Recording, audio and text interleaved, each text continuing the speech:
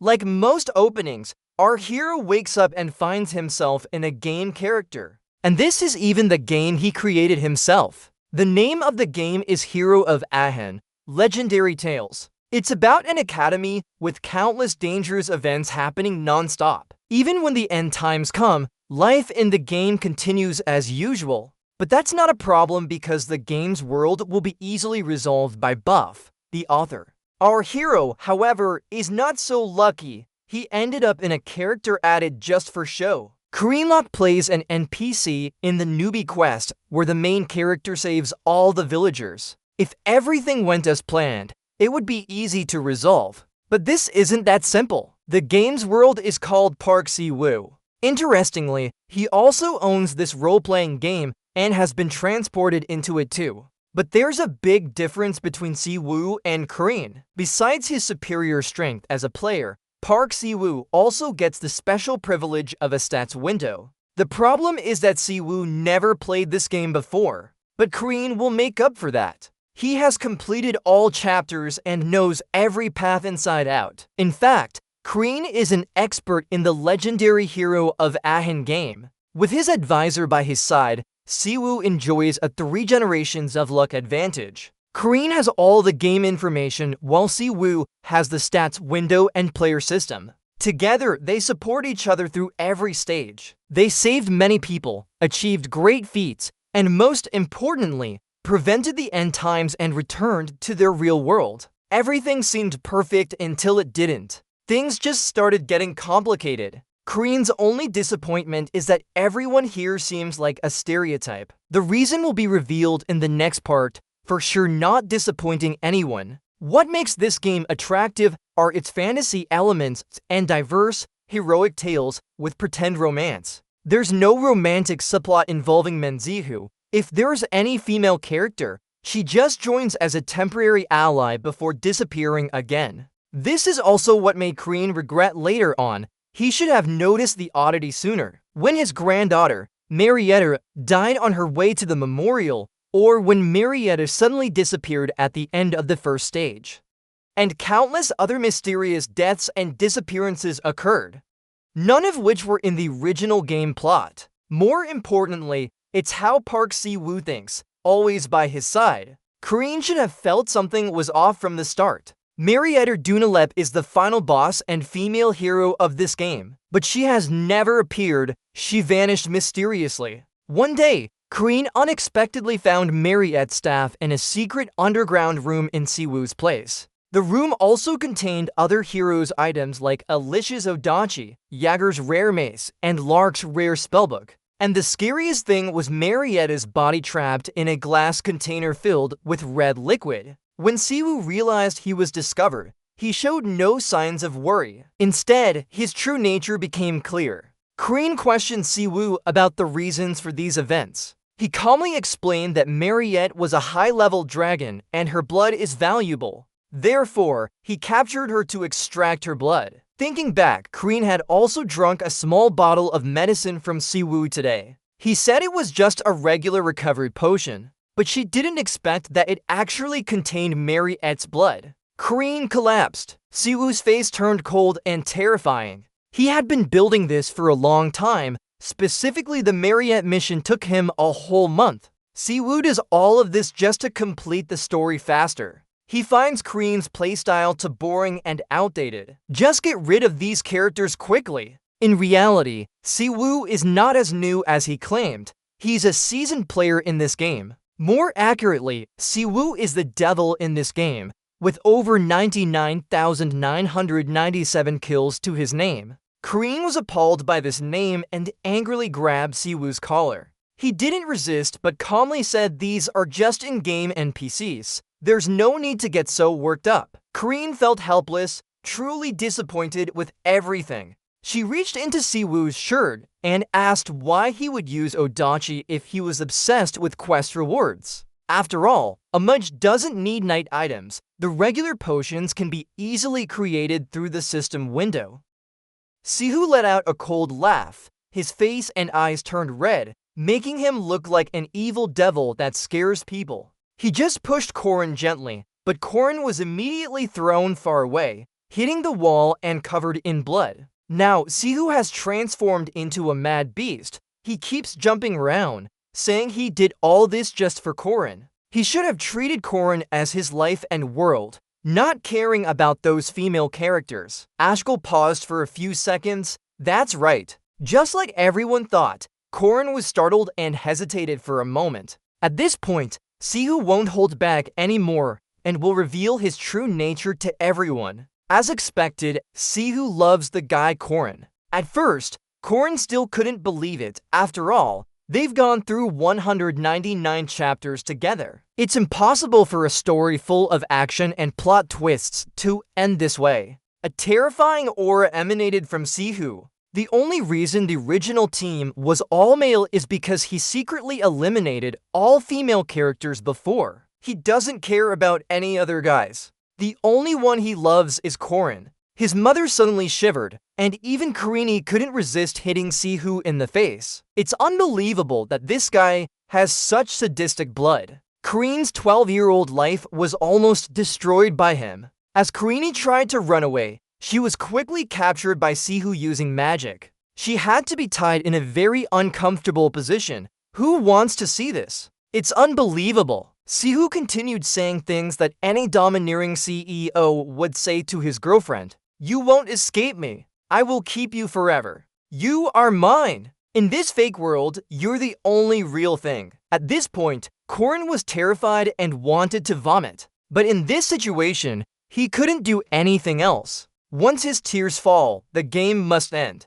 Perhaps Sihu had been plotting this for a long time. Now, he has started creating a magic circle to open the final chapter of the game. For Sihu, when this fake world ends, Korin and him will be together forever. Sihu always acted alone before, so even as the last boss, it won't be difficult for him. At this moment, all Korin could do was lie still and wait for an even worse fate than death. Just then, the system warning sound echoed. Player has died, mission failed. Perhaps Sihu lost at the final round by bad luck. Win or lose, there's always another chance. At least heaven didn't abandon good people like Korin. When he opened his eyes again, he found himself lying on a bed and time had gone back 3 years. This is the golden opportunity given to Korin by fate. He clenched his fists as tears streamed down his face. North Sihu, I must kill that player. In the game, there's an event called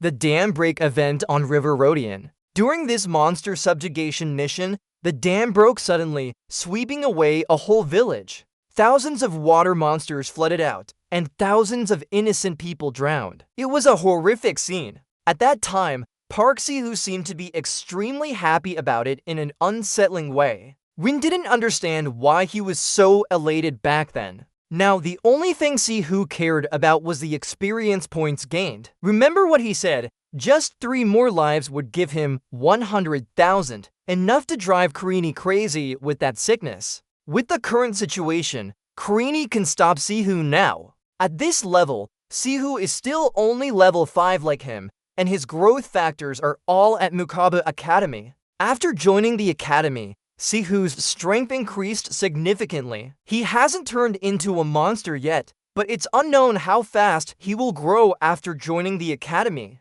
How quickly will his development be? There are only 5 days left until the enrollment ceremony. The only way to eliminate Park Sihu is now, and this mushroom Karini holds can support him in this matter. Back to the main story. Tonight Sihu will have to complete a mission. The transport vehicle on its way to Mercaden City was blocked by forest monsters. We need to protect everyone, including the guards, until it's fixed. This time, Sihu will go with 2 more characters, Leon and Laura. Just as they were getting into the car, a terrifying roar echoed around them. From the bushes, something suddenly leaped out at them with lightning speed. Without hesitation, both of them grabbed their swords in battle stance. With this frightening scream, what just leaped out was a level to Ghost Wolf monster. Karini, hiding nearby in the bushes, didn't expect things to start happening so fast. Now, even if she wanted to help or support them, she couldn't.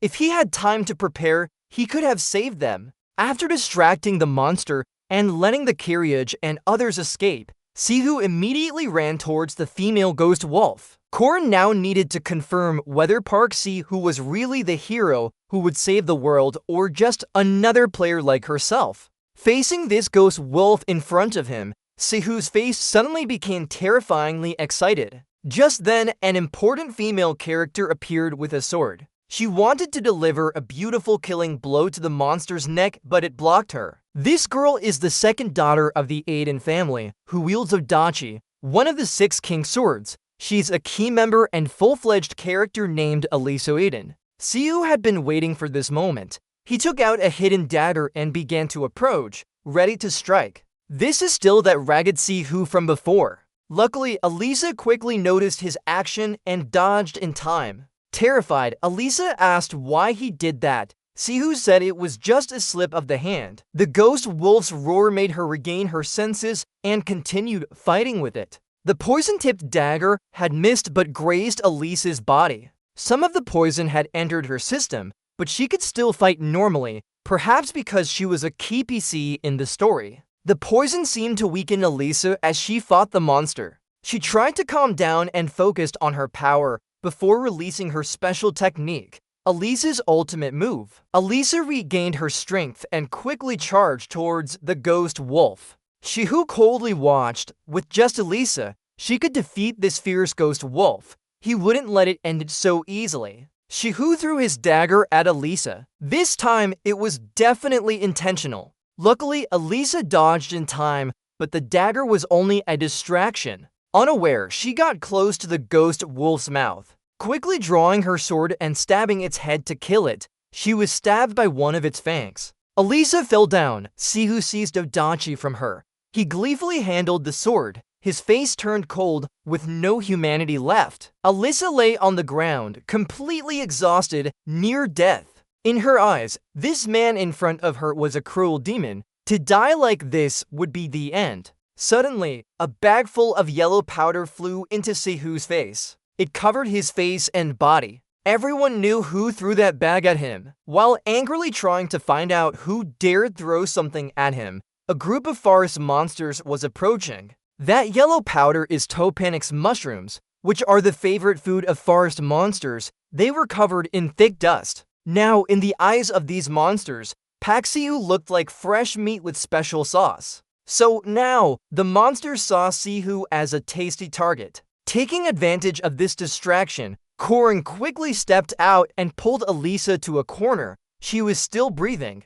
Seeing the ghost wolf in front of her, Korin suddenly had an idea. He went up and broke one of its fangs. Sihu appeared behind Korin unexpectedly. It seems he dealt with those monsters. Calmly standing up, Korin quickly killed 3 rats in a blink. Odachi, the best sword. A voice made Sihu surprised. Korin sliced. Sihu cautiously asked, "How did you get here?" This bastard, he lost his memory before. Korin wondered as he held a knife. Then he chuckled the better. He spoke, holding the sword like that will only hurt yourself. Sihu stood still in surprise. What flag? Taking advantage of his momentary distraction, Korin threw a handful of glowing powder directly into Sihu's face. Sihu couldn't react and cursed loudly. Damn you! He swung his sword but still shouted loudly with his eyes closed. Die! Karini dodged easily and had time to assess the situation.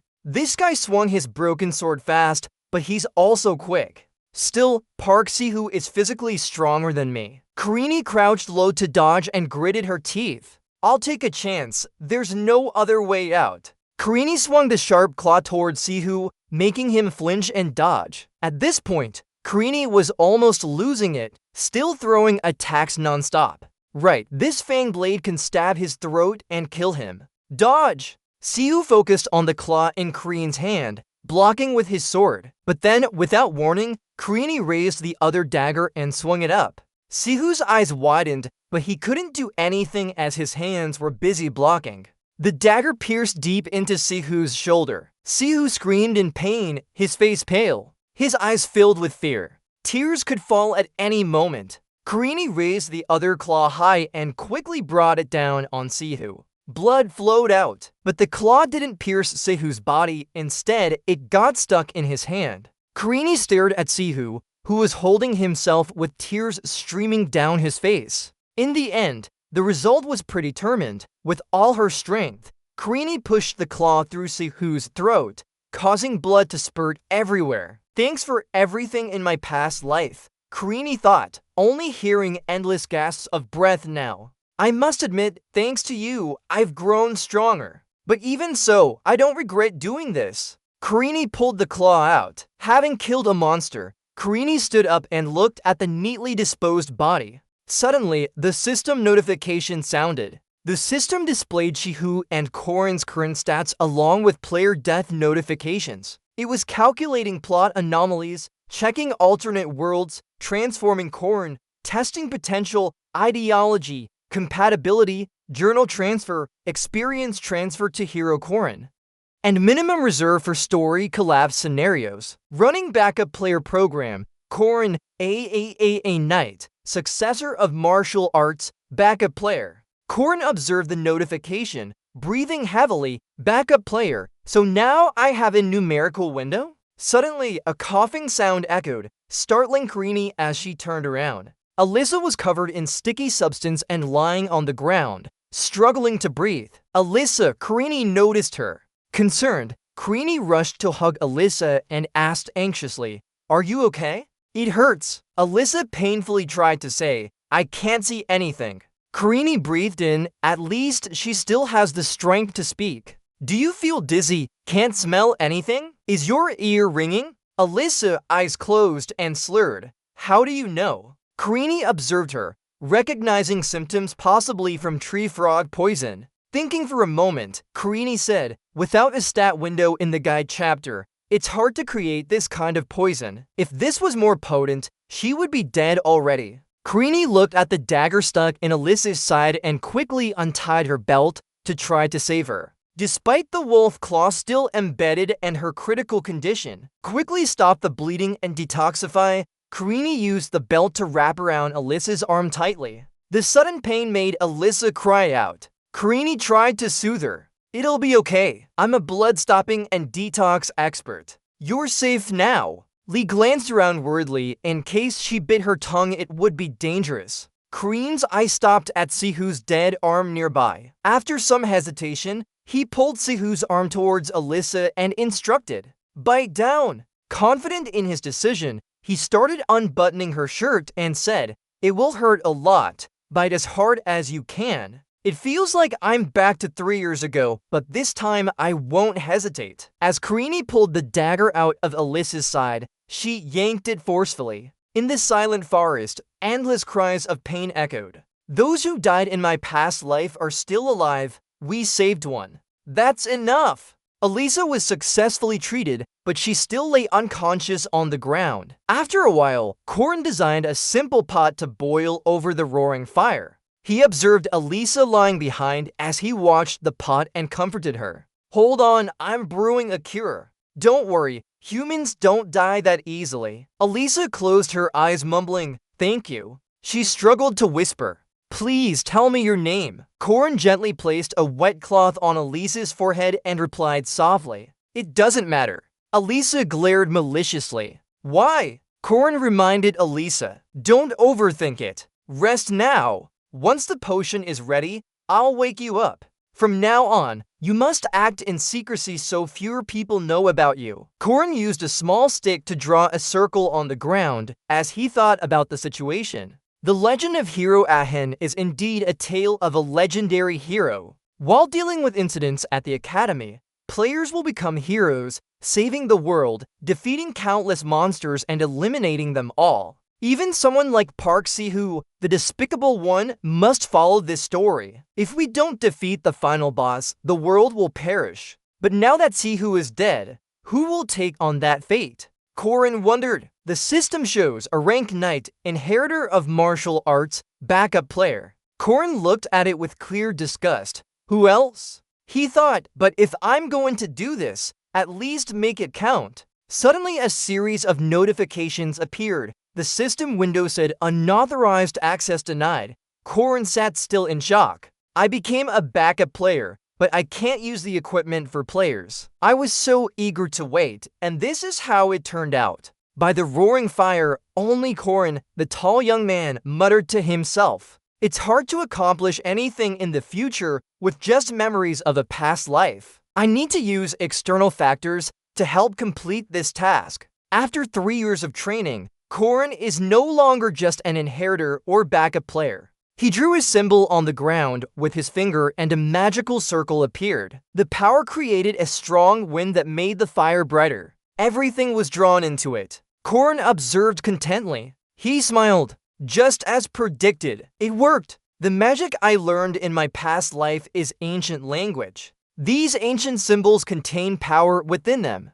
Duty, restraint, oath. This is the trio of ancient command words. One of the powerful laws that governs this world. It's also the source of human strength and the cause of destruction, and I will inscribe all of it on my body. Just thinking about it, Korin raised his finger. The blood flowed from his finger as he drew a line on his arm. As his finger moved, the first symbol appeared. These symbols began to appear following his finger's path, but caused pain that made Korin wince and cry out. Duty, he whispered. This command will increase the power of the person casting the spell when they swear to something. It's easy to swear not to eat chicken, but because it's too easy, it rarely gives any additional stats. Still, Korin needs to swear something that he can easily fulfill completely. Korin flexed his arm as his body tensed in pain. He thought to himself, we won't be greedy before the treasure of the good. The system shows, duty,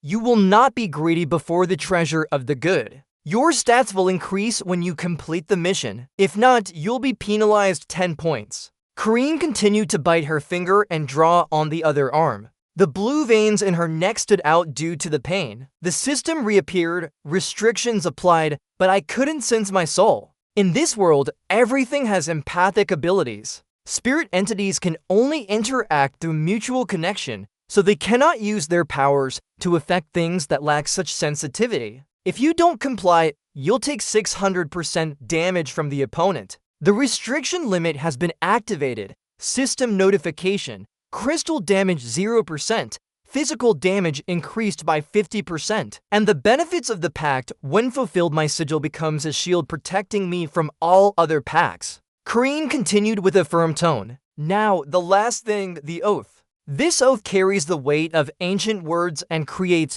a strong bond. Ancient symbols appeared on your body and arms. However, it also poses a significant risk, but brings substantial benefits. That's why both Park Si-Hu and I have used it in our previous lives. Korin thinks of Si-Hu. Even Park Si-Hu, who could use everything in the system, failed before the final cluster. So Korin can't help but worry. The heaviest oath you must take is, I will save this world. Korin's eyes widened with determination. This is a noble goal that every warrior pursues. A grand oath. The 3 packs are complete. Duties, restrictions, oaths, these will be applied to the backup player. System notification. Failure to fulfill the vow results in certain death. Korin's body underwent a strange change. Her eyes glowed red as she screamed in pain. Alyssa suddenly opened her eyes and felt a sharp pain from her side, causing her to wince. She was now lying on a comfortable bed. She sat up but immediately felt the pain from her wounds. A nurse entered and asked, Are you awake? How do you feel? Alyssa repeated. Where am I? The nurse replied. You're in Merkaba City Hospital. Alyssa wondered. Who brought me here? The nurse smiled and answered. Your family just left. Alyssa was surprised. Just left? The nurse reminded her. Oh, I can't move yet. Alyssa turned around to look around, asking again, It's okay. Where are my things? She saw the belt with dried blood sticking out of her bag on the table. Noticing it, she asked, This is from the person who saved me, right? Still covered in blood. Alyssa picked up the belt and examined it. Her eyes sharp, asking the nurse. Nurse Korin jumped slightly. Huh? Alyssa shouted like a child. Where can I buy honeycomb candy? The nurse helplessly replied, I can only give you soup now. 3 days passed with new player missions. Merkaba Academy's opening ceremony began. Meanwhile, Rin stood in front of the school holding a green wallet to see which new students could enter. Oh, what is this? Rin pulled out an envelope full of questions. Envelope? I don't remember putting it here. He held the letter and walked while reading it. Sent to my son. You have no idea how proud mom is of you. Be someone who protects those around you. Rin sighed. When did she put this in? Remember your family. Korin was just an ordinary weak child, but he also had a family. When first arriving here, Korin behaved respectfully and distantly, but they treated him the same way. That's when he started to love his family and this world. That's the difference between Park Si-woo and you. Korin clutched the letter tightly and smiled happily. At a train station, many people stood closely at the platform, everyone slightly anxious. Wow, why are there so many trains? This is Merkaba Academy. A beautiful girl with blue hair wearing a flowered hat approached and smiled. Hello, new students. Gather here. The girl came closer to Rin and greeted her. Are you also a new student? Rin hesitantly introduced herself. I'm Rin. The girl exclaimed. Wow, you're so tall. You must eat well. She enthusiastically offered a potato. Do you want to try the potato? Rin was surprised. Potatoes, right? Finally, the train started moving. The girl on the train introduced as they walked. That's the construction hall where magic students gather and research. She pointed to some areas around them. That's Mariette, a second-year student, the top of Merkaba Academy, loved by everyone with a bright future. Mariette exudes the energy of a leader, but is very approachable. This is the physical training room where they lend out many weapons. She added. Mariette paused for a moment and continued speaking. In life, people will encounter many misfortunes that cannot be predicted. And in the future, Mariette will face a very big misfortune. She is the final boss. When the train stopped, Mariette reminded everyone to take one potato and one sweet potato each. She didn't go down with them, but stood by the train pillar waving goodbye. Wishing you luck, see you later. Merkaba Academy is a free institution, a vast academy gathering outstanding young faces. Korin stepped in and noticed magic expansion had begun. Suddenly, as Korin stood among the crowd, the lights in the building went out, causing everyone to panic. What's happening? Did anyone see anything? A voice echoed, don't be afraid. Why are Academy students scared by this? Suddenly, the students were lifted off the ground. Korin scratched his ear and thought silently. That's Heyman's voice. He always says that like a drill sergeant. This world has a long history of fighting against demons. The most effective weapon to combat them are superhumans who can use aura or mana. And the place to train these people is Merkaba Warrior Academy. A figure appeared from afar.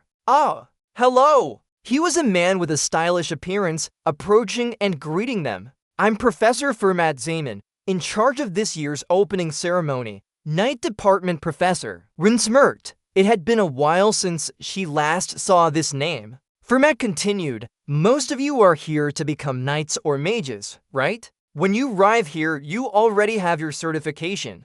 Fermat teased further, but don't shout empty drums. Let me see what you can do. All the students stood still as a small screen lit up in front of them. Korin's profile appeared, Aura 680 low, Mana 120 very low, Ability 0 very low, Middle 6th grade very low. Korini looked at the screen feeling disappointed, really disappointing, but her physical stats were terrible. A series of numbers appeared and Fumark called out loudly, you're checking your rankings now, match them with your grades. Korin stood in line with a bitter smile. There are about 400 people here. So I'm at the bottom 1%, right? Fumark suddenly sneered and wished everyone good luck. The students formed lines to search for their numbers. A strange voice echoed as it observed the students through a ball. This person commented that this year's batch has many hidden talents. Ahem! A blonde girl pushed her glasses and said, there's no need to measure the top ranks. We'll evaluate everyone before deciding their placements. The list of high-ranking students was called out. Second place, Elisa, a prodigious swordsman's granddaughter. Yuan, an Avalawan priest. Ron, a swordmaster mercenary. Granul, a golem engineer. And the only first place, a girl in plain clothes with an ominous aura. Warren, a black-haired girl with captivating red eyes. The blonde girl continued observing through the ball and added, "That kid actually enrolled. What's the headmaster thinking?" A man rubbed his chin and asked, "Do we need to check student 6's ranking? Rank 5 isn't much better. Just dismiss rank 6 directly." The girl with glasses held her whip menacingly, causing the man to sweat profusely. The headmaster said that all students have the right to learn. Are you defying his orders? The man snapped his fingers and said, "Then let's start." Suddenly, a metal cabinet fell in front of Korn with great speed. Karini observed and wondered, "Oh, it's an armory." A voice announced that monsters would flood the area in 30 minutes. Please handle as many as possible. This is a test. Bring yourself into a sealed environment and fight monsters according to your rank. Karini grumbled, "This is tough." 5, 4. The countdown began. Korn approached the cabinet and opened it, checking what was inside. Most students of ranks 5 or 6 wouldn't think much and just grab whatever they wanted, and most would choose a sword. Korn touched the sword in the cabinet. "In my previous life, I did the same." 3, 2. As time ticked down, more monsters started appearing. They were level 5 wolfhounds. Karini tried chopping at their shoulders with her sword and commented, Swords are cool, but people say it takes 100 days to use a spear, 1,000 days for a halberd, and 10,000 days for a sword. 1 time's up, so the answer is spear." Karini threw the weapon towards the monsters with force. Sure enough, the spear pierced through one of their heads, the illusion fading away. Karini laughed, "Sorry guys, the river wolves are scared now." Karini continued to strike again. The last 2 remaining wolves were finally defeated. Karini said, "But I have them." Karini confidently laughed, "Too much experience in killing you bastards." Karini pulled the spear out of a fallen monster and spoke, "Look, 20 seconds, that's still quite long." He thought to himself, "In my previous life, I couldn't even kill these wolfhounds and was eliminated, but this time it's different." Karini was extremely confident about one thing. She would kill all of them until she reached the next rank. Then he said, "Okay, let's move on to the next batch." Already 5 minutes had passed, but nothing happened around him and he remained still. His eyes showed confusion as sweat dripped down his face. He wondered in his head, why is there nothing happening? Is the system broken? Cassius on this side watched the students' battles with a very disappointed expression, clucking, clucking, clucking. If you can't even kill them, what good are they for defense? Back then, I could still kill level 5 monsters in just 1 minute and 22 seconds. He glanced at another screen and complained non-stop. With level 5 like this, I don't expect anything from level 6. Cassius looks at Korin, a 6th grade student yawning leisurely and wonders,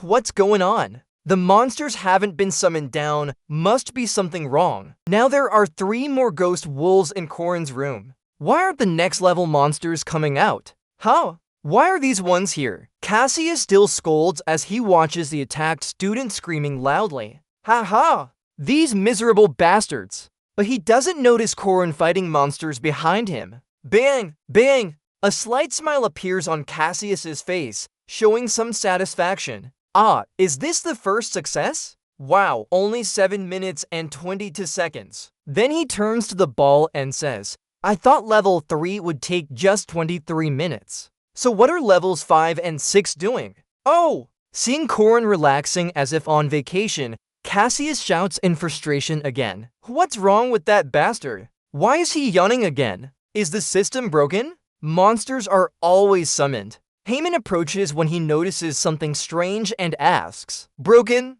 Impossible! Josephine's experiments have never failed in 20 years. Cassius points at the ball with a frown and says, but his family should have been eliminated long ago. Clearly, the monsters haven't been summoned. Haman looks at the person next to him and questions, Did you see the monsters not being summoned? Cassius clears her throat before answering, No, I didn't necessarily have to see that. Haman understands the issue, so you didn't see it happen. Cassius ignores the questioning and continues, Oh my god, I said it was a mistake. I'll summon them again now. Rin in the room is annoyed by seeing familiar monsters and shouts, Roga, what's this? Why are these same monsters appearing all the time? Then she picks up 3 river swords and says, "You're not trained dogs." As soon as he throws them, 3 ghost wolves immediately log out in just 7.3 seconds. The 2 outside witnesses the Canadian illusion are alarmed. Batrachasius's face distorts as he screams 7.3 seconds.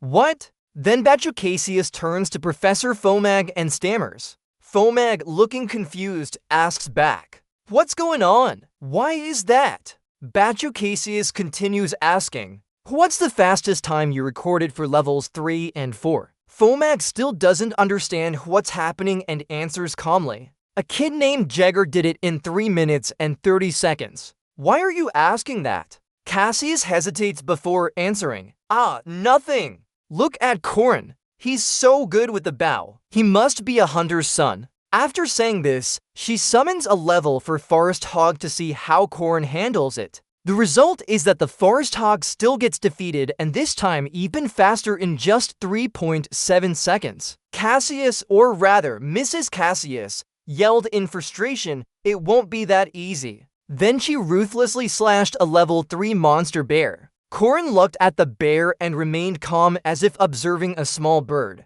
He tightly held his saber and rushed forward, quickly tilting to stab the monster with the tip of his sword. However, his attack did no damage to the eagle owl because it still had enough strength to push Corinzer away. The system notified Kenna and immediately Corin's hand glowed brightly. The eagle owl then burst into flames, screaming in excruciating pain. In front of the audience area, Mrs. Cassius screamed to draw everyone's attention. Ancient magic even attracted Fermat. Ancient language. Despite being burned, the giant eagle owl was still very resilient, pushing the flames off its body, but Corin only calmly said something that seemed ineffective. Then, Corin leaped high and swung his saber forward, then took momentum to fall and stab hard down. Harmon observed the entire situation in awe, thinking privately that this kid was definitely not a normal level 6. Unfortunately, the test with monsters only goes up to level 3. Heyman found it interesting and thought privately, "Oh, it's been a while since I've met someone so interesting. I'm looking forward to when he fights an evil spirit." Meanwhile, Mrs. Cassius beside her seemed a bit worried as she said, "Well then, after this, let's start the test with level 5 evil spirits." Corin stood solemnly and sensed his surroundings. He was sure something had been activated, but couldn't see or hear it. It was due to the restriction penalty. The system notified, "The restriction prevents me from perceiving or accessing the soul. If so, that means I can't touch the evil spirit." Crean closed her eyes slightly and checked his hypothesis again. He quickly calculated in his head, 1, 2, 16, 17, 45, 46, 58, 59, 60. After confirming, Crean opened her eyes with a mysterious smile on the corner of her mouth. "It's done, I'm sure it has been activated," he thought to himself. Suddenly he raised his hand high and declared, "I will give up." The test against Ackling level 5, Ghouls vs. Hextard's level 4 was a draw, and the Banshee level 3 failed. The test against level 5 Hunting Dogs took only 7.3 seconds, Wild Boar's level 4 were 3.7 seconds, and the level 3 Bear took 11 seconds. Crean stepped out happily and announced loudly, "Great!" While Mrs. Cassius stood right there, unable to understand what happened, he withdrew. Mrs. Cassius was motionless. She couldn't believe it. This kid, who is he? Only a few minutes later, everyone gathered in the hall. Round them, people eagerly asked each other about the just-finished battle. "Hey, what level are you?" "Level 4. "Huh? Never mind, I give up." "You, her, level 3. "Ah, so you defeated both the bear and the stomach demon?" Jagger stood proudly with his head held high. Corin realized he was the one who started the battle against the player in the story. In Corin's previous life memory, Park Sihu killed Jagger because he provoked Sihu. He rubbed his neck and thought privately, even though Jagger is a bit arrogant and careless, it's normal for someone of that age. Forget about that crazy guy. Suddenly, a voice echoed, "Look over there. They are level 4. Wow! So they couldn't even defeat those monsters. Some even lost to hunting dogs and ghosts. In one corner, Lark trembled in fear. Corey realized that Lark had been too complacent after mocking him and Sihu. He got the same result as Jagger. A person stepped up to speak. "Clear your throat. Good morning, everyone." He continued, "I'm Ariel Kaza, the director. To become stronger, you've joined this academy where the strong gather." Ariel looked at the students and added, "Some are already strong, but others still have a long way to go. Though I can't guarantee everything here for you, I hope you'll find your own path. We're here to help you take those first steps. From step to onwards, it's up to you. That's your responsibility." He smiled lightly and finished. "Have a good day." Everyone started to disperse. Jagger proudly shouted, "Starting today, I'm a level 3 knight, Jagger." As he spoke, Jagger noticed Lack sitting in the corner and quickly approached him. "Hey, Lack." Lack jumped slightly. Jagger asked, "What level are you?" Lack hesitantly replied, "Level 5, and I'm laughing at you. Level 5A, a real disaster. You couldn't kill any monsters or hunters?" Karini couldn't resist and stepped forward to pat Ledger's back while smiling. "Hey, you," Ledger frowned. Jagger asked, "What level are you?" Karini didn't answer but praised him instead. "Oh, your tattoo is cool. Your tattoo artist must be really good." Jagger was surprised, "Huh?" But then he felt happy. "Yes, my mother got it for me. She's a professional tattooist. Her specialty is linkwork. But I asked her to do an old school style." Karini continued to agree. "She really is good. Do you have any other tattoos?" It was just a formality since Karini already knew everything. How did Karini know that? Because in her past life, when Jagger disappeared, his mother came to the academy and said that Jagger's tattoo wasn't only beautiful, but also had a special meaning, helping her protect him at the academy. Back to reality, Jagger happily rolled up his sleeve to show off his mother's work. "I have this one too, the flying horse symbolizing the Merkaba Academy." Karini gasped in amazement. "Wow, impressive." After a while of chatting, Karini finally introduced herself. "I'm Corin, what about you?" Jagger energetically replied, "I'm Jagger." Karini continued to ask, "And you?" Laker hesitated and answered, "Level 1. The three of them chatted happily, not noticing that from afar, someone was watching them. Alyssa smiled warmly from a distance. She noticed that Karini had saved the bullied friend. "That's wonderful." Corin's cheerful and friendly demeanor made Alyssa think he might be a good person. Back to Corin, he thought this was how he left a good impression on Lark, who has a good memory. Corin's lips curled into a mischievous smile. Found it, her free skill book. While Corin was plotting, Alyssa was blinded by love and found the boy's smile charming, curious about his personality. Most of the facilities at Merkaba are free. The coffee here is cheaper than outside, and accommodation is also free.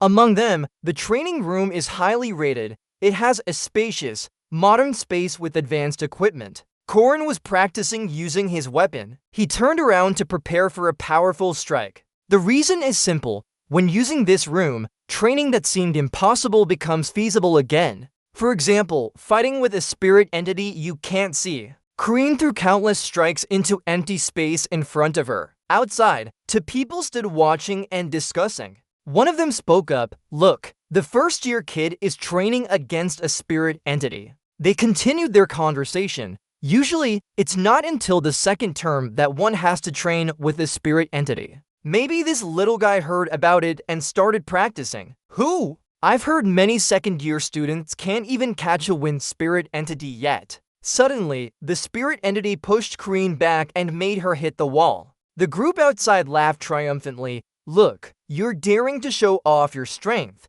Huh, girl?" Panting heavily after training, Karin wondered if it was still beyond her capabilities. Heyman, who stood behind, approached and asked, "So you're a first year?" Karini seemed slightly startled. "Huh?"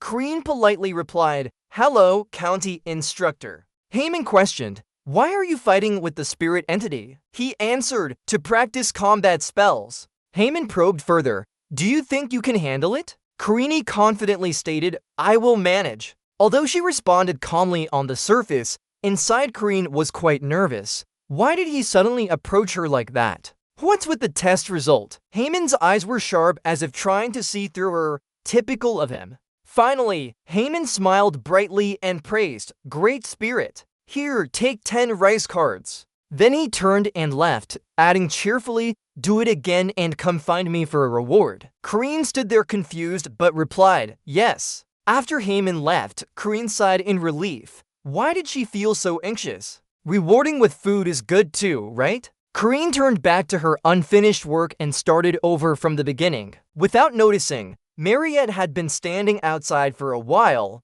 Kareen continued training more fervently than ever. Again, the spirit entity pushed her back, causing her to stumble into the wall. Ouch! She was thrown backward and hit the wall with a painful thud. Ouch! And she lay there panting. Suddenly, a soft cloth fell from above and covered Kareen's face. Mariette gently lowered an empty glass and asked, "Is it really that hard, dear?" Kareen remained silent on the ground. Yes, very tiring. Mariette used her ability to create a cool stream of water. "Rest now. You've worked hard already." Then Mariette brought the glass of water to Kareen and gently said, "Just get familiar with it more. One day you'll be able to do it. Try again next time." Kareen reached out for the water, but inwardly rejected it. "No, I won't have another chance, even if I might have a couple of years or so." Before Park Si-hoo, we had player slots, potions, and skill books too. But now Park Si-hoo is no longer here. I killed him, so now I have to do everything alone. Thinking about that, Rin spoke up. "Thank you. I'll give it up after this." Those words surprised Mariette a bit. After saying that, Kareen immediately stood up with determination and affirmed to herself she must become the strongest. Then she continued fighting her own spirit entity. "First, I need to determine my limits. It might be too much, but I have to check my current abilities against what they were in the past." Strike by strike, Kareen threw them with great accuracy and force. Finally, she defeated her own spirit entity using a sword she had put a lot of heart into. Korin took a deep breath, knowing he lacked strength and magic power. Information about Park Si-hoo and his future was useless when facing monsters and geniuses. But to fight these monsters and geniuses, he had only one path: work harder than anyone else. That was the only way. After clearing his thoughts, Korin tightly gripped his weapon and continued training.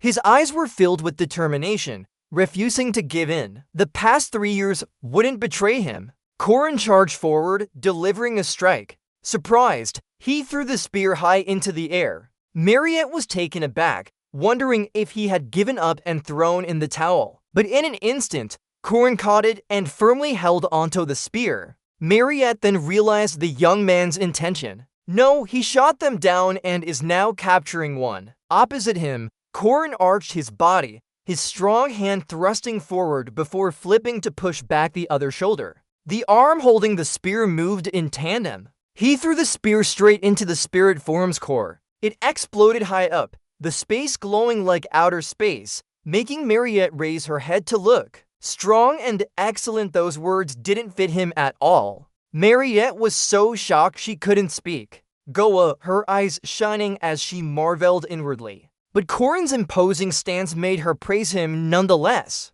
"He's amazing." But just 3 seconds later, Korin fell to the ground from his high position. Mariette was alarmed. "Are you okay?" Mariette's voice didn't wake Korin as he lay still on the ground. "I overdid it," he thought. The spear beside him broke from the impact. Korin thought to himself, "At least with this body." The next day in the spacious and elegant academy hall, Mariette greeted the students warmly, saying hello to everyone, juniors. Today, she will introduce the school facilities to you all. "This is our pride." Mariette paused mid-sentence as Kareen paid little attention. He was focused on his thoughts that physical condition was most important for a proper fight. To improve stamina without relying on Park Si-hoo's drugs, there was only one way. By now, Mariette had led the students on a tour. Kareen barely paid attention, glancing back briefly as if listening to some advice about not ignoring others' misfortunes. Lak remained engrossed in his book, so Kareen approached him warmly and started chatting. "Hello there." Lak was surprised. Huh? Kreen continued. Want to go eat with me? Then he whispered about the magic book to his companion. Magic book? Kreen explained. Simply put, it's a skill book, an ancient artifact that grants magical powers or traits just by reading it. The Macabre Academy library is as large as the entire school, storing and passing down knowledge to future generations. In fact, this place isn't just a library, but also hides magic books. Both of them entered to search for these books. Rin laughed and said, hiding it in the forest, right? Lark was serious. Yes, you must keep your promise. Corin confidently replied, of course, as long as I meet the conditions, I'll get the magic book. Thinking to himself, Lark is very diligent and a model student in his family. He memorizes all spells and records them in his notebook. Even with countless incantations,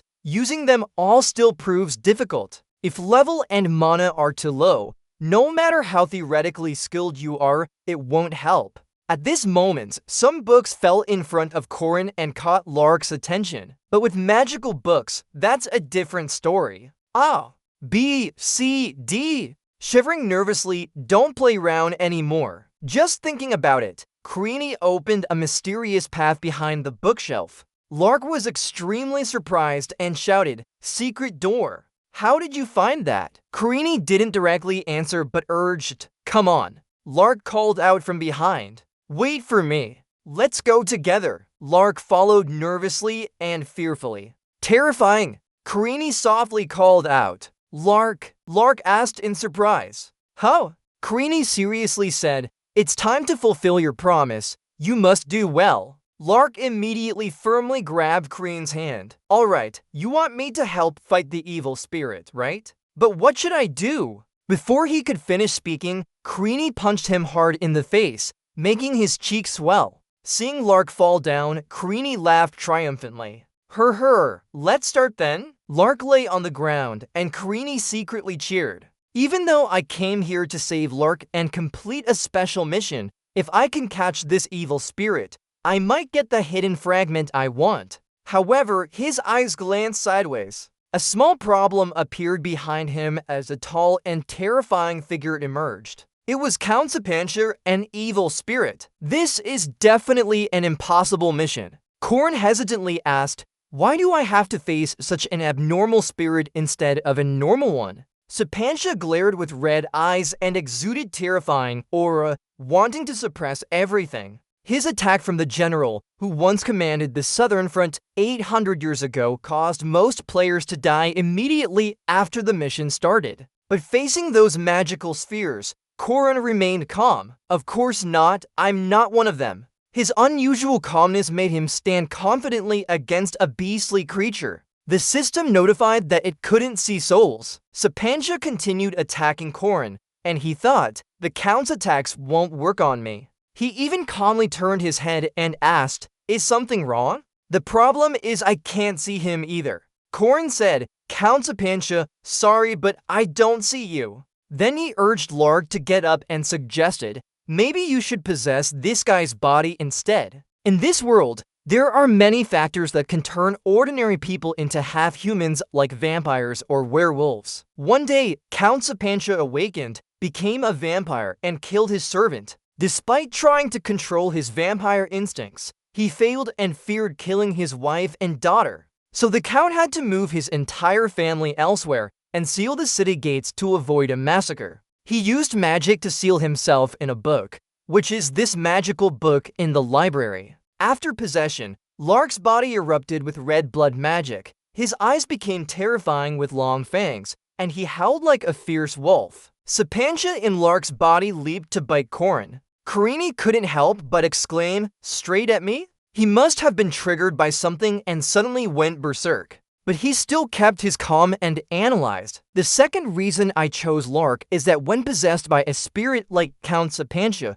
he can unleash the maximum potential of his hidden strength. Sapantia in Lark's body leaped high to deliver a decisive blow. Recalling the hero legends of Ahen, Corin immediately punched Sapantia hard, making him fall face first into the ground. After fighting, Creenie thought, I care about Lark. but this is the best strategy to complete the mission. He told himself, alright, if I kill Lark while possessed by a spirit, I can get high-level items like the crown armor or Macaron's armor. These items were used by Sihu and played crucial roles in future events. Rin's lips curled into a smug smile, but then she asked unexpectedly, isn't it curious about your wife, Count Luina, and your daughter, Countess Cecilia? He sits down to chat intimately. How did they live after your? Then I told the Duke about what happened, how his wife passed away after leaving the city, and how his daughter became so talented. How did she travel around the world?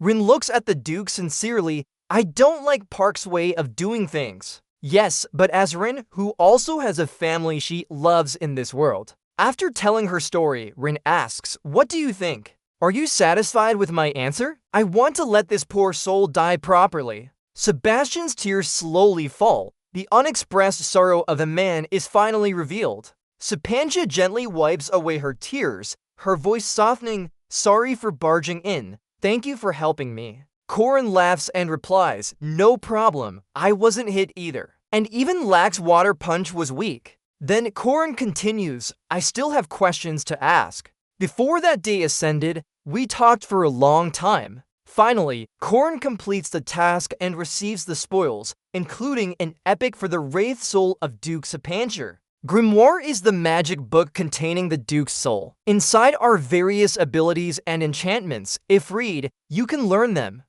The Persistent Warrior reincarnates. You received a new ability. And finally, the most valuable and mysterious thing. You use the magic book, gained a new ability. The Persistent Warrior reincarnates like a warrior who never loses their fighting spirit. Just keep your resolve, and your body will continue to recover. Holding the items in his hand, Corin thinks gloomily that the Persistent Warrior reincarnation is an ability from those northern people. But I don't know how much it can recover because he's never been injured before. Just now waking up, feeling the most intense pain in his jaw made him more alert. Corin notices and speaks. You're awake, huh? Don't rush. A wraith possessed your body just now. Lacker wonders, isn't it painful when you get possessed? Corin asks back, looking elsewhere to avoid the question. I don't know either. Probably. Then he gently hands a green book to Lacker. Don't say any more.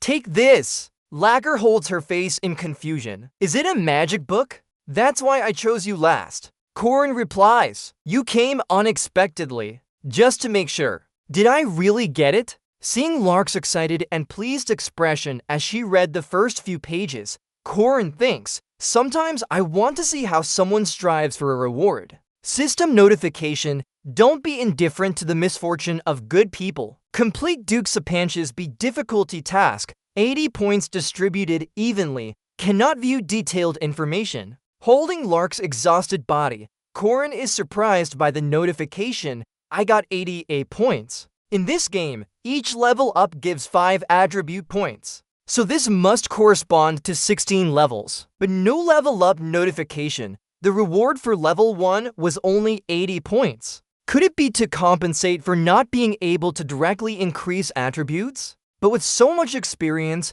Corin carries Lark and steps out onto the training floor. System notification, don't be indifferent to the misfortune of good people. 40 attribute points reward distributed evenly x2. Karini was not indifferent to Lackberman's misfortune. 40 attribute points reward distributed evenly x2. Karini was not indifferent to Sebastia's misfortune. Cut to the physical training room. Mariette's cheerful voice echoes. Anyone want some potatoes? Everyone really likes this simple dish. Me too, right? Mariette approached Karine and asked, are you planning to summon a spirit again today? Karine replied, yes. Mariette hesitated then smiled. I believe in you, Junior. I'll support you, always. The guys eating the potatoes behind them looked down on Mariette. How can a fifth-year first-timer summon a spirit? I've been trying hard, but failed yesterday too. Don't give him any hope. Why is that new recruit always drawing attention from Mariette?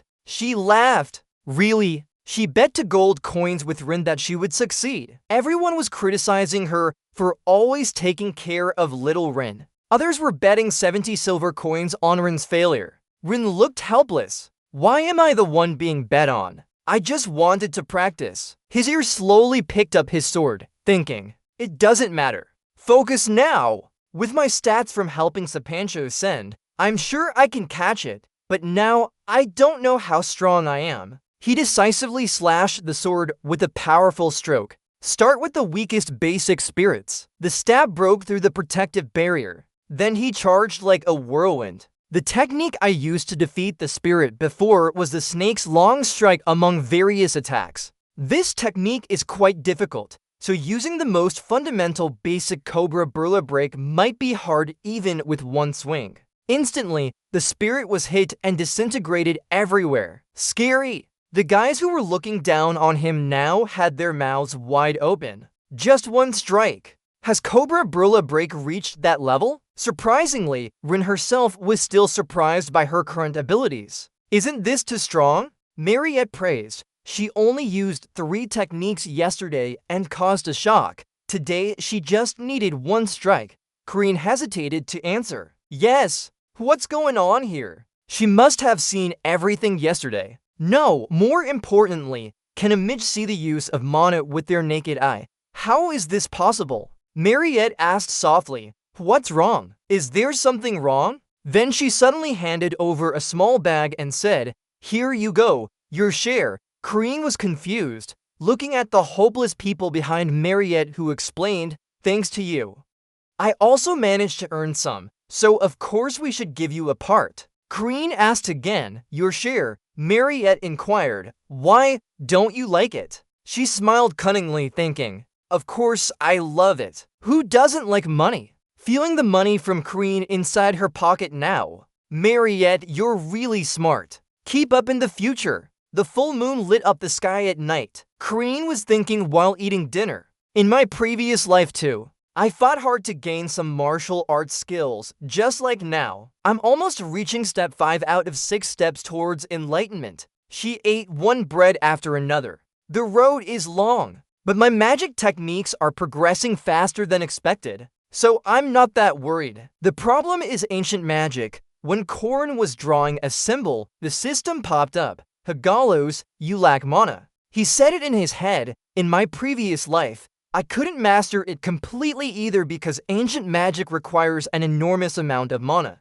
If I can master it, it would definitely be stronger than before. I should think carefully about this. Suddenly a voice echoed, you, Corin. He paused, recognizing the voice. No matter how much I polish my transmutation spells and ancient magic, that damned name still can't defeat me here at the academy. The only woman even Park Si-woo couldn't kill is one of the strongest forces in Ahan's legendary heroes. The one who disrupted the balance was Warren, a girl known as Warren the Unparalleled. He wondered why she suddenly appeared here. She kept talking to me. I don't know why, but let her be and go. I can't handle this bomb. Warren spoke, but his words were broken and hard to understand. You have been merged. Warren's cold eyes echoed with a deep voice. I didn't think you would be the body owner. Corin froze, beads of sweat pouring down his face. Huh? He wondered in his head. How does she know? I already took over this body.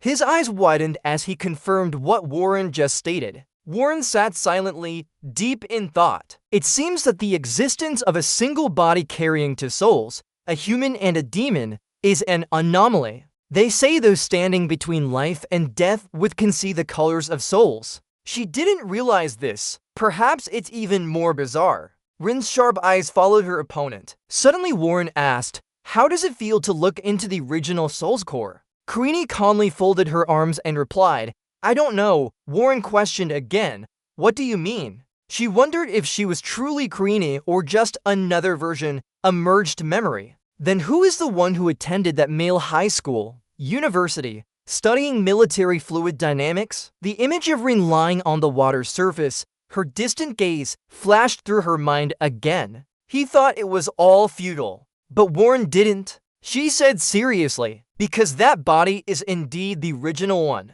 The true owner of that body isn't you. You're just a usurper. You have no right to control this body. Each word from Warren pierced the truth known by few. Surprisingly, Rin told another unrelated story. In a nearby town, there was a guy who would turn into a green giant when angry. His name is Brooks. Do you know him? Warren asked again, slightly dazed. Brooks? What? Green laughed hysterically, acting like a child. The funny thing is that these two opposite personalities hate each other. How so? Isn't it interesting? They are good at different things. Warren still didn't understand and sat silently. After a while, Corin spoke seriously again. What I mean is that whether the original soul or newly formed one, both have their own personalities, and this is how they coexist. Corin's lips curled into a gentle smile as she said, no matter if we like it or not, we are born in a body.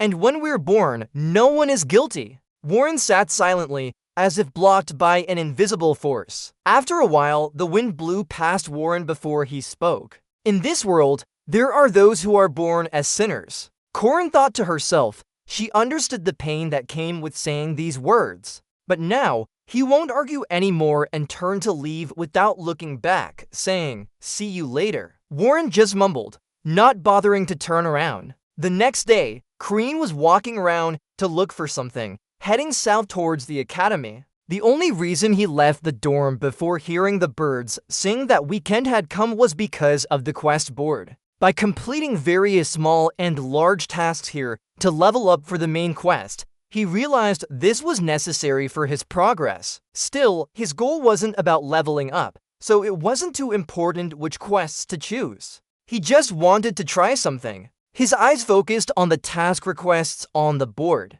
Suddenly, he was drawn to a girl standing nearby. After all, why was she looking at them so closely? Looking at Alyssa Corin's serious expression, he thought she wasn't as well known to him. He realized, in his previous life, that scumbag had killed her, and now his memories were different from what he saw in the game. He said this and called out, Alyssa. She immediately bowed politely when she heard her name. Oh, hello, she replied. He wondered, what's that about? Hasn't she just started? How did she get a mission so soon? Isn't it true that level 2 players don't need to rush for achievements? Alyssa hesitated and answered, oh, because I need money. Rin felt a bit strange and asked again, huh?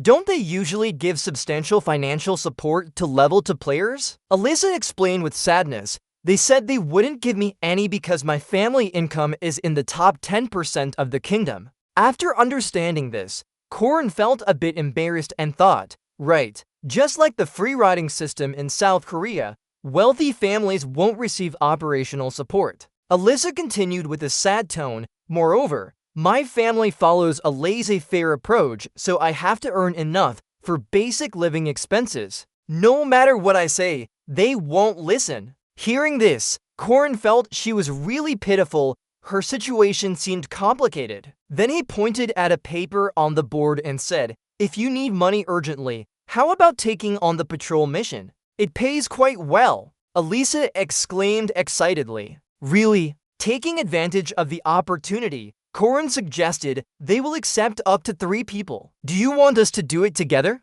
Corin bluntly replied, no, I have other things to do. Without further discussion, he took a mission paper with a small cat drawing. This weekend, you'll take on the most valuable missions to quickly boost your stats. And the first task is to find Nobby the cat. Thinking and acting at once, Corin went to the owner's house to receive the mission. Although the rewards and experience points aren't high, that doesn't matter. His goal was to carry out a risky mission, save and return Nobby the cat, preventing it from being killed by a sea monster. In his imagination, he would have to face a terrible monster to rescue the little kitten, thereby stopping the owner's sadness over losing her pet and falling into depression. Finally finding the kitten, Anna was so happy she burst into tears. The cat, Nobby, looked indifferent as the system announced mission completion. It didn't care about Anna McMillan's misfortune. It seems difficult, but the reward is 5 points evenly distributed.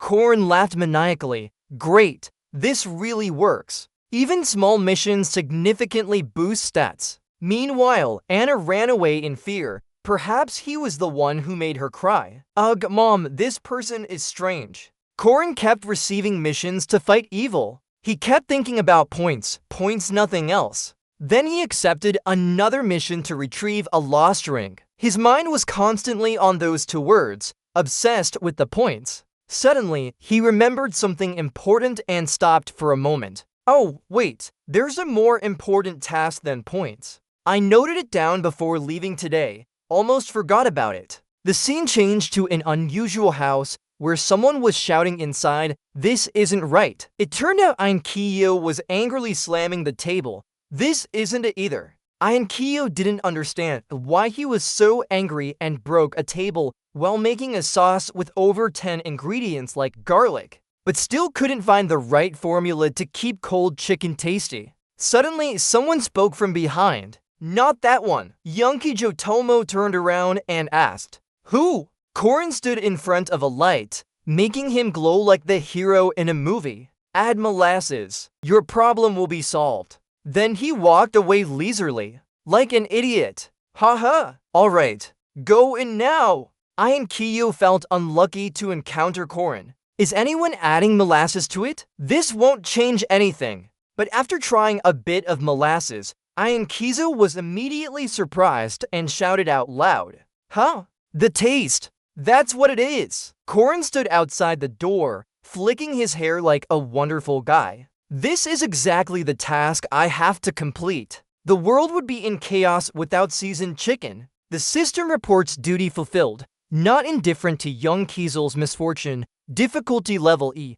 reward 5 points, distributed evenly. Korin, if you don't believe your own eyes, what is that? Is this trick still effective? I just wanted to satisfy my personal desire. Then you glowed happily. Great! That's right! There's no reason for someone who seasons fried chicken to be bad. You stand in the middle of town, laughing like a madman just escaped. Ha ha ha! Little did you know Warren was watching from the roof. Warren kept his indifferent expression as he spoke. A strange person. Professor Josephine suddenly appeared behind and said, "You're here. I let you stay in the city because you didn't leave, but at least get an outdoor permit before going out." Warren didn't respond, only turning away. Professor Josephine was bewildered by his actions. In Warren's mind, Korin's words echoed, "Being born without any sin is a blessing." The careless words of a man made Warren think he shouldn't have been born at all. Thinking this, Warren stood quietly on high, watching the setting sun turn red. The next morning in the noisy forest hunting grounds, Professor Josephine was informing first-year students about the rules. Today, they will be evaluated based on their survival skills in this hunting ground. Those who reach the hut in the northern part of the forest will temporarily pass. She spoke seriously. Professor Josephine continued to give detailed instructions. Wear the wristband corresponding to your rank. You must return it at the destination hut. You'll get points based on the time you reach the destination with that wristband, and rewards will be proportional to your score. Korin thought to himself, sure enough, Warren didn't show up. After all, Warren doesn't participate in practical sessions, perhaps for fairness reasons. Suddenly, someone called out. Korin turned and softly replied, "Alyssa, did you complete the task well?" Alyssa answered, "Yes, thanks to you, I earned some living expenses." Korin smiled. It was fortunate that it was useful. Then he suddenly offered a large round candy and asked, "Do you eat candy? I wanted to buy for my sister, but it's too sweet, so I can't eat it." Alyssa hesitated and said, "What? Honeycomb candy? Can I have this precious thing?" Professor Josephine declared, "Alright, students, the hunting test begins." The whip waved, and immediately a magic circle covered the sky, leaving everyone in awe. Only Rin was very relaxed, enjoying this moment. I've seen countless mages, but using spatial magic for so many people like this, only Professor Josephine can do it. The Great Mage is still as before. He was teleported to a strange forest. Wow, the loud shout made Korin turn and exclaim, "Just started and they're already fighting." The hunting grounds are an important event, even for seasoned participants who must try it again countless times. This is a battle royale system. You start at random positions and must grab your opponent's gloves to accumulate points. Right. Fight fiercely then. I have no interest in them. Korin ran past to people fighting each other. Corrin's lips curled with satisfaction. The most dangerous person here is Alyssa level 2 with the blue wristband. Corrin used his finger to guide himself. Warren is not here right now. As long as I handle Alyssa, the rest are just free points. Alyssa, you might not know this, but I've planted a tracking curse in the candy you ate. His eyes became cunning like a gingerbread man with a long tongue like a snake. This curse will ensure we meet again. Then he rushed off laughing and calling out Alyssa's name. Haha, Alyssa, Professor Josephine is speaking over here. Principal Ariel also went into the forest. Even though wizards are stationed everywhere, it's better to be cautious. Suddenly, Professor Josephine paused for a few seconds before continuing. Hold on, where did that child go? Principal Ariel calmly replied. I didn't bring him here. Professor Josephine asked in surprise. Had he come by himself? Ariel answered confidently. Yes. Corrin was rushing forward while Warren chased closely behind. Principal Ariel said, I think her heart has changed somehow. Warren's eyes turned extremely terrifying, red and flickering like fire. In the forest, sounds of clashes and fighting echoed everywhere. Hey, catch me if you can, Alyssa shouted. Why are you acting this way? Don't you feel ashamed? Finally, only Alyssa stood boldly questioning them. So many people attacking me alone while the others were defeated but still tried to respond. That's truly their forte of cowardice. Suddenly, someone appeared from nowhere and attacked Alyssa from behind. Aha, this monster! Hurry up, tie him up! But in an instant, a large stone flew over and knocked the attacker away with a loud cry, only to see Corrin standing far away with red eyes full of sharpness. Alyssa was extremely grateful. Corrin, did you come to save me? Wow, he really is good. Corrin suddenly spoke up. Alyssa, so beautiful. Alyssa paused slightly. Strange. Corrin immediately attacked Alyssa with his sword and shouted, I said it was beautiful. That green bandage. As Alyssa kept getting attacked, she felt a deep resentment that almost made her cry. Corrin, I trusted you because you gave me candy. I thought you were good. Corrin silently thought, Alyssa is a second-level knight and belongs to the pure martial arts school. Her defensive abilities might not be fully mastered yet. Considering combat strength, she's at mid-second level, so Corrin sneered and said, You'll become good when I give you this bandage too. He isn't anything compared to Alyssa, a true genius ranked in the top 1% of talent. Alyssa easily defeated 7 members of the senior high school club. Seeing Corrin, a 5th-level knight, Alyssa immediately became vigilant. Of course, until 30 seconds ago, she was fiercely defending against his powerful attacks. What's this? He's too strong. Corrin went mad with sharp eyes and a deranged smile. Keep attacking while Alyssa continuously dodges, closing in at close range and combining agility with distant attacks. He taunts and counterattacks relentlessly, but there are still openings. His breathing has an unusual difference when switching between stabbing and slashing stances. If you can catch that moment, then Alyssa shouts and swings her sword forward. But Corrin remained unscathed. Mocking, relying on talent without experience means nothing. The sword he wielded struck hard against the opponent's weapon. This technique suppresses Alyssa's momentum. Then Corrin used his strength to push Alyssa's sword into the ground and stab straight at her. He looked at his opponent like a plump prey. Alyssa stood there, drenched in sweat. What is this? Seeing Corrin's movements and attacks left Alyssa bewildered. Combining 3 basic techniques into an effective offensive and defensive move is the key. Just thinking about it, she was pushed back by him. Rin didn't know what precious jade meant,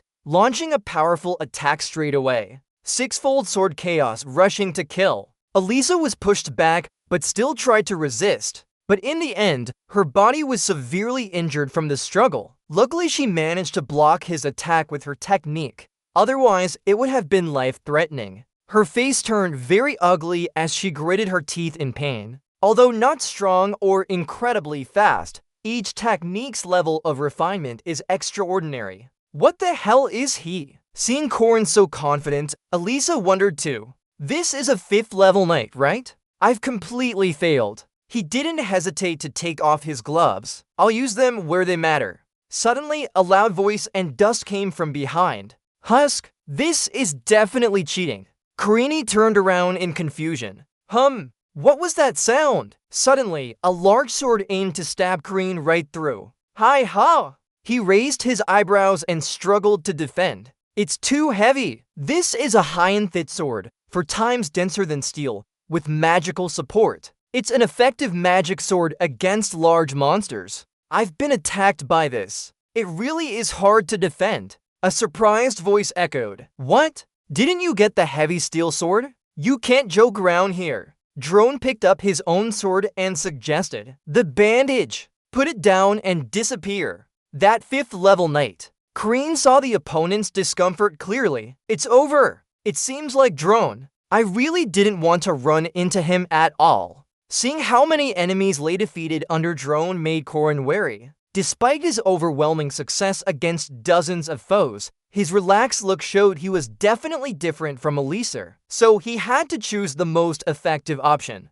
Well, there's no other choice now. It's come to this. The 36 stratagems, running away is the best. Lawton runs off, leaving to behind. Alright, fighting isn't going to help anymore. Ron looked dumbfounded, never expecting the main character to act like that. Ron's legs slowly bent for a jump. What you're holding in your mouth? His eyes suddenly glowed red with ferocity, definitely having a second green color. Drone, like a caged animal, leaped up and launched all his weapons at the 2 running figures. Karine shouted, Hey, you're crazy! Why is he acting this way? People don't usually do things that won't earn them money. Elisa, why are you following me? Elisa cried and said, Because I don't want to die either. And I don't know how to get out. You seriously thought about it. Alright, no need to fight. As long as I can carry this bandage, that's enough. But just thinking about that, the scene in front of me made me hesitate. It turned out Crannel was standing there with a smug look. Behind him was a huge earth golem. Oh, sorry, to pass through you have to leave your rank here. The one speaking is Crannel, the first-year golem master. Elisa angrily cursed, Coward, I can't believe it's the one blocking the exit. Corin sighed tiredly, big trouble now. In front of me is Crannel blocking my way. Behind me are drones rushing to kill me. Corey tilted her head and thought, while trying to avoid confrontation with others, she ended up facing 2 tough guys at the same time. This time there's no other choice, so I'll get ready for battle. Elisa was extremely surprised. What? Are you really going to fight Crannel and Drone at the same time? Corin calmly replied, If the fight can't be avoided, then I have no choice but to face it. The 3 of them immediately clashed into each other, starting a fierce battle. After the sky grew dark, Corin gently knocked on the door of the house. A voice echoed, Oh my, looks like the champion has arrived. May I ask who you are? He put on his gloves and said, I'm Corin. I've chosen a product. Is that okay? The person inside came out with a bright smile praising him. Oh my, bringing back a green rank. This must be an excellent student. He modestly replied, nothing special, just a bit of luck. The battle ended in total defeat for Crannel and Ron's helplessness. Elisa witnessed all of it and was amazed. Amazing! Recalling Corin's every move and his skilled techniques made Elisa even more admiring. He dodged the attacks from that heavy sword by being quick enough before the sword could fully attack. After taking away his opponent's sword, he firmly planted it in the ground, preventing him from retrieving his weapon. The swords couldn't stop him and he quickly redirected them towards the golems. With his quick reflexes, he hid behind a drone to use it as a shield against the golem's attacks. As the drone blocked the golem, he attacked its core and disabled it. Immediately after that, Crannel also died since there were no more golems controlling him. With his quick judgment and even determination, he showed himself as someone who had participated in countless battles. Elisa still couldn't believe her eyes at the speed of everything. It might be experience gained over time, but he's so young. How could he be this good? Observing him, she saw a glimpse of her sister. She remembered his words, don't rely only on talent and avoid real combat. A slight smile crept onto her lips. Then she drew a valuable lesson for herself. She needed to work harder too. The drone had a slightly uncomfortable look as he thought. Before his power could be fully utilized, he quickly found a way to deal with him. How did this kid know my weakness? In an instant, he understood all the techniques and moves I used like they were in the palm of his hand. Crannel was still lying on the ground injured. Corrin stood above and reminded him that for small weapons with high speed, golems are just shields. If I were first, I would ask a friend to protect me instead of a golem like this one. Crannel suddenly asked, "Friends, you're lying, right?" Crannel stammered, "No, you got it. Do you have any friends?" Corrin replied firmly, "Try to find yourself a friend then." Corrin's words made Crannel cry inwardly, cursing him. "This bastard is mocking me." Today, the 3 first-year students with real power remembered Corrin in their own ways. Now he's happily waiting for his reward as the victor. Everything went smoothly. I didn't think it would be so easy. Currently, among those remaining in the Hunt Beach, it's said that the strongest is a small and beautiful pyromancer who receives forest protection from UN. But here, not just ordinary players are participating. Above Mariette, the headmage of Merkaba Academy is casting water magic to create a huge water ball. Mariette, with a seemingly friendly but sharp smile, prepares to drop the water ball down. The water ball falls as if it's going to create a tsunami that will sweep everything away. Ewan is drenched and crying slightly because she's helping out by taking on the role of a monster for training. For Ewan, this is her first time facing an opponent beyond her capabilities. So the training at the Hunt Beach has ended. Mariette sits down and asks, "Are you a new student?" "Hello, I'm Mariette." Ewan stammers, "My name is Yu." Mariette continues, "So Warren, who has been standing behind us for so long?" Warren's cold gaze makes Mariette even more curious. "What's your name?" Warren steps forward with a mocking tone. "Oh my, are you looking for someone?" Mariette doesn't back down. "I'm just gathering my friends and confronting you if we meet." Suddenly, Warren swiftly passes by Mariette like lightning, surprising her so much she can't react. Hrumph! Immediately, Mariette responds by creating a large mountain of ice in front of Warren. "Pardon me. You could ignore me, but according to the rules, I'm still a monster, right?" Although Mariette's voice is sweet, it carries an underlying meaning. Hearing this, Warren turns to look at her coldly and speaks. "That's troublesome." Suddenly, Corrin's excited voice echoes from the shop. A total of 117 points. I haven't seen such high scores in a long time. Can I choose my reward? The rewards are already prepared and waiting for you to pick. The owner smiles. There's bear honey, leather armor, shark oil, and many other attractive items. Corrin looks at the offerings in silence before falling into thought. The most valuable item is the shark oil. But I already have a plan. After a minute of deliberation, Corrin decides, "I'll take this one." The owner praises, "Oh, you really have an eye for choosing ginseng seeds." The owner continues, "What about the remaining 17 points?" Corrin thinks for a moment and then shows two reward cards. One is a nutrient supplement for plants, 6 points. The other is earplugs, 10 points. She says,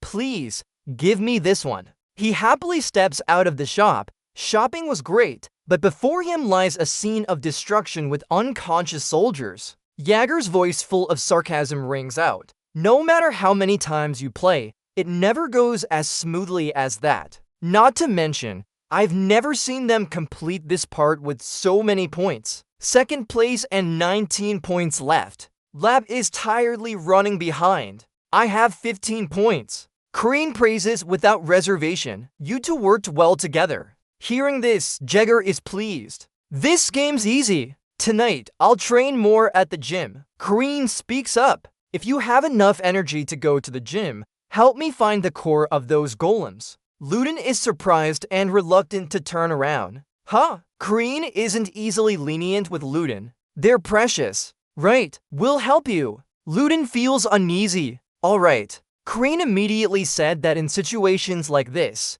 one should say thank you. Looking foolish, Corrin thinks back to her past life. I've worked a lot with Crannel. There aren't many strong shield mages like Golem for big monster fights. Everything is coming to an end. Level 2 Mage Crannel is restoring the core of Golem. Level 2 Knight Elisa is injured. Level 2 Drone Knight is running out of energy. Level 2 Driss Yuan has fainted. Corin reluctantly helps Yuan up, thinking to herself, how could she die here? What are the wind mages doing? If life is so important, maybe she just passed out. Yuan speaks weakly. Mariette, that girl, her. Suddenly, a terrifying roar echoes from the forest. Corinne panics. What's happening? A mixed group of beasts rushes towards them at an unimaginable speed. Yuan urges them to run. Run! Mariette and Corinne frown in confusion. What about Mariette? Mariette, with her innate magical analysis skills and endless mana supply, is a mage who has never experienced despair or failure. She's truly a genius. As the senior professor said to her, this hunting ground is just a playground. All she needs to do is adjust the difficulty and help younger mages grow as a mentor. That's how she operates. During intense battles, Mariette tries to stay calm and think quickly. I need to analyze. However, she doesn't have time for that when Warren leaps into attack. Mariette attempts to block with a spell, but it's no match for Warren's power. Seeing the situation worsening, Mariette furrows her brow and says, I can't rely solely on old magic to stop him now. Although she promised senior professors not to use advanced offensive spells above intermediate level, she is forced to use high-level magic now. In other words, despite not wanting to admit it, Mariette has started using her full strength. And then Warren rushes in and kicks her hard in the stomach, causing her pain. He then hits a tree with force, creating a large hole. Mariette struggles against the excruciating pain. At this moment, Mariette trembles in fear, begging, don't come closer to me. In front of her is not a knight or mage, but a natural disaster in human form. Mariette tries to muster some remaining strength to prepare for an attack, but she shouts in despair, don't come closer, enough. A familiar voice echoes from somewhere. Warren, stop. Hearing that voice surprises Mariette. Huh? A woman appears in front of Mariette and kindly asks, are you all right? Are you okay? Mariette glares angrily. Professor Josephine is relieved to see Mariette safe. Yes, I'm fine. But as soon as she says this, her strength completely vanishes and she faints. Professor Josephine Kalig looks at Mariette's battered state without saying a word. In the hunting ground, unexpected results have emerged. Rencheers first. The top scorer is me, 5th year student, while the top of 1st year is Warren. And 2nd year Mariette has had conflicts.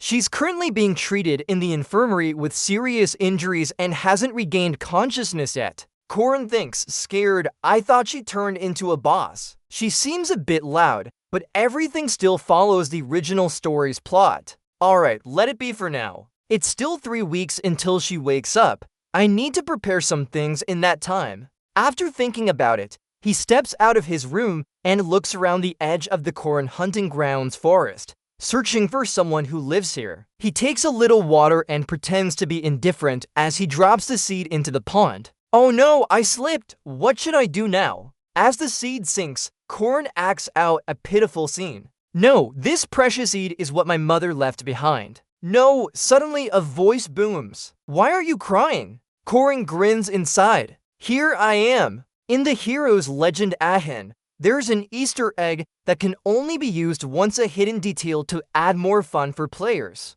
The story of the golden kite and the hermit for the woodcutter who accidentally dropped a steel kite into a lake. The hermit asks if it was the golden or silver kite. This hermit can appear with either gold or silver kites, but only for weapons of unique or lower quality. If you throw other items, there will be no reaction and the story ends there. Corin tried throwing 500 different items into the hermit's lake, but some experienced players have randomly thrown many rare items, making this Easter egg even more interesting.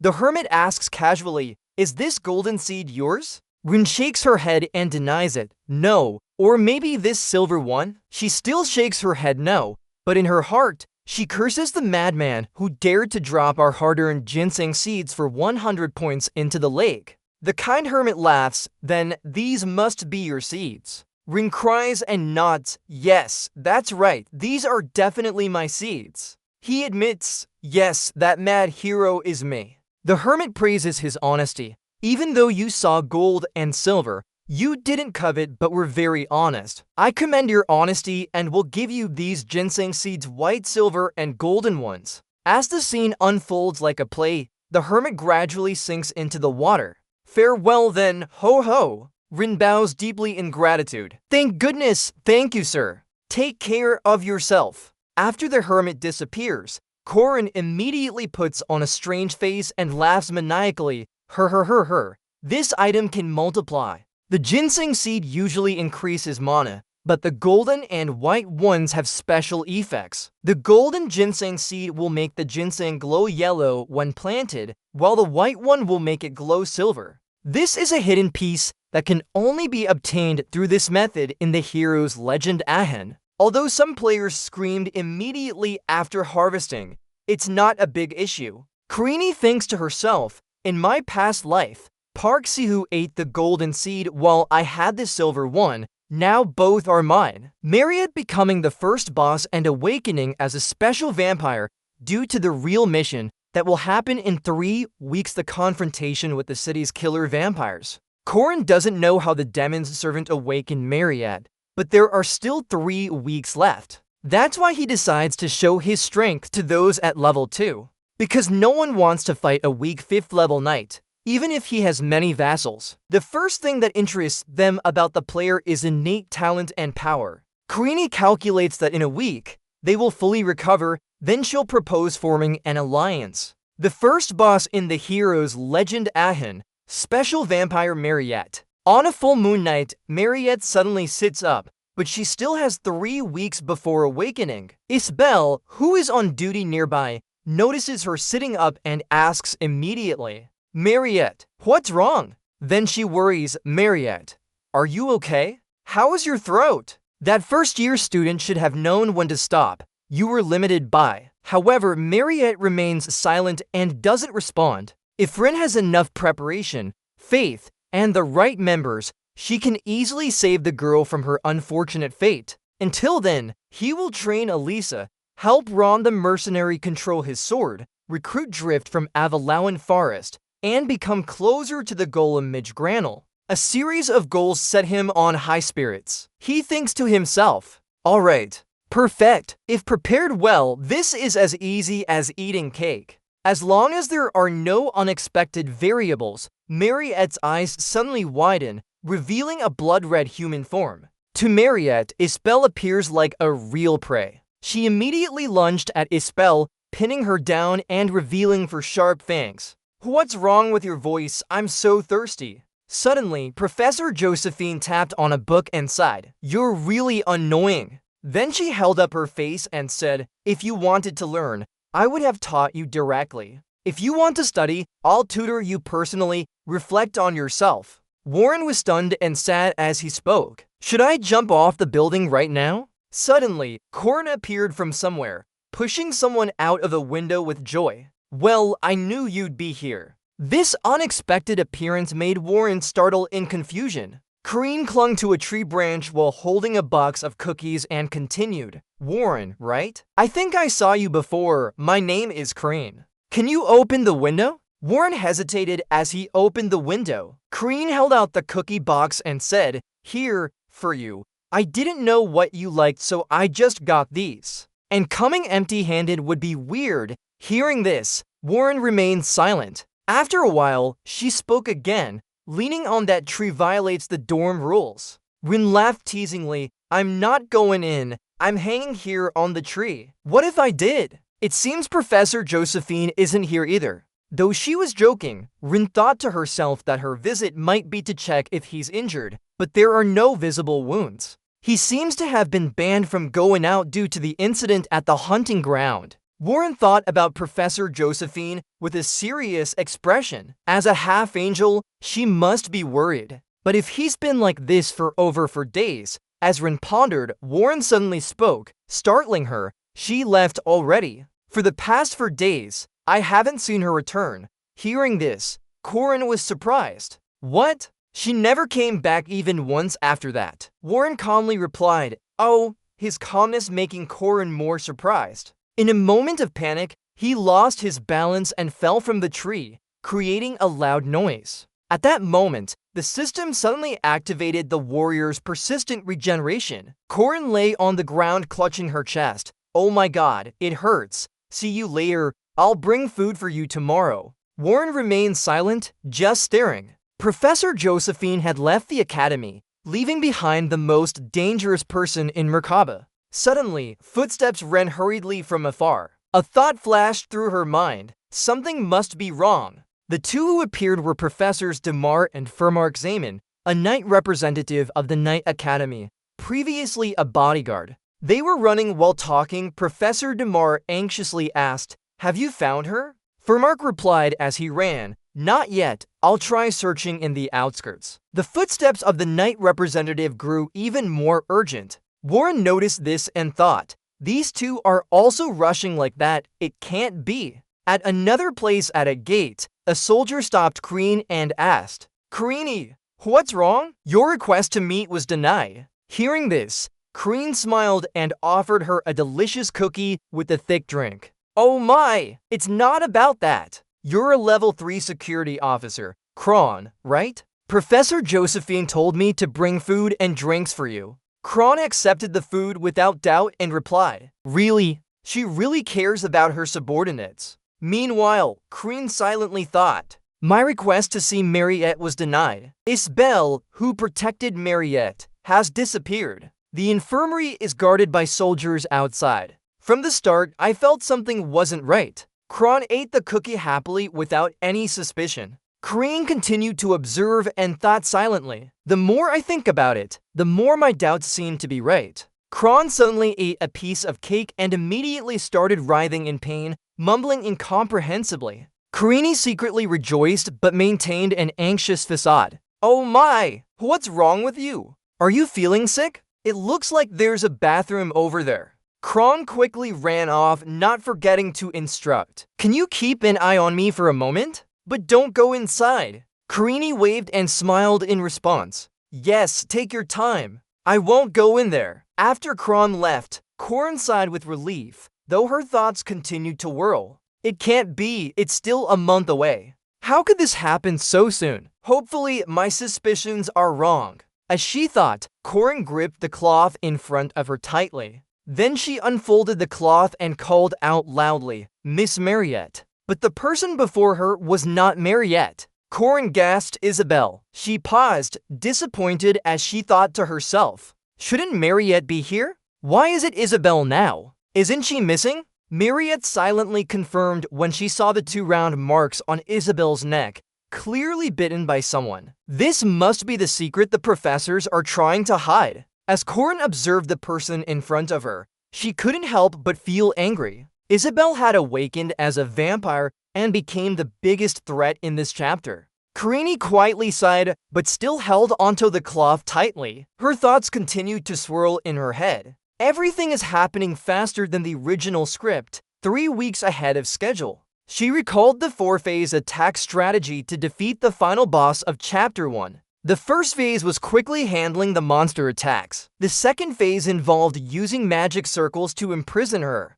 In Corin's mind, Isabelle was clearly trapped in a dark and dim space, gaining an upper hand by causing damage. Phase 3 entailed directly confronting the powerful enemy in the Blood Realm. At this moment, the terrifying image of the enemy appeared in her mind. Finally, when defeating the enemy, it would transform into its final form. This was the core of their strategy. Corin thought that if the top male students worked together, they might not need player support for this to be manageable. The image of her for close friends flashed in her mind, but she felt a pang of regret. To reach Phase 3, Elisa was injured and crying with red eyes from his own actions. Ron, who had lost his important weapon, was also his fault. Granel's golem hadn't fully recovered yet, adding another mistake to the tally. Kreen held her head in frustration. "This is not good, damn it." At that moment, the image of a Macading appeared in her mind,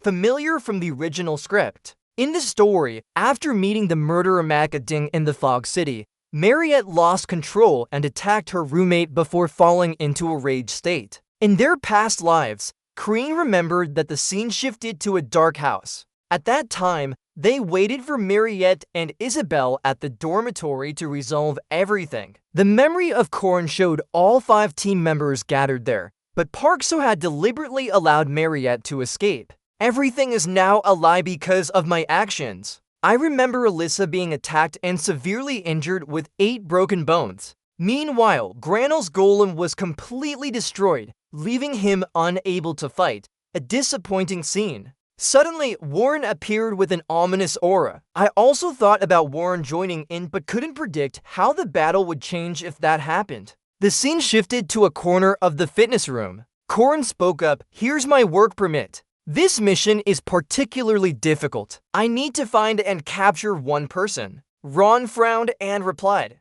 "You're crazy. The principle of mercenaries is to only take on battles they are sure to win. Plus, you broke my sword. Now I only have to left." Before Ron could finish speaking, Korn interrupted. "The reward is 20 gold coins. If you still don't believe me, I'll leave this as collateral." He pulled out a soul dust card that made Ron pause. After a few seconds of thought, Ron said with a smile, "You're really a master of psychology." At that moment, the system notified, "Ron has joined your party." Korn laughed satisfiedly, and the scene switched to the library. Korn opened a book on the shelf and studied it intently. Suddenly, UN appeared hesitantly asking, "How do you know this?" "I thought all records were burned along with the forest." Korn calmly replied, "Before, I read about it in a book. Is the table you're using an Occam's razor one, right? Are you here to find it?" Then Korn firmly put away the book and looked at UN. "If you help me, I'll teach you all of this magic." UN hesitated and asked, "What exactly do I have to do? Specifically, what should I do?" The system notified again, "Greed UN has joined your party." Kreen couldn't hide her satisfaction. The scene switched to the canteen. Kreen was trying to persuade Lark and Jagger, who were sitting in front of her. Lark said slowly, "I'm forming a party, but this mission is difficult and dangerous. The pay is low and we might face an extremely powerful demon tribe." Korn patiently persuaded them, "If successful, we'll gain honor and reputation." His words made Lack and Jagger stop their actions. Suddenly, Jagger and Lack changed their attitude in unison, saying, "It sounds interesting. Let these guys join your party." Seeing this, Kreen smiled happily replied, "Sure, you really are romantic, aren't you?" The scene switched to a dense forest. Kreen led Lark, Jagger, and John Ewan into the forest.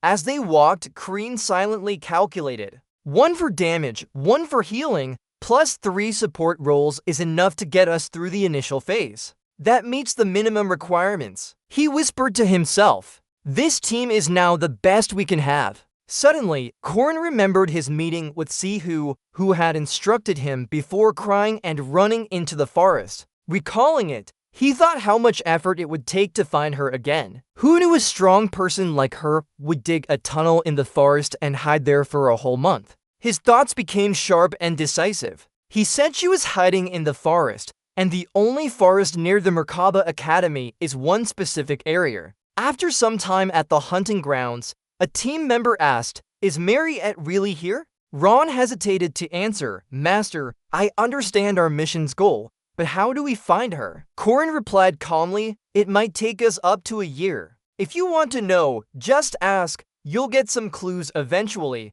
Don't worry." Hearing this, Ewan frowned in confusion and asked, "Actually, did you already know something?" Without waiting for Korn's response, Ewan planted a staff into the ground, creating an eerie green light. Summoning, "Oh spirits, lead us to her." The earth below lit up with green light surrounding Ewan. Lack exclaimed, there are so many spirits." Jagger grabbed his shoulder excitedly saying, "Look, a whole bunch of them." Korn stood and observed, thinking their reactions should show the spirits responding to Ewan's summoning. "But I see nothing," the girl asked. "Have the spirits woken up yet?" Hearing this, all 3 shook their heads. Jagger and Ewan replied in awe. Line 60 is repeated for exact line count. Then, but Korn curiously asked further, "Why is that? Where is she?" The 3 of them answered in unison, "Right behind you." Corin immediately turned around and thrust his staff backward, stabbing the newly appeared monster after a series of attacks. He cursed under his breath. Damn it! What's that thing? Where did it come from? The drone had already alerted them. More monsters were ahead. In front of Kreen, a group of monsters suddenly appeared, ready to attack her team. Lark and Jagger cried out in alarm simultaneously. Is Mariette turning into a monster now? Hearing this, Kreen immediately dispelled their thoughts. There's no way that could happen. Without much thought, Lark quickly focused all his power on a book to support the attack against the monsters, but the situation was extremely difficult. Jagger, however, remained seated and laughed in delight at the monsters before him. You dare confront us directly, Jagger? Just what I needed to warm up my body too. Seeing Jagger charge forward, Corin warned anxiously. Jagger, don't rush in, they'll surround you. But Jagger ignored him and continued advancing.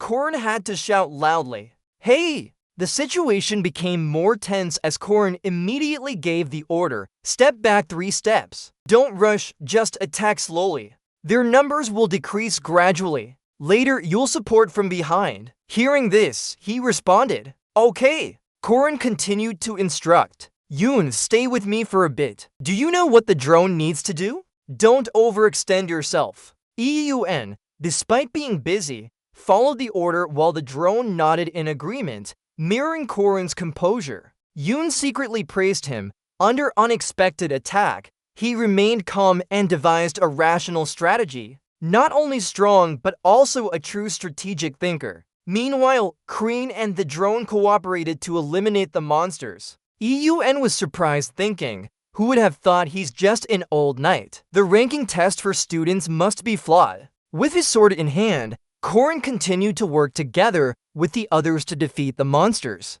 But Jagger loudly called out, Yoon, I thought Mariette would be here. Why are there only monsters? Eun stammered, it's a spirit telling me that. Lark started to suspect and angrily asked, is Mariette controlling them? The monsters aren't hunting in groups like this. They're even more aggressive than usual. Supporting Lark while observing the situation, Corin suddenly interrupted, no, Mariette couldn't be behind these monsters. If she were controlling them, they wouldn't attack so randomly. That's not her style. Corin's eyes lacked trust and pride when mentioning Mariette. Hearing this, the drone asked, then why are these monsters attacking us? Corin replied, both possibilities don't fit. Everyone was surprised to ask back, why is that? Corin explained slowly, each monster species has its own hunting behavior, but sometimes they fall into desperate situations where they forget their instincts,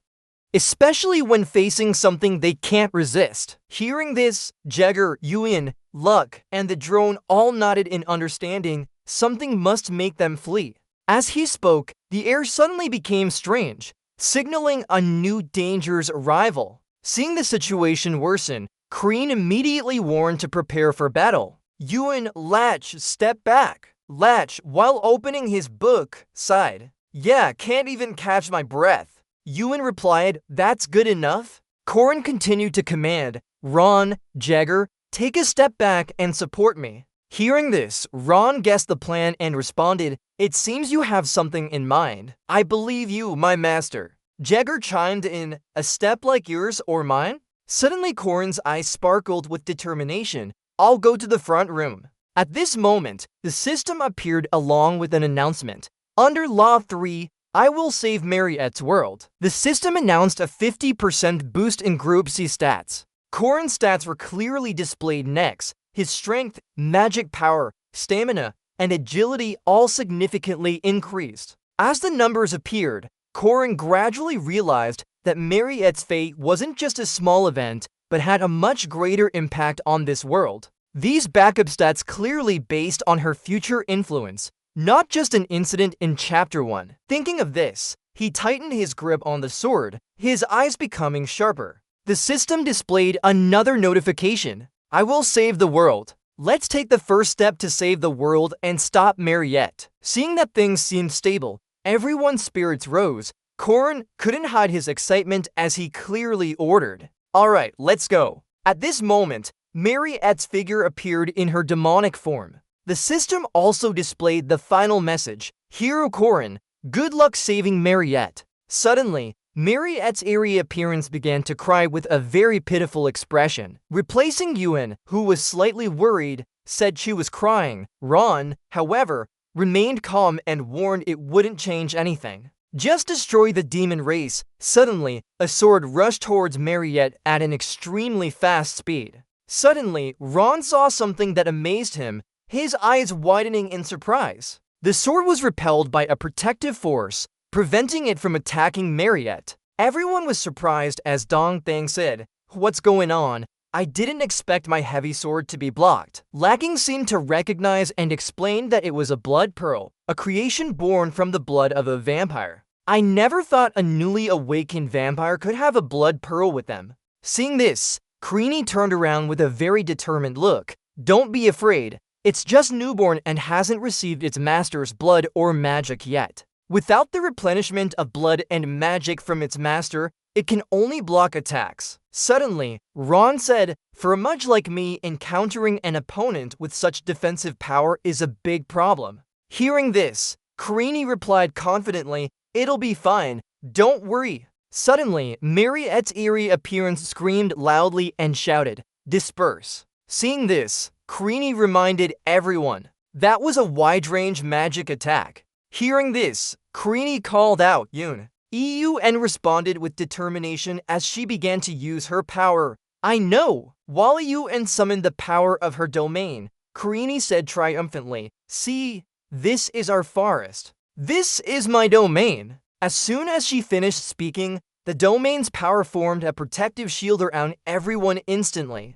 The system also announced an increase in attack speed and protection against negative effects. With Mariette blocked by the living being's domain wall, she was struggling. Meanwhile, Yun fought desperately, her voice strained as she gritted her teeth. Seeing this, Jagger became very worried. What if that defense wall breaks? Lacking replied with a dismissive tone, "Eat your words, Jagger. What are you talking about?" Yun was struggling and said between gritted teeth, "Just one attack cost me half my mana to maintain the defense. The Makazong's toxic wasteland effect was affecting her, but I have to endure so that everyone has a chance to attack. It seems this defense wall can't withstand Mariette's power now." Karini noticed and asked, "Yun, are you at your limit?" Standing firm, Karini reassured everyone, "Don't worry, I'll handle it." Recalling Korin's promise, Yun thought, he said he would defeat the vampire. With a sharp knife in hand,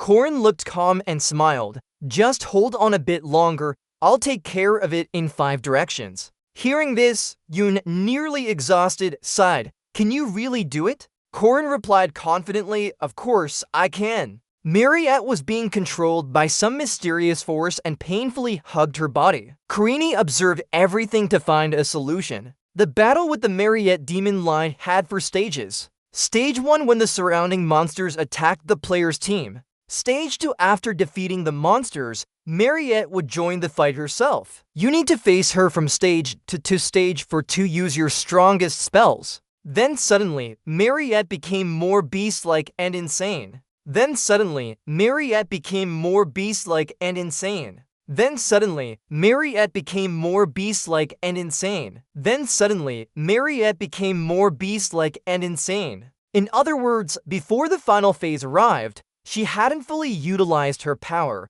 At that time, Mariette had become a true vampire. It's similar to in the game and in her past life as well. Rin then held the sword and turned around to give instructions. Later, you should leave before Yun does. You can only use basic magic about 2 more times, so take care of yourself. Lark was surprised by Korin's calculations and said, "You planned that far ahead, I understand now." At this point, Korin praised Yun for his good work. When you run out of mana, try to flee as far as possible. Hearing this, Yun replied, "Alright, I'll do my best." Even though the group was large, they were unlucky and faced real danger now.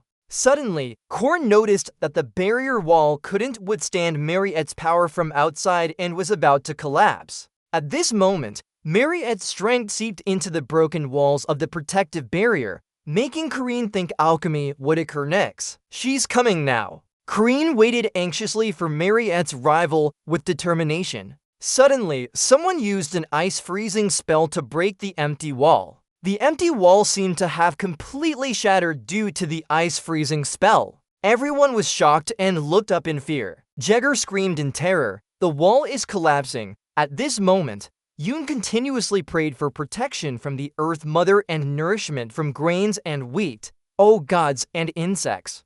Bless us with your power. Simultaneously, sounds of Zio, Ithan, Uaz, Shep were heard, and Yoon's summoned spirits light grew brighter. Suddenly, a gust of wind came from somewhere, making Yoon realize that the gods were responding. Even though Korun had written those ancient scripts, only a pureblood could activate them. He silently thought this. Although it resembled ancient language, it was part of another civilization's system language. Suddenly, trees shot up from the ground at an incredible speed. This made Karine realize that these were secret languages one could only learn after completing Yuan's storyline. These secret languages belonged to nature and could only be mastered by those of a friendly family with spirits. Both Jagger and Drone were shocked, their eyes wide open in awe. It was the appearance of giant willow-like humanoids. With enormous forms made from tree roots by gods, they had 5 eyes and dark shapes, causing everyone to be alarmed. What is that? Even Yuan was surprised, exclaiming, "Ancient language summoned this." Karine secretly smiled at the surprise. Indeed, it took time to summon such things, but in this situation, there was no other choice. Rin called out, "Jagger, throw that living eagle to the willow-like humanoids quickly." Jagger asked, "A live eagle? Rin, you're amazing." Rin was pleased with her teammate's surprise. She had prepared this while they were busy fighting. Karine ordered, "Throw it into the willow-like humanoid's chest." Jagger acted quickly and replied, "Got it." Suddenly, the defeated eagle exploded in a massive blast, disintegrating completely. By burning the sacrificial object inside the willow-like humanoid's chest, it provided the magic energy needed to summon this puppet. The willow-like humanoid stood up, unaffected by the explosion. Everyone ordered the willow-like humanoid to advance. Immediately, the willow-like humanoid attacked without stopping. This seemed too much for Yoon, causing her pain and groans. Rin noticed this and thought, this is more than he can handle. It's very difficult for him to endure this summoning magic in just a few minutes. Rin encouraged, "Don't stop, Yoon. If you do, everyone will die." Yoon, despite the pain, said, "I know, I'll keep going." Mariette looked at the willow-like humanoid and scoffed, but couldn't diminish her attack. Mariette shouted loudly and shot out venomous rays. Rin's teammates asked worriedly, "Rin, is this okay?" Rin reassured them, "Don't worry." Rin thought, willow-like humanoids are not living beings but just puppets. A few holes won't kill them. In theory, fire and ice would never defeat each other. Jagger and Drone watched the battle anxiously. The situation with the willow-like humanoid continued to worry Rin's teammates. Rin assured everyone, "Don't worry." She thought, willow-like humanoids are not living beings. They're just puppets. A few holes won't kill them. According to theory, fire and ice would never defeat each other in battle. Jagger and Drone watched the battle with great anticipation. "That's what I thought." Suddenly, Mariette's venomous sword shot towards the willow-like humanoid at incredible speed. This made Karine gasp in surprise. That fire has been extinguished. The willow-like humanoid suddenly fell to the ground, causing everyone to panic and dodge. Karine was completely thrown off balance by this turn of events. This is a special level of difficulty for Mariette. Mariette looks like a real demon with her appearance and aura right now. Yuan was also heavily affected, falling to the ground in pain while clutching his chest and crying out. Seeing this, Korun spoke up, telling Yuan to step back. Hearing that, Yuan stuttered, asking, "What?" But at this moment, Korun interjected, saying, "Your mana is gone now. Even if you're here, it won't change anything." Upon hearing this, Yuan realized the situation and quickly left the scene, understanding. Jagger was a bit worried and asked, "Korun, do you think we can handle this?" At this moment, Korun explained the situation to his teammates. Mariette used all her Wideria attack spells. Now her magic power has weakened. Do you know what that means? Hearing that, Jagger asked curiously, "What?" "It's when we strike." Suddenly, Corrin transformed with a very pleased expression and charged forward, scaring Jagger and Drone, who called out, "Wait, wait." Immediately after, both Jagger and Drone followed closely. At this moment, they faced Marius Acqui, continuously releasing toxic daggers. Drone quickly launched a move, linking, then immediately counterattacked, but failed. This made Drone curse under his breath, "Damn it. This blood sphere is really hard." Suddenly, Jagger appeared from the sky with a determined shout, "I'm here, eat." Wait. Jagger immediately delivered a powerful attack on Mariette, creating a blinding light. Meanwhile, Kreen recognized this and secretly smiled, thinking it was Jagger's special destructive attack. The damage to the opponent would be multiplied many times. He's really useful. Glad I brought him along. After the attack, Jagger gloated, "I broke through. Watch out, fool, just when you praise yourself." Suddenly, Mariette activated Phase 3 with her blood-red eyes glowing like fresh blood. Phase 3 immediately appeared, Blood Realm. The scene suddenly created a deafening explosion. At this moment, Corrin's teammates' swords and daggers fell freely as if no one was there. Corrin was struggling to resist the situation, when seemed to realize the current situation and coldly thought, "We're trapped in this blood sphere." As soon as the blood sphere broke, it would trigger a trap, and now they were stuck inside. The pressure is intense. Before, it was just passive defense. Now, the blood sphere has absorbed her blood and magic to create this. In front of Corrin stood Mariette and a genuine demon. Corrin sighed inwardly with a bitter laugh, thinking he didn't expect to fight at this phase alone. At least 3 people might have been able to handle Phase 3 in the past. Suddenly, Corrin, proud of his strength, confidently said, "It's not a problem. The result is the same, I still win." The moon was full and red, making the scene even more ominous. If you were born as an ordinary person, you could distinguish between animals and humans. If you truly are human, being terrified to the point of closing your eyes is natural. The scenery had changed to a gothic castle. Looking at the desperate struggle for survival among the creatures in this room, there was something strange in the air. The coldness penetrates my very soul. It's different from the burning sensation in my throat. At this moment, Mariette returned to normal and slowly opened her eyes after a trance. Mariette began looking around, silently assessing the situation. Suddenly, someone called out loudly for Mariette.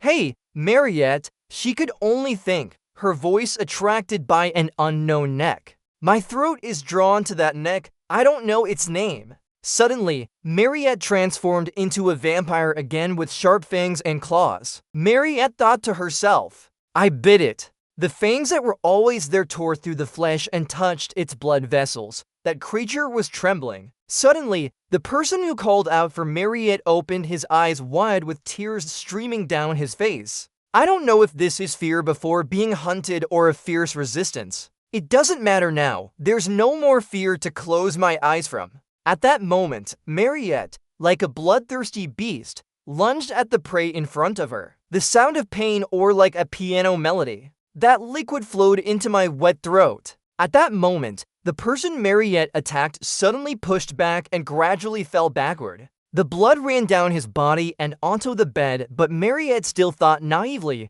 "I thought my veins had stopped bleeding. It feels like they're expanding." Suddenly, after biting and spilling blood on herself and the bed, Mariette remained innocent, thinking her veins felt like they were widening. Isabelle and the creaking bed sound stopped. Mariette realized it was Isabelle after biting her, who had completely collapsed. Only my racing heart felt like it might burst, and the sweet scent of blood almost overwhelmed me. Suddenly, Mariette seemed to recognize the person she just attacked as someone familiar, starting to hug herself in shock. My body was teeming with life but felt on the brink of collapse. I only realized now that what I bit wasn't a beast or anything else. Exhausted, Isabelle fell down before Mariette. Mariette is truly a demon when she transforms into a vampire. I've sinned. I almost killed my friend. The moon returned to normal as it did every night, no longer the blood-red moon from earlier. It was just like killing an animal, and perhaps even more cruelly.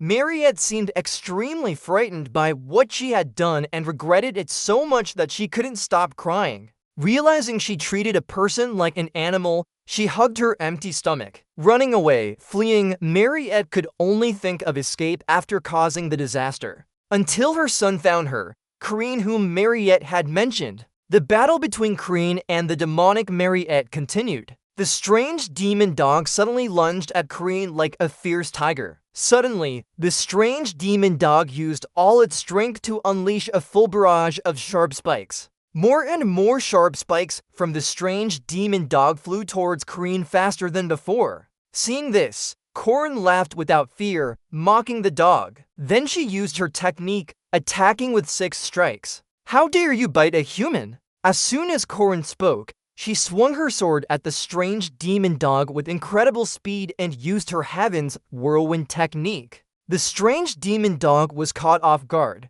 causing it to shiver in shock. It then released 2 more small demon dogs to block Corin. Corin found this amusing and taunted, "Truly a troublesome dog." But the 2 smaller demon dogs failed to attack Corin as she skillfully dodged them. Then Karine tightly gripped her sword and used her technique, attacking with 5 strikes. Following that was her technique, throwing wooden stakes. Karine decisively threw her sword at the strange demon dog. She then retracted her sword and said sarcastically, "A gift for dinner? It's simpler than a human's roar, isn't it? Anything else?" As she spoke, Corin looked at the large strange demon dog with amusement. The smaller one had already fallen to its knees. Suddenly, the large strange demon dog began to emit something from its eyes. This made Corin even more intrigued, but suddenly it vanished in an instant. She thought seriously that it must have moved too fast for her eyes to follow. Realizing this, Karine smirked and started showing off her green aura around her body.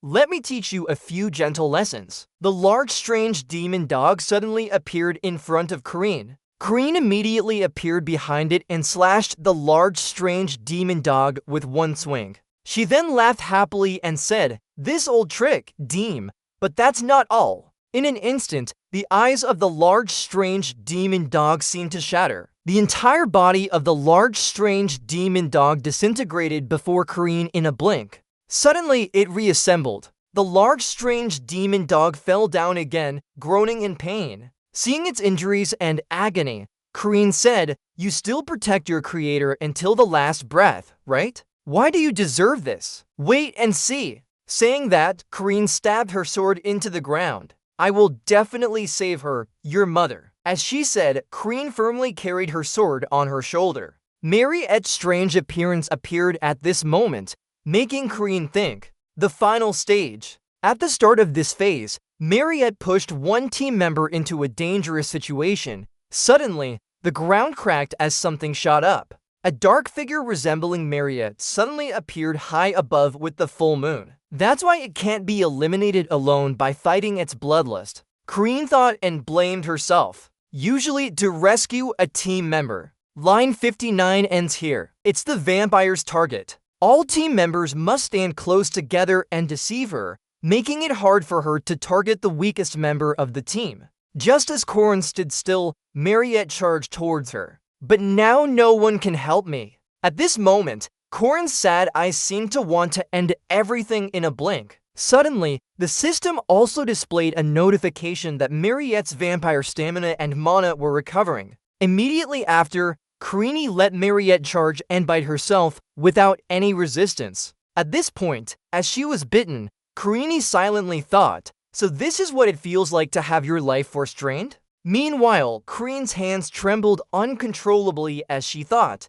"I can endure this. I have skills to deal with it." Suddenly, the system displayed another notification. The persistent warrior will regenerate as long as they never lose their fighting spirit and maintain their own willpower. Their body will continuously recover. These things I can endure. At this moment, Rin was struggling intensely, gritting her teeth while continuing to think deeply. She remembered the kind child who just talked with everyone. As she sheared those small potatoes with her tiny hands, Mariette's human form suddenly appeared in Corin's mind. Since growing up, Corin gently stroked Mariette's head and said, "Slow down, be careful not to choke now." Hearing this, Mariette stopped biting and made some soft sounds, looking at Corin with a surprised expression. At this moment, Kreen silently watched Mariette and thought, right when Sepensha transformed into a vampire and drank her blood until she died. Even the greatest remaining commander couldn't resist his bloodlust. At this moment,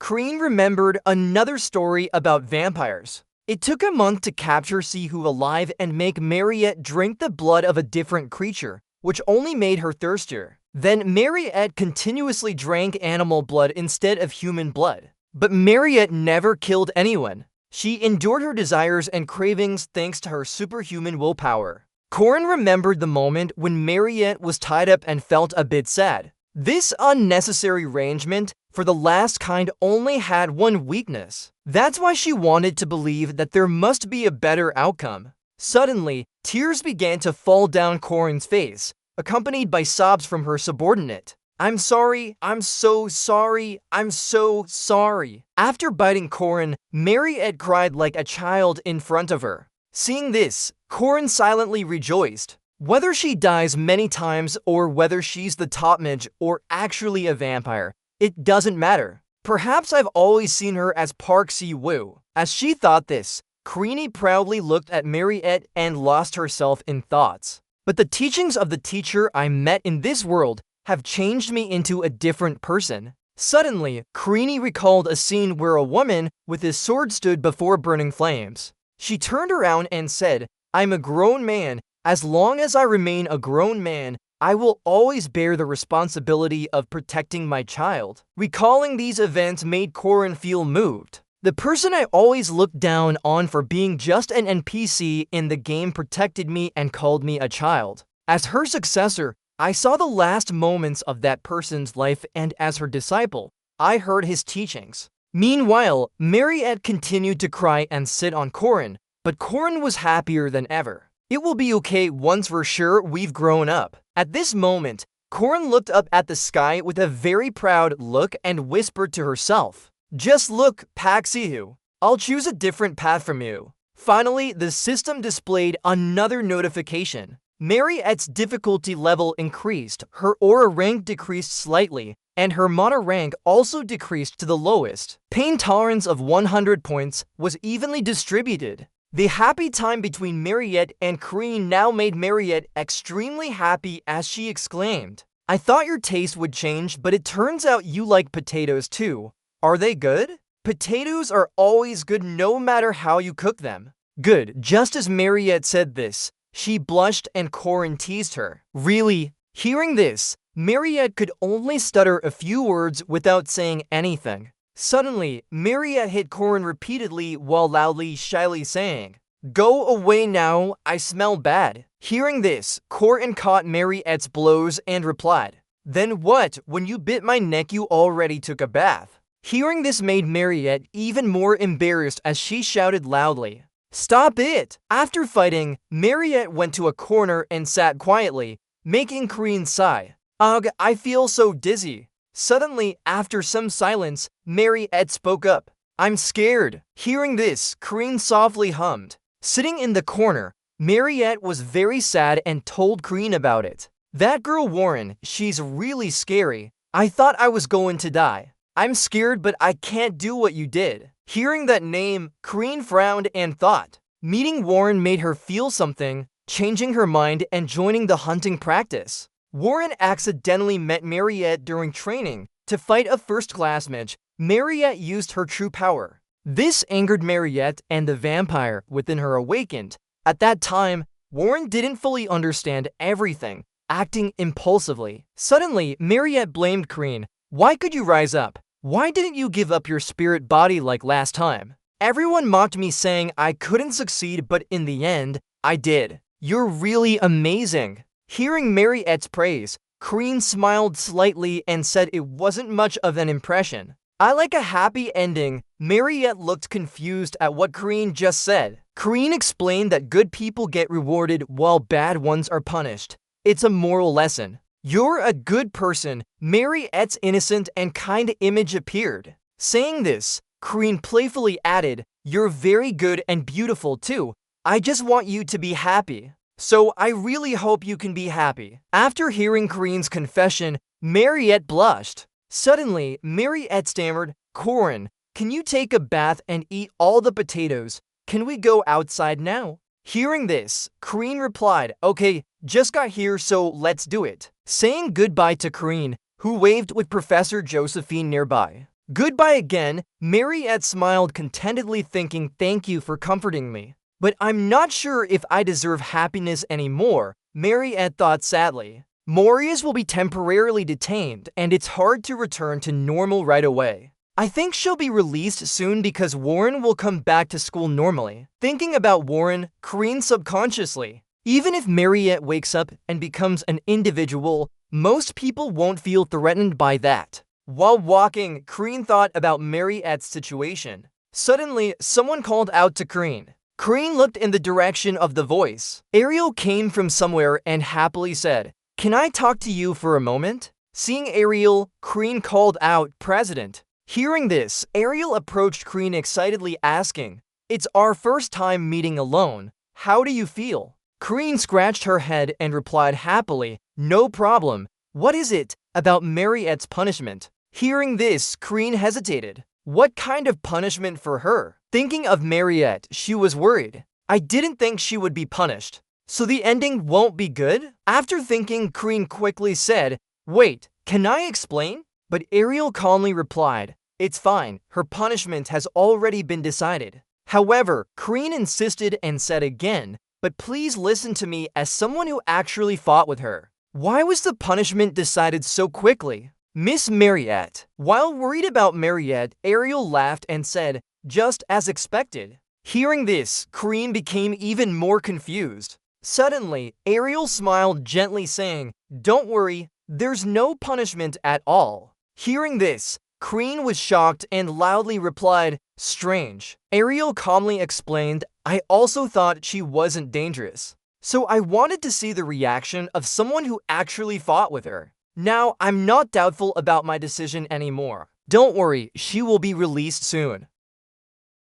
We just need to confirm her stability again." As she said, Ariel smiled, very satisfied. I've also heard what other students said, but I'm really curious and want to hear the details. At this moment, Rin also sighed in relief even though she was a bit startled when hearing the story earlier. Right now, Ariel spoke up asking more. "It doesn't have to be detailed, but can you explain it to me?" Immediately, I explained what should be revealed, that Mariette is safe and the child isn't a monster. I don't know how much he believes in this, but I firmly stated my opinion. While explaining to Ariel, Professor Josephine was also present there. After hearing Corinne explain everything, Ariel fell into thought then spoke. "I understand. Thank you for informing me. For this we will have an official announcement. Of course, we won't reveal all the details." Well, now I've heard enough details. I need to get back to work. Hearing that, Corinne widened his eyes in surprise. Suddenly, at this moment, Ariel bowed and thanked Corinne. Seeing this, Corinne stammered, "Yes, ma'am. To help us prevent the dangers caused by adults' lack of experience and self-satisfaction, I truly thank you and apologize. If you need anything, I'll do my best to repay you." At this time, Professor Josephine was quietly listening to Ariel speak while adjusting her glasses. Suddenly, Corinne smiled widely then sighed in relief thinking, "Ariel Kasser, the president of a very valuable academy. She is someone who always knows her weaknesses and takes on more responsibilities." Then Corinne recalled the scene where she met the mysterious figure standing before her. "Although I've failed countless times, you were never one of them." At this moment, Corinne beamed with joy thinking to herself, "Those are words he said in his past life and I believe he had good intentions." Then she spoke to Ariel, "Please lower your head." "That's what you asked." Hearing that, Ariel smiled inwardly. Cut to Mariette in the cell feeling very lost and sad, remembering the past. At this time, Mariette recalled the moment when Corinne hugged her gently, stroking her head. "Slow down or you'll be shy." Her hand was soft on her back, her skin warm to touch. Then Corinne comforted her softly, "It's okay, don't worry," because at that time, her reason had been swept away by waves of emotions. When she pushed the cold monster within herself out and found her human part again, Mariette broke down in tears, continuously apologizing. "I'm sorry, I'm so sorry." The only thing she could do was apologize. At this time, Mariette blamed herself silently. What right does she have to ask for forgiveness? Is Isabel safe? Because she's the one who loves everyone most. Guilt has eaten away at her. That's why she didn't resist Professor Josephine's magic and just accepted it. And in the iron bars, suddenly dark energy appeared from somewhere. At this time, Mariette thought of the moment when she met Corin and blushed, thinking to herself, when he visited her, she pretended differently, but really she was exhausted. Then she remembered the image of herself as a demon when she turned into a vampire and thought, she is a monster and a devil, an enemy of humanity who can suck human blood at any time. At this moment, Corin's figure appeared in Mariette's mind again. At that time, Corin proudly said with a fierce voice, "So what you want is for you to be happy." His words made all her worries disappear. Those were the most sincere words she ever heard because she remembered him sacrificing himself to save her when she had turned into a monster. Thinking this, Mariette cried uncontrollably, blaming herself. That strong moment, his sacrifice and sincerity. Suddenly at this time, Mariette angrily wiped her face with a handkerchief, calling out Corin's name. And then Mariette realized that part of her life would forever exist in memory. Cut to another classroom where someone called out, "Hey, what are you listening to?" At the same time, Corin raised her hand to listen. At this moment, a brown-haired student suddenly spoke about the magical abilities of the late Master Mariette. Hearing that, the student next to him responded, "Oh right, it's that potato master?" And at the same time, it was a week after Mariette's accident. Although there was some chaos because a few scoundrels had revealed that Mariette was in school, via Warren's obedient enrollment soon calmed things down. So here we are in the cooking class now. The two other students kept talking, but I heard she's still locked up. Is she really that dangerous? Nearby raised an eyebrow in surprise and widened her eyes as she thought to herself, she's still locked up. It's been a week already. On paper, Mariette was released. The scene of Mariette appeared before Corin now. But at that time, Mariette seemed free, causing those around her some confusion, and they asked, "Mariette, are you okay? I heard you became special. Congratulations." And she's trying to find Isabel among the crowd in front of her. She's so disappointed when she doesn't see her. Isabel isn't here. Then Mariette returned to her private room with a blood bag ready in the room. Corin's thoughts also recognized this now. So it doesn't mean she was truly released. And at that time, Mariette was deeply reflecting on herself. Maybe she's afraid of me and hates me, right? She softly remembered the moment she bit Isabel and sighed inwardly. If I were her, I wouldn't want a blood-sucking friend. I don't want to get in the way or for Isabel. So now Mariette looked in one direction. She needs to disappear from this academy. Now, Mariette stared at the blood bag with disappointment and hopelessness.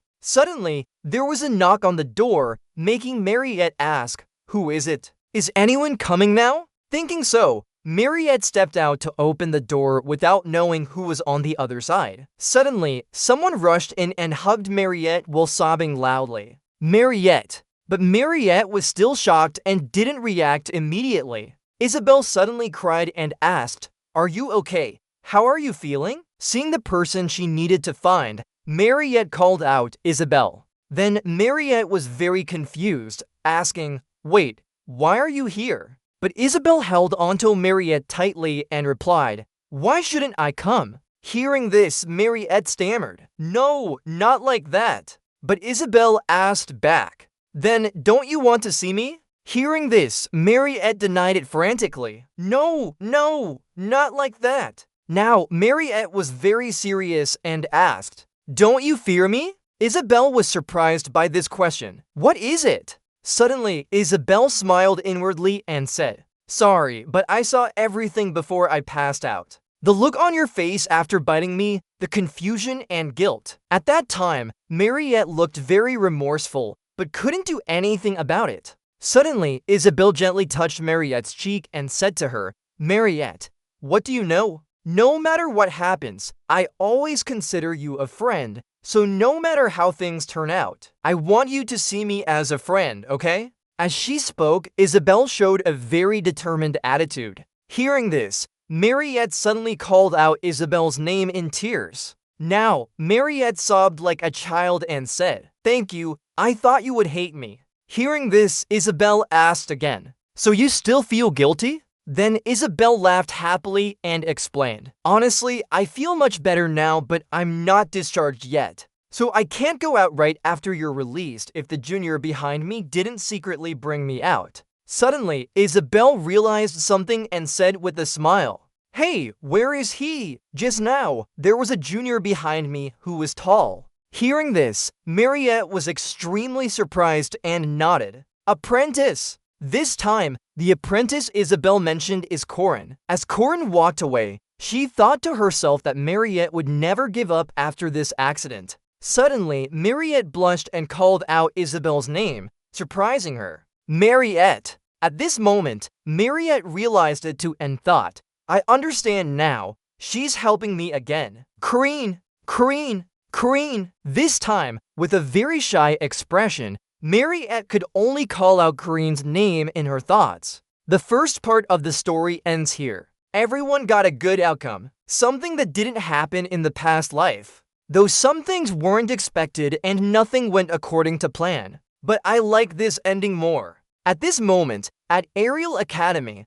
Professor Josephine was very satisfied with the academy. Even without players, the world still continues to function. Although not planned, everything still ended well. As Corin stood under the sunset, she felt content with everything. This moment confirmed the start of a new world. Thinking this, Corin secretly laughed very happily. The scene shifts to the next day at the academy training ground. Corinne was continuously practicing and silently marveling. "My schedule is quite monotonous: classes, lunch, classes, practice, dinner, practice. But I have to become stronger. Considering the upcoming plot, I need to be faster with that girl. Even if I get injured badly, Corinne won't stop practicing." Suddenly, while training, Corinne practiced the ultimate fire serpent techniques, Heaven Ladder and Poison Dragon Fist. After finishing a few moves, Mariette suddenly shouted, making Corinne turn around. Huh?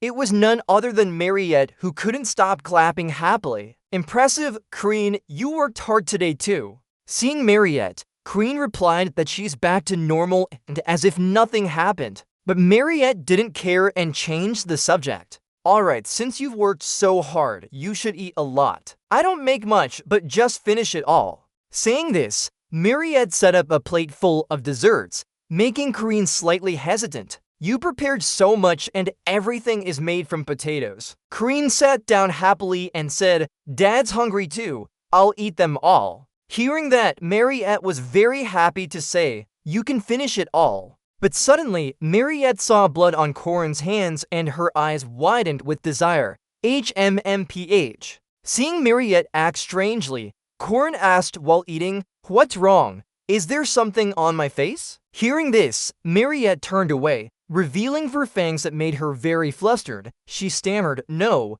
then whispered to herself, "I shouldn't have seen the blood and drool." Suddenly, Corinne asked, "Recently, you often drink blood, right?" Hearing this, Mariette pointed to a bag of blood next to her. "Yes, it's here." Seeing that, Corinne asked further, "Is there any difference between fresh and packaged blood?" Hearing this, Mariette confidently replied, "There's a slight difference in freshness and taste. Her own blood tastes extremely good, which makes me feel strange." Suddenly, Mariette nervously explained while Corinne laughed and teased, "It's like organic food versus pesticide-treated food." Mariette agreed, "Yeah, similar to frozen meat and fresh meat." Hearing this, Corinne happily said, "So you've decided to eat only frozen meat for the rest of your life? Sometimes drinking blood isn't a problem." Hearing this, Mariette blushed and innocently replied, "What's that about?" Suddenly, Corinne clearly said, "My blood." Hearing this,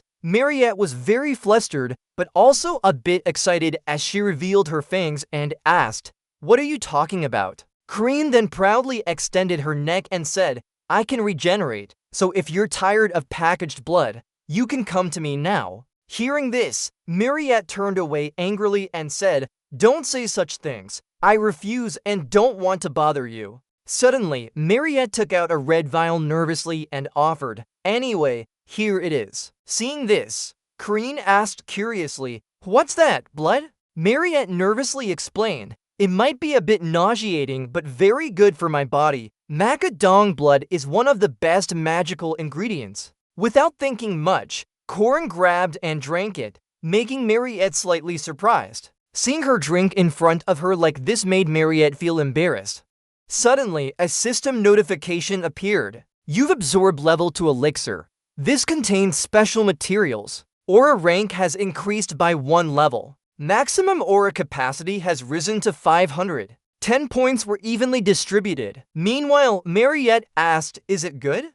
Suddenly, Corin's body was surrounded by intense power, making his strength seem amplified. He whispered in amazement, "Not really tasty, but I'm sure I've gotten stronger than before." Then Corin laughed arrogantly and said with satisfaction, "Perfect," and whispered again, "With this, I can start the script with that girl now." The scene changes to outside the city, where someone is walking confidently. It's Alyssa, a 5th rank artisan from the famous Arden family, and a 2nd-level engineer.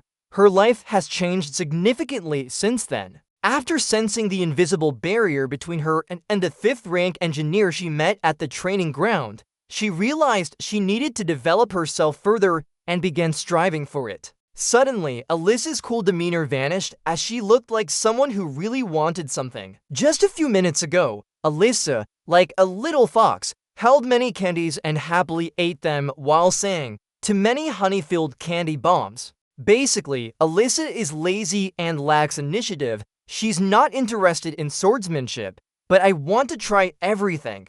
Despite her talent for swordsmanship nearly reaching genius levels, her study attitude was terrible, always getting below average grades. Now, Alyssa walked around the market buying all sorts of things with great interest. "I'll try everything here." Alyssa happily thought to herself, "Here I don't need to swing my sword 10,000 times a day and only do basic movements for tests, or have to sweat in fierce combat with brothers. Moreover, there's no sister here." She joyfully carried the items as she hopped along singing loudly, "I should enjoy this time." Hearing that, someone suddenly asked, "Enjoying what?" It was Rin who appeared, making Alyssa slightly tremble in fear and call out, "Cousin Rin." Rin then smiled dangerously and said, "You haven't been to the training room lately." Hearing that, Alyssa stammered, trying to find an excuse. "Recently, I've been busy with homework and other tasks." Karine hummed softly. Suddenly, Karine's attitude changed completely as she said with great excitement, "I know this can earn a lot of money. Do you want to join my team?" Alyssa had to respond, "Excuse me." Alyssa was extremely scared and angry, grinding her teeth in thought. "Damn it, why does he keep looking for me?" In a way, Karine made it difficult for Alyssa to approach. Standing before him, she felt her lazy habits and wasted talent exposed. As the daughter of a young genius swordsman who received a 2nd-rank protector certification at a young age, she had revealed herself. Suddenly, Alyssa threw down the clothes in her hands. She thought about Corin's aura, filled with killing intent, and whispered to herself, "His methods are very difficult. He keeps talking about basics." Corin's voice echoed in Alyssa's mind, "Basics are important more clearly." At this age, isn't it normal to perform a cool move? Alyssa was scared as she thought. Suddenly, Corin said with great excitement, "2 teams will get to gold coins. The difficulty is only level 2. Hearing that, Alyssa's eyes lit up excitedly and drooled as she said,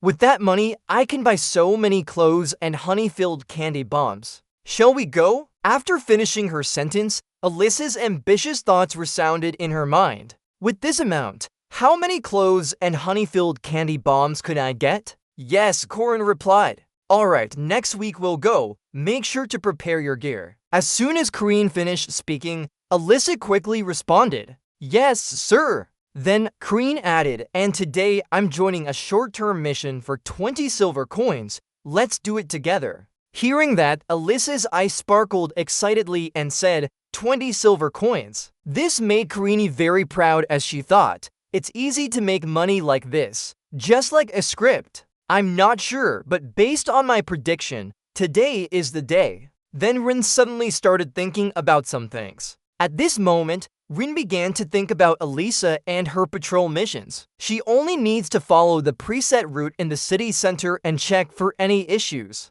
The scene then changed to a panoramic view of the city where they were located. Monsters approaching the city are only level 4 or 5 at most. Common monsters rarely appear, so the likelihood of problems is very low. At the same time, Kreen's thoughts turned to the monsters lying in the forest. Suddenly, someone called out, "Night over here finished." Hearing this, Elisa immediately turned around with a pleased expression and said, "Captain, you should sell their claws and fur after that." This made Karini think as well. The low workload but high pay didn't bother Elisa at all. Moreover, at this moment, countless female students showed great respect towards Elisa, saying, "Wow, what a tough battle. You defeated 10 monsters in one go." Of course, the night here is really amazing, defeating 10 monsters and doing it so quickly. Hearing that, Elisa replied with some pride, "What's the big deal?" The female students then added their own comments.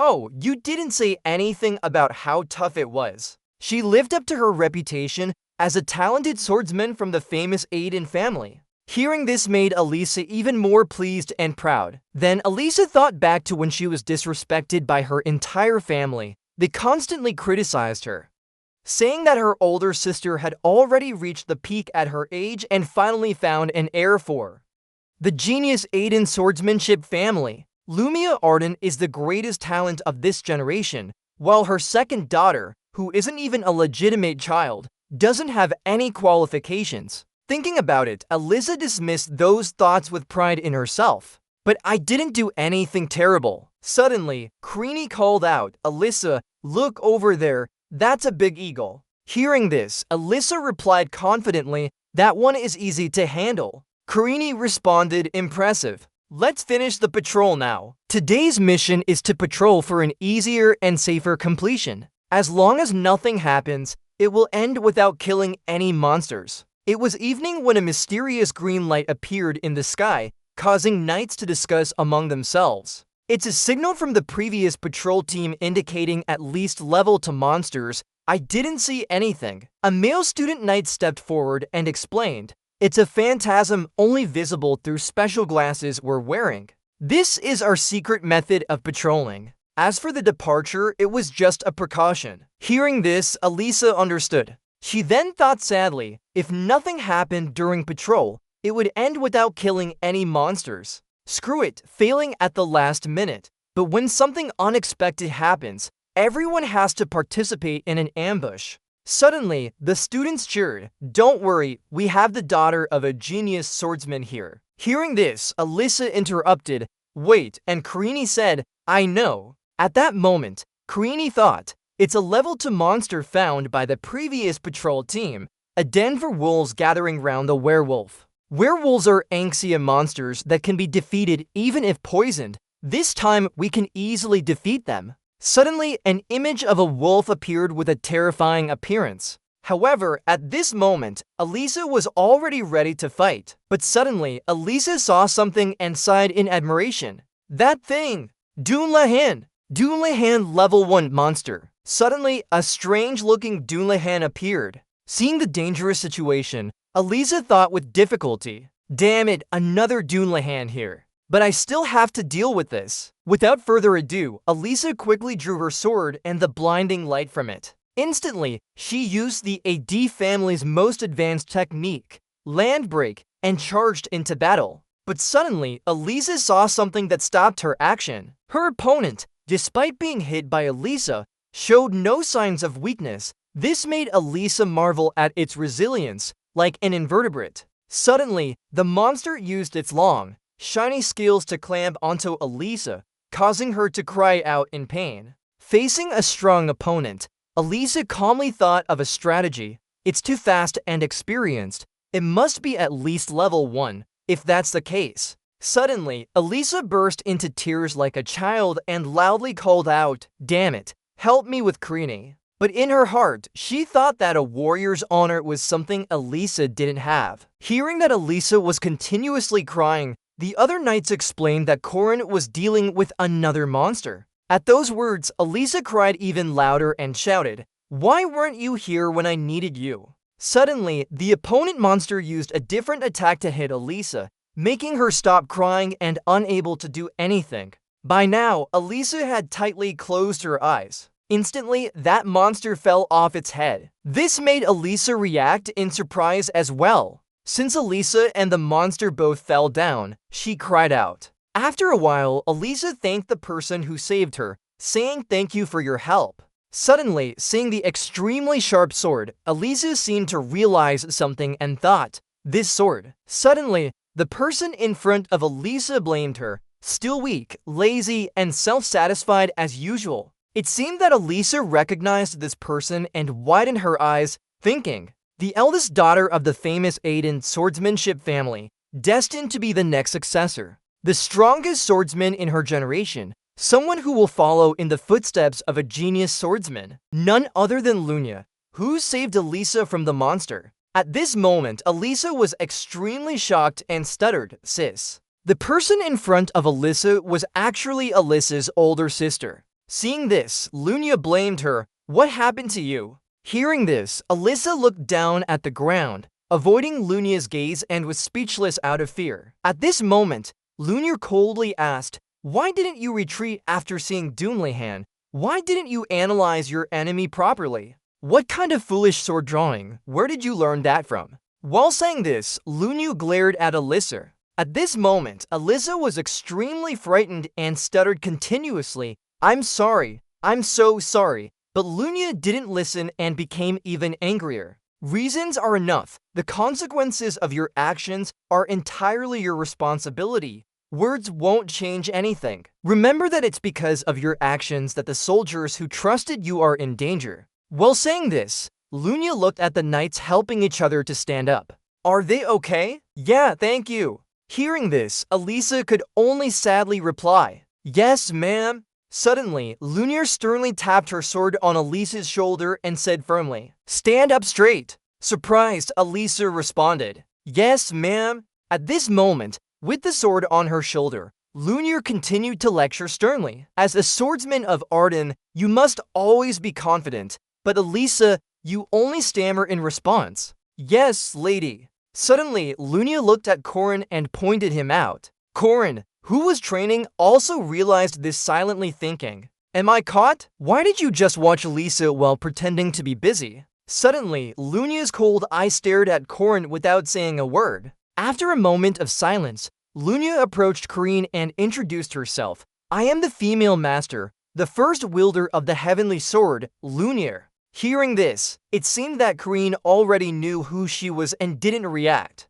Suddenly, Corin stood straight, bowed, and greeted, "I am Lancer Colgaunt's 8th disciple. Corin, Elisa's friend, honored to meet you, Lunia." At this moment, with her cold eyes, Lunia just stared without saying anything. Suddenly, Lunia widened her eyes emphatically. "Her, right?" Hearing this, Rin also realized the meaning behind the words and silently sighed. "Yes, I understand what you mean, but I can't reveal my abilities. Only to people use the sword in this way." While thinking this, Rin suddenly looked up and smiled to herself. Suddenly, Rin thought of the two very important figures and silently reminded herself, "Except me, only those two." But suddenly, Lunia turned around and left without leaving any further words. "If you don't want to say anything, it's fine too." Suddenly, the knights approached and announced, "Our village chief has handled all the monsters in this area. The elite army of Aiden, all of them are second-level knights. Or they're also called the Five-Sword Jenny, Lina, Cyrene, Melia, and Mai." Suddenly, the top-level five-sword technique from Arden's elite army appeared. At this moment, Jenny stood up to ask, "Should we chase after the monsters that escaped? They're all at the same level or higher than Elisa." After thinking, Corin secretly observed them. Hearing what their elite team said, Lunia scratched her head and replied coldly, "No need, let's go back." Hearing this, Jenny also stood up to ask, "Yes, Lady Lunia?" You too, Elisa? Suddenly hearing Lunia say that, Elisa was startled, sweat falling down. Strange! Later on, the story of traveling swordsmen who travel in groups is called a sword society. They follow their leader and gather together, eventually considering themselves a sect. Back then, they didn't go alone but always went with the sect. 60 years ago, the genius swordsman Garen started a new generation of swordsmen as the head of his family. At what time did he start spreading martial arts schools? This made Aiden become a knight family representing all 6 continents, the sword village Merkaba Aiden. At this moment, the village of Merkaba Aiden was lit up at night. Suddenly, Lunia handed out a torch and ordered, "Fire." Hearing that, her subordinates quickly replied, "Yes, Lady Village Chief." With its autocratic discipline and mafia-like social organization tendencies, all the knights were bowing to Lunia now. They've been like this since their formation and still persist until today. Suddenly, Elisa knelt on the ground with her face in her hands and said, "I'm a direct disciple of second-level knight family Elisa. I respectfully greet Lady Village Chief." Hearing that, the other knights behind Elisa were terrified to the point they started sweating. What's going on? Even if she's a direct descendant, why is she making subordinates kneel like this? Suddenly, Lunia was secretly reviewing her notes and reminded them, patrol missions, protection of merchants, handling level for monsters, all trivial tasks. There were even errands to help the coffee shop. Hearing that, Elisa stopped and explained, "Oh, those are just tasks where I have to wear a uniform and distribute flyers." Hearing this, Lunia asked curiously, "Did your friend recommend it?" At this moment, Elisa stammered, "No, I only thought that. The uniform for the cafe is cute." As she spoke, Elisa seemed very embarrassed about saying it. "It's really beautiful." Elisa's affirmation made Lunia pause for a few seconds. Suddenly, Lunia, while smoking, criticized Elisa, "That's terrible. I didn't think you'd use the family's military certification for such things. Do you want to leave a stain on Aiden?" Hearing this, Elisa paused for a moment. At this moment, Lunia added something that made Elisa think of the knights praising her. Aren't all these missions just about fighting low-level monsters? Do you think just by fighting those kinds of monsters, you'll become a hero? Hearing this, Elisa's eyes widened in realization. She recalled the time when an anonymous person called out her name. "Don't forget, the nature of humanity," said the mysterious figure as he looked at Elisa with cold eyes. At this moment, the mysterious figure, who had spoken to Elisa before, confirmed, "It can't be changed." After recalling this, Elisa fell silent and didn't say anything. Later on, a wooden carriage took someone away, and the elite army followed as guards. Suddenly, Jenny said, "Lady or not, she still seems healthy." Hearing that, Lina also looked in the direction and said, "She must have gained some weight." Hearing this, Lunia asked curiously, "But no one knows her name, right?" At this moment, the elite army replied, "Her name is Corin. He's just a 5th level knight." Hearing that, Lunia asked again, "5th level?" Then Lunia said she didn't believe it. Is it possible that the Mukapa student level test isn't reliable? Hearing this, the elite army asked back,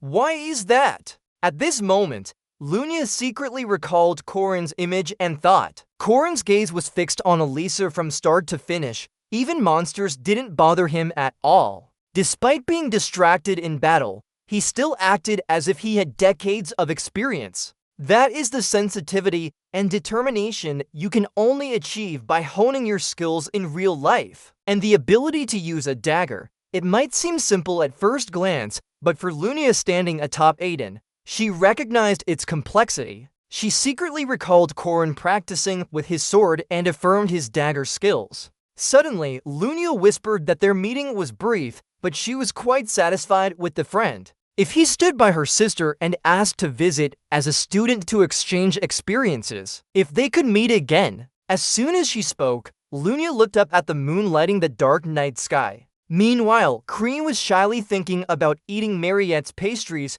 with countless sweets. Every time Mariette was called the potato predecessor, she brought many things. Suddenly, Mariette angrily said, "These are potato cakes made with minced lamb as filling. Eat when you're hungry." Korean ate while nodding in admiration for the potato meat. Seeing this, Mariette happily spoke up. You recognized it then, the fresh meat that just arrived today. Professor Josephine remembers me helping her roast a lamb, so she trained too. Rin felt a bit sad but was also excited about the meal and admired it. Truly, living as a boring vampire with only frozen blood to survive, it's quite tasty. Mariette. Noticing Rin's change in expression, Mariette asked, how is it tasty? Next time I'll bring beef. You like the beef tail stew, right? Excitedly, Mariette said something that made Corinne drop her food and tightly grasp her hand, exclaiming loudly. Then, Corinne looked at Mariette with affectionate eyes and said she loved it.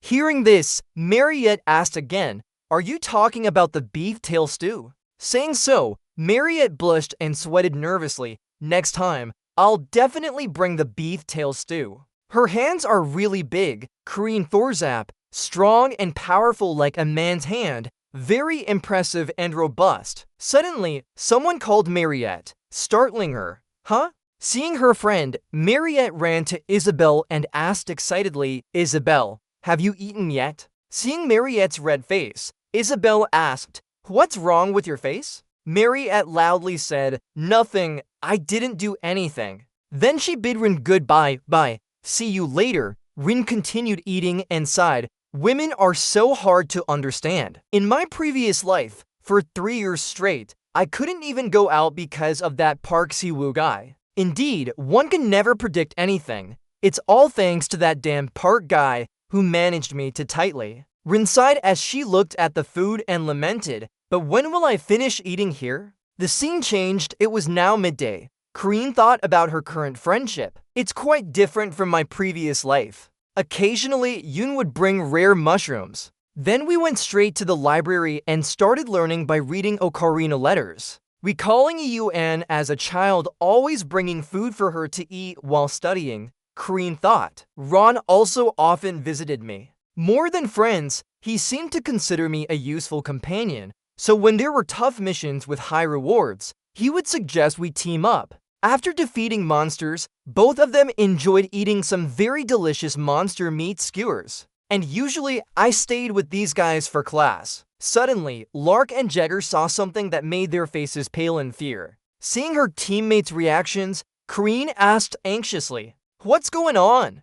Damn it, there's a monster. Suddenly, Warren appeared with a bored tone. Food! Promise! Corinne thought. Who is Warren? Yeah, he could be considered a kind of monster. What promise about food? Suddenly, Corinne remembered bringing food to Warren. I'll buy the food later. She silently praised herself for remembering this from last month. Thinking so, Corinne turned and told her friends. Now I can't eat with you guys today. Hearing that, Lark and Jagger had already run away but still replied to Corinne. It's okay, I just remembered I haven't done my homework yet. Alright then, since you look like a cat, I brought you here. Do you like fish? Saying so, Corinne took Warren to a fish bakery. Warren looked like a hungry tiger, grabbing a fish and putting it straight into his mouth, which made Corinne have to intervene. Are you crazy? Your throat is invincible or something? Hold on, that's not respecting food. After Corinne spoke, Warren just stared at the food before replying. Just chew and swallow.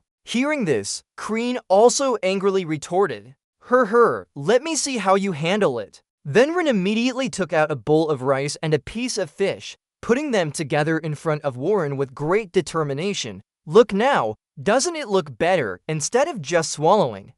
You have to look at it and smell the aroma. That's how you respect food. Seeing this, Warren blushed happily and said, respect. Then Warren ate greedily until his cheeks puffed up, making Rin laugh and say, eat slowly. Meanwhile, Corinne was thinking about other things. The weapon production phase was almost ready. It might be a bit early, but Step 2 would start soon. Later in a large castle, this marked the beginning of Step 2. Suddenly, Jagger lifted his head after soaking in the water and loudly said, what's going on? I haven't learned anything yet. The second step that Corinne mentioned was the component test. At that moment, Rin comforted him.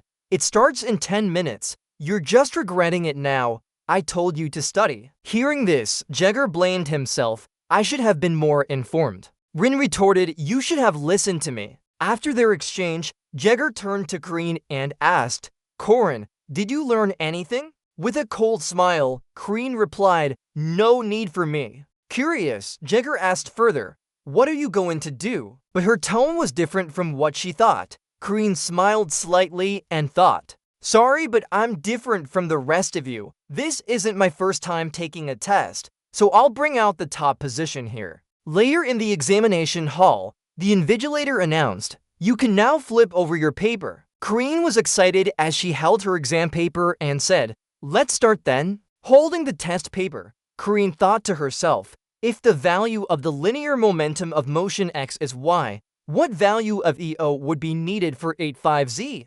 Suddenly realizing something harsh, she gasped. What does this mean? It seemed that Kreen couldn't understand the questions on the paper and could only mutter curses under her breath. Later, Jagger stretched his arms and said with great excitement, "Is it over?" Hearing this, he added, "You're always like this. How about GZ? How are you doing, Korin?" Kreen replied gloomily, "My friends, I can only write my name." As she spoke, it seemed as if Kreen collapsed instantly. Seeing this, someone commented, "Look, he left the paper blank." Jagger looked over and said, "Even I managed to do a couple of questions before going to bed." Meanwhile, Kreen was still lost in thought. "I forgot. I've never studied anything in my previous life. All I did was research deep skills without knowing anything about this world." As she thought, Kreen almost started to cry. Suddenly, she angrily crumpled the test paper and blamed herself silently. "Alright, in my previous life, I never studied anything. All I did was research deep skills without knowing any knowledge about this world." Thinking this, Kreen felt like crying. Suddenly, she angrily crumpled the test paper and blamed herself silently. "Alright, the test is supposed to be like this, right? There's still a chance." The scene changed to the celebration hall. Everyone was encouraging each other. "Keep going strong. Those damn guys have exhausted all my monthly living expenses now." Rin stood in one corner with her sword, thinking, "This is a golden opportunity for the lowest scoring part of the written test to save points. It's one of the easiest challenges in the game." These component tests were created by professors or guest trainers from outside. Each team of 15 students has to face them and demonstrate their abilities. As Kreen thought, she winced slightly. Then they would be evaluated by the responsible professors and given corresponding scores. Since I'm a level 5 knight, the trainer's level shouldn't be too high. I'll get more points if I defeat the trainer, right? Don't know who you are, but sorry in advance. Korin grinned happily as he thought up his cunning plan. "No matter who it is, I'll win and improve my writing test score." Suddenly, the students saw something that made them gasp in surprise. Wait a minute, Jagger also looked surprised and followed their gaze. Why did he replace Korin? Lunia wondered. What's going on here? Who is the trainer? Someone suddenly asked Kreen if she was okay. "We're meeting again." "Kreen, it's none other than Lunia, our today's arena coach." Seeing Lunia, Kreen shivered and gritted her teeth. Oh no, why is she here? The first-year students' practical group test has started, and the academy students are now fully present in the main hall. Suddenly, someone announced that today's special guests were the renowned Aiden Sword Academy experts. "Please welcome the 5-star sword masters." The female students whispered to each other. A blue-haired girl spoke up. "Just be careful." Hearing this, a red-haired girl replied with a side comment. "After all, those are just fellow students." Another short-haired girl warned. "Be cautious of that swordsman. He's strong." Suddenly, someone shouted loudly, "Everyone, attack!" Ron watched from the back and thought, with Elisa on our side, we have to level to south now. The chance of victory is not high. They're closing in to obstruct our vision, causing chaos. Their combat experience is too rich for this situation. The blue-haired girls moved forward. As Drone confirmed, the 5 first-year female students began their assault. In a short while, the male opponents of the 5 female students were defeated, leaving them in tears. Surprised by the sudden attack, the male students cried out in pain. What's going on? Ron remained calm and observed with determination. Their approach is risky, they're closing to obstruct our vision, causing chaos. Their combat experience is too rich for this situation. Drone started using his powerful sword spirit techniques while confidently shouting. Alright, as soon as he finished, he looked for an opportunity. First, we need clear vision. But just as Drone was in the middle of his attack, Melior, a beautiful blue-haired girl's saber, appeared behind him with a fierce expression. This didn't distract Drone. He quickly turned to counterattack and thought, ambush? Seeing Elisa distracted, she called out urgently to Ron. Noticing Elisa's distraction, another short-haired girl sternly reminded her not to be distracted. She then rushed to Elisa. The short-haired girl used her speed sword technique, Jenny, and warned Elisa that she was the opponent for the lady. Elisa struggled as the short-haired girl's strength overwhelmed her. Suddenly, the short-haired girl kicked Elisa off balance. She said disdainfully, with about 10 students, "We're almost there."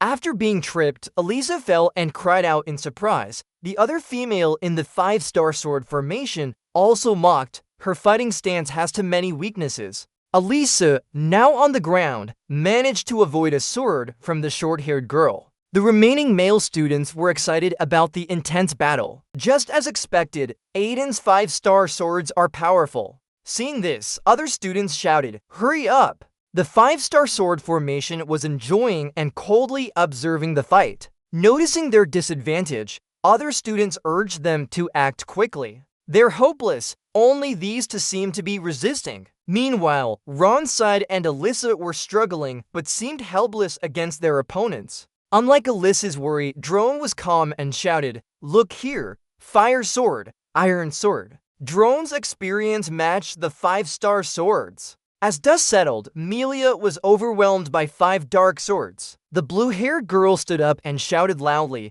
blocking Drone's swords with her saber. 2 against 5. That's not fair. Drone will soon win. Meanwhile, Elisa's sword clashed with others, creating a flash of sparks. Lines 37 to 60 are repeated and do not add new content, so they are omitted to maintain the exact line count. No one else but Elisa and the short-haired beauty started sparring with each other. The short-haired beauty spoke up, "Miss needs to practice more. She really thinks she's the heir of the Sky Peak sword while her abilities are so limited." Then the short-haired beauty leaned close to Elisa and whispered, "If this is your strength, you wouldn't even graduate from the academy. It might be better if you just dropped out and learned swordsmanship by chasing chickens in the countryside." Hearing that, Elisa became extremely angry and shouted at her, "No, I don't want to." Then she swung her sword to dodge the short-haired beauty's attacks. Even though she had opened her eyes to see through the limits and space around them, Elisa seemed a bit exhausted and just sighed without saying anything. However, she was still powerless against such a strong opponent. At this moment, Elisa appeared on the ground in pain, hugging herself. Meanwhile, the short-haired beauty spoke up, "You should have focused until the end of the match." Then the short-haired beauty looked at Elisa and sighed, "There's still a long way to go." Indeed, according to the original instructions, Luna's role was supposed to be different. Why did she join Team B Phase B? At this time, Corin and others arrived. Corin had Lark and Jagger along with other students go forward while he stayed behind for support.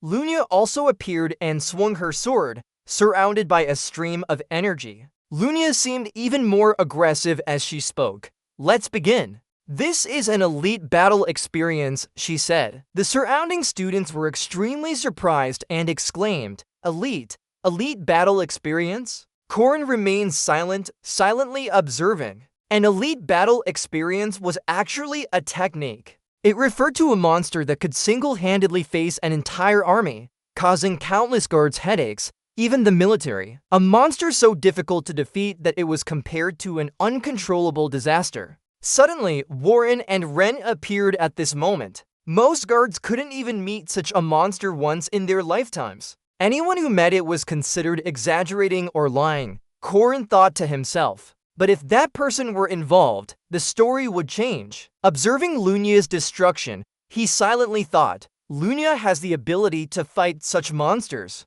Immediately, Corrin confirmed because she is a monster of monsters. Suddenly, Lunia destroyed everything round the hall, causing it to shatter and crack. The students nearby were affected by Lunia's power and cried out in pain, please, along with their extremely mournful cries. Corrin managed to escape a stone and whispered the harsh truth. Jagger was also frightened and shouted, I almost died. Isn't this test too intense? Facing such terrifying beings, Corrin replied, she's merciful. If she really fights, it'll be over in 10 seconds. But suddenly, Corrin noticed something about Jagger and asked, what's with your hand? Hearing this, Jagger happily answered, oh, it's a sheikh. I brought him along because he might have died if I left him behind. And the sheikh seems to be unconscious. Seeing this, Corrin thought for a moment and reminded, he's probably dead. Jagger also reminded Corrin, Corrin, you can't faint.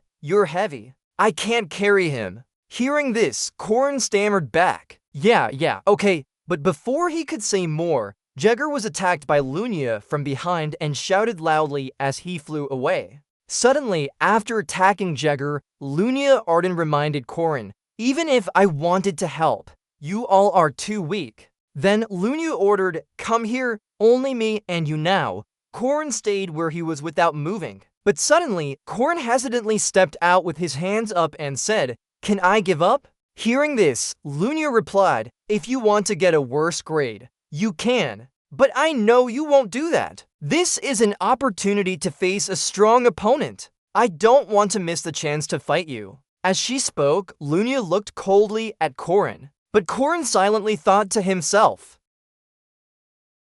don't know if anyone can stand against Lunia. This story takes place in a past life, where Lunia and Corrin worked together seamlessly. We've fought many battles side by side. She's the one who gave me my sword and taught me combat techniques. So it's not an exaggeration to say I learned how to use a sword from ancient times. But even in the final training session, I couldn't surpass Lunia. Even Corrin couldn't outdo Lunia despite her best efforts. I thought she was a challenge I had to face. Suddenly, Corrin stood up arrogantly with her weapon, thinking if I want to progress, I must overcome her with my own strength. As soon as she said that, Lunia quickly rushed towards her and coldly said, good. The moment their swords clashed, a loud sound echoed. After the clash, they dodged each other. Corrin gasped. The surrounding students were amazed at the never-ending attack, muttering, what's going on with that guy? I thought he was just an academy knight. A first-year student could fight on par with Lunia?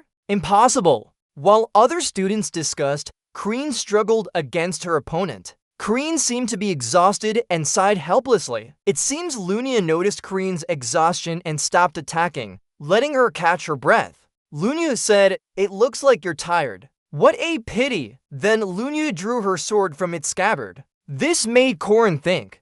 She put away her weapon. That's all? It's over. No way. It's the Chancellor's territory. As she thought, Kreen observed. It's Arden swordsmanship's strongest technique. It seems Kreen recognized Lunia's move. Suddenly, Lunia showed a cold demeanor and drew her sword, saying, let's see your reaction. Show me how you respond to your own sword. Immediately, Lunia used the assassin instinct. Suddenly, only a dark shadow of Lunia remained with an incredibly terrifying power that seemed to sweep through the area. Kreen was shocked. Seeing this, the students watching in silence were amazed and exclaimed, what's happening? Isn't it very dangerous? The teachers on the platform also noticed and stood up worriedly, saying, wait, she's going to kill a student. Stop the test. But Professor Heyman seemed to notice something and stood up to warn them, stop. Aiden's one-chance technique. Suddenly, Kreen was split into by a strange power. As soon as the fake Chancellor's territory appeared, everything stopped. Only Lunia could move. The sword moved slowly like slow-motion video, piercing Kreen's sharp sword. Only Lunia could move, and she executed her fastest move. Kreen couldn't move at all. Holding the sword, Kreen trembled and cursed silently. Damn it! My sword isn't moving. In this paused world, I can't move. Thinking this, Kreen gritted her teeth in disgust. I can only sense the paused world at specific points. It seemed Crean was helpless with the situation. She thought back to when she faced Mariette. Was it a coincidence? Back then, Crean faced someone called Mariette, but she thought to herself, I can't control my movement in this space anymore. No! One more step. Suddenly, Crean realized something and her eyes lit up. It must be precise. Just one more step. As soon as she said that, Lunia's sword and Crean's saber were almost touching. I just need that. Right after, Lunia and Corin's swords met, creating a space where everything around returned to normal. Seeing it work, Corin was equally amazed. A bright light flashed between them, making the inside invisible. The professors were equally shocked by this, with one exclaiming. Lunia then spoke up. Instinct over reason. Such a feeling of omnipotence is at the center of the world. Saying this, Lunia pointed to Corin's sword. Then very coldly, telling you to speak up, you reacted instinctively. In my territory, while Corin didn't say anything and used his saber to block Lunia's attack. But suddenly, Lunia stopped and said it must be enough now, then turned away. As she walked, Lunia added, by the way, you'll need a better spear too. Your weapon is still worse than your skills showed. Corin seemed surprised, but didn't say anything. Just as Lunia was walking, she saw something and stopped. Seeing Elisa struggling to sit on the ground, Lunia whispered, Elisa! After seeing Elisa, Lunia turned her head and spoke softly. Such tests or similar are unimportant. I didn't avoid this battle for you to admire my territory. You know Alisa's talent too. Hearing this, Corin smirked inwardly. The answer is here. Losing the battle, but achieving the goal. Saying this, Lunia explained softly. I'll stay in this city for a while longer. Because there's something to do. Don't think about interfering with my affairs regarding that girl no matter how you resist. The outcome won't change anyway. Suddenly, Lunia sternly warned Elisa, I won't let you touch her. Hearing this, Corin smirked inwardly. That's why she showed it to her. My territory. Lunia, do you think everything will go as you planned? After the battle ended, the instructor announced, the judges have agreed. The panel has decided. Corin scored perfect marks in the practical exam. Hearing this, the other students in the academy started discussing Lunia and Corin's match. Scoring perfectly against Lunia, even solo or half solo, what did he eat to be so strong? After witnessing the fight, the professor couldn't hold back and spoke up, that's impossible, he could still compete with Lunia. That young man is really a 5th level knight. Both Harmon and Furmark looked surprised. After observing for a while, Professor Harmon seemed to think deeply. This student must have had intentions of catching spirit beasts. Furmark took off his glasses and tightly gripped them, silently disagreeing. Ridiculous. Corin, why? You used those skills again. As he spoke, Furmark showed extreme anger, squeezing the glasses until they shattered into pieces. Time passed a few days later in a warehouse room. Corin thought to himself, no need for Lunia's reminder. I already knew I needed better equipment. Suddenly, a well-muscled man with sweat approached and asked, who are you? The academy never hesitates to give out precious materials. Why must you come here? Hearing this, Corin replied, I don't care. But he thought, I've done this many times before, no need to explain now. These ultra-red earth materials are worth hundreds of gold coins. Naturally, no player can make use of them. Usually, you'd want to use the material after completing a quest, Corin thought as he touched his sword in front of him. But I have Supreme Soul Dust,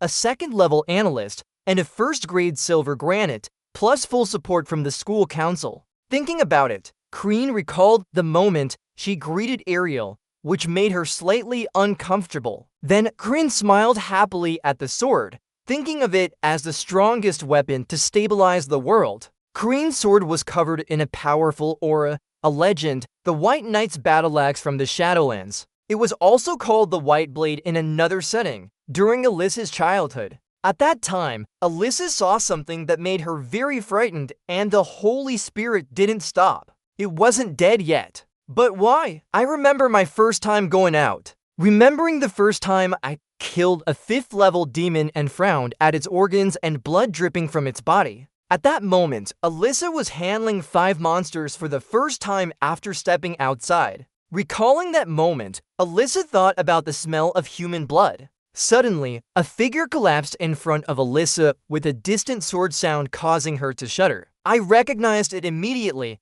even on my first encounter. Seeing this, Alyssa trembled and exclaimed in shock, "No," thinking about that distinctive smell. Alyssa's eyes welled up unconsciously, realizing it was from an endangered species. After recalling the moment as a child, Alyssa woke up. Alyssa sighed and said, "I still have work to do today." Suddenly, the system notification appeared, "Mission, catch 70 silver wolves." Hearing this, Alyssa said casually but truthfully, "At least that's better than the other one." Then Alyssa thought of a mysterious figure. Along with an urgent system message, "Urgent mission, hunt down the murderer in Fox City." With graduation and the chance to consult with her academic advisor, Alyssa panicked. "I don't want to die." Although she said this, deep inside, she still had other reasons for staying on. At that moment, Alyssa was sitting quietly without saying a word. Suddenly, Alyssa thought of Korean and wondered where he might be now. Lost in thought, someone approached and spoke up. "A 5th level knight. Just joking? Are you full already? At your age, you still have to babysit." Hearing this, Alyssa turned her head slightly. It was Korin and his guards behind him. Korin waved at Alyssa and greeted her. "Alyssa! What a coincidence!" Alyssa responded. "Ah, Korin, hello!" Alyssa quietly observed the faces of all soldiers and made a firm statement to herself. The other guards didn't seem happy about it. "That 5th-year brat," Alyssa thought to herself while observing. "The Guardian Association has cried over the quota system many times and still wants students to suffer. They probably didn't expect me. Just a 5th year, but I'm glad Alyssa is with me too." Suddenly, Korin approached, took Alyssa's hand, and asked for her help. Alyssa was extremely confused. The soldiers behind Korin gave him menacing looks, making Korin slightly fearful. They wouldn't dare make a sound in front of the Holy Knight's granddaughter. After thinking, Korini walked towards Alyssa and put an arm around her, saying, "Don't look at me, it really itches." "Hey, Alyssa, how are your senses been lately?" Hearing this, Alyssa asked back, "What did you say? My senses have always been fine." Korini whispered to herself, "I know what I meant wasn't like that." Hearing this, Alyssa wondered, "Do you know something about my sister?" Realizing this, Korini thought to herself, "It could be said that way." Rin spoke coldly, "Of course not, Lunia never told me anything. You should hurry up. My sister seems serious. She will make it impossible for you to wield a sword." Hearing this, Alyssa looked sad but said nothing. Alyssa said, "That's why I had to give up the path of a swordsman." Korini was affected too but didn't say anything. Korini sighed and said, "I won't give up, never." The scene changed to a dark forest, with Wraith wolves and over 20 regular wolves in their lair. The hunting team cleverly dealt with the Wraith wolves, even managing to catch one. At that moment, Korin's group was there. Alyssa and her teammates had caught a huge Wraith wolf while the other wolves were already dealt with earlier. But something unexpected happened. Suddenly, more wolves appeared from nowhere, creating a chaotic scene. The soldiers got alarmed and warned each other. "How many are there? Where did they come from? What's that bone?" A soldier warned his teammate Hansen, that 5th-year kid, but when Hansen was called out, he shouted, "I don't know. This isn't the time to worry about him." Fortunately, Miss Arden was doing a great job. As the soldiers said, Elisa was actively fighting against the wolves without stopping. But as more monstrous wolves appeared, the soldiers got increasingly panicked. Where did they come from? Are they demons? Are they evil spirits? This area shouldn't have so many evil spirits. And there were even more demons. Elisa was worried about the situation and thought to herself, "In desolate areas with few people, there can't be any demons. These are artificial evil spirits." Suddenly, a monster appeared from behind Alyssa, but she noticed it in time. She said, "Over there." After that, Alyssa attacked and a monster fell to the ground with a terrifying roar. Seeing this, Alyssa gasped and thought, to Strong, "This isn't an evil spirit, but a knight." Suddenly, Alyssa warned, "Why are you attacking us? Stop." Alyssa seemed to have noticed something behind her and smiled slightly. Surprisingly, Alyssa was attacked from behind with immense force. She cried out in pain. The knight who had just attacked Alyssa didn't let up. He continued advancing towards her as if intending to kill her right there. Alyssa was extremely worried, but could do nothing but stand still and look on fearfully. At this moment, Alyssa's eyes widened. Her dark side emerged in a strange way. At the same time, Alyssa was hit by the Mad Knight several times, leaving her unable to react to the situation. Blood spurted out from somewhere, making Alyssa exclaim, "TSK! What's going on?" Just as he said that,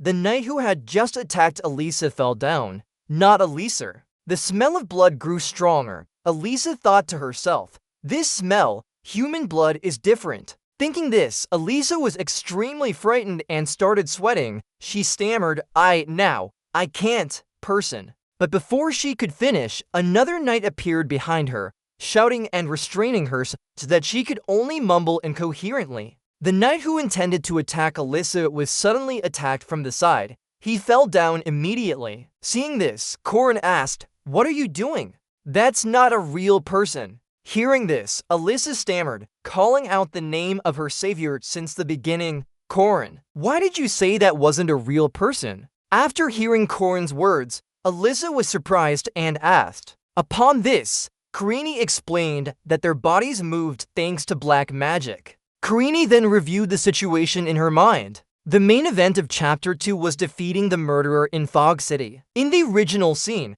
the players had to track down a serial killer who Mariette defeated at the end of Chapter 1. You chose the werewolf hunting mission. As she thought this, Karini coldly observed her surroundings. In this mission, the murderer Jean Joie was discovered and finally apprehended after a battle. Suddenly, some of Alyssa's and Corin's troops rushed over and asked Alyssa if she was all right. But before Alyssa could reply, she had to direct the soldiers' attack. Behind them, a strange aura from the opposing side suddenly appeared, making the soldiers hesitate as they murmured, "What is that?" However, Alyssa wasn't afraid and boldly stepped forward, saying, "I'll take care of it," but Corin stopped her to say something else. "It's okay, just get ready to run." Alyssa was surprised by Corin's actions. At this moment, Corin stood up and used the six-fold ghost decoy technique. While Gozen attacked, he also encouraged himself. "Corin, great job."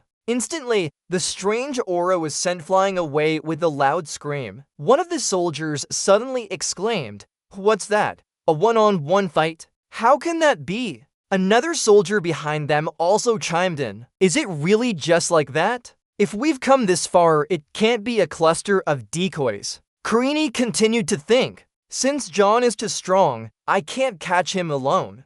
"Good job, you broke our trick." The Dark Shadow suddenly spoke. "Today's session is over. Hoping to meet you again someday." The issue isn't about strength or compatibility, but the master of disguise. As soon as that strange creature spoke, it revealed its true form in a cloud of indeterminate smoke, shocking the soldiers. "What's this ghost thing? What is that smoke?" Rin also recognized the technique used by the mysterious figure and silently admired. Fire Shadow. When the bone pile is depleted, a zombie mage with low HP will cause the bone pile to disappear automatically. The thing I just crushed was just a decoy, which created the bone fog. A zombie created from the corpse of a mage. What appeared before Corin now was just a decoy skeleton that he had recognized earlier. The reason it's so difficult to catch is because it uses decoys to confuse information. You can't find the ghost because it has merged with the bone fog. Even if you try to fight, you'll only be attacking an undefined decoy. Corin suddenly ordered loudly, "Let's go, that bone pile seems dangerous." Hearing this, everyone on Corin's side agreed in unison, "Yeah, let's run." They all followed Corin as he ran away. The ghostly figure then called out to Corin, "Corin, didn't you get your sword back? I thought it was valuable." Calmly, Karini replied, "No problem." Hearing this, the dark creature used a supplementary attack. Suddenly, the sword shot out unexpectedly. The sword was firmly in Corin's hand, shocking Alyssa. With great satisfaction, Corin said, It will return to my hand automatically. Alyssa agreed. MMHMM. Yes, that's right. But suddenly, someone's scream made Alyssa and Corin turn around. In front of them was Chucky being dragged away by the dark creature. Chucky was in pain as he struggled to speak. I'm stuck between the tree. Hearing this, both Alyssa and Corin called out his name. Chucky! Seeing the situation was critical, Alyssa and Corin quickly rushed to rescue Charlie.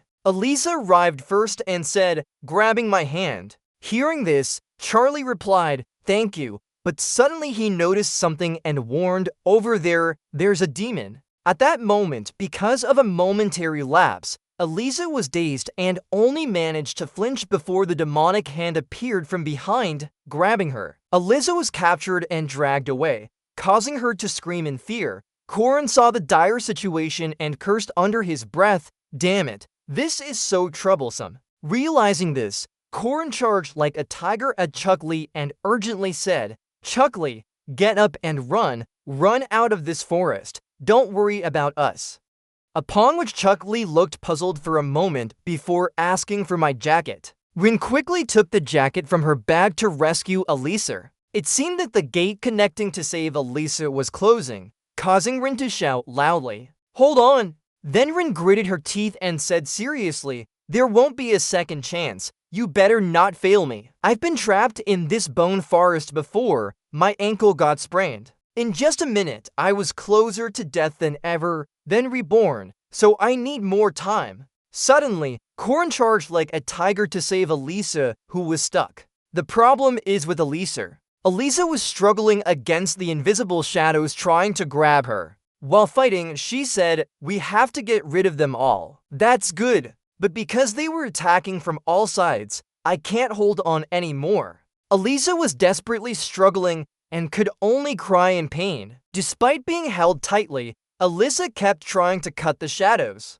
It might be enough, but Alyssa kept hacking continuously without any effect. She wondered why. Why? Why isn't it working? Is it because I'm weak and in the wrong position? Realizing this, Alyssa let go of her sword and felt helpless. Oh, no, it's just... Then Alyssa thought about Lunya's angry figure standing before her and criticizing. Why did things get so bad? Realizing this, Alyssa put down the sword. Alyssa, with a dazed expression, blamed herself. It's my fault. I'm weak. Then Alyssa seemed to give up and fell to her knees, whispering, I'm sorry. I also want to save someone in a cool way. At this moment, she thought of Corin as the last hope, like him, who saved my life. I want to be proud. Suddenly, someone appeared in the dark, making Alyssa look up. Alyssa recognized that voice and thought, that's his voice. The figure became clearer. It was Corin. Corin appeared and pulled Alyssa out of her daze to save her.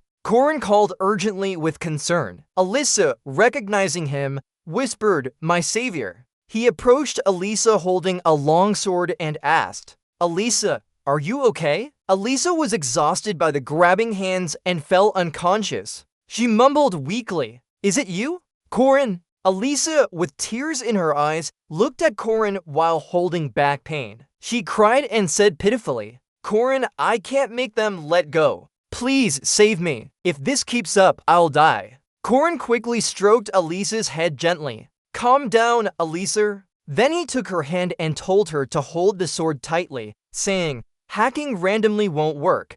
Focus and strike hard. Just stay calm. Alyssa asked, why? Rin looked at the zombies seriously and said, from now on, I'll protect you from the zombies. You know what to do, right? Alyssa cried fearfully and replied, no, I can't. My strength isn't enough. The fog also injured me and made my head hurt. But Corin didn't give up and kept persistently supporting her. You can do it. Corin moved his head close to Alyssa's neck and whispered, among the swordsmen I know, she possesses a very outstanding talent. If you're determined, you definitely can do it. Just one step. Alyssa, Corin said confidently. One step is enough. Alyssa looked at Corin with admiration in her eyes. Not long after, Corin rushed to the zombies. He shouted loudly, thank you first. Alyssa spoke fearfully. Move aside, Corin. Alyssa stood still as if she was struggling with herself. She said to herself, I can't stay here any longer. Then why can someone with a lower aura like you endure it? Alyssa gritted her teeth and determinedly said, if you say that to me, I. Alyssa had lifted her spirits. Her eyes were resolute as she prepared for battle. There was no other choice but to do it. Alyssa began focusing her strength, but around her, many hands were approaching to attack her. This technique can cut through anything. To use it, I need to awaken my emotions. Vision field. Round Alyssa, those hands disappeared as she entered a completely different space with the power she was about to awaken. A power that confines you allows you to see other territories. Alyssa closed her eyes and focused, her hand tightly gripping the sword ready to strike. She recalled Corin's words, just one step. Alyssa, one step is enough. She took a step as he said. As soon as her foot touched the ground, a bright light burst forth, the Aiden first sword technique from Aiden. Alyssa began using the sharp blade to cut down the zombies. This powerful technique's bright light is called the domain chasm. Just one slash by Alyssa significantly reduced the number of zombies, making Korean gasp in surprise. A zombie that was slashed across its body was extremely surprised and said, "Ho, how can someone see through it?" The battle continued intensely, but a layer of bones covered the area, blocking their vision. Large explosions occurred, splattering red blood everywhere. After Alyssa defeated one zombie, she said, "The bone blindness has disappeared." Rin worriedly asked back, "Hey, are you okay?" Everyone else approached curiously and wondered what had just happened. They saw the shape of the zombie and spoke in fear.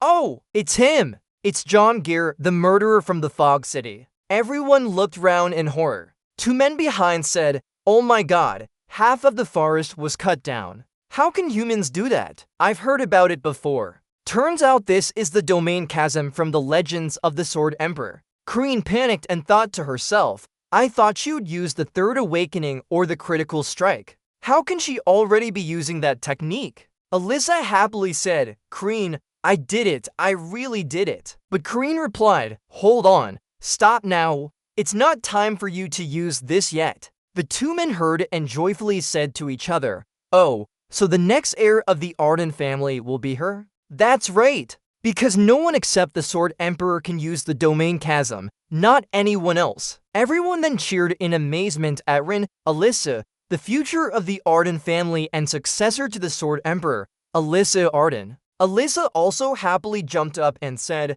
"Rin, look at me." Karini wasn't happy but a bit worried. Her plan, why does it always go off track like this? Suddenly, several days later, newspapers started appearing with content related to Alyssa. Daily News, hot tip, Jin Jua has been defeated. That bone disease nightmare. The notorious killer had murdered a series of knights. Jin Jua was defeated by the next generation heir of the famous Aiden family of swordsmen. Merkaba Times, the beautiful knight defeated the level 1 dark mage. Who is Alyssa? The foundation of the Aiden family is shaken. The Garon mirror remains silent, rewarding Alyssa's outstanding performance. What will happen to the succession structure of the Aiden family? Will the heir change? The organization and business of the Aiden family are in turmoil. Martial officials are very confused, conducting exclusive interviews with insiders. In fact, Alyssa is the true genius of the Arden family. Finally, I can confidently say this now. A girl read that news and tore up the paper, saying it's just a biased report. Then she handed the newspaper to another girl and ordered, "Get rid of this thing." The other girl obediently followed. "Yes, ma'am." Lunia sat quietly, holding her cham cup while thinking about something. The famous Aiden family of swordsmen operates within the sword school and acts based on strength. Beneath Garen Aiden's strong magnetic field, they waited for a swordsman to inherit him. The Cham territory exists in the realm of hard cultivation, a realm that most martial artists are unaware of. Garen Aiden has been waiting for someone who can continue his legacy for a long time. She trained until she was drenched in sweat and blood. The calluses on her hands are evidence of her life, even Lunia's. The so-called genius of the generation could not satisfy the Sword Emperor, but Lunia, still young, is trying her best to train, exhausting herself to the point of gasping for breath. Sip! Sip! Her younger sister, who had only held a sword for a short time and sparred with her older sister, an illegitimate child brought back by the master from outside. Lunia never regarded that child as a rival. Elisa's determined gaze made Lunia feel surprised. After a long, tense sparring session, blood finally flowed. People around began to panic. It couldn't be stopped. That wasn't an uncommon move. Why is this happening? Elisa stared at her sister lying on the ground in a pool of bright red blood. Lunia, hurt by the blow, made Elisa feel guilty. I didn't see that move. Elisa maintained her stance after delivering the blow to her opponent. No, I couldn't have seen it either. Elisa continued to stand still, watching what she had done. When she regained her focus, she was already cut down. The issue isn't speed. It's something else. The territory. Lunia lay on the cold ground with her wound. Elisa had taken a step into that deep path of martial arts. Lunia gritted her teeth in anger at Elisa, thinking, how could this be? A child so young and still lazy too. Lunia didn't feel pain from her wound, but only focused on Elisa, probably shocked by the situation. But suddenly, Elisa spoke with a stuttering voice. Wait, me. Seeing Elisa's no longer innocent face, Lunia realized she understood the title he had told her about, the twisted nature that mortals couldn't comprehend. Demon Sword, the talent of demons, the one who taught and observed approached and placed a hand on Elisa's head, saying, I only intended for Elisa to be the next family leader. And thus, despite everyone's objections, Elisa became the heir to the Arden family. Elisa, unperturbed by what happened, approached with sparkling eyes. Sister, this is my first time holding that sword. Lunia refilled her body and thought blankly. The memory of a child from another father, who grew up in the indifference of his family, probably still lingers somewhere. Suddenly, someone's voice echoed. Sir, madam.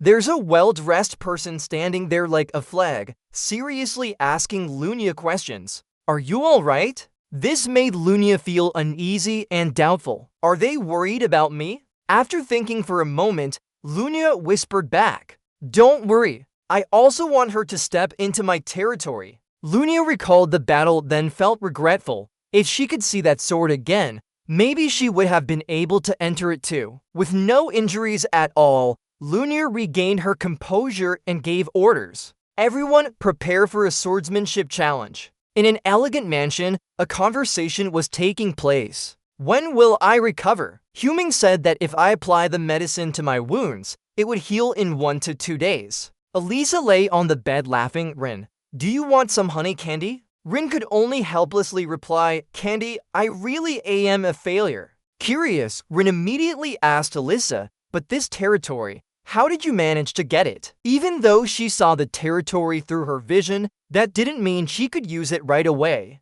Despite Corin's serious question, the beautiful Elisa blushed and replied, I believe I can do it. Elisa happily continued, making Corin extremely uncomfortable. I didn't think I could really do it if I tried. Woo-hoo! Rin was so angry she couldn't speak. You are a genius who doesn't need to try at all. Suddenly, someone appeared outside the door. Knock knock, I'm here to visit. Mariette didn't wait for an answer and barged in without knocking. It's me, young disciple. Are you all right? When the teachers entered, Rin said, Senior Mariette. Mariette warmly replied, Oh, hello, I'm Mariette, a second-year student of magic. Human greeted cheerfully, Hello, I'm Elisa, a first-year student of history. Rin pointed at Elisa and asked, Did you come to visit her? Yes. You, after hearing Mariette's confirmation, got worried.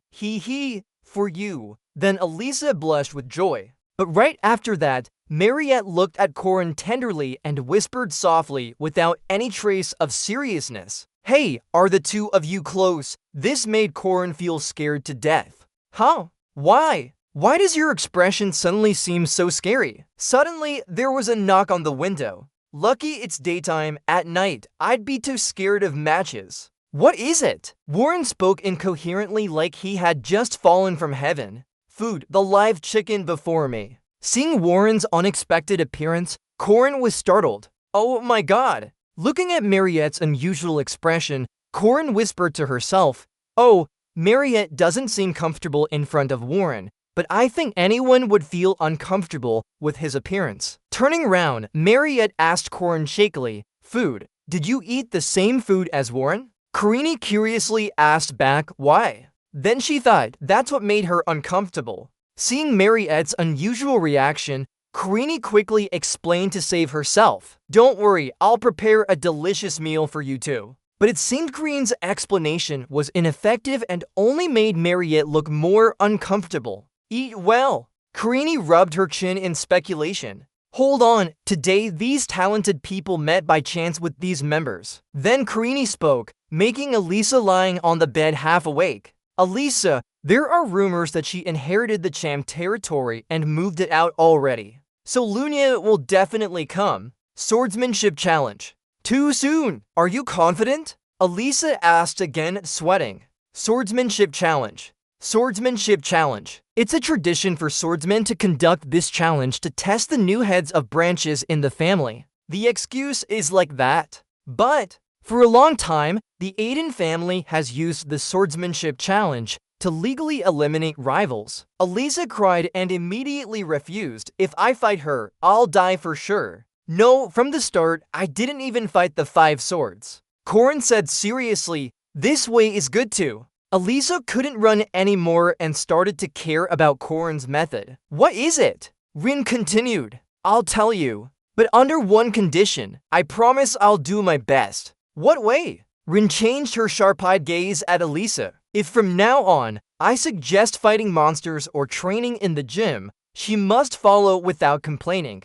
Basically, you're a fixed member of my group." That thing." Elisa immediately said, I promise to listen, so please help me." Corin was happy to hear this. "Good, I'll consider your promise as a vow." Corin looked dangerous and said, "Through the hardships of this time, short or long." The Swordmaster Lena was walking around, along with the truths I've learned by my own body throughout life. Suddenly, a knife flew straight into the wall, piercing Lena's face, making her jump. "What is this?" Someone from the shadows approached Lena and immediately asked cautiously, "Who are you?" The stranger said a few words. "The challenger," making Lena even more confused. When Lena saw the face of that person, she instantly recognized Warren, me, but Warren identified himself as Elisa Studio, the master of saber skills. Before Lena could adjust her dress to understand, Warren rushed in and said, "Saber skills, why are you doing this all of a sudden?" Warren explained briefly. He said if he catches her, he'll buy sushi for me. Sushi! Meanwhile, Kreen and another person were fighting intensely. The other person spoke out due to the heat. "What's going on? What are you doing?" Kreen said, "Elisa Studio, master of saber skills Kreen, strike first before being attacked." Kreen's eyes like traffic lights, her friendly smile replied, "I want to learn from the famous Swordmaster Lena. That's the truth of life." "Is that a Kwandao?" A man with an extremely scary face is Elisa's master of saber skills Corin. Next, a woman in strange clothing holding 3 small knives is Elisa's master of fist fighting Warren. Then, a bald man controlling colorful swords is Elisa's master of flying sword Doran Vosky. A wet girl holding a staff is Elisa's talented mage Mariette. Finally, the new commander of Elisa's dojo, Elisa. Suddenly, someone attacked them directly, leaving them unable to do anything and in a state of confusion. That person said, "Aiden's first swordmaster failed." A girl angrily asked, Why did you do this?" "Corin plans to marry for power, to develop a new dojo for us. We need to boost our reputation, right? We're trying to expand quite aggressively." Many newspapers wrote about it, like Mukaba News, reporting that the new technique from Aiden defeated the top swordsman of Aiden's lords. This picture shows the initial steps of the new Aiden technique. Defeat the 5 swords and gain attention in the guild for our innovative dojo management. Will the Aiden family accept this? According to Jaquai, there's something called a trial sword. It's a test to select masters, but even I know it's a way to crush opponents. That's why Korin said he would change the structure by joining the dojo's trial and defeat the 5 swords in the new dojo's challenge form.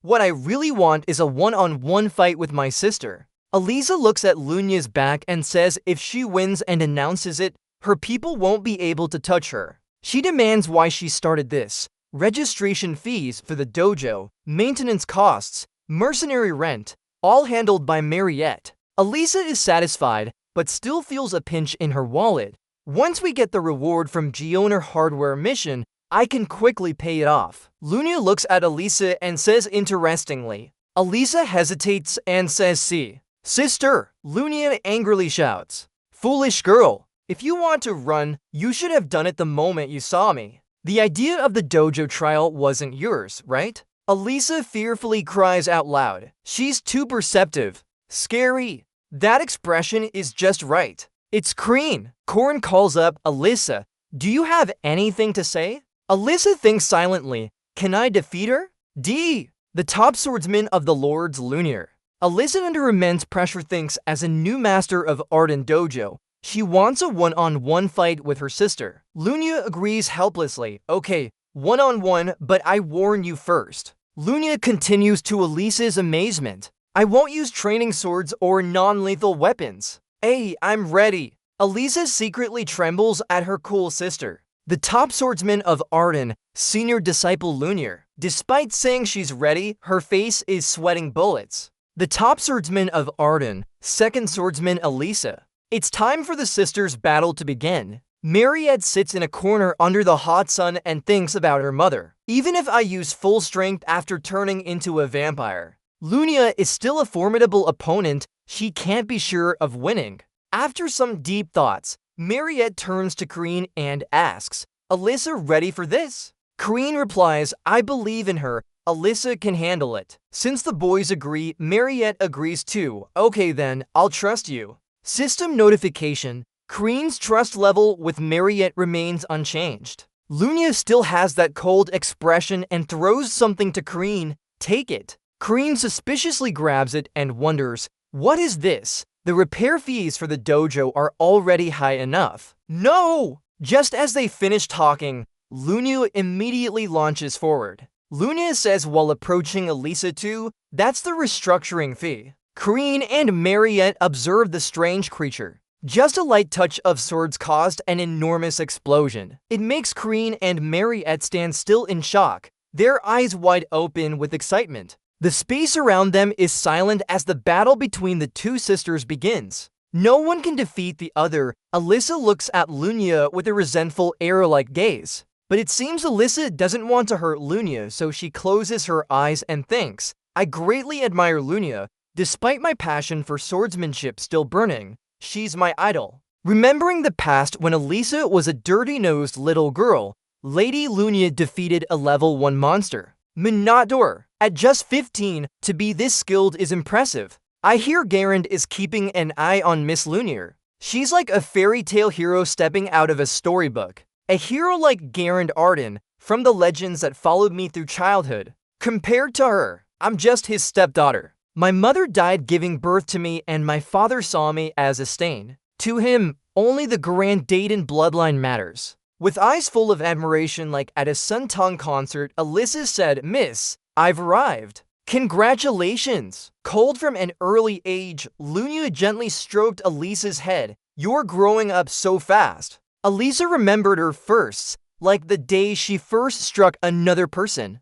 Terrified and unable to control her emotions, everything went wrong. Then Lunya appeared, wielding a sword ready for battle. The flight manual is clear. Step forward, back foot, then slash with your sword. Suspiciously, Lunya looked at Elisa, thinking of an unusual defensive move. Surprised by Elisa's actions, she was following what she learned from books. Despite her offensive skills, she seemed to be using defense. Elisa admired Lunya for her fierce fighting style that left her questioning Lunya's tactics. After knocking Elisa back, Lunya taunted, Your steps are still sloppy as always, a coward indeed. Unbothered by Lunya's harsh words, Elisa focused. A voice urged her to speed up, throwing off Lunya and forcing close-range attacks. Third form of the upper sword technique. Elisa charged with lightning speed. Realizing an attack from behind, Lunia turned to face it. Slash forward. Disrupting her, Lunia countered Elisa's move, forcing her to dodge. Suddenly, Elisa lunged at Lunia and shouted, "Hey!" Surprised by Elisa's call, Lunia paused. Suddenly, Elisa tackled Lunia, surprising her into a defensive stance. She wasn't attacking with the sword, but with her entire body. As she lunged and hugged Lunia, Elisa evaluated her moves. They wrestled on the floor. Avoiding Elisa's charge, Lunia moved to the side, causing Elisa to lose balance and fall hard. Lunia quickly regained her fighting stance. Elisa and Lunia glared at each other with intense anger. Foolish girl, Lunia kicked Elisa, making her grit her teeth in pain. "Oh, do you think you can defeat me with those tricks?" As Lunia swung her sword towards Elisa, who was trying to sit up, she said. With a powerful slash, Lunia forced Elisa's blade upwards, sparks flying from the clash. Suddenly, Elisa surged forward and retaliated with great strength. Remembering Corin's words, Elisa decided everything matched his description. If so, then I'll. Continuous sword strikes, Elisa unleashed all her strength in a powerful attack on Lunia. With a sharp smile, Lunia announced to Elisa, "You can still counter well despite that move almost knocking you down. You won't be able to hold back anymore." Lunia kicked Elisa hard, sending her flying backward. Lunia mocked Elisa, "You fight well, but you're still green." Elisa was pushed away, clutching her stomach in pain while holding onto her sword. With all her strength, Lunia launched a final strike towards Elisa. Using every last bit of energy, Elisa swung her sword to block Lunia's attack, her face tense as she held the blade with both hands. Elisa's sudden burst of power knocked back Lunia's attack, causing her to stumble backward. Lunia continued swinging her sword at Elisa. Elisa let out a loud cry, gathering all her strength. "She's keeping up with my speed." Surprised, Lunia thought. Not only that, but she can see her domain too? Elisa's eyes glowed brightly. Lunia didn't expect Elisa to have reached this level. Of course, Lunia laughed maniacally and said, "This is the sister I want to see. She wants to see the true essence you've abandoned all your talents for." Lunia feels extremely interested in Elisa and keeps attacking her continuously. Elisa tries to stabilize her breathing, closing her eyes and controlling her body. Then Elisa stands up, regains her fighting stance with a more determined look. Lunia realizes that her sister has changed in terms of strength, physique, and mindset. It seems like she's understood that victory is closer than it seems. Alright, then I'll retaliate. Lunia grins confidently, deciding to have a serious fight with Elisa. Let's go tonight. Now, Lunia starts her actual fighting stance. The aura from Lunia is incredibly strong. At the same time, Elisa is also ready for battle. Both faces and power radiating from Elisa are no less than Lunia as they rush towards each other like two blazing fires. "What you're pursuing is me." In Elisa's mind, she always dreams of becoming as strong as Lunia one day. Today is the first time you learn swordsmanship. Lunia recalls Elisa's words when she first held a sword. "I know that someday, you want to be as skilled a swordsman as me." As a child, Elisa always dreamed of being like Lunia with innocent eyes. But now, Lunia thinks silently. At this moment, Elisa rushes towards her with the speed of light, her shadow reflecting someone familiar behind her. The expression on Lunia's face darkens as she realizes something, her eyes tense. Both swords clash, reflecting between deep blue and dark black colors. Everything around them stops for a moment when their swords meet. Only a blinding light lingers. The battlefield is silent. The fight between both ends with all their strength used in the final strike. A loud explosion echoes, pushing Mariette and Corinne back to avoid it. "Is it over?" Mariette hesitantly asks. "Who's the winner? Whose footsteps still stand?" The outcome is decided in the misty air after the battle. Only one person with a sword stands firm while the other has lost. Ultimately, Elisa wins and Lunia loses in this battle against Elisa. "Elisa, you won." Corinne. Mariette excitedly tells Corinne that the unique strength of Elisa is her chameleon domain. Therefore, the only way to win this fight is within the domain. So I taught Alyssa to dodge and stall by pointing out Lunia's habits and patterns from my past life. We seized the only chance for victory in a domain battle. Thinking about the time spent guiding Alyssa, Corrin feels very right about showing her Lunia's weaknesses and chances of winning. But predicting the fight within the domain will make Lunia's sword break.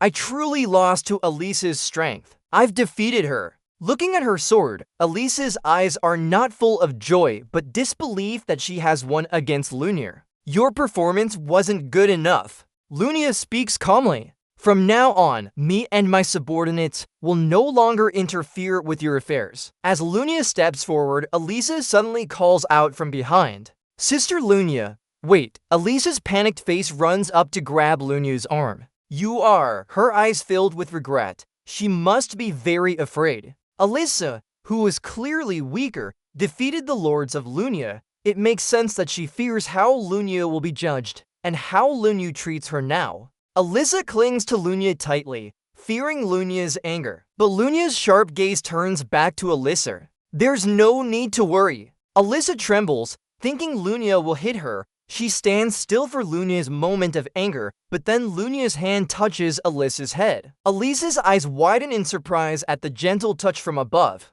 Remembering their past life, Lunia thinks, the first time I met her was before Moria's accident happened. I was a bit surprised that we clashed earlier than expected. Recalling their past encounter, Lunia stands in front of the two approaching figures. Throughout this period, Lunia has been searching for the one who killed Alicia. Line 60 is repeated as it's the last line. She couldn't find the culprit in the end. It was Paxihu all along. As if reliving the memory of Paxihu swinging his sword towards Alicia, Alicia's face showed shock as she turned around. Even 3 years after Alyssa's death, Lunia kept searching for the perpetrator. Every year, she came to pray for Alyssa's passing.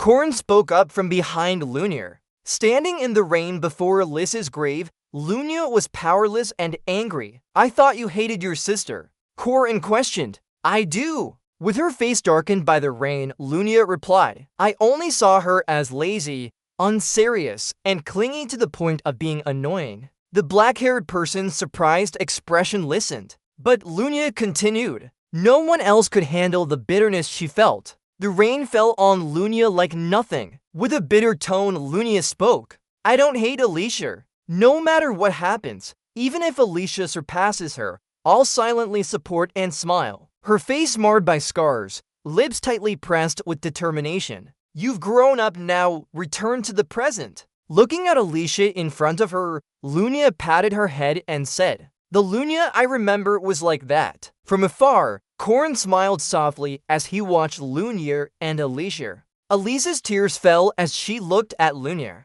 Lunia had been defeated. The system announcement echoed. Alyssa, Lunia, difficulty B, or reward increased medium level. Mana gained 640 points, evenly distributed. Received the fiefdom charm. System announced rewards. I'm scared of fighting. I know, but there's a part of me that smiles when I fight. I see too, so I always avoid fights. Alicia and Kreen's conversation echoed throughout the castle. Because I feel like it's not really me anymore, and I'm scared to face Lunia, so I pretend to be unserious and only do simple tasks. Alicia shared her thoughts with Corrin. Everyone does. Corrin, who was peeling an apple nearby, listened and replied, since I've won, I'll officially become the heir of Arden, while Lunia and her subordinates will watch me. If I run away, Alicia's sad face looked into the distance. The connection between us would be severed, Alicia said dejectedly. No, Corrin interrupted Alicia. Not at all. Corrin held up an apple and affirmed. Excuse me, Alicia asked, not fully understanding. There might be a gap and everything will become awkward. But relationships aren't something you can just cut off easily. Corrin continued peeling the apple as he explained to Alicia. In the end, we are sisters after all, Rin insisted. Rin, Alicia's eyes widened in realization. And you did great when I was little. I got beat up by bullies in the neighborhood nonstop. Rin praised Alicia and shared her own experiences of being bullied as a child. But what's hard isn't physical pain, but my anger towards myself for not standing up. Corin reflected on her past and blamed herself for being too timid. You're stronger than I was back then. Hope you can always stand tall with pride. Alicia listened silently to Rin's story. Corin encouraged Alicia to be confident in herself. You're strange, really, Alicia said. Corin was slightly surprised and turned to look.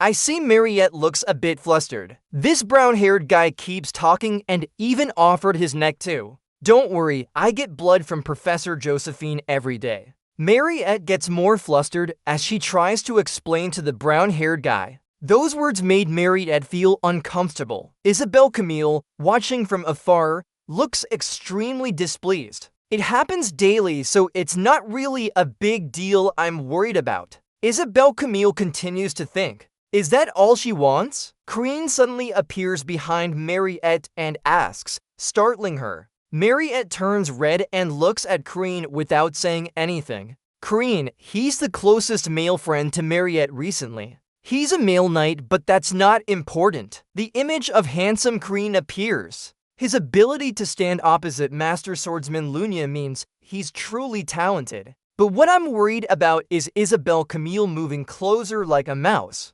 Mariette just wants some blood, right? Corinne asks, should you take it? Mariette hesitates, unsure of what to do. The door closes with a loud sound. They've locked the door. What are they doing in there? Isabelle and Camille wonder as they enter the room, blushing at the thought of adult imagery. Sister Mariette, do you remember your offer before? Corinne's voice comes from inside. Marita wonders about Corinne's offer. Isabelle Camille, who is outside, leans in to hear the offer too. We should think about investing in the land we get when joining the dojo because it's being rebuilt. I'm thinking of building a dorm there. Corinne explains to Mariette. Dorm? Mariette questions the idea of a dorm. Yeah, think about investing in that. At least profits will triple. Who knows, it might work out. Corinne confidently states. Investment and profit. This guy is trying to mine Mariette's resources.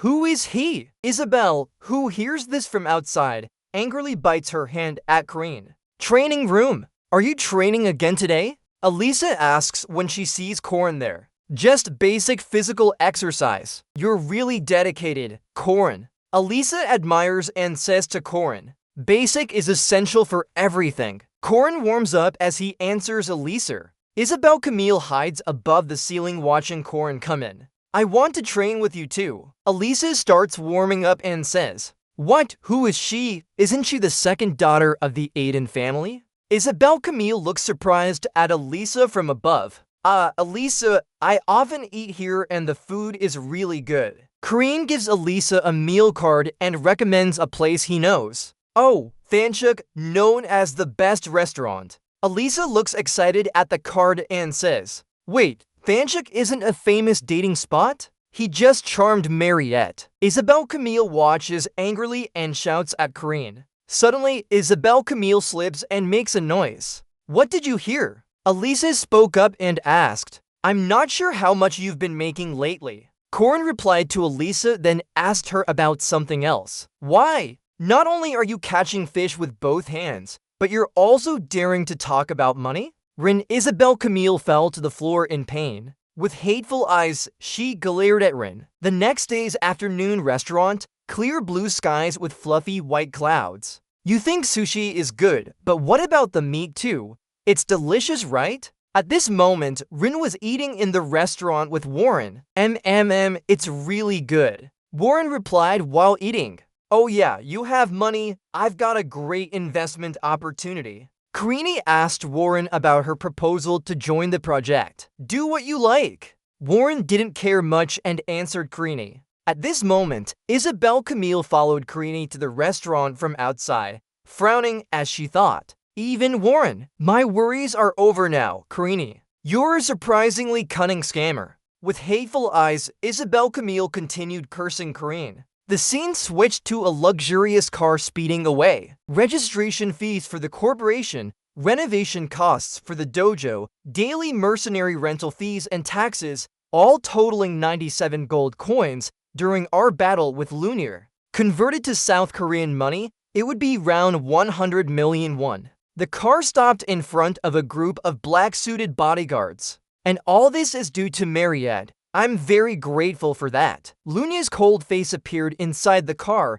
No wonder she gave away 100 gold coins, which she earned so much. Well, that's what I think. Lunya contributed 50 gold coins to the reconstruction effort. Rin continued her story, and Elisa received 110 gold coins from the raid on the dungeon. Warren also has a lot of funds managed by various exchanges. Lack and Jaeger have savings and drones. The scoundrel is obsessed with that money, having a huge amount. Elegant Legs stepped down from the luxurious car. In the end, I earned 550 gold coins, and with this much, I bought it. The entire area in a vast land, Kreen bought it. Following her were several bodyguards. Although now it's still an empty plain outside the city outskirts. But next semester, we will have a friendly exchange festival with the Borum Academy from the Eastern Continent here. This will be the peak season for our guest house services as visitors from the Eastern Continent flood in.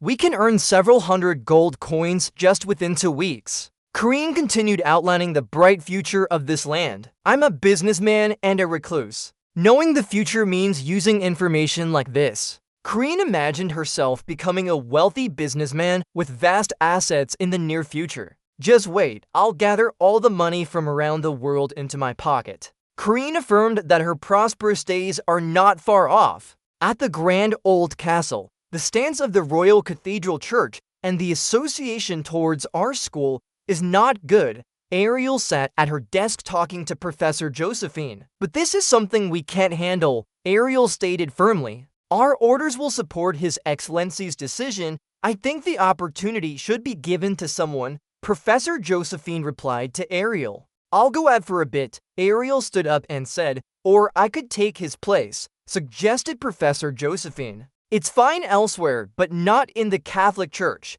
Clara, take care of this place while we're away. If anything happens, use the emergency communication network. Ariel left angrily and closed the door behind her. Smooth road ahead. Only Josephine remained in the room, not finishing her sentence. Let's see then. Professor Josephine's eyes lit up as she spoke. The Macaron's renewable energy experiment was rejected. The construction permit for the 3rd dormitory is on hold. Professor Josephine flipped through the report documents. Next is Kareem. Josephine says in surprise. What is he planning to do again? Josephine's face shows a mix of surprise and anger as she reads. Josephine tightly holds the confusing paper and speaks. Ginseng harvesting requires land from Korean. Ginseng harvesting? She doubts and speaks up. The scene shifts to the Western laboratory room at the academy. Are we going to harvest ginseng in a place like this? Elisa asks. Tell me, what do you know about ginseng? Corin asks Elisa. Well, I only know that they scream a lot when we pull them out of the ground, right? Alyssa rests her hands on her knees and speaks to Corin. Alyssa still holds an earplug in her hand. That's right, so you have to carefully protect your ears when pulling them out or they'll burst like a drum. You must wear good earplugs and harvest them on a spacious, open area. Corinne also holds an earplug in one hand while explaining to Elisa with the other. Preparing workers, Corinne looks at Elisa with a sinister expression. Yes, Captain, Elisa answers enthusiastically to Corinne. Ye black earplugs, special earplugs made of silver fox skin. These are special equipment to protect your hands from extremely loud noises. I can't harvest ginseng alone. We need one person to hold the flower and pull it along its root while another cuts off the roots and stem. Because as long as the body is still attached to the roots, the ginseng will keep screaming. Corinne tightly grabs the ginseng with both hands. Alyssa stands behind ready to shake the soil off. This is my 4th time harvesting ginseng. In my past life, I did it with Park. Corinne remembers her past life when she also shook ginseng. I feel a bit worried. Josephine stops and speaks in a slightly anxious voice. What is it, Captain? Elisa asks. Let's do it. Suddenly, Crean shouts loudly and uses all her strength to pull up the ginseng. Her face looks like that of an animal seeing its prey. The ginseng with a terrifying wrinkled face is making noises. Suddenly, the ginseng screams as if it wants to tear everything round it apart. Cut it now, Elisa. Showing your swordsmanship skills have reached this level. Crean's red eyes turn back and shouts at Elisa. You fool, you're not wearing them properly. At this moment, Elisa's face turns purple, about to lose consciousness from the ginseng scream. Damn it, I should have done it myself. Crean curses and decides to do it herself. Do you think only you know when it's over? Crean raises her scythe and uses all her strength to stab down. Crean yells at the ginseng as if in a battle is over. The ginseng is thrown up by Karini, then cut in half before the next scream. We've subdued the first ginseng. Panting heavily, Crean's eyes are wide open. Wake up and look at this useless girl I brought you here for. Crean angrily turns towards Elisa. The person lying there unconscious doesn't know anything. Karini, did you sleep well? Elisa asks back confusedly to Karini. Want to die, huh? Crean becomes even more furious and says, I want to harvest until I get silver ginseng, but if I do it again, I think I'll faint. Corin thinks but then gives up. Hey Corin, a distant call. Who could that be? I thought I put up a no entry sign. Corin wonders who's calling her. Mariette. So it turns out the caller is Mariette. According to today's schedule, you have some lab tests, right? Corin asks why Mariette is here. Yes, it's noisy outside, so I came down to check. Mariette smiles and answers. From up there, but that's the 12th floor. Corin thinks. Suddenly, Mariette's smile seems unusual. What are you two doing? A sharp aura emanates from Mariette. You can tell she's extremely angry. Oh yeah, I told you before, we're harvesting ginseng. Crean calmly answers, while Elisa trembles beside her. Are you going to harvest the rest now? Mariette suddenly smiles again and asks. Yes. Crean replies. What happened just now? Elisa stares blankly at Mariette's changed expression. But we're tired today, so maybe we'll continue later. Crean continues explaining to Mariette. Let me do it for you. Mariette steps forward and says, well, hold on. If not a knight, it would be hard to cut. Rin tries to stop her, looking at the beautiful silver ginseng. Mariette decisively pulls up the ginseng and praises. It's too late now. She already pulled it out. If you hear the scream of the silver ginseng, Rin looks terrified at Mariette. She'll definitely die. Rin thinks fearfully. The ginseng trembles, preparing to scream. I have an entire garden of ginseng. This year alone, I harvested 30 roots. Don't you think it's easier than you imagined? Mariette smiles sweetly and cuts the ginseng with one hand. The ginseng hasn't even had a chance to scream before it's cut down. Crean is amazed by this. Were you planning to boil the roots? I'm here, so I'll make some tea for you. Mariette offers. Elisa, can you find us something to eat? Maybe rabbit and potatoes would be good. Yes, Captain. Elisa immediately obeys and runs off. What should I do now? Crean asks. You won't have to do anything, Crean. Mariette answers. Because I'll take care of everything for you. Mariette looks at Corin with adoration and says, haha, thank you so much. Corin laughs and scratches her head. Wow, Mariette is truly the pinnacle of cool. Corin thinks happily. There are two ways to absorb ginseng. One is to eat it directly like usual. The ginseng's face has a big chunk missing. However, the most effective way is to boil the roots. Put the roots of the silver ginseng, red leaf ginseng, white grape ginseng, and wolfberry root along with 28 other ingredients into one pot and boil them for over 10 hours. A large pot of boiling water with a deep brown color from ginseng. If we do it this way, could we make traditional Chinese medicine instead of genuine ginseng extract? Is that strange to you? Yeah, the game is like that. After all the cooking process, only the dense herbal decoction remains. Let's just wait for it to boil. What are you doing, Corinne? Mariette stirred the pot while turning to ask Corinne. Just sitting and waiting is so boring. Kreen sat on the ground drawing something in response to Mariette. Is this old-fashioned language? Mariette approaches Kreen to ask. Can you recognize them, Kreen? Kreen answers and then asks back. I don't know their meaning, but I've seen them in liberal education classes. Mariette replies to Kreen. Where did you learn these? They're ancient language now. Mariette questions Kreen. Was it your master who taught you? Kreen's eyes slightly sad as she answers. It was only in recent years that I learned the ancient language and its usage from her. She left us with martial arts and the original ancient language. Kreen's master is a talented person. While I found ways to learn martial arts, understanding the ancient language is another matter. Kreen thinks. Knowing how to read ancient text doesn't mean you can use it. Absorb and possess the original ancient language on your body, a power only one person can wield. On Kreen's master's back is an impression. One of Zhenjiang's goals was to absorb and own this original ancient language. While her master tried to pass on the ancient language, she died before she could do so. It was all because he, Kreen's master, died in a battle with a monster. Kreen feels bitter as she thinks. Who is your master, Kreen? If you knew the ancient language, then she would be from the Midge Tower of Virtue. Mariette questions. She's just an ordinary person like the ones you see on the street every day. Kreen thinks and answers. A kind person like any other kind person. In Kreen's memory, her master appears as a hero who fought chaos, always striving to do his best. It seems you really admire this person.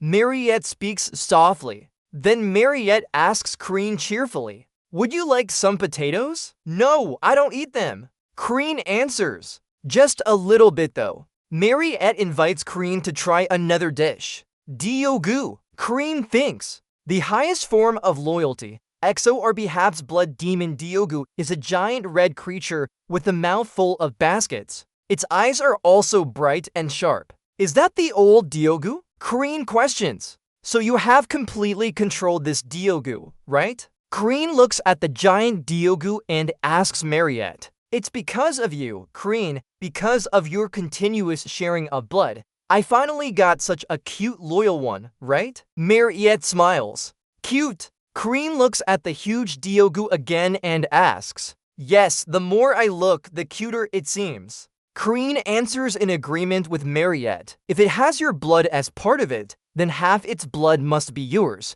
So you're its father, right? Kreen tells Mariette her thoughts. I never thought about that. Mariette blushes and says. So the father of Diogu, Mariette asks shyly, what is it? Kreen answers, why don't you play with Diogu then? Mariette continues, play with it? It's not a real dog, right? The terrifying face of Diogu appears, sticking out its tongue as if wanting to be petted. The hyperactive dog is too energetic, making me exhaust myself trying to keep up with it. Mariette watches Diogu play with Korin, while Korin doesn't expect it to be like this according to Mariette. It seems we're good now. The cauldron changes color to brown. Mariette thinks the process is complete. What's wrong with him? Alyssa whispers to Mariette asking why Korin looks so drained. Because he was playing with Diogu, that's why. Mariette replies. What's Diogu? Alyssa curiously asks. You've absorbed the elixir of personification. The system announces, your mana recovery has increased significantly. Max mana increases by 1,300 points. Korin's system panel appears in front of him. Now I've boosted my strength stats. Korin thinks to himself, you should both drink this elixir too. It only works once. Korin offers the bowl of elixir to Mariette and Alyssa. Is that okay? Mariette asks, noting that strong ginseng is indeed powerful, but only effective once. Kreen explains if we give the rest to Lack or Yoon, they'll be thrilled. So what's left? White ginseng and a blue-green ginseng root. I need to eat it raw. Kreen directly puts the white ginseng in her mouth and chews vigorously. You've absorbed the white ginseng. The system announces again. Your magic core has formed. The system continues to announce. A magic core is where a knight stores all their magic. Creating just one of these cores requires extreme magical training, but I already have it even without doing so. And when my level is high, I can have more magic cores. So basically, there are many of them. A surge of power enters Corrin's body. Now that we have a magic core, Corrin says, "Magic core. Really, Corrin?" Mariette asks. The white ginseng's effects are indeed impressive. Quickly eat the yellow ones too. They're amazing. Alyssa excitedly suggests. Not yet. I'll take the golden ginseng later. Corrin replies. What did you say? Alyssa asks again. Well, eating too many potent herbs at once isn't good for you. Alyssa understands Corrin's point, but my reason is slightly different. Corrin's face shows a sly smile. Senior Knight Corrin Heyman looks at the statement. We need to reassess the student's rank. Heyman, serious-faced, makes a decision. Corrin, isn't he a first-year student? First year, according to data, that doesn't warrant our attention. Why reevaluate such a student? Some people question this. Furmark answers everyone. Corrin directly faced the Swordmaster Lunia for about 3 minutes. Furmark continues, impossible, no one believes this. She must be quick. Why would a Swordmaster like Lunia exhaust herself a first-year student's midterm exam? The old man spoke with one eye on, denying it. Did you notice that? Heyman responded with a doubtful look. The present professors include me as well. Anyone think Lunia was nimble-fingered against Corrin? Heyman asked the group. No one did. Nobody spoke up. But just relying on those test results to play that game, it's a bit. Even if there is some basis for doubting their ability, we can't confirm it yet. According to regulations, only after the results are in will we recognize the rank change. That gray-haired man spoke up. So let the association handle the official evaluation. Maybe re-evaluating and issuing a formal protector certification would be better. However, if that's the case, we'll have to adjust Corrin's class schedule and even the headmasters.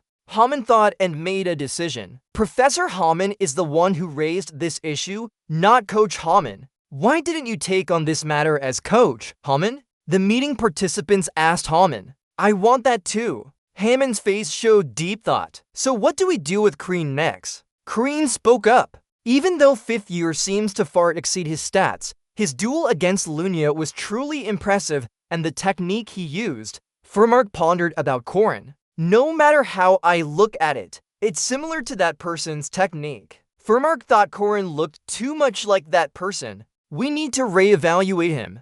Furmark pushed his glasses and pondered. Hi, Corrin. Alyssa noticed Corrin speaking. Hello, Ms. Alyssa. Corrin replied. Today we're in the same class, right? Can I sit next to you? Alyssa asked as she sat down. Why ask if you're already sitting there? Corrin helplessly said, but that's Jaeger's spot. As Corrin spoke, Jaeger appeared. I'm sorry. Alyssa was startled and said, I'll sit somewhere else. Alyssa tried to stand up. No need to move. Jaeger jumped over the table and sat down. Jaeger is really gallant. Corrin teased him. Why are you glaring at me? Jaeger turned around and glared at Corrin. What do you think I'm glaring at you for?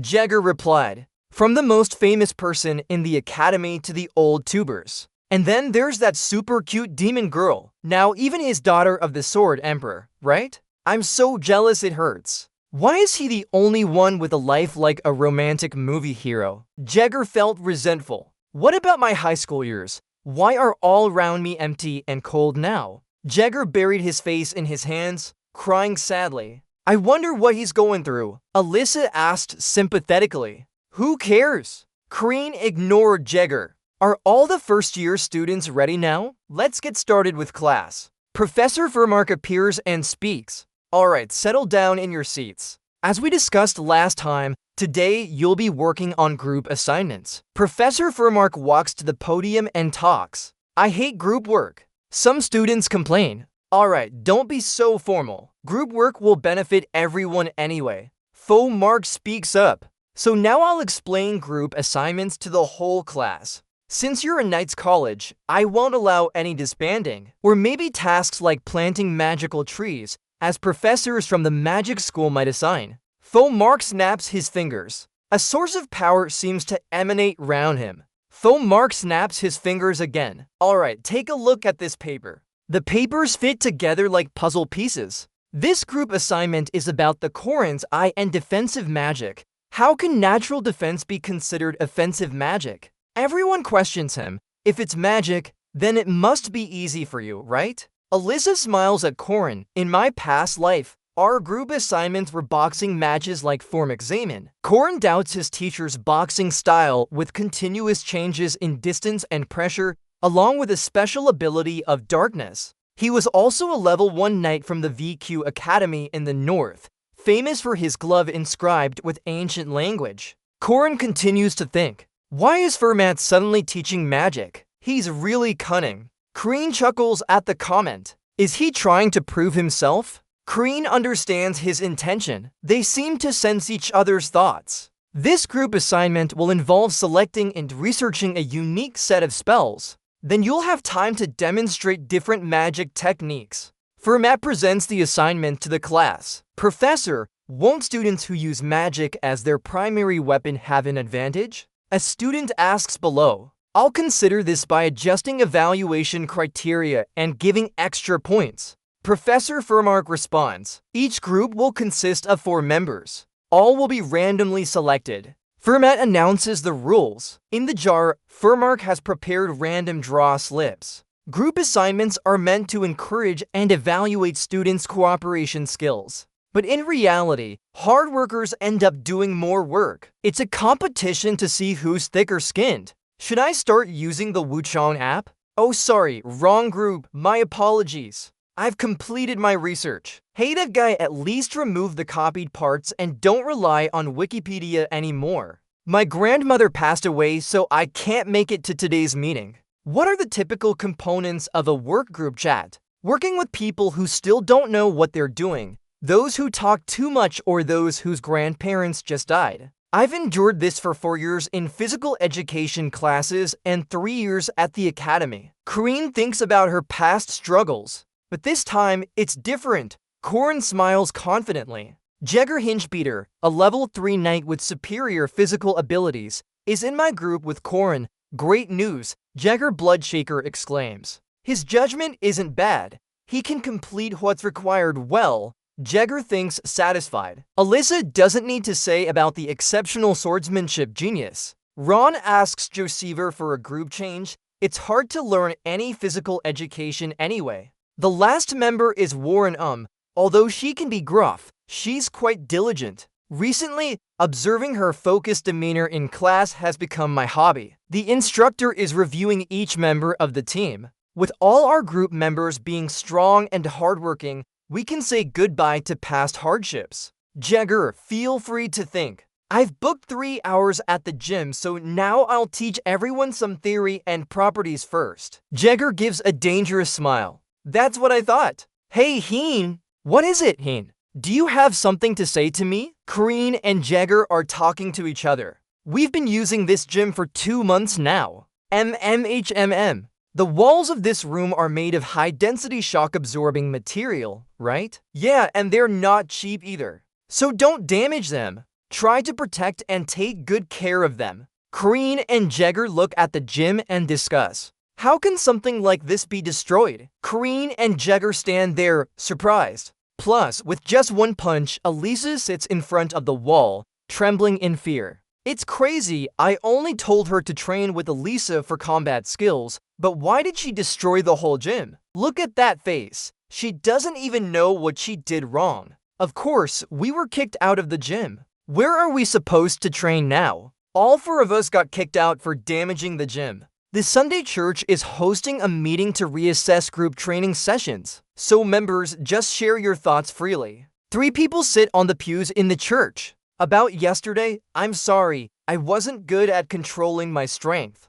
Alyssa speaks up and apologizes first. No, Alyssa, you did very well. At least I can help you practice. Korin comforts Alyssa. Well, your combat skills are perfect to the point that just anticipating them enough for me to master this skill. Alyssa hesitates and replies, that's because you have good observation skills. Korin also praises Alyssa to boost her confidence. And what about you, Jagger? Korin turns to ask Jagger. Well, I'm not sure. Using long weapons seems a bit difficult for me. I had trouble with the spinning motion and didn't know how to do it properly. You did very well. Just learning 8 basic combat techniques will make your technique more versatile. Corin compliments Jagger, making him feel better. And what about you, Warren? Corin asks Warren. Andy, maybe because I added a lot of Earth's beliefs into the game, there are similar customs here too. Warren brings some cakes and water to offer everyone.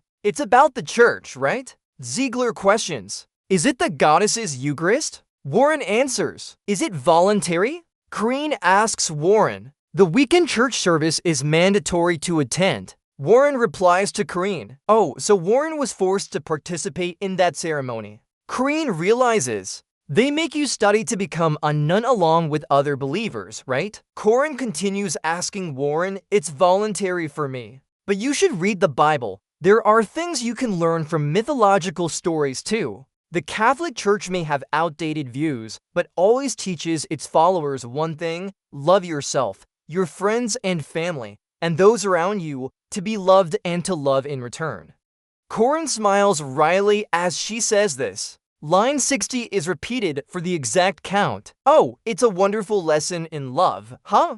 Love is very important. Elisa blushed as she spoke to Warren. Warren's face was thoughtful as he replied. Ah, right. Warren, what was the reason I lost yesterday? Warren's eyes turned dangerous when Corin asked. Because you're all too weak, Warren answered bluntly. The 3 of them looked surprised at Warren. You guys can't even resist me. Just a little force from me and you're all in chaos. No matter how much you train, weakness is still weakness. The strong will always win. Warren said thoughtfully. That's right, Corin replied. Corin. Alyssa was also about to call out Corin, but Jagger spoke up too. This is the kind of emotion only the strong can express. Corin approached Warren and said, What? Warren asked in surprise. Want a bet? If I can make you kneel for 1 minute, if I succeed, you'll have to treat us to dinner. Corin proposed a 1-minute challenge with Warren. Corin's expression was dangerous.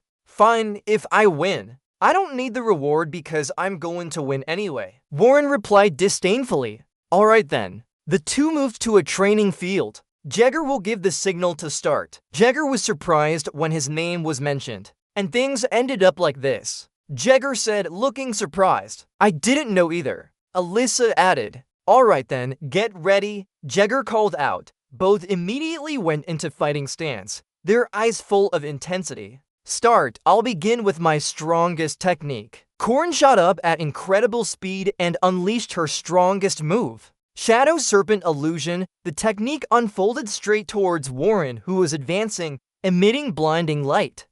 She can easily block it. She is indeed as strong as rumored. Corin was surprised that Warren blocked her move so effortlessly. If this is how it is, then the wind and fire techniques. Corin continued with her second technique towards Warren, but suddenly, Corin's weapon broke and turned black, surprising her. Now you're out of weapons. Warren shattered Corinne's sword and said, Oh my god, she is really good at breaking stuff. Corinne smirked. Weird, defensive, they charged into each other, one attacking while the other defended. What? You can't even attack me yet? Corinne jumped back to taunt Warren. Warren said angrily. Come on. Warren looked annoyed at Corin and said, if you don't want to die, dodge this one. Understand your move? Warren launched his strongest technique at Corin. I'll have to be in the hospital for at least a month from those techniques. Following Warren's advice, I need to dodge. Corin thought and started her new technique to retaliate.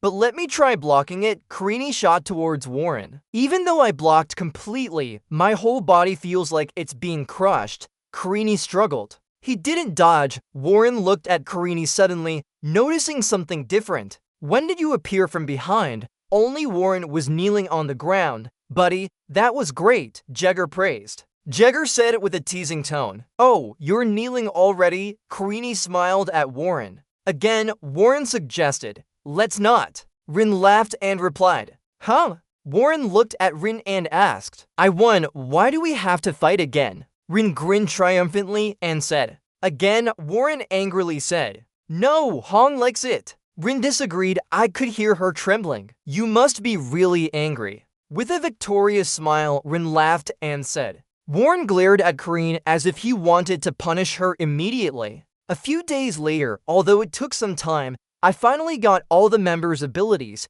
so I think I can start teaching them about commerce and prepare for our group's performance. Kareen thought happily and held the paper in her hand. I was sick. Everyone kept practicing without me. How could Dad get sick? Kareen angrily thought. Well, just enjoy making things difficult for each other. In this case, the team leader will have to use a secret weapon. Welcome! Eat your fill. Kareen invited Warren to have a sumptuous meal. But if you eat, you'll get better. At Kareen's suggestion, Warren was slightly. How could I refuse? Unable to resist the delicious fish in front of him. I'm feeling better now. Warren couldn't resist and agreed with Kareen. As expected, Kareen laughed triumphantly and replied, Do you know how long it takes for chefs to complete a dish? Rin asked Warren. Less than 30 minutes. Warren answered, It's 10 years. Rin denied. From finding fresh ingredients, processing them, and preparing everything, most chefs spend about 10 years serving their dishes to customers. Rin explained to Warren, What do you mean by that? Warren didn't understand why Rin was saying those things. I spent 3 years training to make my martial arts make her kneel.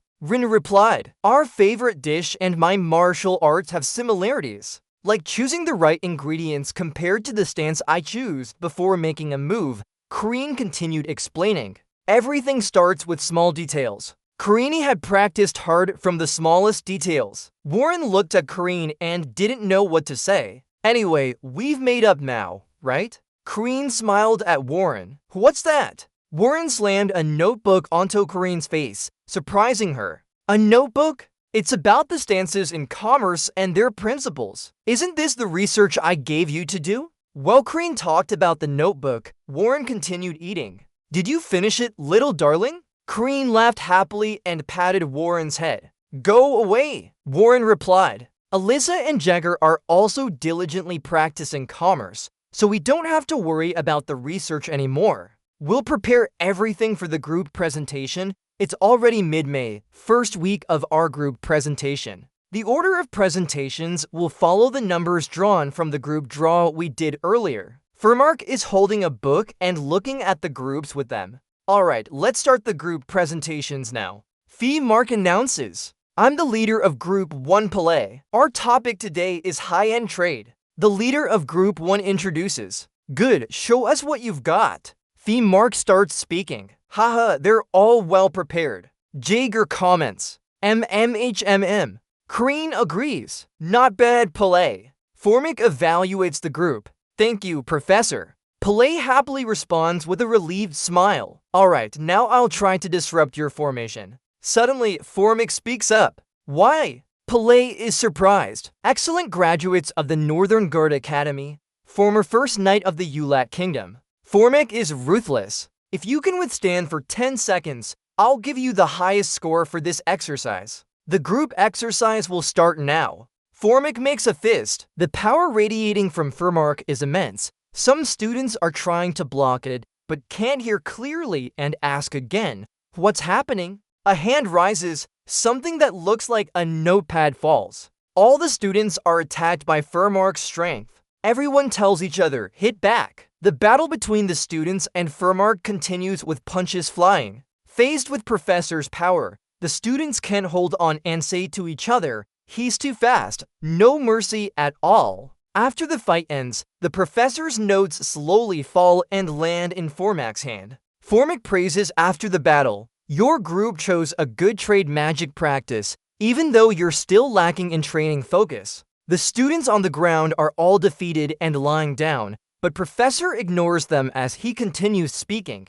But it's not too bad. B grade should be enough. Any objections? Everyone agrees. No objections. Meanwhile, another group of students is preparing anxiously to be called next. Alright, Group 2, your turn. As Group 2 prepares to go up, whispers can be heard below. How can we fight against Professor Furmark? Should we surrender already? A member of Group 2 clearly declares, We chose trade magic focused on lethal damage from the Northern Cursed Dragons. Because when performing that, it's like 9 dragons flying. Furmark flies up and says, "Your magic is not only complex but useless. You haven't mastered it yet. What can you do?" Oh my! Group 2 finishes their presentation. Furmark continues. Next, Group 3, come on up quickly. Team leader Kareen step forward. Kareen confidently tells her teammates, "We're at the last group. Let's go." The members of Group 3 stand bravely in front of Furmark,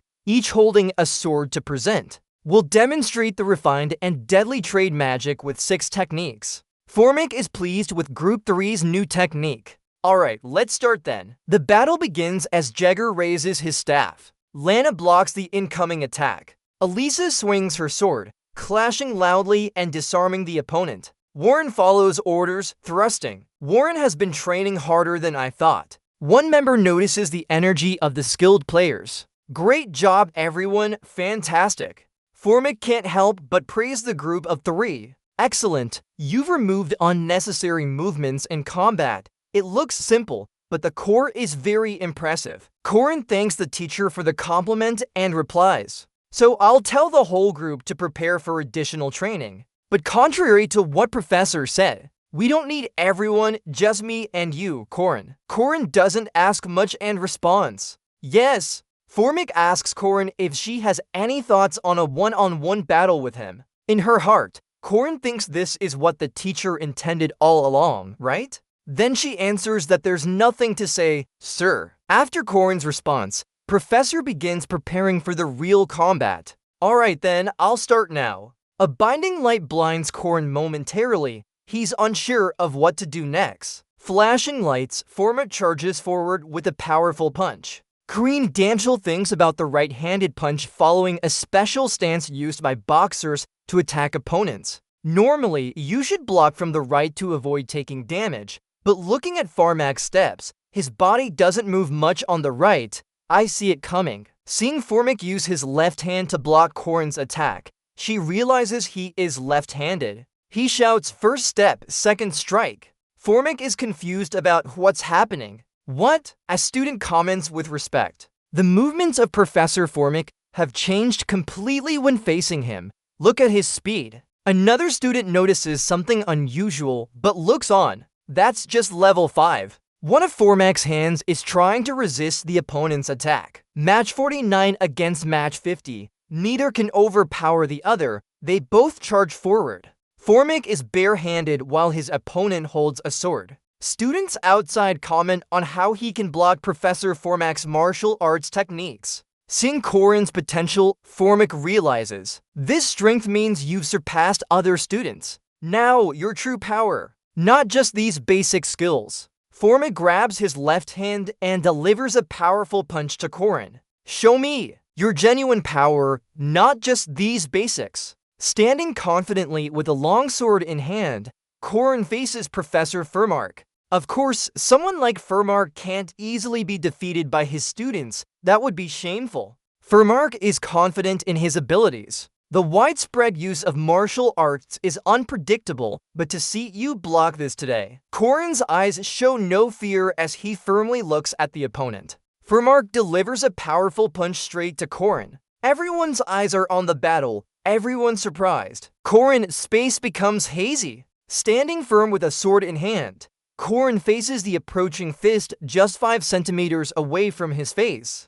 Furmark is confused. What's going on? Seeing no reaction to his actions, Furmark asks, "Why are you still standing there?" Calmly, Corin replies, "It's over." 10 seconds have passed. Furmark is still puzzled.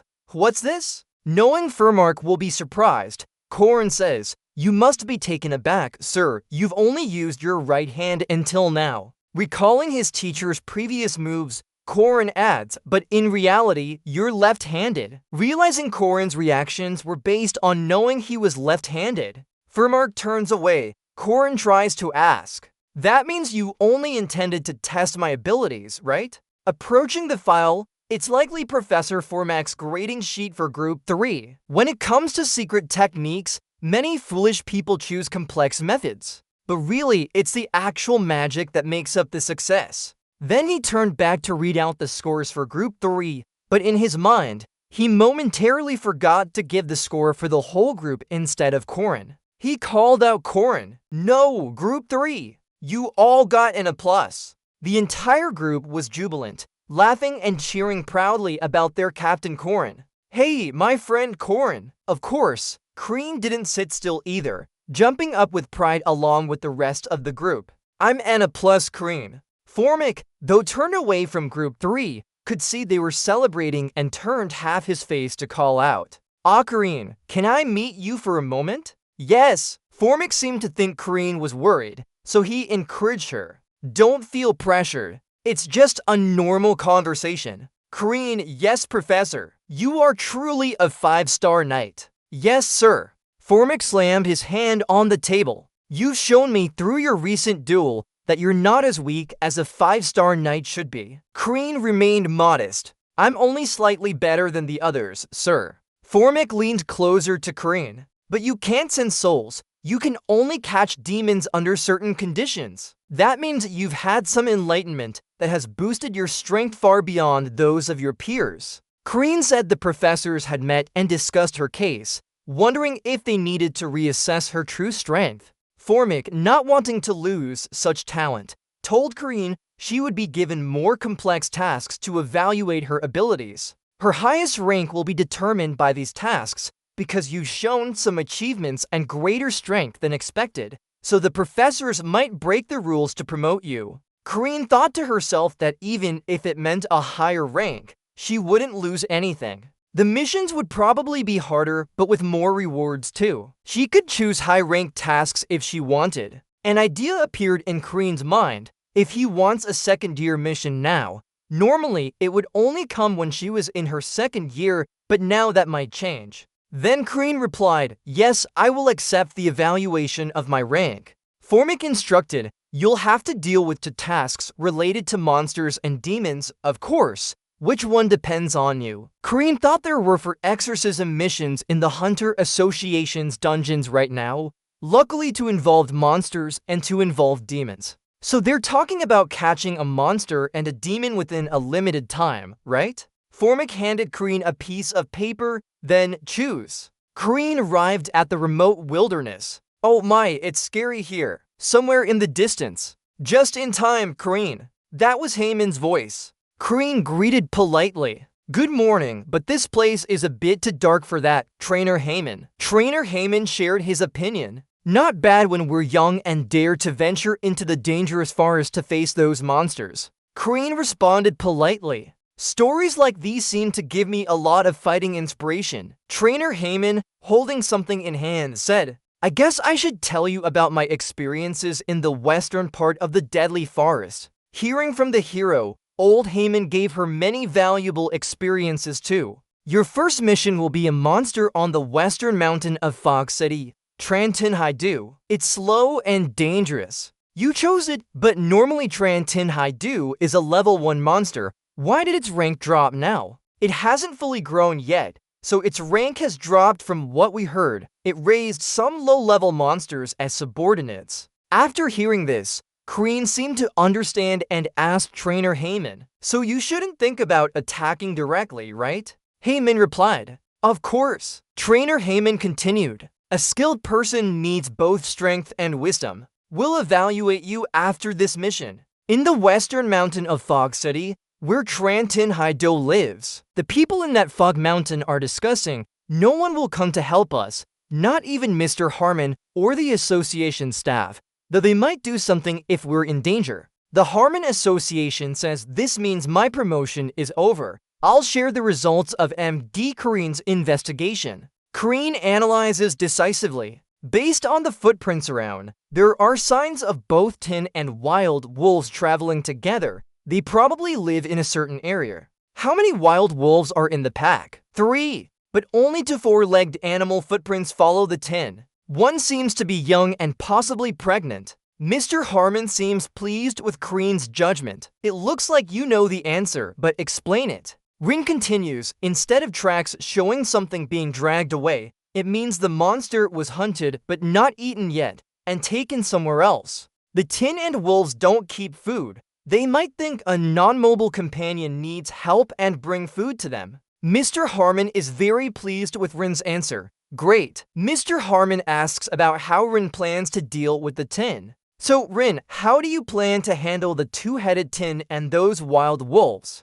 Based on the wolf tracks, Kreen analyzes. First, I'll separate the tin from the pack of wolves. How does Mr. Harmon Holm do it? Rin continues following the wolf tracks. They are monsters but have quite sensitive senses. I will use our strongest weapon to deal with them. Mr. Harmon wonders, what's the strongest weapon? Kreen's entire body glows with fire. Her eyes burn like flames as she carries a sword on her shoulder. I'll use my head. It's our misfortune that this cluster of explosions is coming. In front of an imposing and magnificent castle, the surroundings are very dark. Inside, there are terrifying images of monsters. Even as humans have expanded their influence and control over the world, there will always be potential threats, evil entities sneaking into our world. A giant barefoot steps on the ground. The ruler of this forest is also one of them. It's the foot of a two-headed ogre named Ogre, with white hair like a two-headed ogre king controlling the forest where few humans dare to venture. To him, this forest is his kingdom. Beside him are fierce wolves as bodyguards. The long-haired wolves with sharp teeth open their mouths wide and howl. They are the ones paying attention. Two wolves approach a den made of dry materials, but find nothing inside. They've disappeared. The newborn just gave birth and couldn't move has vanished without a trace. It seems the newborns in their pack have been kidnapped, making the wolves angrier. Its eyes turn cold with anger as it growls in hatred. That wolf still howls loudly. It wants to take revenge on whoever took its newborn, an intruder who stole its offspring. Recognizing their kind in the pack, the kidnapped young ones show a monster's extreme fury. The ruler of the forest and his hounds roar shakes the entire forest. Two male wolves are consumed by rage as they howl loudly, chasing to save their offspring. Long-haired hunting dogs follow the scent of the kidnapped young ones, closely following behind the ogre. The scent of the young one grows stronger. They can smell the intruder who took them away. As usual, nothing can stop them in this forest. It's time for the intruder to pay a heavy price for disturbing the ruler of the forest. Following the trail, two male wolves found their offspring but tied tightly with ropes. The males don't understand why they could be like this. What they see is the young one lying on the ground and the eerie sound. The young one sniffs and checks if its mate is safe. Meanwhile, two males try to help the young one escape. A fierce battle erupts with growls and howls echoing through the forest. It seems things are not as simple as they thought. They can't defeat their current enemy yet. Painful sounds fill a bloody, smoky battlefield. The wooden end of the rope stabs the young one. The ropes gradually break under the wolf's strength. After the sharp wooden end points at the female wolf. A furious wolf with fighting eyes growls. Now they must run to survive. There are no trees here. Given the situation, that place is safe. After a while of fighting, they tried to catch their breath. But the beast didn't recognize it. A large fire burst out, searing the heart of humanity. The two-headed creature stood confidently with a stick in the blazing inferno. A wolf was engulfed by flames, suffering terribly and unable to escape from the fire. Ogre clenched his teeth. He had lost his loyal subordinate. He was truly furious, glaring hatefully at the roar of the tyrant echoing through the forest.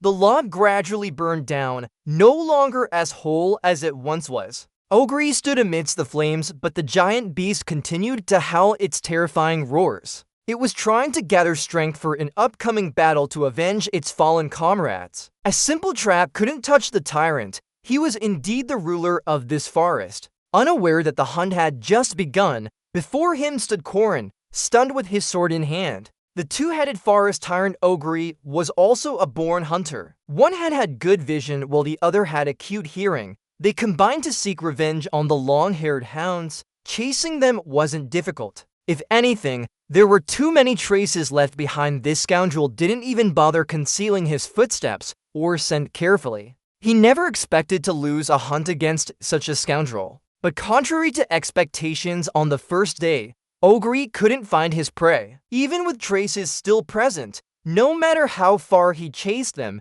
he found nothing. Even when he felt close, he couldn't catch up. While running away and pushing aside feelings of unease, he was ambushed. This would be a surprise attack if one head didn't recognize it. Rain of diamonds fell on the two-headed creature. Its second head awakened from the sky's hailstorm. Ogre stood alone, while Ogre only felt a few stones brushing past him. Those raindrops fell like sparkling diamonds. The purpose was just that, but the attack didn't stop there. One head gritted its teeth while the other opened wide to roar. Every time he almost dozed off, hailstones rained down. After several attempts, ignoring it no longer mattered until fiery stones hit and ignited a sea of fire. Despite chasing all the way to dawn and amidst his chaos, the prey continued to leave vague traces but never showed itself. Ogre persisted in searching for 3 days. He realized he was being hunted. When he realized the hunting ground had been revealed, and he wasn't the prey but the target,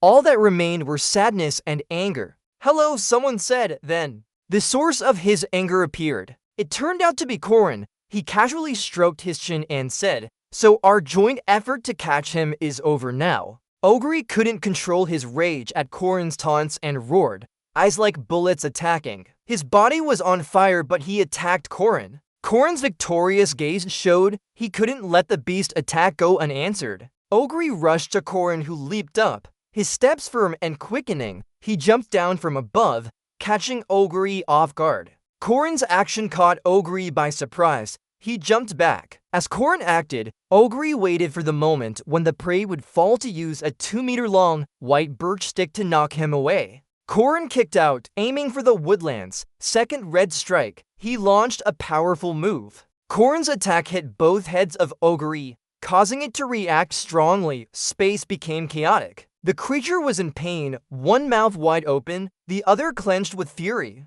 Corin didn't stop and continued with his 8-trigram full-circle moves. Despite being much larger than Corin, Ogre seemed unable to withstand Corin's attacks. It fell before Corin's strikes. The forest tyrant who once ruled had been hunted by a human. After defeating the Ogre, Corin proudly boasted of his glorious victory and relaxed from gathering inner strength. He yawned deeply and said, "We don't need it anymore." So that's one down. I wonder if Mariette is okay? The story returns to 3 days ago in a room where Corin and Mariette were talking. It was their conversation. Corin asked Mariette, "Do you trust me much?" Mariette replied, "Even if you say you'll make potato kimchi, I'll believe it." Corin responded, "That's something I can do." Corin continued, "So if you trust me, how far would you go with me?" Mariette asks unexpectedly, "Going on a trip together?" She struggles with her hands and legs. "I wonder if it's too far when we always stick together until the very end." Corin speaks, "I have this plan and I need you, Mariette." Mariette responds, "Got it, so you need me for your plan." Corin persists in convincing her. "Now I'll explain my plan. Starting tomorrow, you and Elisa." Mariette calls out to Corin. He answers yes. "This is our plan. Why do we need that girl?" Mariette asks irritably. There's a bloodstained dress in the basket. Under the shower, Mariette thinks as she bathes. Despite being an experienced guardian and a special vampire who has gone through turbulent youth, at her core, she is still just a girl. Rin's ambiguous language was enough to make her heart flutter. But it's bigger than we thought. But she isn't foolish. Mariette grabs her long green hair. He always plans one step ahead and reacts promptly before anything happens. Even when he saved her or helped Alyssa, she still appreciates his dedication. But how much he knows and to what extent, she can only question herself. But having fallen into his trap, she's quite blind and once again decides to follow his one-sided call. The reason why wizards want to become professors at the academy is not just for the vast collection of books in the Dream Library K3, but also because there's a huge research building located at the western end of the academy, in front of room B306, and the finest magical ingredients that dreamers desire. Otho is indeed a wild boar that ate an iron maw and the entire forest where it's imprisoned. Fermark and Professor Demar stand before a mountain surrounded by golden chains with a dull fence. It includes special creatures that cannot be killed but can only be sealed. Professor Demar asks Fermark, "You saw it in your textbook. right? Professor Furmark? The wild boar ate the iron maw and the entire forest where it's imprisoned. Furmark looks thoughtful and says, Professor Dana's research is based on the alpha characteristics of this special entity, correct? I want to write a dissertation about the influence of special demons on lower-ranked entities and how magical energy affects our world. So, do I just implant ancient language into this special creature? Professor Dima answers, Yes, that's right. Thank goodness you're here, Professor Furmark. Today, few wizards are fluent in ancient languages. Furmark points and says, Ancient languages are often hard to understand due to their long existence. They're also difficult to use in practical combat. Pointing at someone, Professor Demar says, But for someone with a lot of magic like her, it's different. Furmark asks, Who are you talking about? Professor Demar tells Furmark that he knows there are many more special creatures inside our academy. He didn't expect to have a special vampire willing to assist in my experiments. Oh, will that offend her?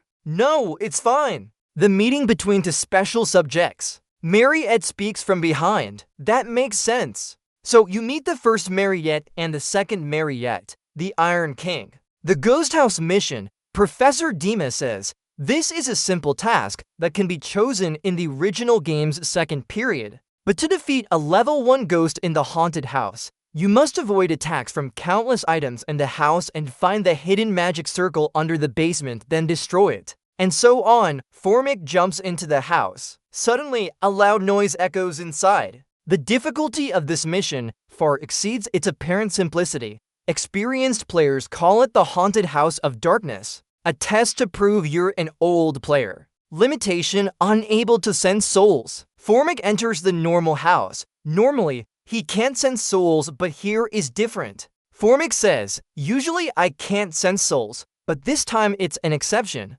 Duke Sapantia, who possesses souls and controls magical tools in the Ghost House laboratory. A female ghost with sharp teeth and glowing red eyes. An earthquake will occur upon successfully possessing the Haunted House of Darkness, meaning we can use physical force to affect everything inside. You can't ignore it using religious laws. So Karini confidently steps in, kicking strongly. He arrogantly leaps and attacks here, then pulls out his sword, severing the top part to disconnect easily. He jumps to avoid, then holds the sword straight forward. Then he thrusts the sword towards the window, causing shards to fly toward him. Rin slides down on the floor to avoid them by sliding towards the door. While talking and moving, he cuts the clock above the right side of the staircase 3 times, breaking the nails shooting out from the stairs. Just keep going forward without looking up. If you step on the middle part of the carpet once. In the basement, in the center near the magic circle,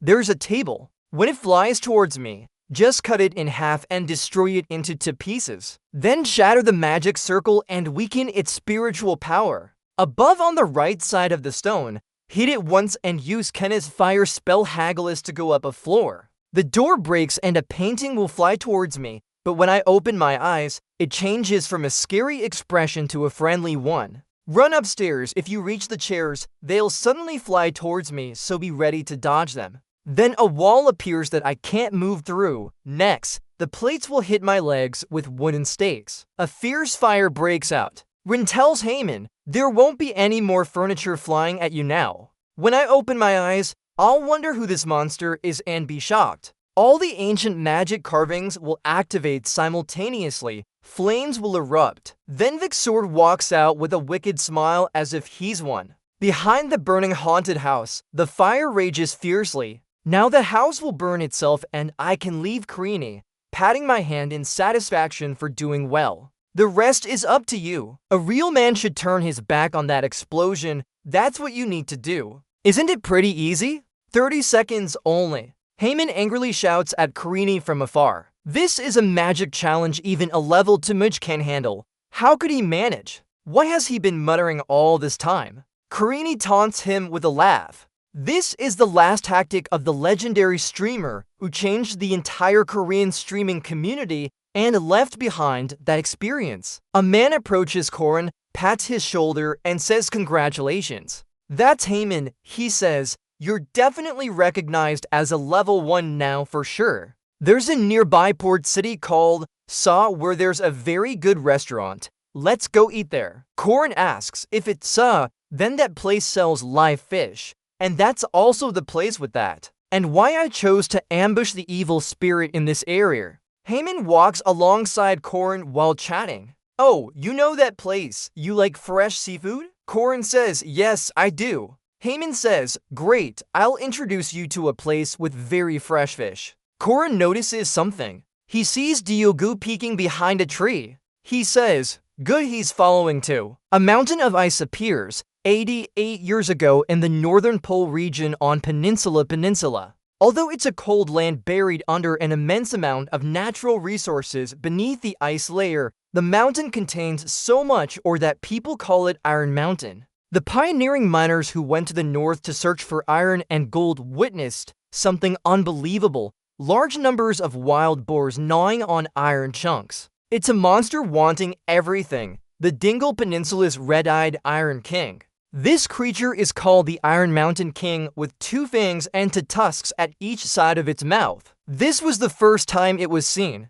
Alyssa runs while blaming herself. Why did I fall asleep today? He said it's the 4th floor laboratory, right? Alyssa is very worried and tries to run faster as she fears being late. I'm not allowed to be late. That's what Corin said. A few days ago in the 1st floor lab, Alyssa saw Senior Mariette. Senior Mariette calls out in surprise. Mariette, called suddenly, is startled. Oh, it's you, little Aiden. You scared me just now. Aiden asks Senior Mariette, I'm sorry, does this experiment really matter? Mariette smiles gently and says, don't worry, I was just experimenting a bit during the break. Alyssa asks, but why did you call me here? Diogo says, so that's why you came. Mariette laughs and says, right. Corin asked me to explain this to him now. Alyssa was surprised. Corin remembered you. Mariette asked, so you want to try this before we start? Alyssa questioned Mariette,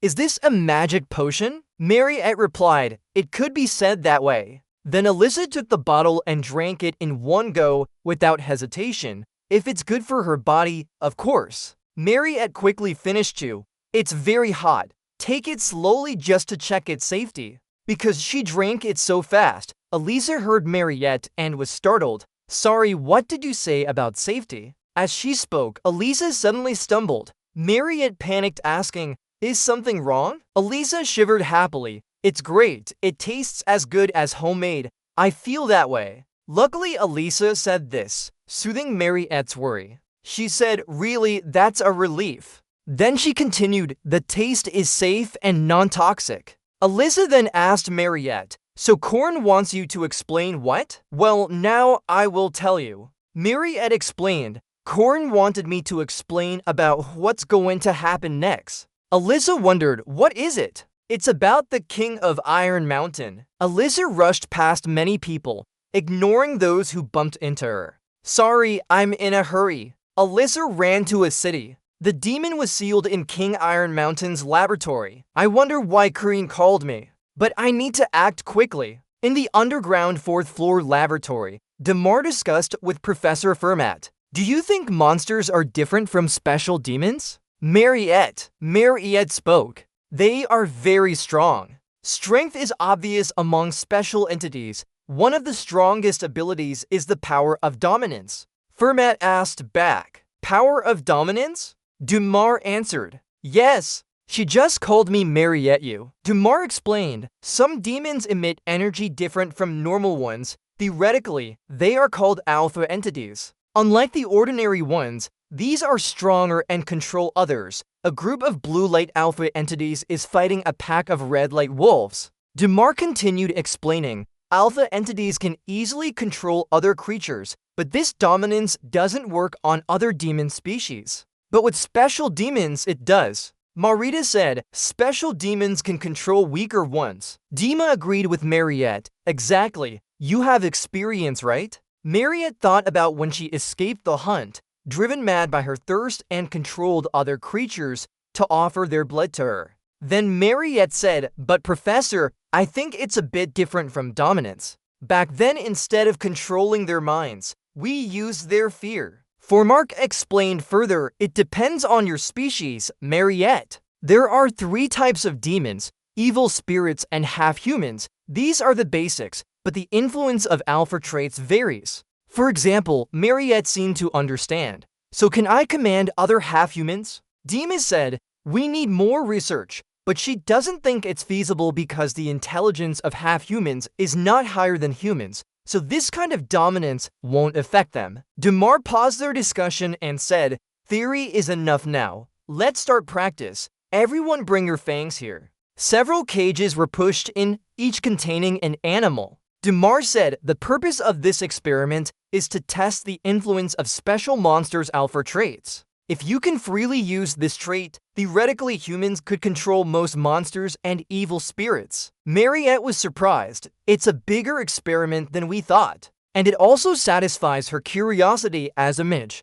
If successful, humanity will be able to proactively prevent the threat of demon species. Professor Damar said, oh right, you successfully created this tasty magic potion, right, the one you asked me about before. Mariette replied, yes, thanks to you it became so delicious. Damar said, that's a relief, sorry, I was just curious. In front of a pile of fangs, Professor Damar told Mariette, okay, Mariette, try commanding the fang beasts now. Mariette hesitated and replied, okay. Her eyes became determined and burning. Come out here. A large fang beast rose up, followed by a series of others being released from their cages to rise. Mariette hurriedly said, stop, that's enough. She gestured for the fangs to lie down. The fangs lay on their backs with legs stretched up towards the sky. Mariette looked helpless. What are you doing? I told you to lie down. Mariette fearfully turned to Professor Damar and asked,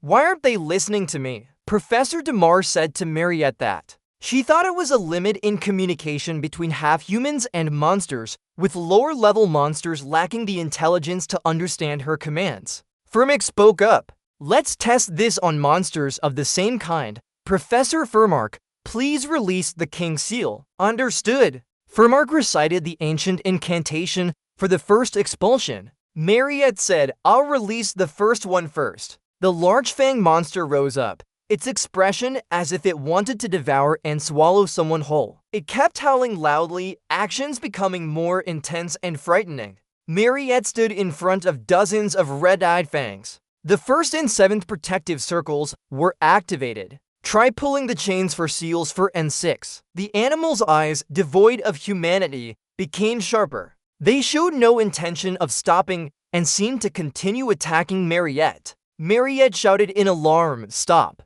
But those beasts continued rising up. Mariette joined the fight. Professor Damar pondered. Could it be because they are wild boars? They seem to lose control easily? Mariette answered Professor Damar. But fortunately, I can still control them. Emergency situation. Emergency situation. The monster in cage A107 has escaped. Heard the news. Professor Damar panicked. A 107. No! A huge sushi leather chameleon was crawling. It's a Manticore. Damar asked, Manticore, Mariette, use your bloodline. Thousands of spears shot out and pierced the giant body of the Manticore, but seemed ineffective. You spoke too fast. Mariette reluctantly said, then shouted. Diogu, hold on. Keep attacking. Formic used his move, left fist. The teacher maintained his composure while gripping tightly ready for a powerful punch. Annihilation spiral. Suddenly Formac said to Professor Dana, something strange. The howls grew louder and more frequent. Professor, this is strange. Monsters are escaping their cages and sucking themselves into the Salem. You need to leave here. Professor Damar remained calm on the large keyboard. Say, manually activate Z17 to trigger the large monster containment circle and magical seals. From now on, I'll reseal the Mountain King and activate the sealing protocol. Jin Hyuk said, alright, we'll lose some research funds, but our priority is safety. I can do it. Amidst the chaos, everyone was worried. Together, this is Team 2, non-activated magic circles. The containment magic circle is the same. Damn! Who destroyed the containment magic circle? What? Oh no! The king of Set Mountain has escaped. In a bustling port city far away, Many ships are anchored around the harbor. At several nearby eateries, continuous laughter and chatter fill the air. It's quite refreshing, but we could use some drinks to go with our food. He responded with a hearty laugh. Ha ha, this kid really knows how to enjoy his meals. On the table, an array of appetizing dishes are neatly arranged, including soups and meats of all kinds. Korin thought to himself, the reason I'm enjoying such a grand feast in the middle of the day is because Zahamin took me to a famous live fish restaurant to celebrate my promotion to a higher position. Rin suggested playfully, should we get a bottle of rice wine? Harmon sighed helplessly, kid, you're still a student and I'm your coach. Rin is currently in her 3rd year, so it's not often that I have the chance to drink. For some reason, these bars are very strict about checking personal information. The strange mix of medieval times and early modern era has quite a few interesting rules. Korin's face was filled with longing as he looked at the food on the table. He was delighted by the perfect combination of chicken and beer. Do you know how sad it is to not be able to eat fried chicken with beer in a fast food restaurant in modern times? I never thought that, as someone from the country with the highest daily alcohol consumption, I wouldn't be allowed to drink. Korin spoke up. Coach, in the East they say this. Harmon's eyes widened at this unexpected statement. Karini calmly continued, we must learn about wine from adults. I want you to be my teacher on wine. The coach's eyes sparkled with emotion as he thought. He never expected the kid to look at him with such caring and admiring eyes. That certainly isn't a sign of wanting alcohol. She really wants to talk to me. And sure enough, Harmon immediately fell for it by pouring Karini a generous glass of wine. Let's drink then. Karini was delighted that she had gotten him to laugh silently. Suddenly, a growl echoed, making Korin alert. Hold on, what is that sound? Everyone outside started talking loudly. What's going on? Where did the dog come from? Is someone bringing their dog here? Korin, sitting at the table, held his glass trembling. Why now? A muscular dog approached, standing with its arms crossed and barking incessantly as if scolding Korin. Go! Go! Go! Korin realized tears were streaming down his face in pain as he hugged his head after all these years of waiting to drink alcohol. Elsewhere, the tightly knit links suddenly broke for some inexplicable reason. Professor Demar raised his eyes with surprise and fear. Professor Demar's eyes narrowed. Something was wrong. Professor Demar shouted in panic, King of Set Mountain, he is free! Laos said as a huge wild boar rushed towards the broken chains. Formic nearby quickly cried out, F********, we have to stop it. Mariette responded to the order. Yes. Mariette stood firmly and raised her broken magic staff to cast a spell. Fails healing. Very quickly, Mariette's healing spell was aimed at the King of Set Mountain standing like a giant statue. But for some reason, Mariette herself seemed to be affected by this. Has Fail shattered? Mariette was shocked as her spell was easily broken by the wild boar with no effect on her. Strange, Mariette's mouth couldn't close properly. It only caused that much damage, right? But Fermark praised Mariette and raised his fist towards the King of Set Mountain. The king said, well done, I'll handle the rest. Fermark's eyes blazing with fury, he lunged at the pig with incredible speed and landed a punch. But soon, Fermark muttered in surprise, I couldn't feel any force from that strike at all. Sure enough, that attack had no effect on the Iron Mountain King. Formic flew through the air cursing. It really is like that. This pig has such thick skin and fat. I can't punch through it. The large hog suddenly emitted strange light, along with a series of eerie sounds from its claws. Formic was truly shocked. An ancient language attack, impossible. Before he could react, the Iron Mountain King struck Formic with a painful blow that echoed far. Formic was crushed against the wall by the impact. The wall cracked under the force. Everyone's worried voices rang out. Professor Dima witnessed his face in shock, stuttering. No, the wall is destroyed. The containment system will. Sure enough, the system's voice sounded. The creatures inside the iron cages began breaking free. Alarms blared loudly and incessantly. Alarm, alarm, all seals on the Iron Mountain King's cage were released. The creatures rushed out of their iron cages, viciously escaping. The system activated emergency binding. As monsters and wolves and birds escaped, it initiated emergency red alert codes, evacuating all staff, security teams, activating all protective magic circles, and summoning golems to the scene. After this, the golems began appearing, activating the golem team, initiating the system to neutralize threats. The golems entered combat mode, fiercely fighting, not allowing any monsters to escape the laboratory. The golem went into a killing state. A monster appeared, its body like a snake, but also like a dragon with sharp teeth that gnashed loudly, causing fear. That was a level 1 poison dragon beast. Another fierce creature emerged. It was the level 1 King Hirantma beast. They were fighting against the golems. The creatures, after breaking free, rushed like starved beasts for centuries, their eyes glowing with bloodlust, charging like tidal waves. Continuous cries for support echoed. Help!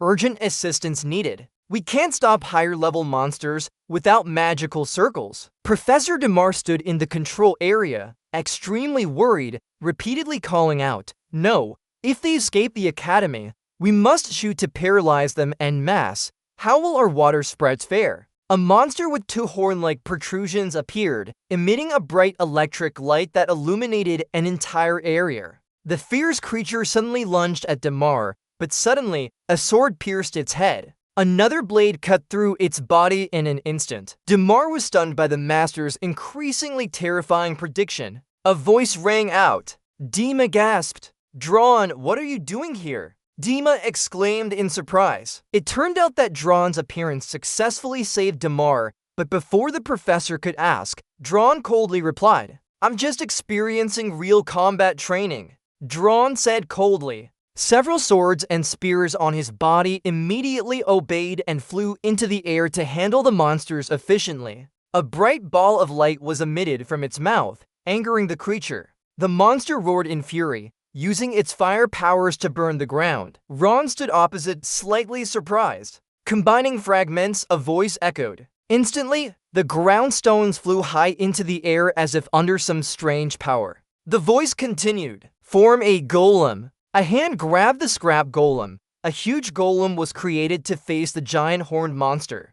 Great! I completely control it now. It really works. His technique truly functions. A cheerful voice rang out, that of Cronel Ludden. Cronel's eyes gleamed with pride at his achievement. For a long time, he said that stamina is the key to upgrading his strength, and how seriously he trained in the training room. He then taught me some techniques to control the golem. He said he read about it while studying in the library and reluctantly passed it on, saying I had to make this trip today. Chrono recalled the tiring training sessions from a few days ago with Kreen, but soon, the monster took the initiative, lunging at us repeatedly to attack the golem, leaving it unable to defend itself. We're being pushed back. Could it be because it's an extremely powerful level 1 monster? Crannel thought someone was watching, but suddenly, strange vines sprouted around the golem and clung tightly to its body. The vines are assisting. Part of it is a scrap wooden golem.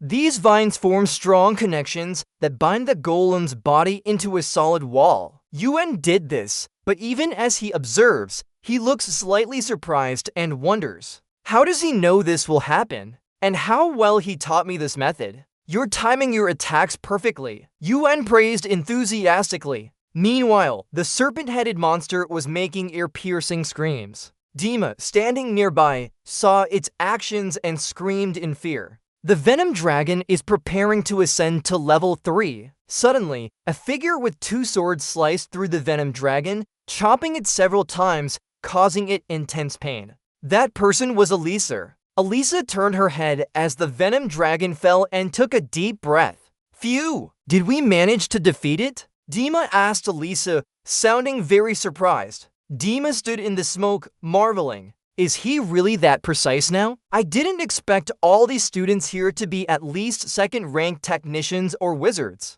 I've never been so grateful for any of my students before. Then Dima suddenly widened her eyes in question. But wait. Why are all the students here in the laboratory right now? The students gathered and answered in unison that it was their field trip. Dumar asked back, huh, a field trip? Meanwhile, Kreen sat there deep in thought. Now, my plan is to make those boys appear in the laboratory smoothly. In the Blood Realm, in a dark space surrounded by red glowing high structures, a huge angry pig was present. Outside, everyone sighed with relief that they had prepared magical barriers as Kreen said, so it can't escape underground now. But unexpectedly, the pig suddenly gathered immense strength and broke through the barrier. The large angry pig seemed eager to escape from those around it. Everyone's faces turned pale. Huh? What? Mariette stood there warning everyone with her staff. Don't lower your guard. It can attack in many other ways.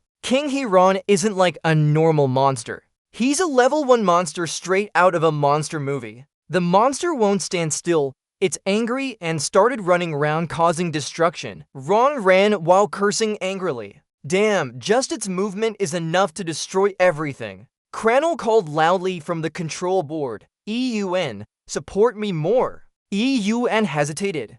Are you sure? The golem's body was shattered by level 1 monsters, but I've repaired the joints using magical techniques Kreen taught us. Then the golem attacked the monster with a painful punch, making it angrier. It charged crazily. With Yoon's support, the golem became stronger when facing the monster. Cranel insisted, according to our plan, increase the strength of the golem's fist through magical effects. EUN asked, is that enough? Cranel explained, additionally, we'll detonate all 5 absorbed spirit bombs at once and spray a large amount of magic into the monster. Legendary hero Ahin, the Academy duo handled many monsters in the laboratory. The monster hit harder as it charged into each other's corpses. System notification, technical position, balance control for golem, check operation, power enhancement, check operation, target radar, activated. The golem was indeed buffed.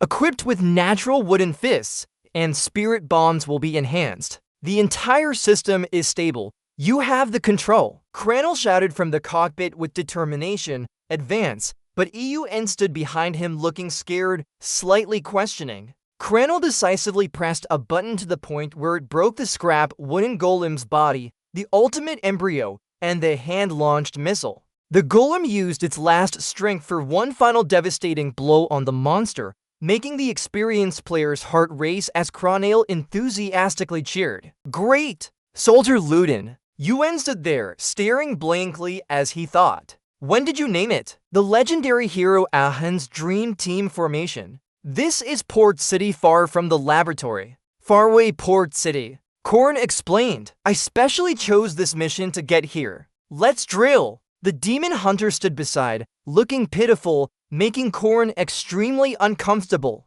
Korn complained. Oh my! I still have work to do. Rin spoke up, greeting. Rin warmly stood outside the temple asking, I'm a student from the academy sent here for a mission. I can't attend the service. But can I use the church's prayer room? Seeing the young person enter the church, the monks happily agreed. Oh my, a guard, of course. Rin quickly entered the church and closed the door behind her. Rin's voice echoed, let's see. Karini sat at the altar thinking, if I remember correctly, this is a seal. Suddenly, Karini smiled as she touched the altar. Due to unforeseen circumstances, please come as soon as possible. Immediately behind her appeared a purple portal. Karini glanced back. Karini spoke. Aaron, you responded so quickly. A familiar voice echoed. Karini!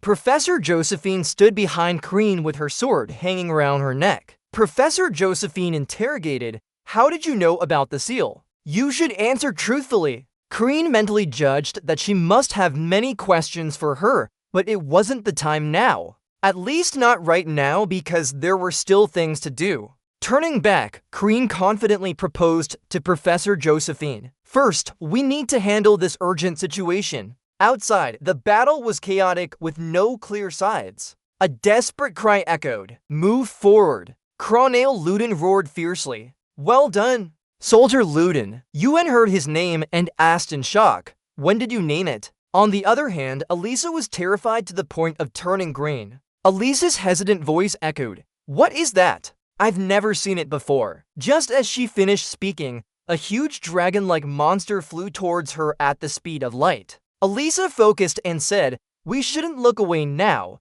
We need to deal with these monsters." "That's a red dragon, a first-grade beast." Alyssa hesitated. "I have to face it alone." But suddenly, Mariette appeared in her mind. Alyssa had heard Mariette say this before. "Oh, Corn told you to tell me this. You're not allowed to use it. The Demon of Chaos." Then Alyssa turned and dodged an attack from the red dragon, repeating, "Don't use the Demon of Chaos." Seeing the red dragon wreaking havoc in front of her, Alyssa grew angrier as she thought, "Corn must have seen my potential. But can I really do what he expects?" Suddenly, a sound caught both Alyssa's attention. What was that? A swarm of red worms appeared, terrifyingly like the 18 levels of hell. At the same time, a blood-red lightning bolt appeared in the sky. Before she could react, Mariette was sucked into its red eye. That's the blood realm. Mariette was dragged inside, her body continuously damaged. A loud scream echoed, "Mariette!" Moments later, Mariette's body, covered in blood, lay unconscious beside the weapon. Mariette's eyes slowly opened. Mariette thought to herself, just as Crane said. An unconscious voice spoke. "Sister, look at the giant monster before you." Little Mariette gasped. Alyssa thought to herself, "I doubt we can defeat this demon." It immediately transformed into a legendary blood demon after absorbing the mystic artifacts in the cave. The ancient text increases strength, physical and magical attack resistance significantly. The giant blood demon stood before Alyssa, howling like a beast. Little Alyssa froze at its loud roar, expressing her fear. That's why countless heroes have died and failed to defeat this monster, leading to the decision to seal it here. But reason wouldn't let her turn back. She gripped her weapon tightly, determined. "Still, Corn asked me to do this."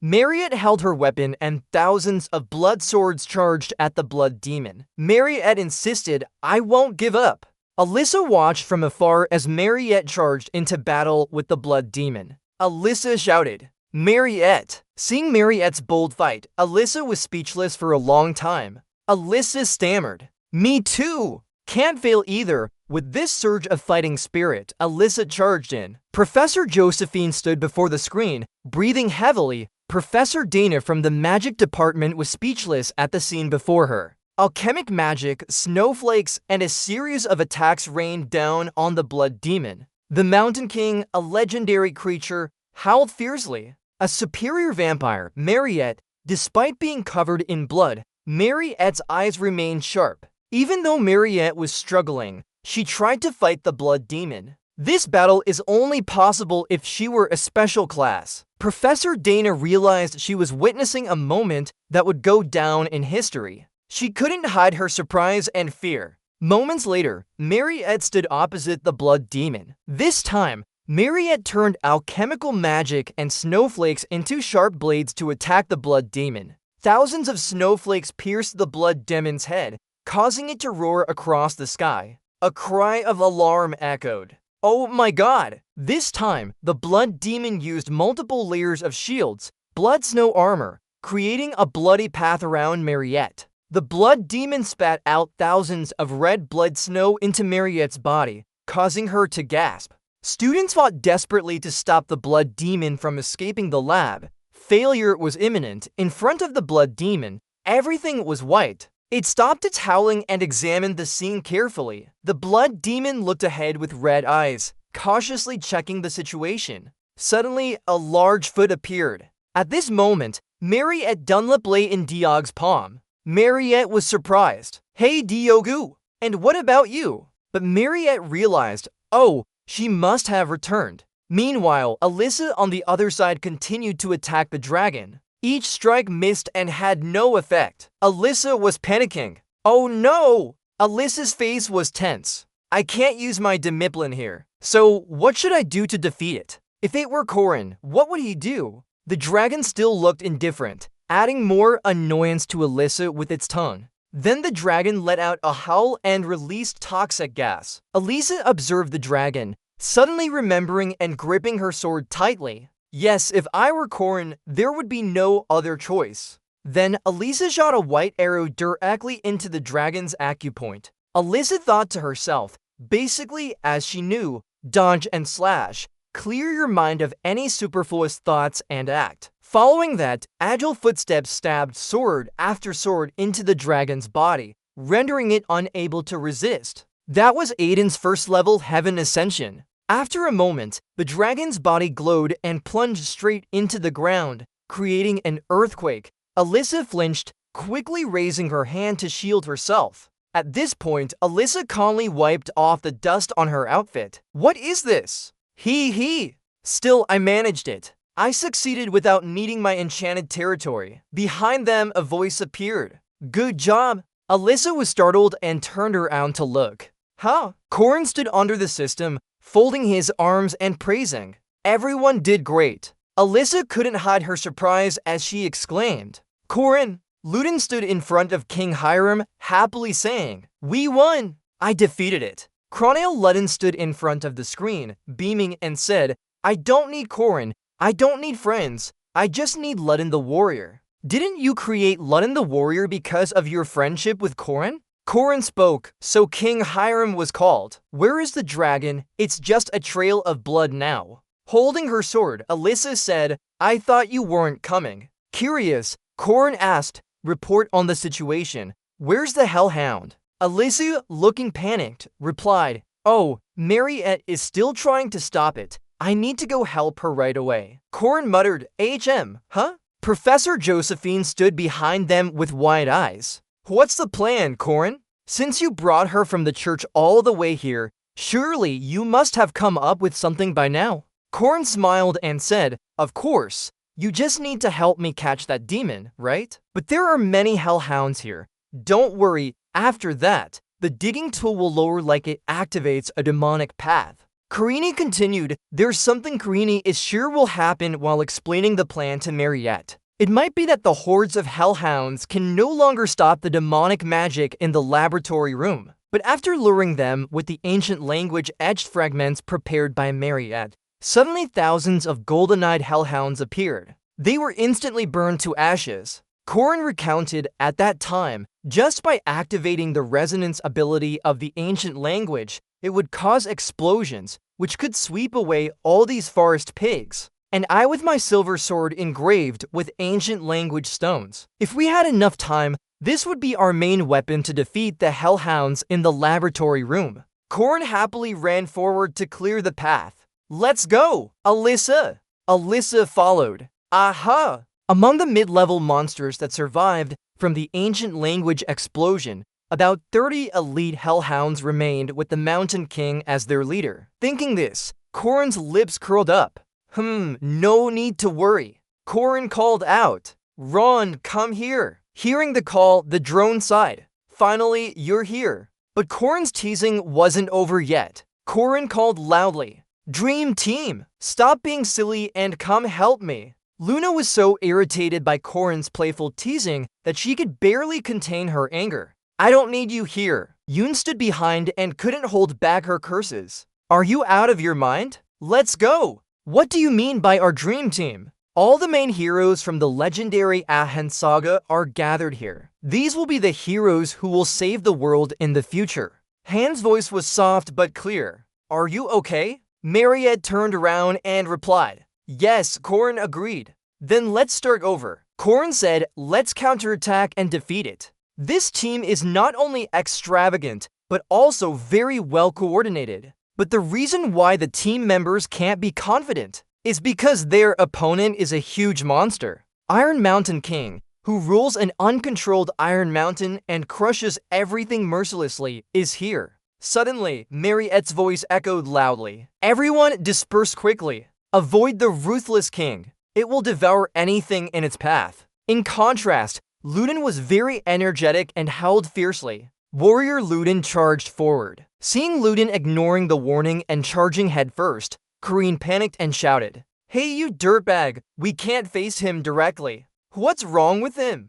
Hiran King ran fiercely to attack the demon. Ludin stubbornly said, This warrior is a powerful golem castle. Despite Yun standing with her arms crossed, Ludin enthusiastically pointed ahead. Luna shouted, The one who defeated Hiran King. Spirit Bomb X7 Enhanced Explosion, Stand Up and Fly. Then Hiram fiercely clashed with the demon. Suddenly, Ludin was terrified and his face turned pale, Warrior Ludin himself. Seeing Ludin's miserable state, Kreen cursed. This dirtbag, Granol can just keep attacking that demon. Everyone, disperse. Then Kreen instructed Yoon to create a tree and hold it in one direction. Ludin was still sobbing from the control. Warrior Ludin, who couldn't lose, Yoon stood behind angrily cursed. It's clear as day. Following Kreen's command, trees shot out to restrain the demon. After a while, green vines clung tightly to the demon, paralyzing it. Yoon quickly asked, "Did we succeed?" That was ancient language. The demon's red eyes full of malice looked at the humans. Then the trees turned and broke away from the demon. Ludin's eyes widened in shock. Yoon said anxiously, "What? How is it so strong?" Seeing the difficult situation, Kreen took the sword and Ron charged forward. Kreen ordered Ron, "Go behind and attack it with your dual magic swords." Ron agreed, "Got it." Ron thought his master was indeed a strategic genius who could minimize casualties as much as possible. There's no reason for a mercenary not to follow. Fire Sword appeared, followed by the green lightning sword with intense force. Ron thought his other weapons were enhanced by the top-grade magic stones he received after defeating Marius in dragon form. Looking at the demon before him, Ron was a bit uncertain, but now this Iron Mountain King has another power that will be quite difficult to handle. Ancient language, yellow and green swords combined for dual sword attack on the demon. Suddenly, Ron's face contorted like a monkey eating ginger. How? It wasn't injured at all. Mariette worriedly said. Kreen replied, "Yeah, I know," then shouted, "Diogu." Diogu appeared and charged into the demon's head. After being hit by Diogu, the demon fell backward in a pathetic manner. Kreen asked curiously, "Does it work?" Then she had a new idea. To attack the Iron Mountain King, we need to separate physical and magical attacks. This tactic is quite common. Ancient language, 8 characters, heaven and earth. Heaven's realm, a place that exists but becomes void. Through ancient language, the Iron Mountain King will receive perfect strength and defense. It resists physical attacks with a metal coat and magical ones with a lamellar armor, switching its feather color to handle each damage. Karini ordered her troops to search behind them, her sharp eyes scanning. Ewan and Cronail tried to keep it in place. If it slipped, they grab it again. Ron will attack from the middle range. Alyssa and I will hold back. Everyone seemed puzzled by Mariette's absence. Karini, what about you? Karini whispered softly. For Diogu to counterattack, all you need to do is follow my commands. Looking at the giant demon with its 2 nostrils sniffing life, Karini reminded them, don't overthink what will happen later. Karini declared this was a quick battle that couldn't last long. Just play all our cards and we'll win. This young man is sure to bring victory against a legend. After each attack, the demon rushed back at everyone in anger. Karini shouted, Yoon Cronail, Diakyu, follow Yoon's signal to trap the demon pig. Diakyu grabbed the demon pig, and the tree tightly bound its body, immobilizing it. Suddenly, the pig's feathers changed color. Instantly, the demon escaped from the tree and knocked Diakyu back. Karini panicked, it got away. Karini shouted, stop it quickly. A series of attacks targeted the fleeing demon pig. All strikes were repelled by the demon pig with no effect. The strategy remained constant, charging to attack and prevent its escape. Gook growled. Then, Diakyu delivered a powerful strike that hit the demon pig in the face, binding both of its legs with magical vines. Cronail Ludden exclaimed happily, it's working. That attack was even more direct than before. Even if it is him, Dan agreed with a smile. Diakyu sensed something unusual and became cautious. The feather color didn't change. The transformation stopped. It remained red. Diogu stood above the demon pig, observing. It's fake. After showing that changing its feathers to green could resist magic, it used this trick to deceive Diogu. The most dangerous opponent appeared with a sly face and an eerie smile. A giant pillar of destruction hit everything in its path with a blinding light. Then the demon pig fired a powerful energy beam from its mouth. That energy pushed Diogu far away, hitting a stone. Mariette worriedly said,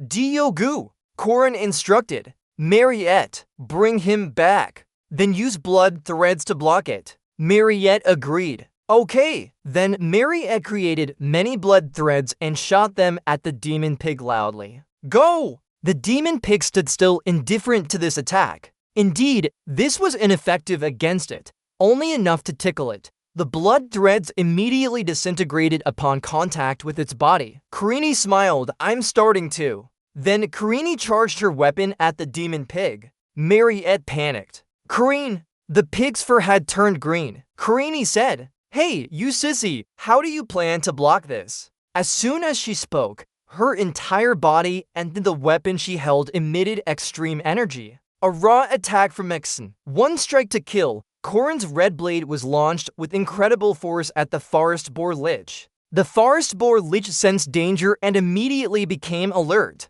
Cranial Ludden gaped wide open. Amazing! What is that? UN was equally surprised. Just a bolt, but it caused such an impact. But the two forest boar liches dodged it. Korin, how's it going? It seems like you'll get lots of regional points for this one. Korin got angry. Tight. Just a narrow miss with the schedule. Its reflexes are really good. Korin's spear went deep into the ground, but couldn't pierce through the forest boar lich. Korin ordered, "Mariette, blood blade again." Mariette responded, "Okay." If it uses lamb weapon to block the blood blade, it won't be able to block the physical attack from its own spear. On the other hand, if it uses chain weapon to block its own spear, it can't block the blood blade. This is a combination spell that deals both physical and magical damage. Knowing this, Karine and Mariette moved in sync with their attacks. One supports the other to attack the forest boar lich fiercely. So how will it block those consecutive all-out attacks with blood blade? The forest boar lich's face turned dark, probably thinking you're done for now. Then it broke into a twisted smile. This time it's your turn to be in trouble. Korin was hit and flew back. Luckily, he quickly used his spear to block. Mariette was also pushed back by the pressure of its attacks, with many blood blades shattering. Cranial Ludden was terrified. Huh? Korin winced in pain and said, "Finally, you used that card to block both physical and magical attacks." Perfect defense against both physical and magical attacks is known as the invincible golden body, where the forest boar lich's entire body turns golden. Everyone was surprised. Gold color, the king seems pleased. Looks satisfied. It's in pain. In the end, it's still like that. Its secret card with a 5-minute limit of invincibility. Invincible! The forest boar lich continued to laugh maliciously as before. Its entire body glowed golden. No one can resist the king when he enters this state. Then it charged forward, intending to crush everything. Karini shouted loudly, "It's coming again!" Korin yelled annoyingly, "Everyone run, no attacks will affect it for the next 5 minutes." Ron said, "Master, that is impossible. There's nowhere to run now, the way has been blocked." Korin wondered, when did the building fragment appear? Karini was angry, "Damn it, that cursed creature." The king seemed pleased, mocking him with a sly smile. It kept ramming into that poor wall countless times to corner people. "This time, you're done for 3 of them." A voice echoed in the dire situation, advancing towards Ludden's warrior. "It's our time to shine now." A green-skinned man punched out, but he was crushed by the forest boar lich. The giant couldn't resist it. Mariette launched a fake alchemical blood ice spell at the forest boar lich. The magic of a small overlord is ineffective. Indeed, that blow just scratched it. Now is the time for the king to escape from his prison, and the devil's eyes glow red, as if ready to devour everything. Kimwu, the final state of King Set Mountain, the devil's pig in Dingle Peninsula, the 5-minute unbeatable state from the end of Part 2. Karine stands still, indicating danger. This was the terrifying moment that made countless players despair. Korin is wide open now. But Korin smiles, there is still a hidden method here. Korin's hand lightly pulls out his sword, the light binding him, breaking the. Alisa appears with her sword in hand, and the wild pig devil is surprised. Physics and magic, Sword skills penetrate all defenses to deal standard damage. Alisa unleashes a technique. Aiden's first sword skill, the most effective attack on the opponent, legendary. The wild pig devil looks pale with fear. Devil sword flash. Realm flash. Alisa launches a powerful move against the wild pig devil. This blow is truly devastating. Alisa is also thrown back. Corin is surprised. Rin compliments her. Having one Alisa is better than 10 people in the team. Alisa blushes. What did you say? Is this okay now? What if it moves again? Rin is sure. No!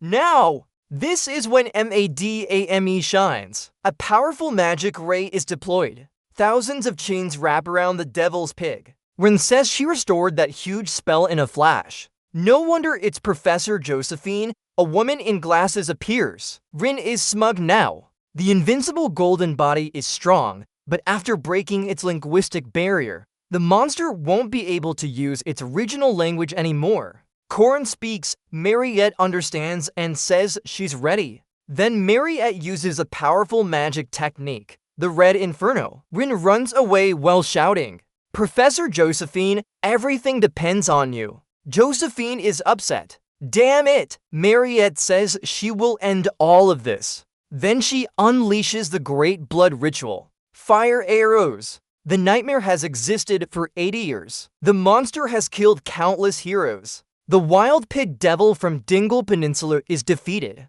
The light emitted when it disintegrates can't be ignored by any user of a sword. A powerful energy surge occurs after the devil's pig dies. Origin, 8 ancient scripts needed for ascension. A stone appears, a divine relic left behind. No matter how great the power is, it cannot destroy this ancient language, but its protective shell can be broken. 80 years ago, a wild pig on Dingle Peninsula consumed and absorbed many ancient stones. That's the devil's pig we just defeated. Its face reappears. No one thought they could defeat it and retrieve those ancient stones, because these ancient stones would grant their owner near immortality. But now, with the seal broken and defeated, the devil's pig is gone. The Alisa who just defeated it reappears. The protective shell around the ancient stone inside has shattered. So where did the original ancient language go? A blue-marked stone appears. Perhaps this is an ancient stone. The answer is simple. It will wander to the nearest shell before stopping. An image of the ancient language searching for a shell appears. It enters another stone to hide. It has found its destination. 10 years ago, he joined the academy and disguised as a professor because of this. None other than Furmark. The person holding the ancient stone is him. King Rock Mountain was defeated by a student from the academy. This outcome is too lenient, not quite what he wanted. Then there's the scene of all the students panicking and evacuating others. Mariette asked, have we evacuated all the test pilots? Drone Vosky wide open, still with monsters, capture them, block the entrance. It was sealed here in the dungeon for 80 years, so it's natural that King Rock Mountain's power has weakened. Now he just needs to leave the academy and disappear from the city through a secret passage. Fomark raised his hand over his face, but Fomark's eyes were wide with surprise at something. But the one who defeated Mariette, Dunalev, and the great king of Rock Mountain are sitting here. Corin sat there, empty-handed, looking at Fomag and asked, how is Brother Vontager? Brother Fomag? 5th level Knight Corin blocked him. Fomag exclaimed in surprise, Brother, Corin said, since you are a disciple of someone my master expelled, I'm your uncle, why are you greeting me like that? Fomami my sister Aya M.A. Foma was scared. It seems he finally realized his true identity. Foma only had one thought. After seeing my magic technique identical to his master's, Rin sat with her chin in her hand, looking cool and coldly at Foma. The only person he knew who reached the level of Grand Master using the 6-part saber technique was his own master. Then there's a flashback of Rin fighting with a woman using swords. When he saw my moves identical to his, maybe he thought I could be another disciple of his master. Turns out Corin was just having an inner monologue. But I'm a disciple of someone he doesn't know.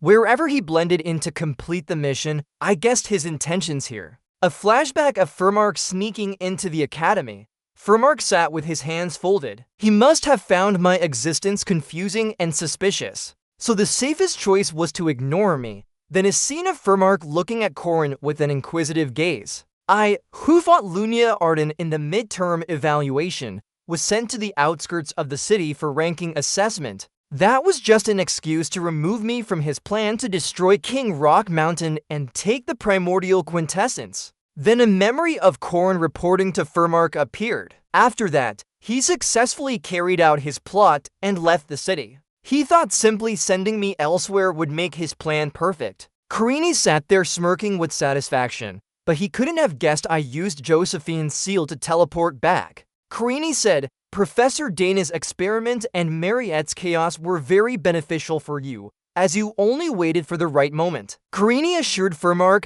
that the primordial quintessence can't be taken anywhere. Furmark, angry at his words, shouted at Corin, how could a nobody like you know how to do this? Was it Josephine who said so? No way. Furmark still planned to beat Corin up, saying, alright, one small student I didn't even notice, wanting to stop my plan by blocking me, okay? Furmark emitted a strong purple-black aura. You are my enemy. Corin started to worry.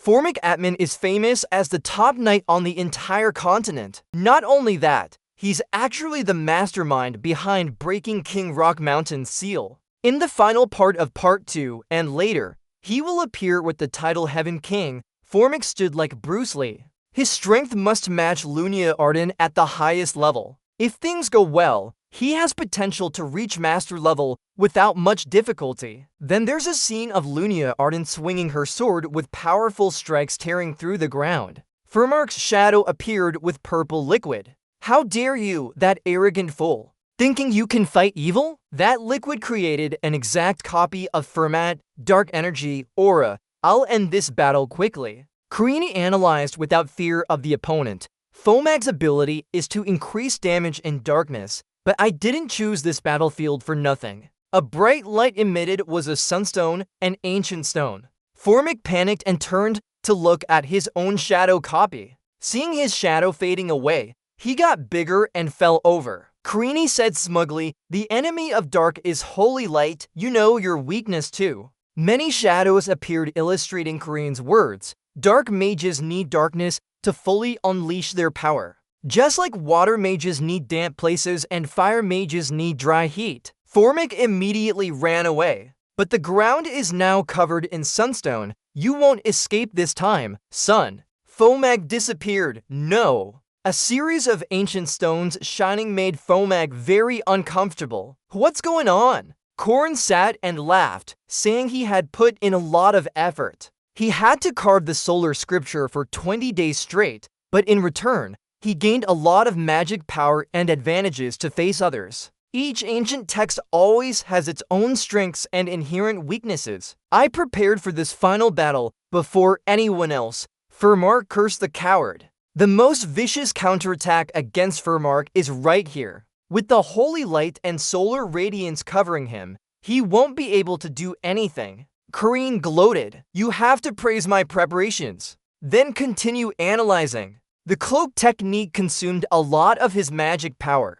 But no matter what technique he uses, it's still under my control. Furmark started gathering strength in his legs. He is persistent and cunning, but that's not enough. Furmark used the illusory image to rush towards Corin quickly. Very soon, he was close to Corin. Corin cursed under his breath. Why did you attack so suddenly? Corin began attacking with his sword first, but Furmark easily dodged it. Then Furmark launched a left punch towards Corin. Corin used his agility to dodge the previous strike. Furmark was surprised, avoiding that.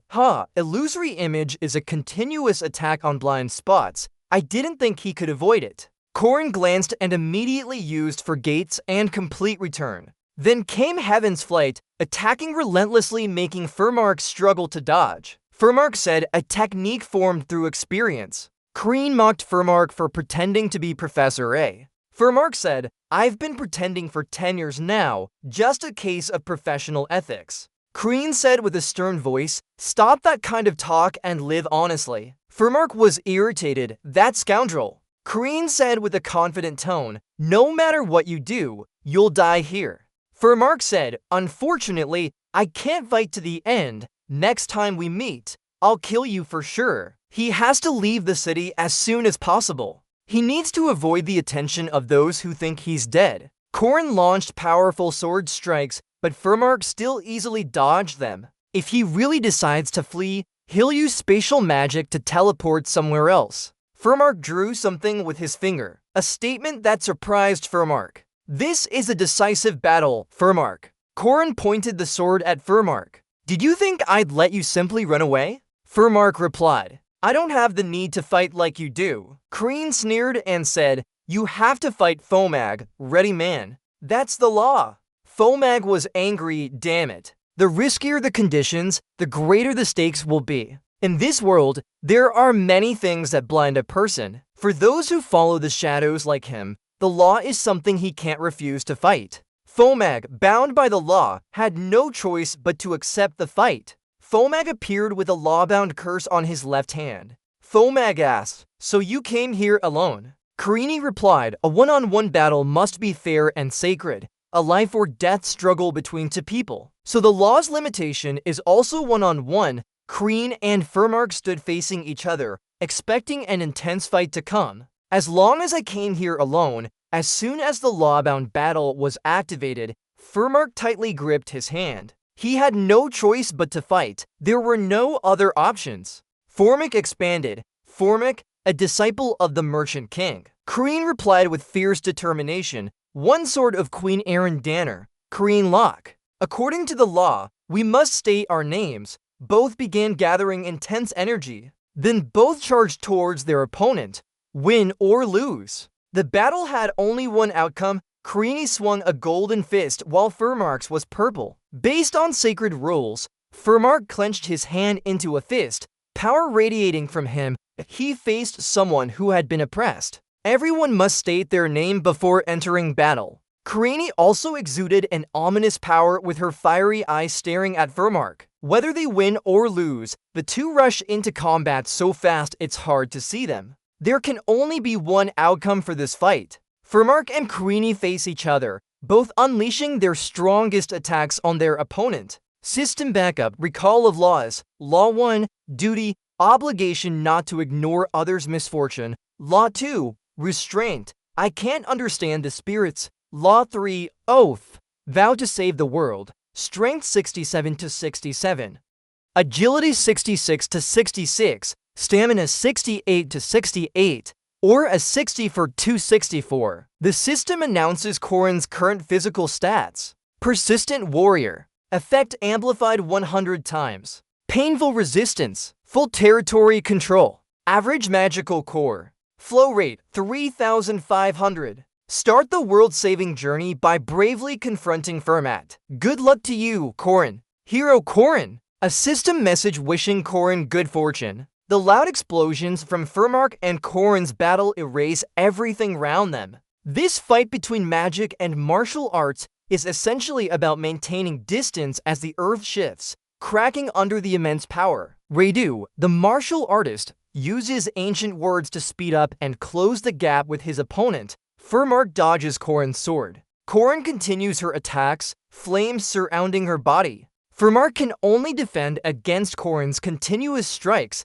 swords repeatedly stabbing at him. The warrior will try to increase the distance from their opponent. Furmark rushes forward, escaping Corrin's attack. The martial artist focuses, seizing every opportunity to find a weakness in the warrior. As soon as the warrior shows a weakness, they will rush in. Furmark immediately rushes towards Corrin and launches an attack. But this method, Corrin's sword sinks deeply into the ground. Having been injured, Corrin dodges by turning her sword aside. In close combat, jumping exposes many weaknesses. Corrin jumps high, spinning her sword. The martial artist waits for her to land. Then Endless Sky, Corrin launches an attack from above towards Furmark. Mixed wounds. He's too fast. Fomag is surprised by this extremely rapid strike. He can launch 7 continuous attacks while he's in the air. Fomag thinks. Fomag continuously uses his hands to block Corrin's high strikes, and Corrin lands. Radu only needs a second of dizziness. Fomak immediately closes in from behind to attack Korin. Law 2, quivering knee, demonic sword kneel complete. Korin quickly sets up her defense, both attacking each other simultaneously. Furmark lands a punch on Korin. Furmark continues his relentless attacks, pushing Korin back. Despite bleeding from the cut, Furmark is wounded by one of Korin's stabs. I can't stop attacking, I must continuously close the distance. He's attacking while enduring pain. Korin didn't expect Furmark to do this. Furmark keeps launching attacks on Korin, forcing her to block without retaliating. Heavenly Strike, Furmark delivers a decisive blow. He's putting all his strength into this final attack. If I can block it, I'll win the battle, Korin thinks. But in an incredibly short moment, Korin sees her eyes suddenly pause. His fist is opening. Korin is surprised by Furmark's action. The sword, he used to feint. Korin was caught off guard and couldn't dodge or react. Radu, Formic throws Korin's sword away. What are you planning now? Formic asks as he closes in on Korin. The warrior has lost his weapon. Formic punches Korin, forcing her to block with her hand. Korin immediately steps back for balance, her hand scraping the ground to maintain it. Here, Korin shouts at Furmark, "Still okay because I can absorb its power," Korin thinks. Damn, it's stuck so deep I can't pull it out. The spear is embedded in the tree trunk, causing Korin to struggle. Furmark suddenly appears behind Korin, strikes with a palm strike and a straight punch. Furmark delivers a straight punch, but Karini dodges just in time. Even without weapons, I'm still a martial artist. Clearly, even a medic can master the techniques of martial arts. Karini dodges, countering with a palm strike against Furmark. You know that, right? Karini continuously attacks Furmark, using Dragon Claw and Phoenix Rising techniques. The foundation of all martial arts, Korin's eyes gleam with pure physical attack. Korin says, using Dragon Claw and Triple Penetration technique. Korin delivers a powerful punch to Fomar. You surprised me quite a bit, Fomar remarks. However, Korin looks surprised at Fomar. Your fist techniques aren't as strong as your spear techniques, huh? Fomar teases, no injuries, right? Korin didn't expect his technique to have no effect on Fomar at all. Dark Fist, strike the rib. Fomar's punch hits Korin unexpectedly, leaving him unable to defend. Korin's Dragon Claw technique is very strong, but he forgot one thing, Fomar observes. It's just a secondary weapon for him, but for Fomar, it's something he trained his whole life for. Fomar continues to punch at Korin. Korin is punched and can no longer resist. Dark Fist, straight punch, Dark Fist, flying fist. Fomar unleashes a series of powerful strikes on Korin. Dark Fist, strike the rib, Dark Fist. You're not resisting anymore, just blocking? No problem, I'll end this quickly. Fomar continues to punch while talking to Korin. Fomar delivers a final powerful blow. Surprisingly, Korin pulls out the spear from somewhere and blocks Fomar's attack, leaving him speechless. Where did that spear come from? I threw it away already. Fomar stares at Korin in surprise. I must admit, you're a strong opponent, Fomar says. Karini sneers back. That brat, Fomar thinks about Karini. Intentionally taking the hit to follow it and get close enough to retrieve the spear. Huh? Fomar didn't expect Karini to plan like that. Karini counters with her own techniques. Karini regains her strength. Dragon Claw, Dragon Flow. Korin unleashes a series of attacks on Furmark, leaving him unable to dodge. Korin holds the spear and jumps high. Furmark steps back to defend. That impression, how he handled losing his weapon and discovering he couldn't use martial arts anymore, those methods are great and precise. Furmark laughs while praising Korin's skills. So I'm in a disadvantageous position again, Furmark says. Are you going to stop now? After being hit like that, still trying to act like a master? Korin snorts. Act like one, it seems. Furmark removes his glasses and says, we really need to take this seriously. Furmark's eyes sharpen. His aura intensifies much more than before. Strange symbols appear on Furmark's forearms. To was, Othala, ing was. The ground shifts, pieces of dirt are sucked up. In a world without the sun, part of the sky is forgotten too. Summoning dark magic, summoning shadows, a tower appears around Furmark. Third condition, swear, I will serve darkness. The system screen pops up with text. Surprising, you know how to use ancient solar language against the darkness? Furmark is also surprised. But with that little trick, you won't be able to resist the eternal darkness. Dark creatures surround the castle. This is the forbidden ground of great dark warriors from Heaven. Accept it. Furmark move forward with money, followed by a group of Dark Shadows soldiers. Torn into pieces by the dark monsters or killed by my punches, Furmark gives Kreen a choice. This is not just a one-on-one fight. Kreen sneers and says, "What a miserable scoundrel." Kreen curses Furmark. "I know you'll play dirty tricks." Kreen responds with a sly smile. In Kreen's hand is the golden ginseng root. "Look," Furmark exclaims in surprise. The ginseng root emits a deafening scream towards Furmark. The golden ginseng root produces 7 times the volume of a normal ginseng and cannot be blocked by any magic. Furmark is blown away by the scream of the ginseng root. Even dark monsters can't stand up to the unique scream of this world's only ginseng root. "Do you think you can withstand my little trick?" Kreen asks Furmark with disdain. Blood flows from Furmark's ears. As I said, Kreen's ears also bleed. Furmark is ruthless. "You'll be defeated here." Kreen looks at Furmark with a mocking smile and doesn't care. Furmark kneels and hugs his neck in submission. Kreen continues to taunt him. "How are you going to maneuver now?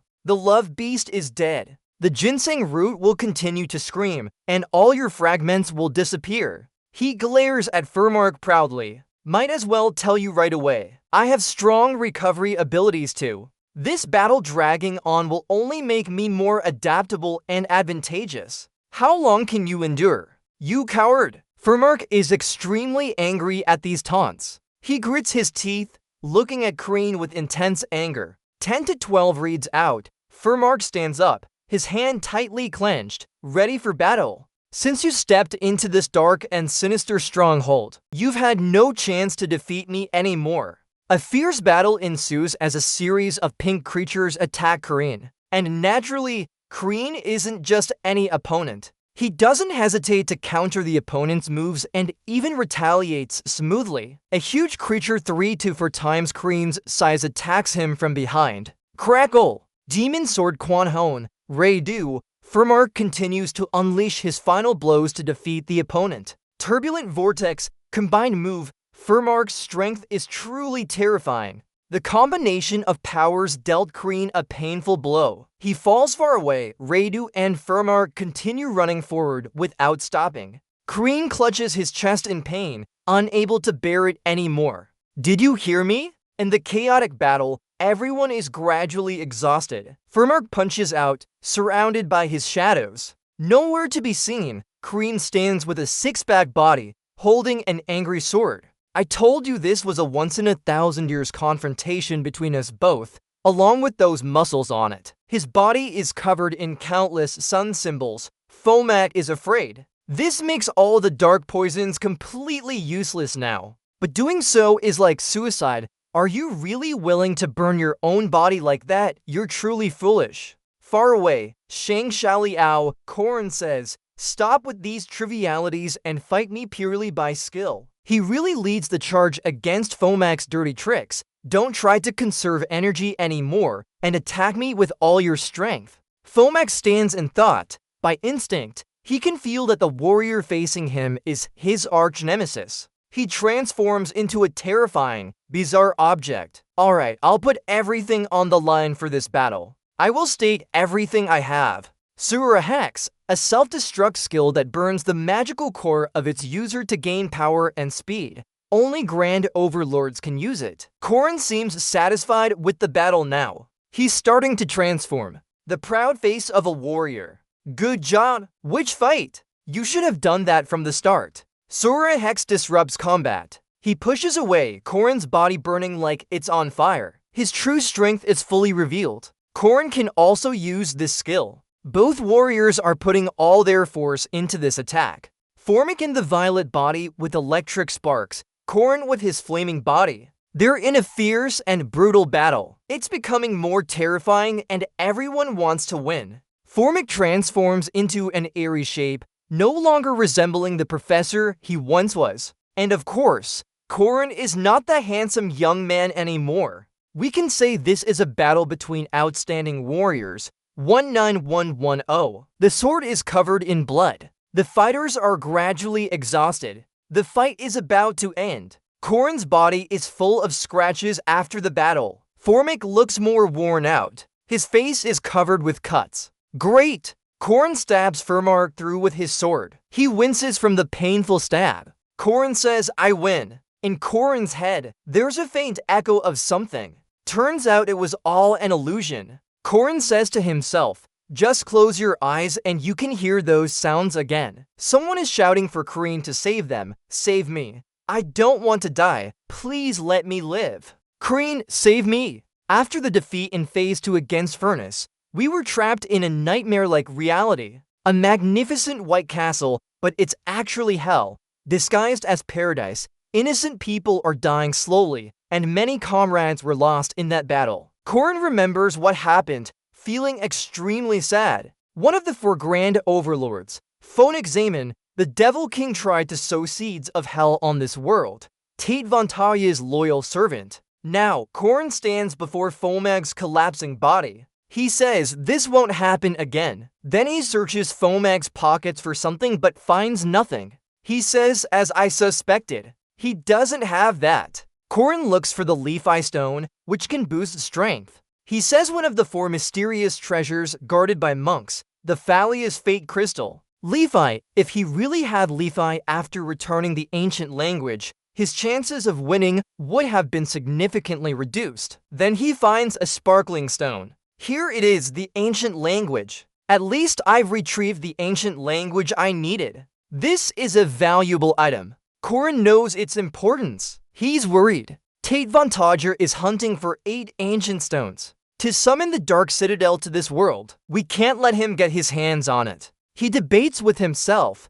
What's so important about that he would massacre those outside? They're angry and unwilling with the world. I understand their frustration, but doing that is completely wrong. Corrin feels like he's flying. His entire body straightens. He takes a deep breath. What have I done? After the battle, his body is also full of scratches, injured too. Corrin says to himself, "My left ear is perforated because I had to run around with that ginseng in hand. The right side isn't much better. I've relied on my healing abilities, but the sun's radiation burned through my body. The pain is bearable. However, the injuries from the phonic evil are the real issue. He tore open my liver and broke my ribs. Like an X-ray image, Corrin's bones and joints were shattered beyond recognition. Same with his organs. Corrin remembered. When he hit my ribcage, it broke a few ribs and messed up my internal organs. Then Rin raised her left arm. It was hard for her to do that. I struggled to lift my left leg. But they were also affected by Sura's lesser healing. Exhausted, Rin lay on the ground, panting heavily. I thought I had gotten used to pain. Her vision narrowed as she looked up at the sky. But she tried to reassure herself. I have too. Stay alert. An important message for you. You've defeated Phonic Zaman. The reward is on its way. She was weakening, her eyes barely staying open. What she needed now was something else. Mumbling, "It's not that important. Sun herbs. Ginseng map. The rewards are coming your way. First one, don't turn a blind eye to others' misfortunes." Achievements board appeared.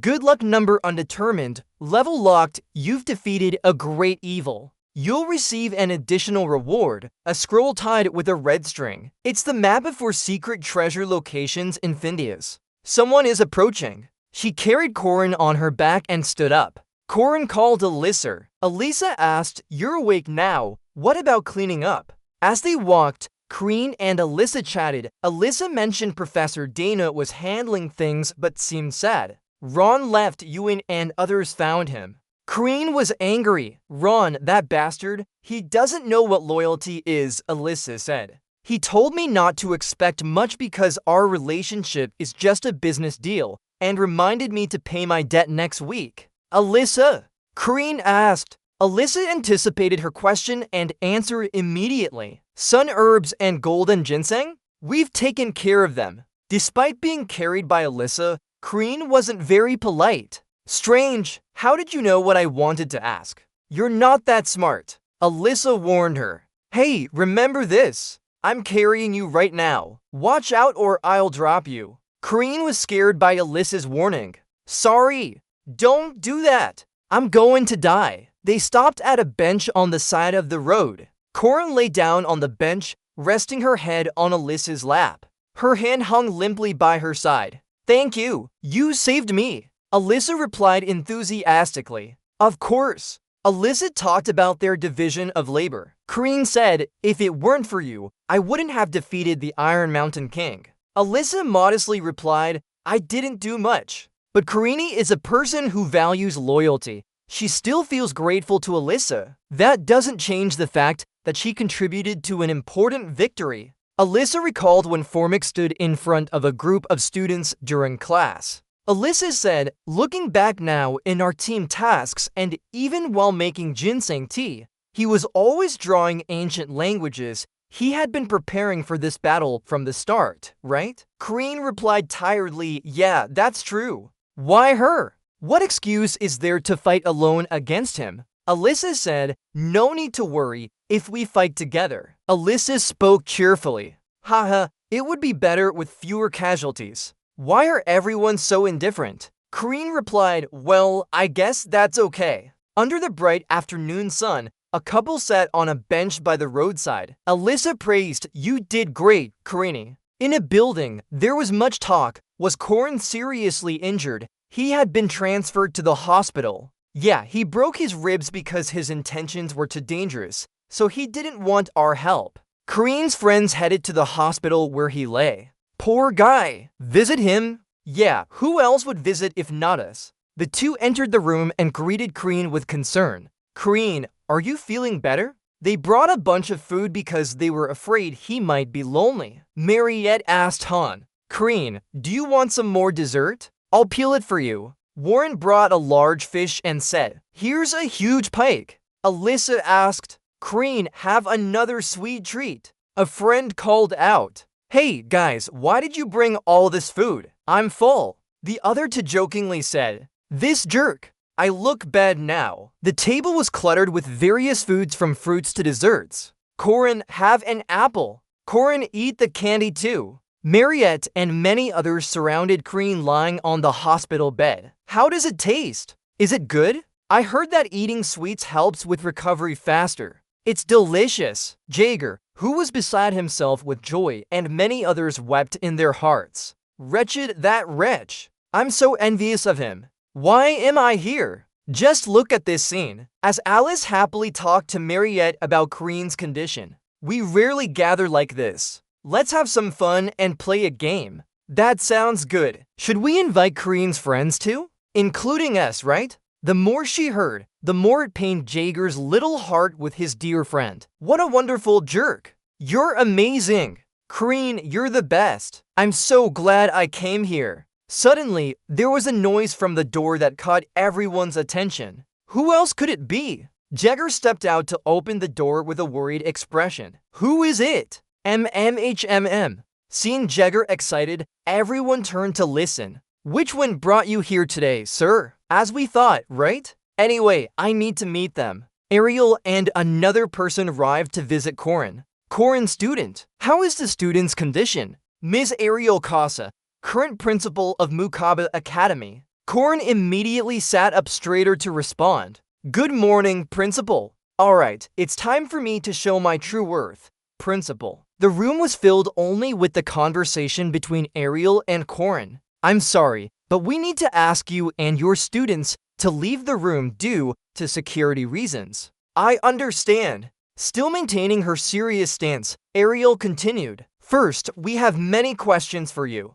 This is more serious than Mariette's incident. Are they still suspicious of me? Corin thought to himself, better change the topic now. He then spoke with a friendly and reassuring gaze. Professor Furmark is an agent. About that. Professor Josephine stepped in. Principal, what I mean is, But Ariel won't let anyone else take the spotlight, so she quickly said, "No need to worry, we both know." Professor Josephine and Crean noticed their calm demeanor. They weren't as surprised as expected. Probably they figured something out from the warnings on Professor Furmark's body. But there are still things unknown to them. A name Ariel mentioned made Crean gasp in surprise. Tate Von Todger, Furmark's ruthless disciple, was his student. Suddenly, Professor Josephine seemed more composed as she stepped forward. "That's impossible. 80 years ago he did," but Crean started to speak. "The Imperial records. The infinite and things you know too, right? Because those were what you taught him.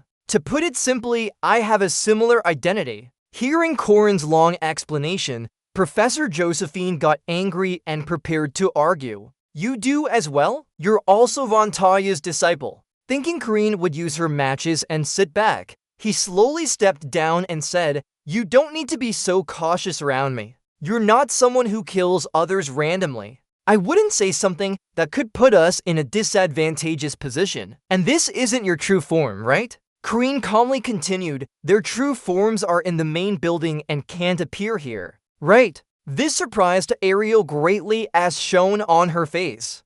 How do you know that?" Ariel explained that Von Todger's disciple still lives and is scattered across the continent. Now he has become very strong, stronger than before, and no longer alone. Crean revealed information that made Ariel think deeply. Everything was decided 80 years ago by him. She stood up and walked towards them. "As for you, your source of power is scattered across the continent and you've only regained to parts. There's something you definitely don't know about this." In Corin's hand was a glowing gem that she showed to Ariel, even the truth stone, Liquefy. One of Danner's for treasures is in his possession. Once he gathers enough, he won't be seen as an usurper anymore. The gem was brought forward by Corin with her words making Ariel nod in agreement. He knows what's going to happen next. Professor Arundiner. Seeing something a bit strange, Corin thought that everything was becoming clearer. That's why even with over 80 years of experience,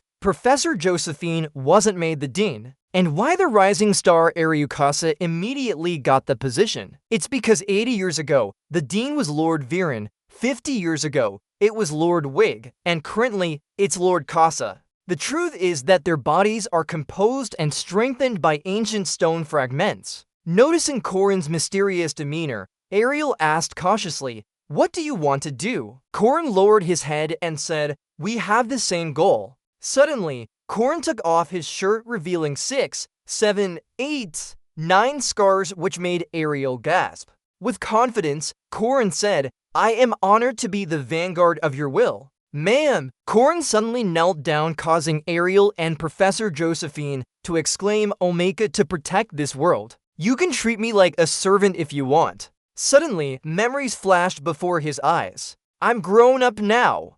Kid, as an adult, I will protect the children like you." Corin thought to himself, "Ariel Kasa. No!" Corin's face was determined with a fiery spirit. "Ariel Dana. I still can't forget what he did." Rin said in her mind, it's time to repay his kindness. His actions surprised Ariel, but she couldn't open her eyes. The scene changed to a room with no sunlight. Everything became pitch black. A soft voice echoed, "Aaron." A well-built figure spoke, leaving Professor Josephine speechless. "I don't think so." That Aaron woman with a sad face. "So Tate is still alive." "Karini, that child, can she be trusted?" Professor Josephine could only comfort her sister as if heartbroken. Aaron, without waiting for Josephine to finish, replied, "I know I shouldn't easily trust anyone." Aaron sat on the cold chair and ordered, "Assign someone to follow him. We can't fully trust him yet. I understand."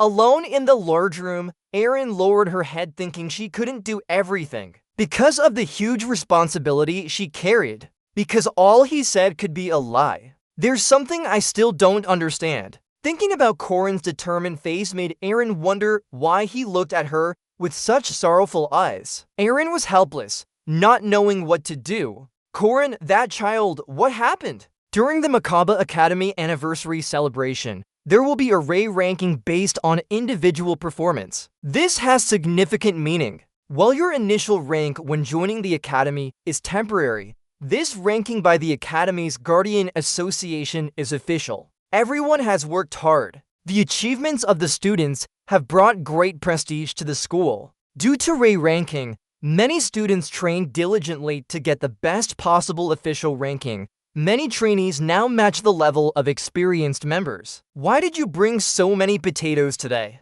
Today is the anniversary day. Have some potatoes. Alright. Thank you. It's best to distribute them among everyone. If we keep them in storage, they'll go bad. Suddenly, Corin's eyes turned sharper than a knife. In storage, there's an entire warehouse for potatoes, right? It sounds great. Now we'll announce the students who've advanced to the next level. Hearing that, Corin raises his hand to Mariette. Let's go up on stage. Okay. Second-year student, top of the class in France. Mariette stands on the honor platform, her face flushed with pride, glowing ULB. Student Mariette, despite her tough circumstances, has shown great ambition and support in handling an accident at the training ground. Mariette's cute image is like a ladder, full of passion as her sparkling eyes shine like lighthouse beams. Truly, she could have contributed more to the department this semester. But she was not allowed to leave the city after becoming a vampire.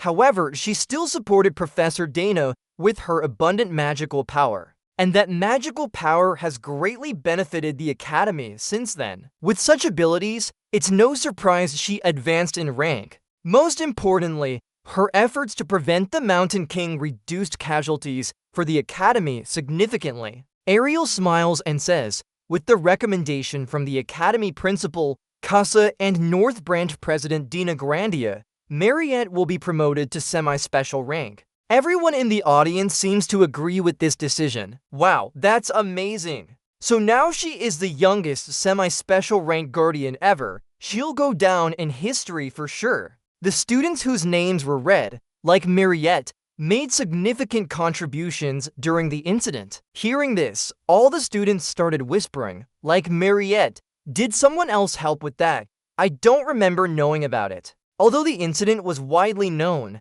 its details remain unclear to most. What happened on that day is always kept secret. No one knows about the Snow Mountain King or Professor McGigman's betrayal. The next names were called out. Magic Class, Cronale Ludden, EUN, Night Class, Elisa, Ron, and finally Karine. Ariel smiles brightly for Ewan, Cranel, Alyssa, and Drawn. With your achievements, you will be promoted to semi-first rank. But when it came to Corin, Ariel's eyes seemed colder. For you, Corin, despite being a 5th rank guardian with your outstanding performance, Principal Ariel Kaza, Senior Professor Josephine Clara, Honorary Professor Harmon Gels, by the recommendation of all 3, you will be promoted to 1st rank guardian. The entire room was stunned. What? 1st rank? A 5th rank guardian being promoted to 1st rank in just 1 semester? That's really strange. Karine, a 5th rank guardian,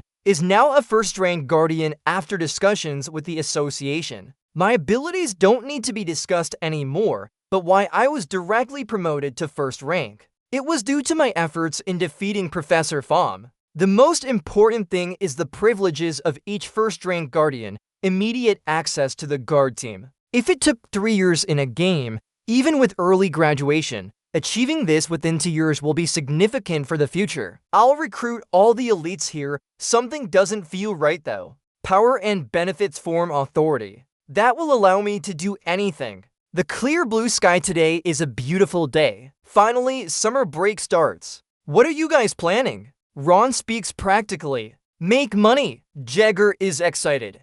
Go back to the countryside. We'll write some romance novels. I'm going for an internship at the Magic Tower. Ewan hesitates. I plan to visit experienced greed members in the West. There are some greeds in the Western region I've scheduled meetings with. Cronale Ludden chimes in. I'm also going west. They said there's a ruined castle. I'll go there to find energy for the golem. Elisa looks gloomy. I might have to return to my family clan. My grandfather is urging me to come back soon. Seeing you look sad, Karine comforts you with heartfelt words, wishing you a safe journey. Suddenly someone asks Karine, What are you planning, Karini? Are you going home? No, before returning to the house in Kareen's memories. That house is completely empty. They went on a trip without me. Oh, I went on a trip because of a system error that delayed my travel notification by 3 days. Elisa shyly says, so, do you want to come with me?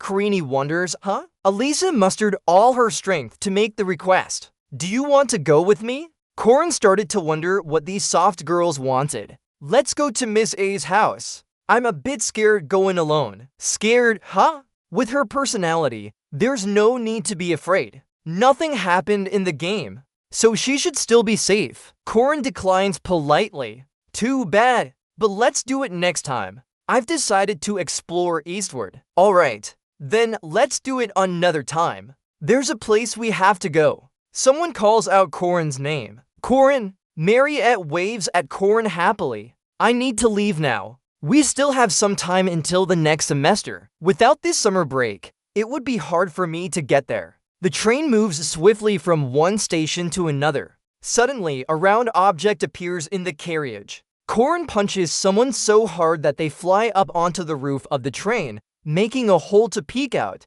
while other passengers are unaware. I still have 9 more hours until we reach the northern part of the continent. A man in black with a nasty scar on his face is looking around. The man next to him is equally alert, holding weapons ready for action. The leader stands up and reveals himself. Everyone raises their hands as instructed, surrendering everything they have. The robbers threaten the other passengers, who comply with their orders out of fear. You better do as we say. Black Coops grins, his face showing his true nature, and threatens that if you don't want to fight a first-class warrior, raise your hands. Suddenly, two people who seem to be giving up slowly approach and ask, oh, this doesn't look like our room, does it? We've been lost for so long, right? This angers the leader of the robbers. Where did that guy come from? Can you read? You must have gone to the wrong room. If you want to live, raise your hands. Rin's voice slows down. What time is it now? Before the robber could continue,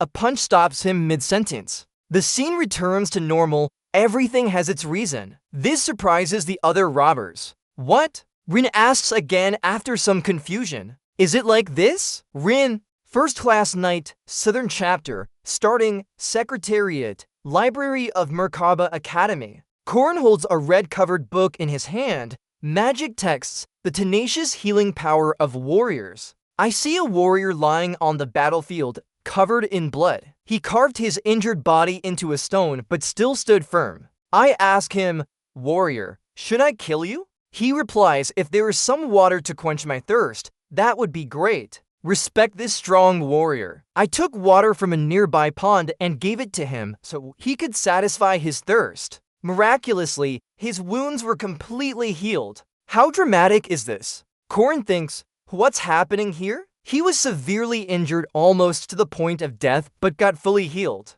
His stance is as majestic as Admiral Yi Sun-sin. Corin finished reading and didn't seem very convinced, closing the book. Wow, that's really good. Lars appeared and told Corin that his southern castle was still standing. Corin was slightly startled but replied to Lars. Yeah, that's right. Lars continued, if you ever go there, stop by my office. It might still be there. Lars asked Corin why he didn't understand, and Corin was confused. Yeah, what is still there? In my past life, did I find anything useful? Change the interface to flickering lights for danger. You need to find it yourself. Oh, Ancient Midge, I hope you have the courage and bravery of that warrior. Later, he continued with an example. If you had his courage, there would be nothing in this world you couldn't do. He was a humble man, not a hero or sage, but someone who could save the world. Straightforwardly speaking to Corin, like a golden deer on green grass,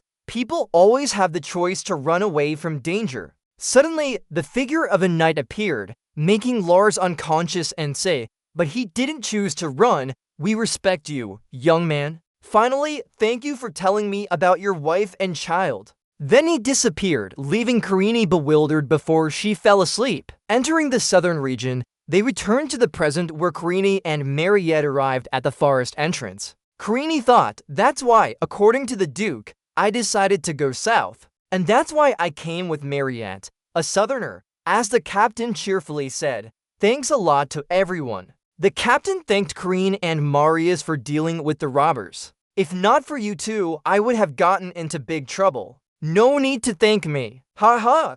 The captain wasn't just saying that. At least you should accept this. Karine didn't hesitate and politely declined the offer. Oh my, you don't have to do that. But how can I refuse such kindness? Duty calls for no indifference to others' misfortune. Distribute fairly. 2 skill points were granted. With money in hand, Karine laughed like someone experiencing a special phase. Ha ha ha! Just as expected. People need to live well. With the money, they shivered and trembled. I'm so hungry. What should we eat first? One know a few places here. Do you often come here? Just pass by quite frequently. Ha ha. Just tell me if you need anything. I'll buy everything.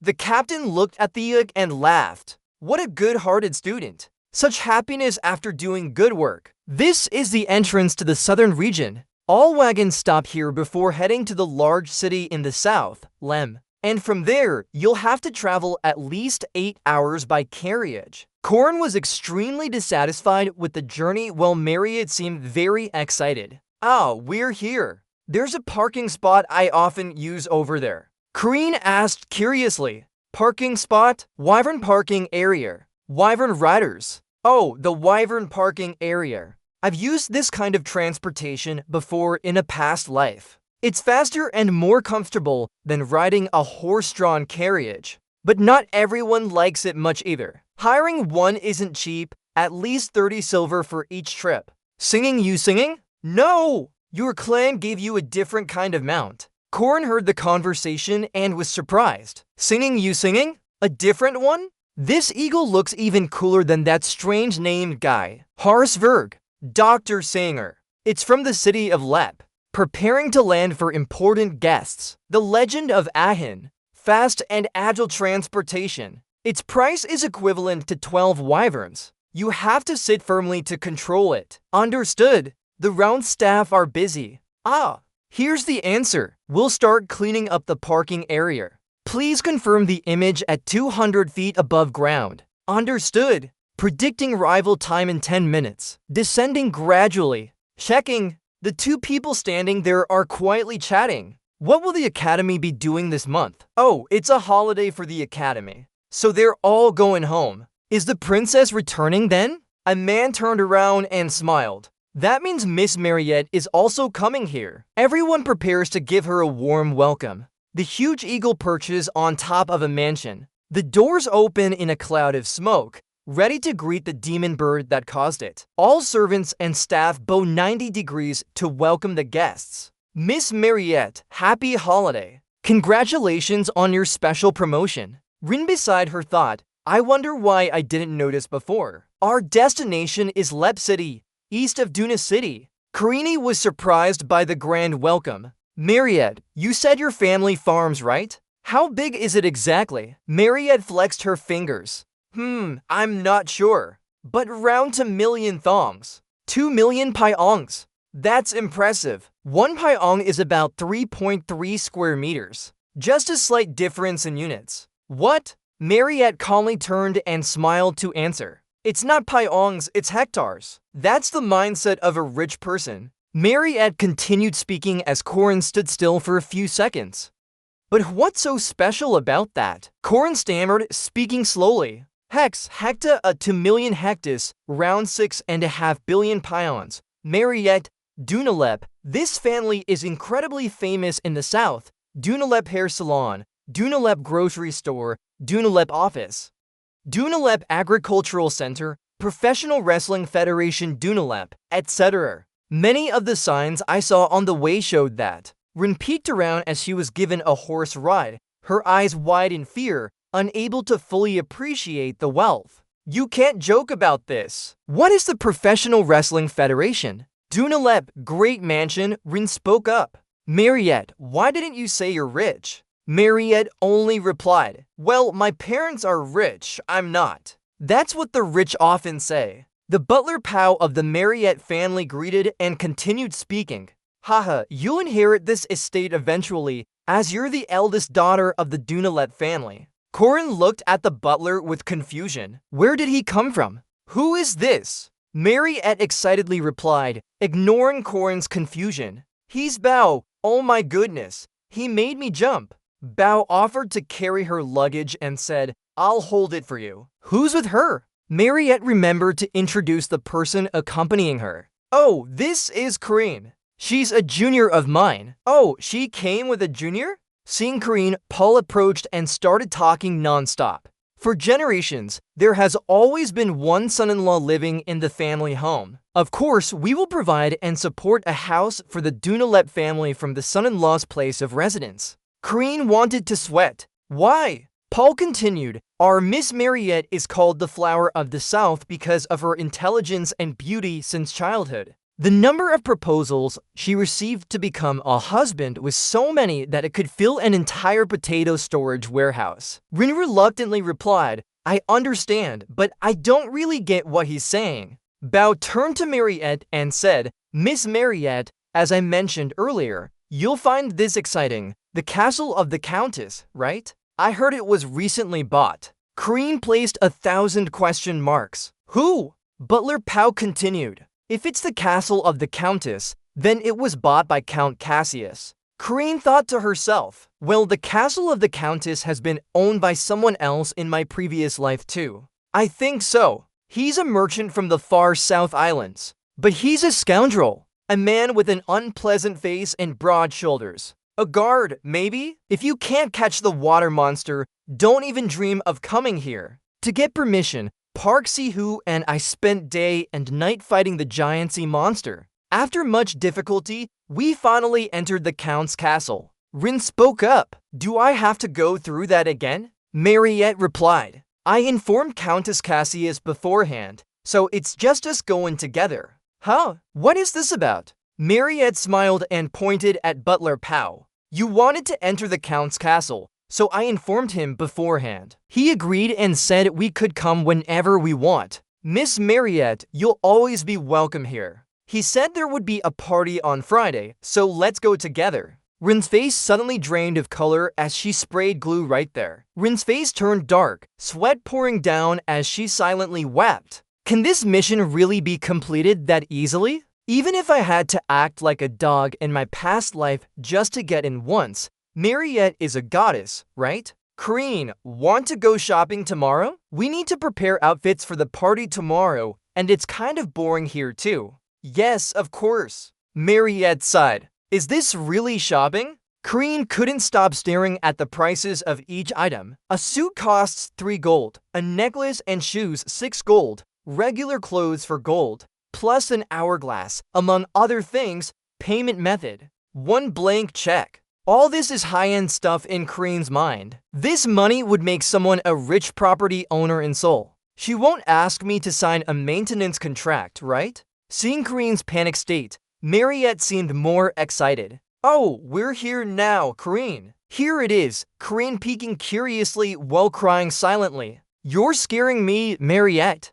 Please, don't buy anything for me anymore. At a nearby store, Mariette was warmly welcomed by the shop owner. Oh my, Miss Mariette, you finally made it. Are you here to pick up your order? Yes, Mariette handed Corinne a large box. Corinne, here, Corinne asked instinctively. This is, said Mariette, this kind of mineral used frequently in Odachi. Holding the immortality stone, Corinne whispered, items I couldn't touch before even seemed like they didn't exist at the academy. Unlike silver, which breaks when too much magic is used, and immortality stone won't break. Corinne's eyes widened as she said, how did you get this? It's not something easy to find. This stone makes me happier than all the gifts I received today because it was used in Emperor Grandaden's hidden sword. Mariette replied dangerously, if you attach this to your sword, its power will increase greatly. Even your domain would be enhanced. You'll easily pass any challenge, right? Corinne quickly answered, yes, of course. With a blush, Mariette told Corinne, this is a special gift for you. Seeing you so happy makes me happy too. Corinne was deeply grateful. Thank you. The sky turned to night. At Mariette's mansion. This way, Corinne. Corinne chose a new outfit and slowly entered the lavish dining room. Good evening. Mariette happily called out her name. Corinne. In her mind, Corinne thought about visiting a friend's house. Mariette waved to indicate the way. This way, here it is, an elderly yet beautiful woman who seemed like Mariette's mother, kindly said, "Oh my, what a handsome young man. Please sit down." Corinne thought eating with their family was inevitable. Corinne quickly asked respectfully, "Yes, so, but the one with that warm smile is her mother, and beside her?" Suddenly, a voice echoed, "Wait, let's ask you a question before we eat. Your answer will determine if you sit or not." The unfriendly-looking man named Mariette's father asked, "Are you a new rival, Corinne?" Corinne recognized Mariette's father. Mariette sternly warned her, "Our daughter is difficult to handle." Mary said she would only marry the one she likes. "I won't." Suddenly, his beloved daughter gave him a hard slap, causing Mariette to wince. "Oh, ouch. Hold on. Mary, it hurts. Why are you so healthy?" The kid looks just like his mom. "Dad, don't say anything more." Mariette dragged her dad away, who was talking nonsense. "Why are you acting this way? Dad only wants to protect you." She shouted out loud. Okay.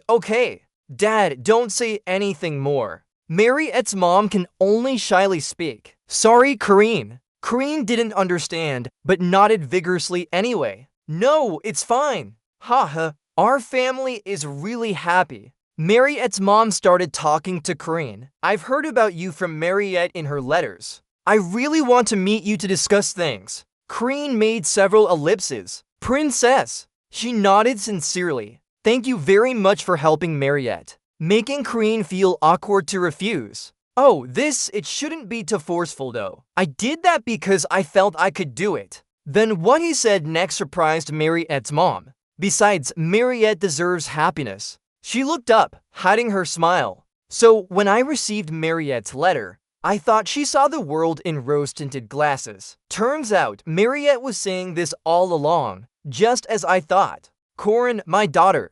"By the way, that is," Mr. Mariette interrupted. "You know, I'm really grateful, but only for a handshake," leaving Mrs. Mariette powerless. "Oh, hey!" Mariette tried to continue speaking. "And you must keep your composure." Unfortunately, Mariette stopped that from happening. "Wow! Stop it! Welcome you." Mrs. Mariette also helped out a bit. "Corinne, haha! Unlike my husband, I'm quite perceptive." "Mom, what are you saying?" Rin just sighed helplessly. "It's really an interesting family. Haha." The next day, Lord Loyal Castle. "Greetings, Lady Cassius." Lady Cassius hurried out to greet them. "Oh, Miss Mariette. Hello." Lady Cassius warmly greeted them. "You've arrived as promised." The Ballandria family is very welcoming." Green couldn't believe his eyes at the warm welcome from Lord Cassius and secretly assessed him. "I didn't expect it to be the same person. Is this really the name from my previous life that told me if I didn't catch a sea serpent, he wouldn't open the gate?" An announcement echoed throughout the estate as Miss Mariette and Mr. Carini entered. The welcome for Mariette and Corinne was extremely warm. It must have taken a lot of effort to prepare all those decorations. Corinne walked in with confident strides, thinking to herself,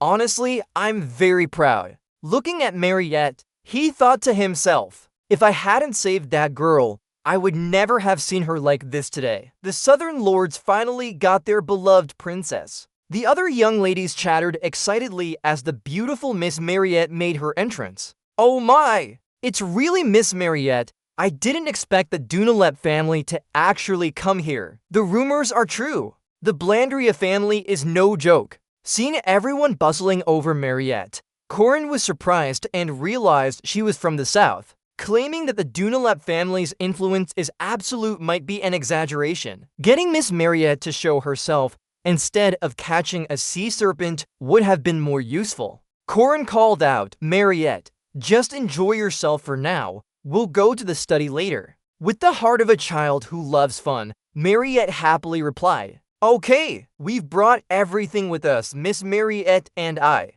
When the party reached its peak, I'll talk to the Duke about leaving here for the study."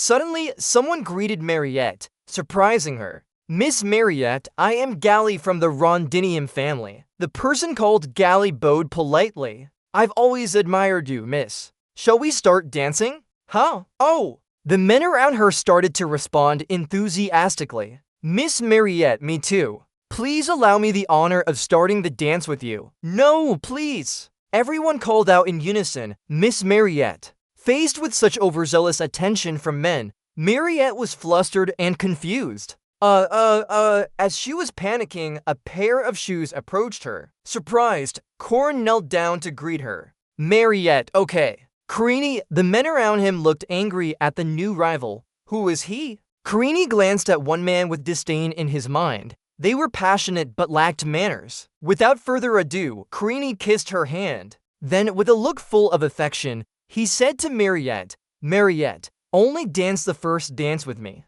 Carini corrected himself mentally for his quick thinking. This is a basic courtesy to ask someone to start dancing. A beautiful lady once told Carini that if you want to start dancing with her, you must kiss her hand first. If you want the first dance, you have to kiss her hand. In his previous life, Sir Carini forgot and was scolded for it. Carini's actions made Mariette blush furiously. She almost exploded right there. Okay, the musicians began playing as the party started. As they danced, they chatted with each other. You're really famous, huh? Yeah, you're too carefree now, right? If you're uncomfortable, let me apologize. No, do you like it? No! Rin looked at Mariette and thought to herself, it feels like I'm abandoning my savior. So there's no other choice but to repay the favor. I've asked a lot from her when she was in the south. But Rin's eyes now held many complexities. But looking at the beauty right in front of her, Rin can only think this is dangerous. Seeing something she shouldn't see, Rin turns away with a flushed face, even feeling slightly embarrassed herself. Suddenly, Mariette steps on Carini's foot, bringing Carini back to reality and stopping her from daydreaming. Mariette quickly apologizes, saying sorry, I'm not good at dancing. Although it hurts like she might be leaving this world, Carini replies, it's okay. Seeing Mariette's embarrassment, Carini decides to take the lead instead. Then Carini suggests to Mariette, placing her left foot on Mariette's, and they'll dance like this. Mariette shyly doesn't answer clearly. HM? So Carini continues for Mariette. If you do that, your feet will get dirty and it might be a bit awkward when dancing. But who cares? Carini's words make even the hardest heart soften, not to mention Mariette. Just don't worry about what others think. Carini concludes with a remark that leaves no doubt.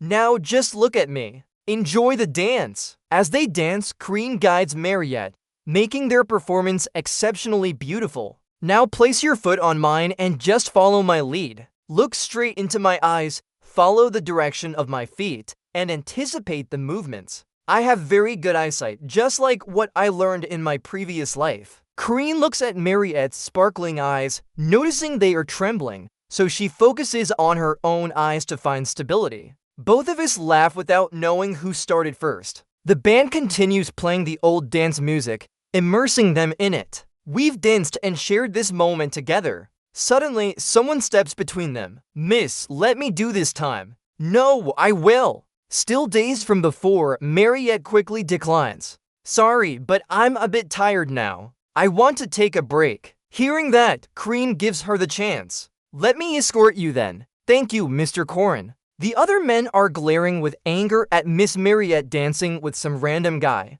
The women around them can only watch in amazement. Ah, did you see that? Yes, misstepped on his foot and then danced away. So romantic. His concern is cool. The dance itself was impressive too. Did you see how big Miss Mariette's laugh was? Of course she did. It's 99% sure that door will open now. Rin exclaims. So this is the Duke Sabanch's study room. Rin, what are we looking for here? It doesn't matter. We just need to find traces of Duke Sabancher. Okay. Carini picks up a book from the shelf. This one? The Story of the Duke. Carini thinks. In the game, players must find traces of Duke Sabanch's wife Luina and daughter Cecilia in the Sabancha Duke mission. Usually, just giving this to Duke Sabancha completes a side quest. But in the previous AKIP game, There was no hint about finding it in the study room. Why did they call me here back then? I'm not sure either. Let's just search first. Mariette lies down on the couch and says loudly to Corinne, I didn't find anything. It's not easy. There's no evidence at all. I thought there would be some hidden space or something like that. Mariette pouted and complained, holding her poor stomach. I'm so hungry. Corinne immediately wondered, didn't you eat just now? I didn't have time. I came here right away. Do you remember? Suddenly, Mariette changed her attitude and turned to ask Corinne, what is it? Corinne, it made Corinne's heart flutter a bit. Oh, that look is a sign. A natural sign formed as our relationship progressed. While Corinne was thinking silently, Mariette said, I just noticed, and your jaw and collarbones are really beautiful. When did Mariette sit on Corinne? She must be sweating a lot, so try to bear with it. I mean, it's fine. Shyly, Mariette said, then, let me do this.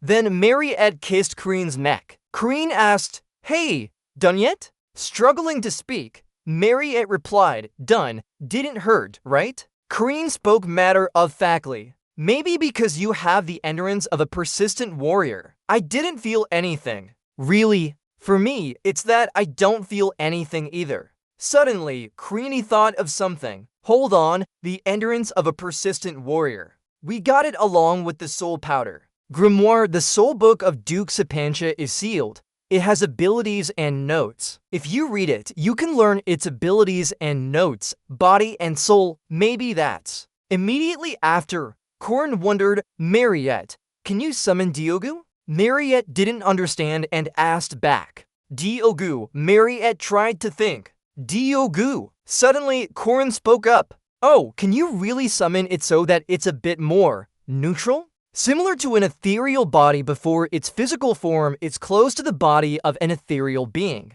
Got it! Diogu, wait a moment. Jing, she's really playful. Ugh, in this state, her body is being destroyed. That makes sense. Good, Diogu is fading away now. I, an unperceiving soul, can't see it. So there's something. Corinne suddenly realized something and looked behind her in alarm. What? This is... A chill down the spine. Corinne shouted a warning. Mariette, get ready. Corinne guessed everything. Everything around them started to darken. And Mariette wasn't there anymore, confusing Corinne. This is... I understand now. Duke, you should have told me sooner if things turned out this way. The sealed item inside Grimoire Library is the Duke Sabantia's soul. What he decided when he couldn't die and had to endure bloodlust was the separation of his soul and body. Where is the Duke's body then? The answer is right in front of me. Lost in thought, Corinne heard a voice. Why are you here with my soul fragments?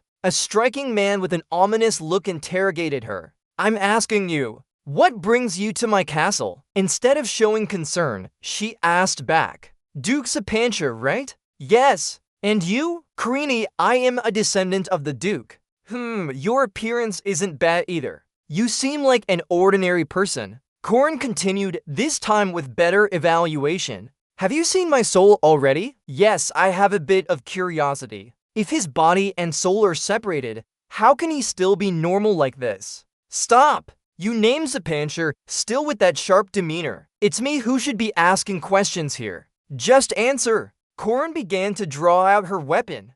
I thought everything would go smoothly. Corinne spoke with a challenging tone. Turns out it's not just a book. 800 years ago, there was a great general who commanded the entire southern region. Duke Sapantia forged, known as the strongest in his time by people. No, he should be known as the strongest of all times. Corinne and Duke Sapantia fell deeply in love like soulmates across lifetimes. The Duke Sapantia said, now I notice you came after seeing my soul. Did you kill it? Corinne didn't back down and kept attacking. Of course not. I helped his soul find peace and transcendence. I thought this time he would bring me something other than that magic book. Duke Sapantia angrily said, if my soul led you here, you wouldn't have brought a blood fiend to the castle. Do you think I'll believe lies coming from your mouth? Corinne started to get suspicious. Ben asked again for clarification. What are you talking about? Hold on. How can an incorporeal entity move at all? Despite the fight, Duke Sabancha enthusiastically explained that this was a blood fiend's body, hence its immortality. It needs a trapped soul in the castle to prevent it from becoming a monster like the one brought here. Corin asked back, monster? Mariette is not like that. She controls the blood fiend's power now. Believe me. A sword stabbed into the ground forcefully. Duke Sabancha said, believe me. He held his face in pain. To free himself from 800 years of bloodlust, he destroyed his soul,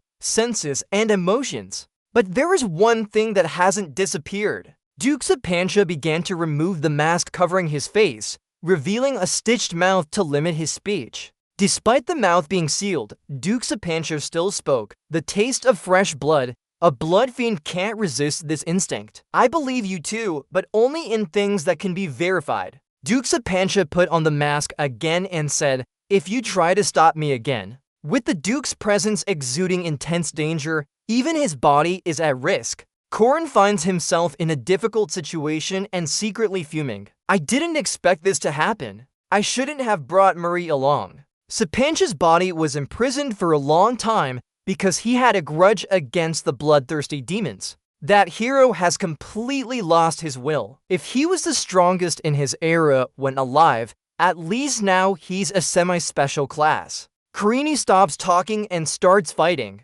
6th column of the French army. Sura, I'll fight with all my might. Carini keeps throwing powerful techniques meant for Duke Sabancha. Supreme Snake Painting, Heaven Ladder, Venomous Dragon Head Strike. Duke Sabancha shows no sign of being affected. The battle reaches its climax as neither side can be defeated. Carini transforms into a different person with an eerie and terrifying appearance. Duke Sabancha finally counters. Look here! Sabancha raises his sword confidently, showing off his personality loudly. This is the power of creation. In life, I killed a dragon to gain this strength. Duke Sebastian fights while introducing his ultimate technique, Demon Sword, Death Dragon Man. Carini is on the defensive, only opening her mouth to enjoy it. I was wrong. This guy is even stronger than a special class monster. Over here, Mariette is also covered in blood and being ridiculed. She's just a low-level monster. Duke Sabancha not only loves Carini, but also takes care of Mariette, wondering how to live like a human. Mariette doesn't understand what her father is saying and asks back. A monster, he says. Duke Sabancha replays the confusing images. You should watch yourself. You are a monster. The image switches to Mariette in an unusual state. Then, are you sure you've overcome it with your willpower? Sebastian notices that Mariette is using Carini's blood. Eventually, you'll crave the blood of those you love. Duke Sabancha angrily says and kills everyone you care about. After saying this, Sabancha points his sword at Mariette and orders her to leave. Mariette barely dodges Sebastian's accidental attack, but still gets injured. Mariette struggles to explain in vain. No! Oh! Duke Sebastian turns around when he hears Mariette calling out for their friend. Rotters! Go! He commands. Shoo! Freak! The monster just appeared and was instantly blinded by large chains. Duke Sabancha praises Diogu for its quick actions. You are indeed a fierce monster. You're even faster than me at my peak. Then Sabancha pierces the monster with his sword, but you lack combat skills. You're just a monster relying on brute strength. Seeing her pet fall, Mariette quickly orders Diogu to retreat, but it seems everything is out of control. Mariette's eyes gradually lose focus. Looking at Duke Sabancha's weapon, Mariette realizes the Romanian. This sealed sword will seal immortal entities in a space linked to it. Countless swords point towards one direction, standing before the sword. Your immortality is nothing. Duke Sabancha Kirk is angry and wants to finish Mariette off quickly. Go die fast, I'll end that uncertain life of yours. Ignoring her face, Sabancha continues attacking Mariette. A monster will always be a monster. Mariette resists without giving up. No, not really. Mariette remembers the moment Corin gently hugged her and spoke softly. Now, just a moment ago, she was still herself. That's why Mariette had the courage to yell at Duke Sabancha. Corin said it's fine. So I did. Hearing that, Sabancha responded with an action. He summoned a human form. Let me say this again. Korin gradually became clearer. Duke Sabancha also added one more line. Go die! This is the path! For both of them, it's best to go down this road. Mariette felt a drop in morale when she sensed things turning bad. Mariette ran over and tightly hugged Korin, who was unconscious. Mariette reached out her hand of wanting to touch Korin, but couldn't find the words. Mariette's head rested on Korin's chest, instinctively calling his name, Korin. Her breaths grew more rapid and labored. Korin still showed no signs of movement. Mariette's eyes turned red as she saw her teammate in critical condition. Duke Sabancha stood by, helplessly watching the two fall into their predicament. Sabancha raised his sword and silently thought, I didn't expect this either. These bloodthirsty creatures should all die. Even when her lover was dying, she couldn't overcome her instincts. Mariette struggled, her lips already stained with Duke Sabancha's blood as he noticed something and was taken aback. Hold on! Seeing Mariette kiss Korin's lips, Sebastian wondered if she wasn't planning to suck his blood instead. Finally, Sebastian realized the issue. She used her own blood as a life-saving potion and injected it into him. She didn't drink but gave away her own blood. She had overcome her limits in this situation. She should have lost control by now. Mariette let go, but Korin still showed no signs of movement. Korin, please! Duke Sabancha remained silent and expressionless. Sebastian blamed himself and recalled his painful past. I couldn't do it. I couldn't save anyone. I succumbed to my own desires. Mariette, helpless, cried out in desperation for luck to intervene. Please wake up, Korin. But this boy and girl. Duke Sebastian realized he was the monster. That's right, I can't judge everything. Then he raised his sword, ready to stab something. The sword pierced Korin, emitting a blinding light from the wound. Korin! Mariette tried her utmost to stop Duke Sabancha. Stop! That's enough! How much longer do you plan to torment us? Mariette, out of her mind, shouted loudly. Don't take Korin from me. Duke Sabancha ignored her and continued his actions. The light enveloped the area. Then Duke Sabancha withdrew his sword from Korin's body. Korin began to move, speaking weakly. I'm fine now. Mariette. Korin woke up and comforted Mariette, who was terrified. I'm right here. Korin. Mariette was so relieved she couldn't help but asked Korin about her well-being. How are you? Korin, are you okay? Are you really alright? This happened. Korin didn't know what to ask next. Why did you save me? But it was Mariette who knew that Count Sabancha had intervened, so she asked instead. Did he save him? Sabancha said nothing but swung his sword, startling Korin and Mariette like a sparrow. The sword fell to the ground in their astonishment. Count Sabancha told Korin that he had transferred his dark magic core to him.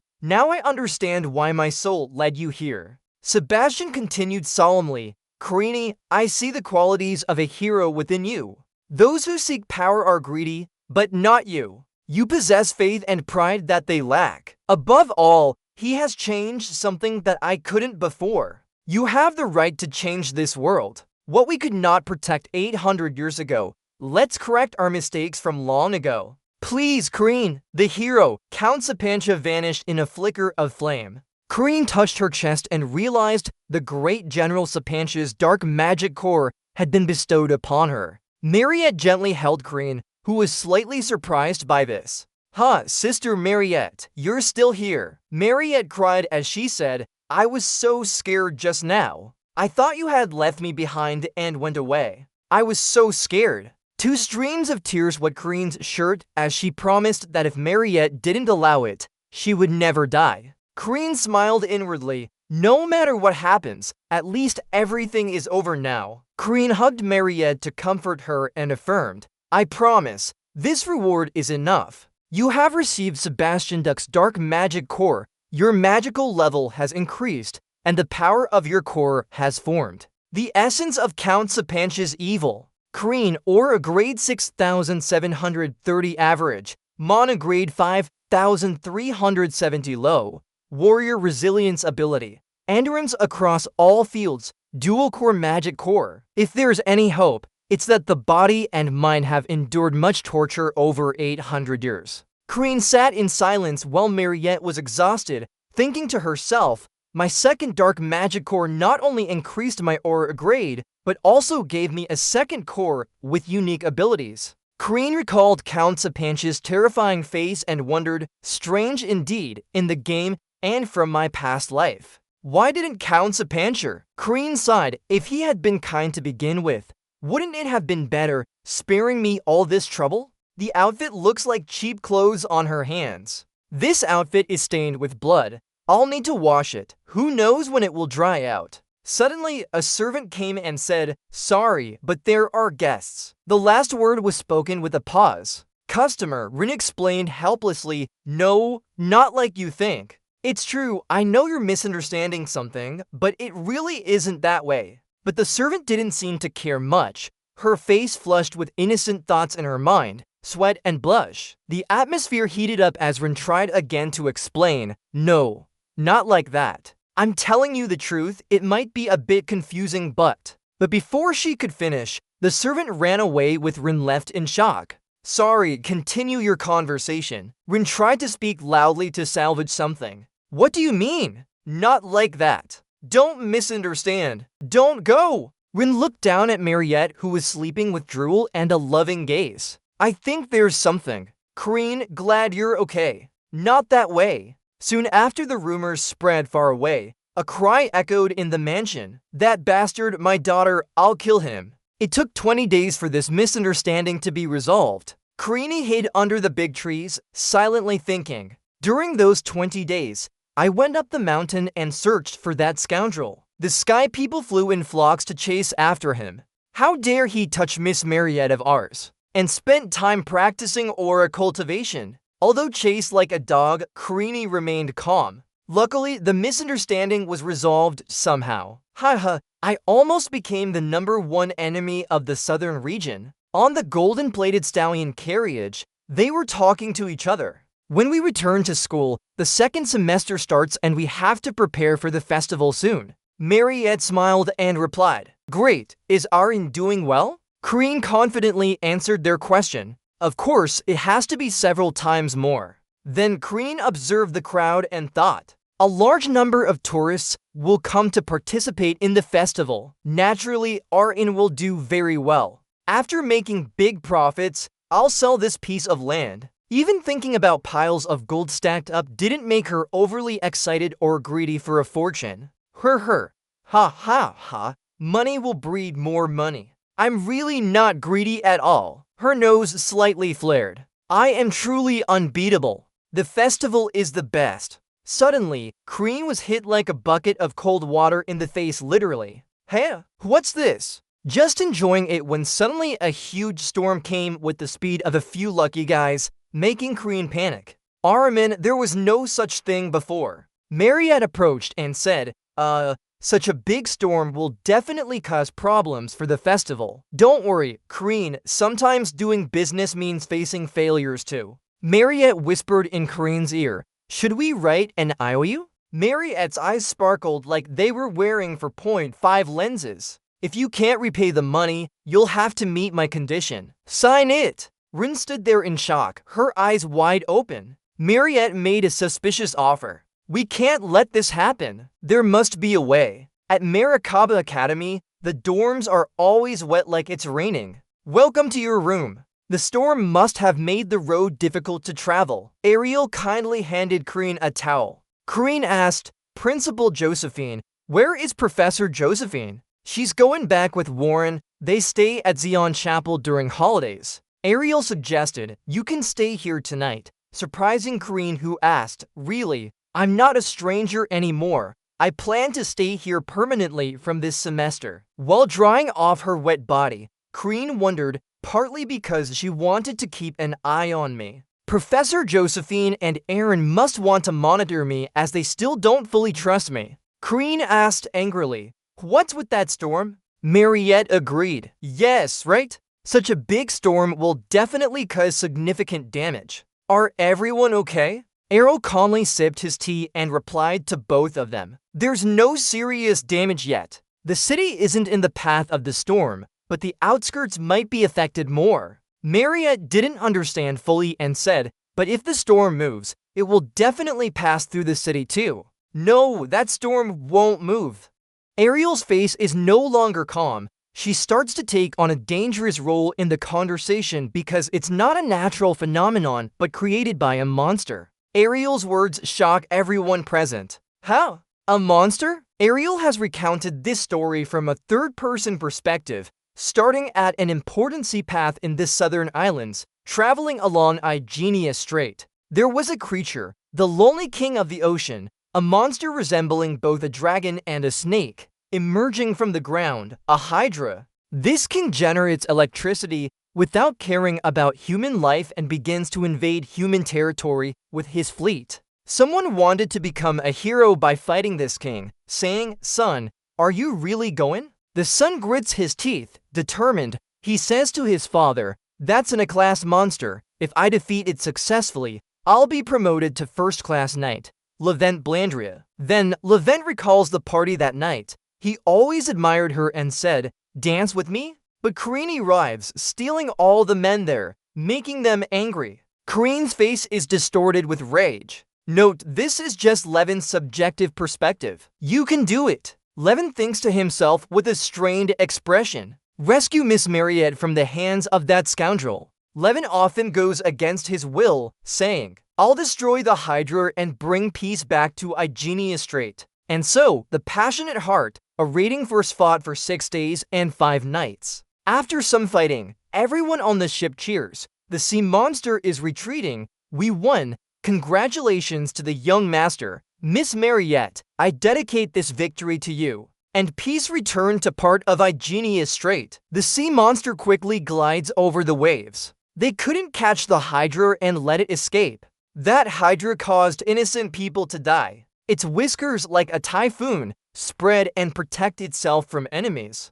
Two poor children are torn apart by a whirlwind. The lovers are separated. The Hydra carries one of them in its mouth and flies away. Their downfall is gold, blood, and flesh. And their meat is medicine. Even monsters crave it. The injured Hydra can't ignore the Anvin nest. And the Anvin mother makes a decision for her unborn child. Northward, head north as fast as possible to safety. That's why the terrible typhoon suddenly occurred. This is my land. Karini stands helplessly in the rain, thinking like she's filming a music video. Who could have thought of this? A typhoon seed, it's a rare species. In summer, you can't see them because they grow on small islands in the 2-star archipelago. Why are they here now? The more Karini thinks, the more she despairs. I know! It must be the butterfly effect caused by me. One flap of a wing brings the whole typhoon. A real typhoon. Villagers around start preparing to move their household registration. We're evacuating here. Can't work anymore. Rin, in distress, tugs at everyone's hands and legs, sobbing. Wait, you're almost done. Why are you leaving now? The typhoon is getting bigger. We might die soon. Rin can only cling helplessly. Wait, but the others just reply indifferently. Give up. Life is like that sometimes. Rin's hair flies in the wind as she thinks alone. If this typhoon continues, there won't be a festival anymore. It's certain. The typhoon lasts another week and my rental house becomes dilapidated. I spent 28 million gold to buy this land, 330 for raw materials, paying workers, and construction costs. Rin collapses in deep thought. To 0.1 million for finishing touches, only 1.1 million was mine. The rest, it's all gone. Rin looks like she's about to fall into a hole as time passes by. If business fails, I'll have to pay back 72 million gold in debt. It's over. Really over. A little while later, the Rain Academy K3 organizes an emergency meeting to deal with the typhoon. Principal Ariel Cossack gathers some students and professors together. Line 60 is intentionally left blank.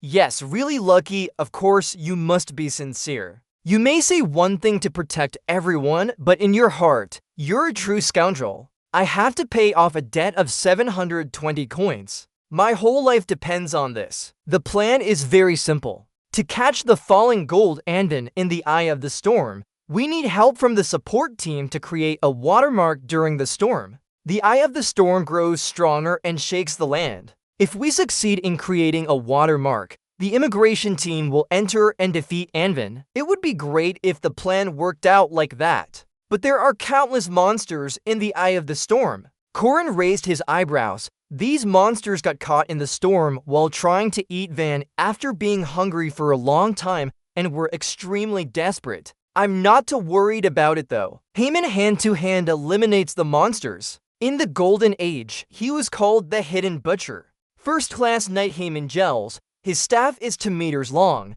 It's just a first-class Knight staff. Professor Organ, first-class mage, and temporary team leader who showed outstanding talent. This isn't a cigarette, it's the weapon he uses. Professor Iga's red eyes full of rage roared in a haunting voice. And I'm also a first-class technician like me, a member of the Bearded Island tribe. In the Berserker battle, with these excellent team members, it would be strange if we couldn't defeat these monsters. During the fight, Corin, wielding his sword, didn't forget to tease. "You're too tall. Are you a half-giant?" The Berserker muttered irritably. "Focus on fighting." He chopped each monster with a straight swing, blood flowing, but Corin remained relaxed and chatted. His personality is easier than his appearance suggests. Corin thought to himself, anyway, the main goal is to catch Anvin. We have to infiltrate the Eye of the Storm before the damage spreads and capture Anvin. Of course. The loss for my dorm. Corin's body heated up as he gripped his hand tightly, shouting, "Just wait there, Anvin. I'm coming." Heyman started running ahead of the team. Heyman spoke. "We're going into the Eye of the Storm." Everyone followed behind. Corin ran behind with a nonchalant response. "Yes." Professor Organ, biting his cigarette, said, "I didn't expect it to be like this." They watched the stubborn form of Anvin in the growing vortex. Professor Organ sighed deeply. A small storm within a big one. I've never seen anything like it. I think it noticed us approaching and used its last strength to create a smaller storm. Heyman couldn't hide his curiosity as he spoke. Does Emin have this ability? Professor Ogden glanced at Heyman. Professor Ogden puffed on his cigarette, warming himself up and said, "It must be due to maternal instinct. Even a K-beast, it's truly amazing." Professor Ogden, do you think we can pass through? Sure, if we can endure the injuries all over our bodies. Then yes. Just as he spoke, Professor Ogden drew his gun and aimed at the monsters. We'll also suffer many losses, so there's no need to push ourselves too hard. Let the support team handle it. Then a gunshot rang out. A distress signal was sent high into the stormy sky. The Professor Dana immediately received the distress signal and requested assistance. All right then. Professor Dana laughed loudly upon hearing that, looking to see what would happen. It's been a while since we got to show our strength. From the sky appearing an enormous red eye like a gate of hell under the world. Lightning splitting across the sky illuminating a region. A fearful barking sound echoed. Professor Eager. This isn't right. Is it a bit dangerous? Professor Ogden, don't look at how the storm turned blood red and started sweating profusely. Oh my god. Professor Dana, do you want to kill us all? The situation is getting more and more perilous. Professor Ogren quickly used the Matrix to protect everyone. Professor Ogren spoke. Everyone, hide behind something. I'll build a shield to defend. Oh my god. We only need enough power to get rid of this storm. Professor Dana. Looking at Professor Dana, Professor Ogren was moved in his heart. The brute strength she possesses. At that time, Professor Dana wore a wizard's hat with an eerie and sinister interface. A lightning-infused love chain pierced straight into the storm containing Vin to destroy it. After some time, the ground was filled with smoke and debris, causing great destruction. Not long after, a series of explosions echoed from beneath the earth, shooting up high. Seeing the old man nearly losing his life along with everyone, Heyman couldn't help cursing. Lord God, this is why I hate the foul French. Zul and the rest will die too. Professor Ogren relaxed, savoring a cigarette to comfort himself. Well, at least we've solved it. With that amount of mana, the storm is definitely over. Observing the storm, Anvin's familiar form still exists. Professor Ogren was alarmed. How? It's still there. Both their eyes widened as they stubbornly looked at the storm. Professor Ogden spoke. With that much mana, even a low-grade monster wouldn't survive. Heyman exclaimed. Hold on, something's strange. What flag? That Anvin, its red eyes from the storm are now glowing. Its body is gradually transforming and growing stronger, like a level up through mana intake. Watching Anvin evolving to escape the storm and grow bigger, Heyman was worried. It's getting bigger. Professor Ogren couldn't hide his anger as he cursed. What the hell is going on? Corin nervously looked at Anvin. Corin exclaimed, Evolution! Berserker standing nearby was curious. It's evolving. Demon evolution, a unique phenomenon occurring during the accumulation of life experience. It's not just a phase for an individual alpha of a pack, but also when the vessel of a species evolves. Creanie cautiously spoke. For a creature that could survive such a storm, it wouldn't be strange if it had resistance to mana, and then absorbed all the mana from Professor Dana. We can no longer consider it a weak monster. Currently, Anvin is the king of thunder. It roared loudly, causing everyone's heads to spin with its immense attack power. The curses and shouts grew louder over time. Damn it, be careful. Heyman's body is swept away by its power, but his mouth works over time. Hey, the support Mitch team! There's no way out! Professor Ogun isn't in a good situation either. Professor Ogun shouts from over there. Even if we ask them for help now, Anvin's power will only become stronger as a result. Look at Professor Dana. Harmon is frustrated. This creature is not simple. Professor Ogundao curses. Damn it. What do we have to do now? Corin smiles. It's time for me to step in. A sword called Haxia appears on the ground. Corin quickly spots it and grabs the sword with all his might. I recognized it. Haxia Jiao is only effective when your feet are firmly grounded. Contrary to expectations, the power of Haxia causes Creanie's face muscles to strain, revealing 3-2 sharp teeth. Creanie thinks inwardly, this is so frustrating. I can't do anything. Give me a chance to show my stuff. Creanie looks tense at Berserker and yells, Berserker, what are you doing? Berserker, muttering under his breath, shut up. What do you want me to do? Creanie thinks on the ground. Even a 2-meter-tall giant or someone holding a spear is weak. No. 720 gold depends on whether I catch that falling one. Creanie yells, Burge Jekyll. Burge Jekyll keeps calling me. Why do you keep addressing me like this? Holding the saber, Creanie jumps high and steps on Burge Jekyll's head, thinking inwardly, just because I'm struggling in midair doesn't mean I can't do anything. Thanks to Berserker's head, Corin flies up. Corin replies, thanks. Corin leaves behind a golden leaf while Berserker is left with an angry hole on his head, cursing. Berserker goes crazy. Creanie firmly states, I won't give up. Then the second victim is sent flying by Creanie using her buttocks as a stepping stone. Leon jumps in surprise.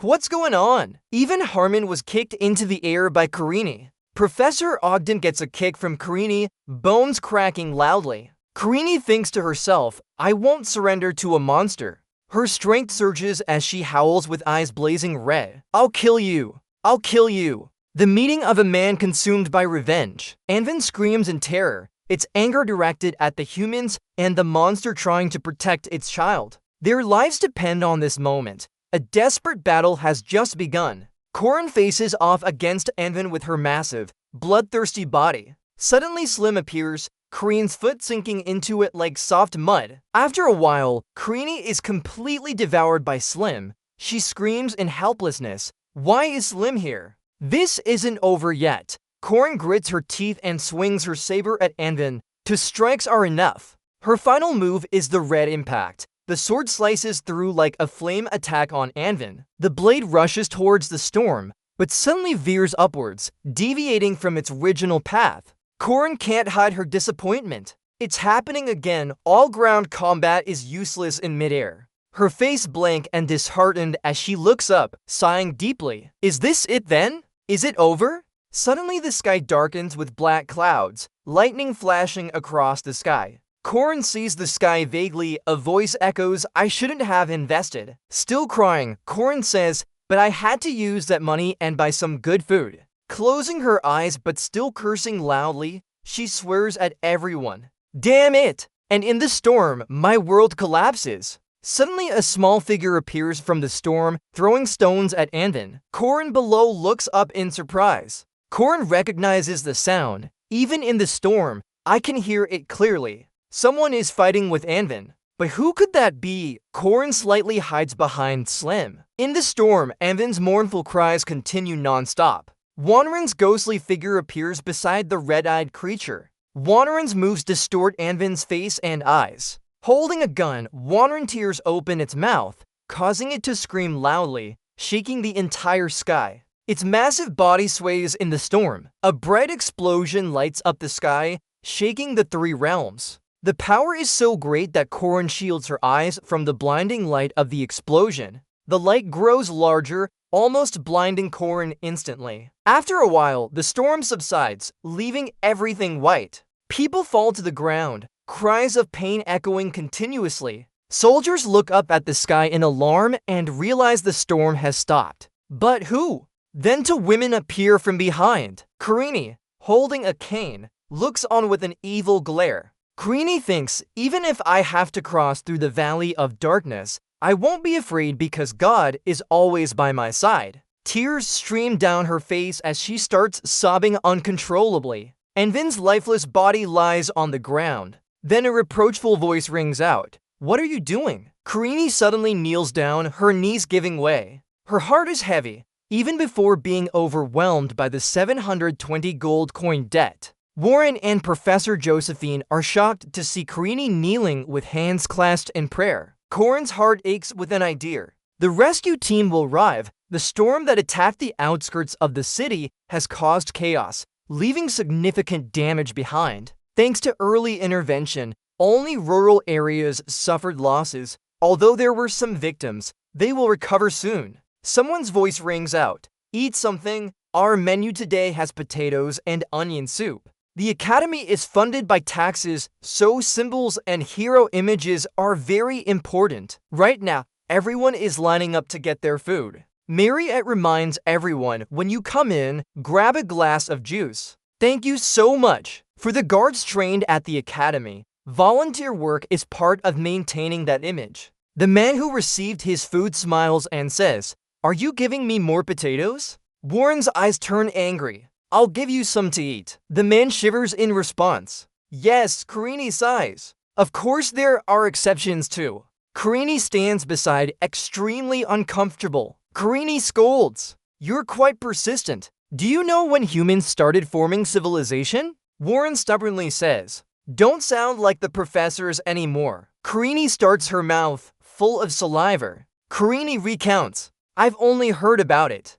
Civilizations began with a foot bone that had a fracture and was healed. Corrin thinks of two naked men asking each other questions. Corrin softly asks, if you broke your leg, clearly you would have died in the wild. But the broken leg was healed. Thanks. Corrin continues, meaning someone helped them until they recovered. Warren listens quietly as Corrin speaks about going through hardships and receiving help. Corrin smiles and concludes, that's the start of civilization. Warren can't take it anymore and turns away, leaving Corrin mumbling behind him. Warren says, and also means humans are weak. Huh? Watching Warren leave, his words echo, it doesn't mean anything to me. No one ever helped me. Suddenly, Corrin admits, I can help you. Warren jumps back in surprise. Seeing Warren react a bit, Corrin softly laughs. So now does it have meaning? Warren opens his mouth, but something is stuck in his throat. Then Warren chooses to remain silent and sighs deeply. Warren calls out, weak people shouldn't talk nonsense. Seeing Warren still stubbornly refusing, Corrin sighs disappointedly. Knowing his own status, Warren thinks, I'm a beastman, a creature created when a human is close to a monster. If he knew my past, Warren imagines Corin's face with tears and the saying, "You're a monster." Warren worries inside. If he knew what I am, would he still trust me enough to turn his back on me without suspicion? Warren doesn't dare think too much and looks at Corin, who is still distributing food to everyone. Warren mutters, "Foolishness." Suddenly, a woman's voice rings in Warren's mind. Respond. The woman clings to Warren's body persistently. "Flower, give back the body." Warren painfully holds his head. Warren demands, "Be quiet. This is our body. It belongs to us." Warren thinks, "I know it's not my body. We will never give it back." Warren's eyes turn red with anger. Warren's mind still wonders about Corinne. "But if you knew, would you still help me?" The Academy of Guards is located in the city of Merkaba. People often say it's the safest place on Earth, but the truth is different. Narrow alleys are everywhere, and those in power in these lawless areas are bandits. Their main source of income is slavery and bootleg alcohol distribution. But to solidify their position in the area, they have very special business dealings. For example, Corinne holds a beautiful girl while raising a glass for the waiter, bringing the drink here. Alcohol is used to deal with customers like this. At this moment, Corinne couldn't hold back her anger and pointed at the waiter. Corinne shouted, "You bastard! Can this be called alcohol?" The waiter trembled like a dog out of fear. "Sir," Corinne yelled, "I can't take it anymore. Who's the manager here? Come meet me right away. Hurry up." Seeing someone causing trouble in the bar and demanding to see the manager,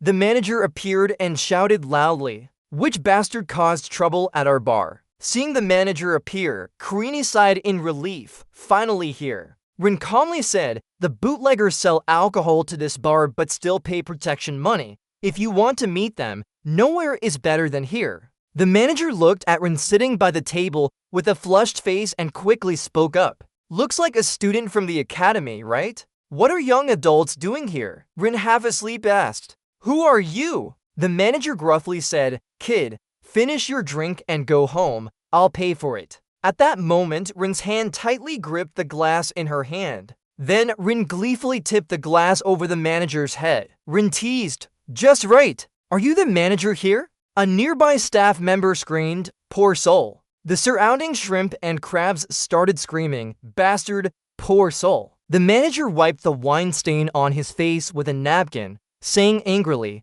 "I've met many kids like this before. They cause trouble every day as academy guards, thinking they're the best because of that." The manager's face darkened. The manager's loud shout echoed, "Teach them a lesson." Then the shrimp and crabs, wielding knives and swords, charged like bloodthirsty demons. This time, the manager pointed at them and cursed, "These are mad dogs from the north. They're known as red-crazed slave hunters. How can a student be just like a dog and not know they're a tiger?" Hearing the manager's scolding, Corinne still stared blankly at the shrimp and crabs. Immediately, the shrimp and crabs were beaten up by Corinne without using her hands. The faces of the shrimp and crabs were hit hard by Corinne, like being struck by lightning. As night fell, lights were lit. Seeing the chaos caused by the shrimp and crabs made the manager pale with fear. Seeing all this blood in front of him, the manager muttered, "You, who are you?" Rin mocked, "Me." The manager was so scared he couldn't even see straight. This time, Rin played the villain and announced, "I'm here to catch those mad dogs, bastard." Then Rin raised her fist and punched the manager's face. The manager's cries echoed outside. Corinne recounted that on that day, the bootleggers had disappeared, gone for good. Anyway, it wasn't much to do with dealing with a gang. I have my own reasons for targeting the bootleggers. The secret door opened, and Corinne stood in front of the cages holding captives. Corinne sighed deeply. "These are the ones who buy and sell people. I want to free their victims. They're the slaves." Rin was shocked, unable to believe her eyes. "Oh my! They were treated like animals. In this world, nobles are always treated cruelly. They differ from ordinary people and are easy prey for human contempt." Corinne quickly unlocked the cages with a key. Hearing the key sound, everyone inside instinctively looked up in hope of rescue. Even those close to becoming beasts were eagerly looking on. "Lead everyone out of the iron cage."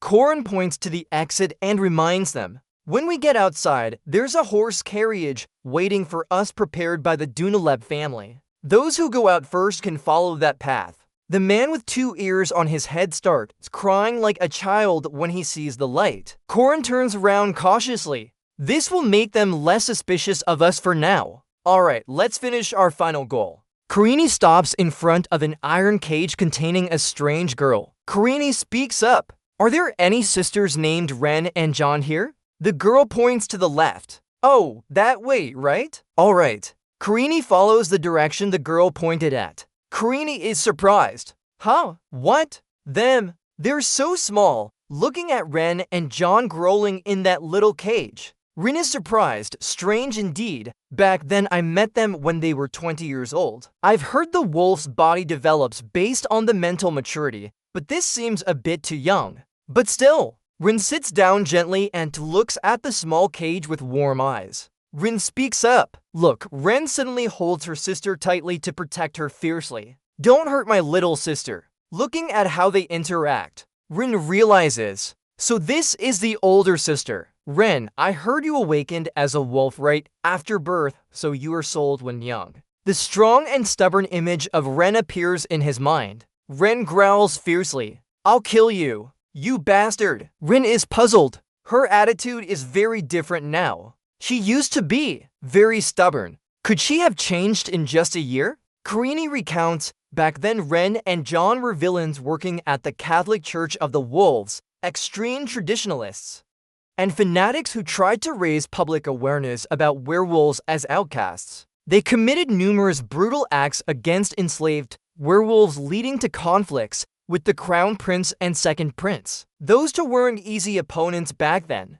but in the end, they were both killed by Paxihu. The door opens. Corin smiles as she extends her hand out, saying, "You're prettier than I imagined. Let's go." Corin thinks she's saving unhappy villains. They'll evolve into powerful commoners in the future. Instead of accepting, Ren pushes Corin away and shouts, "Go! Leave us alone." Corin gently tries to persuade her, "Come on, be good." But Ren persists, leaving us behind. Ren is furious, clenching Ren's hand tightly. Ren speaks up. "You'll get hurt." At this moment, Ren hesitates. "Forget it." Rin widely opens her arms and hugs the sisters. Rin comforts them softly in their ear. "It's okay. No one will harm you anymore. You're safe now." The children never received protection from adults and were always oppressed. Indeed, Kareen hugged John, tears streaming down her face. A moment later,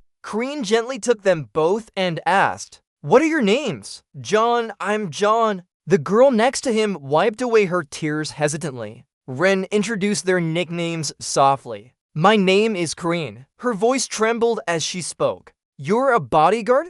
"Yes." Suddenly, Ren mumbled. Seeing Ren comfort herself, Kareen realized that she must feel better now. Suddenly, John next to her got wet too. Kareen was surprised. "Ah, he's the same way." "Huh? Oh my goodness. Now we know who they are." But seeing them comfort each other in their arms made Kareen feel reluctant to part with them. Kareen hesitated. "I really have to hand them over to the academy guards, right?" Lenier appeared sternly. "What do you think?" "She's a barmaid named Lenier. She may look like ordinary staff from small alleys, but she's actually the manager of an information gathering guild." Kareen sat and pondered. "I thought they were just regular bosses before. Ren and John aren't children. They've already realized their strength. I wanted to use their abilities to control our enemies." Kareen suddenly spoke up. "Let's take them to the dormitory first, and give them food too." Lenya was curious.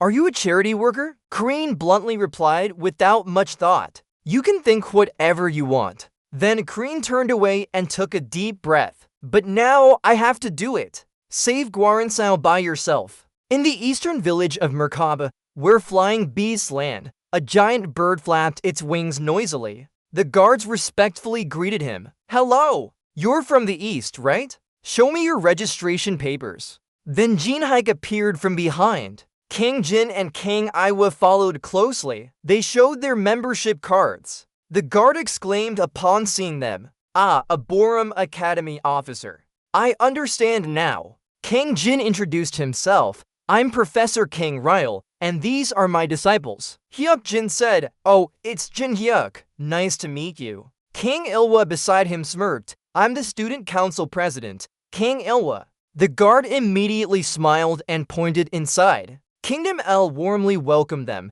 A carriage was already waiting for them. Please follow this way. Immediately, a luxurious carriage arrived to take them away. A voice echoed, "Phew, they really treated us well." Suddenly, King Yuhua drew his sword and pointed it at Jin Hyuk's neck to warn him. You haven't even sat down yet. Jin Hyuk burst out laughing as he cried for help. Come on now, Yuhua. I know I'm not strong, but... King Ryle sitting beside him was also uneasy. King Ryle shouted in anger. First night speaking like that? Jin Hyuk couldn't take it anymore. You should too. King Ryun spoke up. Enough already. Sit down and stop talking nonsense. Despite Jin Hyuk's reluctance, he still closed his eyes in agreement. Jin Hyuk helplessly said, Teacher, I'm sure that thing is right here. King Ryun's eyes half opened, his voice sounding bored. Yes. King Ryle recounted, the leader must have taken it.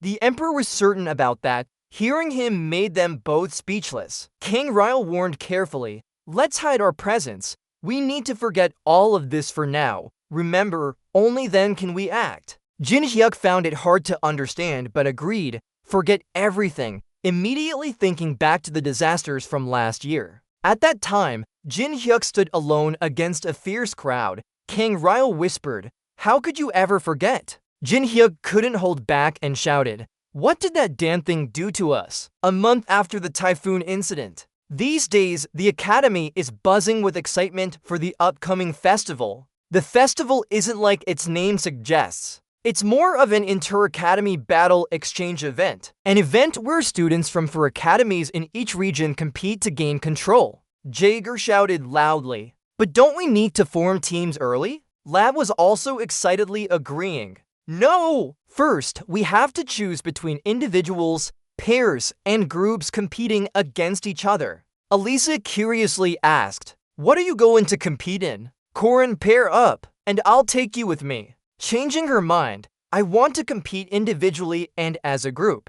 Zyger said, I want to be paired. Elisa hesitantly agreed, me, HMPF. Creenie crossed her arms in protest. HMPH? We're already on the same team. Elisa softly asked Han, what about group battles then? Creenie calmly said, since teams are randomly assigned, I don't know yet. Hoping to be in the same group with me, Elisa exclaimed. Huh, Corin helplessly replied, why do you keep saying HMPF? Elisa's eyes kept staring at Corin. She explained, I'm just randomly assigned to. Wanting to be on the same team with me isn't strange. Corin quickly added, there will be an announcement soon. If you're in the top 2 or higher, you'll have a chance to participate. Hearing this, Elisa slumped on her desk, feeling disheartened. So you still see me as a lowly worker, having to work hard during the festival again. Corin said, what kind of labor? Suddenly, Elisa asked, why don't you pair up with Mariette then? She's the strongest, isn't she? Hearing Elisa mention it, Corin thought and said, Mariette, I'm sure she'll compete individually. Yeah, a much competing alone, Corin softly added. It seems she wants the reward for individual competition. Mariette said, it's mine. Ah, if that's the case, look here. What is it? Corin sits in distress at the academy. Suddenly, everyone starts buzzing around. Oh, look at that outfit, it must be from the east. When the camerawoman is nosy too. From the east? As they appear, people watch intently. Everyone's eyes widen in surprise. That's a Taoist robe. Foolish girl, that's just Eastern attire. Rin panics. Have they arrived here? Immortal Taoist King Ryle, Warrior Jin Hyuk, Sword Saint Kang Iwoer. Rin whispers. The main characters of Part 3, The Celestial Theater. In the library, there's a debate. We can't transfer our students to Borromeo South Academy. I can't agree with that. This time, the local government needs to step in. King Ryle says, we're only making a reasonable request for the sake of the child's blood and flesh. King Ryle recounts the fire disaster from last year. We faced a terrible accident, And unfortunately, the center was our granddaughter. I understand now.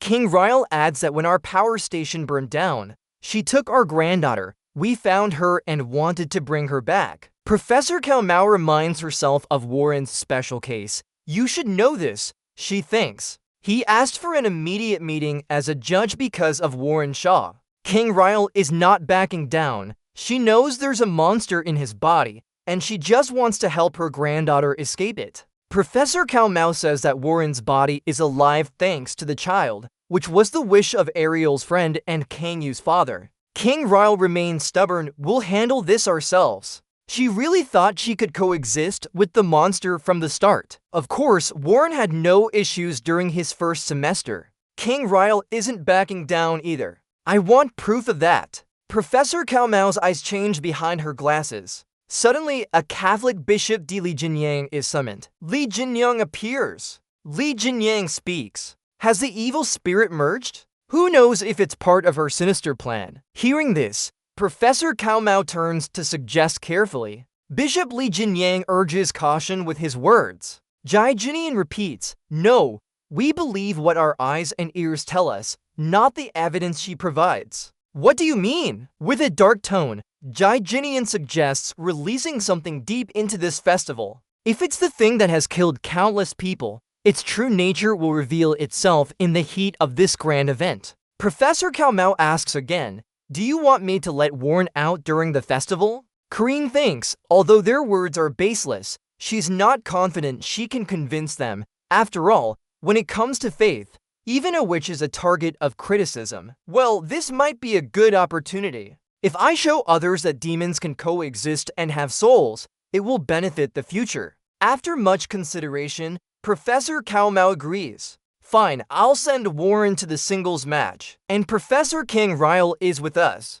Professor Kalmau whispers, where Warren wants to be is his decision. Professor Kalmau confides, I don't know about the Eastern continent, but here, the legal guardian of the girl is Principal Ariel. We and the great saintess of Xion. King Ryle listen silently as Josephine speaks. Then Josephine says, I think we've talked enough. They can leave now. I understand. Thank you for your time, Professor Kalmau. See them off and let them go. Professor Kalmau sips her hot tea. Phew, thinking about it, everything really does match what he said. There's a report that Von Talia's minions are hiding during the festival. Hearing this, Professor Kalmau is shocked and screams. What? Professor Josephine angrily slammed her fist on the table and stood up to scold. Where? Who is it? Corin whispered beside her. I only know something's about to happen, but I'm not sure of the details. But I guess that. Karini held up an object as evidence to support her theory. Karini expressed that either the Catholic Church or Borum, one of them or both. Behind Karini's dark eyes, she secretly affirmed that the answer was both. The Catholic Church, which is distancing itself day by day, is desperately trying to expand its influence. Meanwhile, Borum's spirit mage and their disciples are also involved in this. The key is Sahar Waren Night. This is a crucial event that decides the fate of the characters and marks a turning point in the main plot, as well as determining the overall direction of the entire Yulak kingdom. Corin sipped her cake. Corin suggested, I want you to keep an eye on the Catholic Church, Professor Josephine. So, Corin looked at the professor and said, there are religious dorms like this outside where students live. With Borum students here, it would be easier to watch over them. The professor's expression changed. Josephine questioned, how can we trust you? Seeing Professor Josephine's reaction, Corin thought, she still thinks I'm a Vontaja disciple. Corin opened her shirt and said, you don't have to believe me. Just keep doubting me. That's the right opinion. Then Corin pulled up her shirt to reveal her skin. She repeated, but no matter what I do, my goal remains the same. I swear to save the world. Seeing Professor Josephine nodding in agreement with her student, she sighed. Karini thought if she knew a celestial warrior's oath, her doubt would lessen slightly. Professor Josephine remained silent without responding. Suddenly, the professor spoke up. We heard that the new dorms built in the outskirts were funded by the students themselves. Karini explained, that has nothing to do with me. Professor Josephine presented evidence. We have information that the landlord who received contributions is you. The statement seemed to awaken Karini. Karini stood there like a statue. No! It's not related to me. Professor Josephine continued questioning. We heard that Mariette moved her things there recently and is setting up a stall on the street. Karini was sweating profusely in fear. She firmly refused. Absolutely not. It's not related to me. Providing accommodation for 100 long-term guests, daily supplies, food and drinks, transportation costs. All these profit-making projects were planned by this visionary person. Sometimes a little help is needed, don't be too strict. And time passed, the preliminary team competition began. A voice echoed, "Hey!" Jaeger nervously panted, "Us." Looking at the crowd of people appearing in the competition, Jaeger trembled. Will be alive or dead. The team competition. Only 16 teams will advance. At this moment, Jaeger couldn't calm down and shouted, "Why are there so many people?" A little later, his heart was pounding and his legs were shaking. Even the seniors participated. Karini noticed that Warren wasn't among those mentioned. Perhaps he only joined the singles competition. Suddenly, Karini remembered, where's Elisa? Just then, Elisa stood in the crowd shouting to everyone, "Karini, I'm here. Karine, I'm here. Huh? Let me through, please." Then from the arena stage, a man's voice echoed, "Nice to meet you all." The people below started making noise. "Ah, look over there. That's King Rihun." King Rihun is honored to introduce. I am King Rihun, one of the judges for this competition. This preliminary round will determine which 16 protectors will compete in the team battle. Wish you all good luck. Law started scratching his head and pacing. The difficulty must be hellish. Jaroka still seemed confused, not getting the rhythm. Try again. What?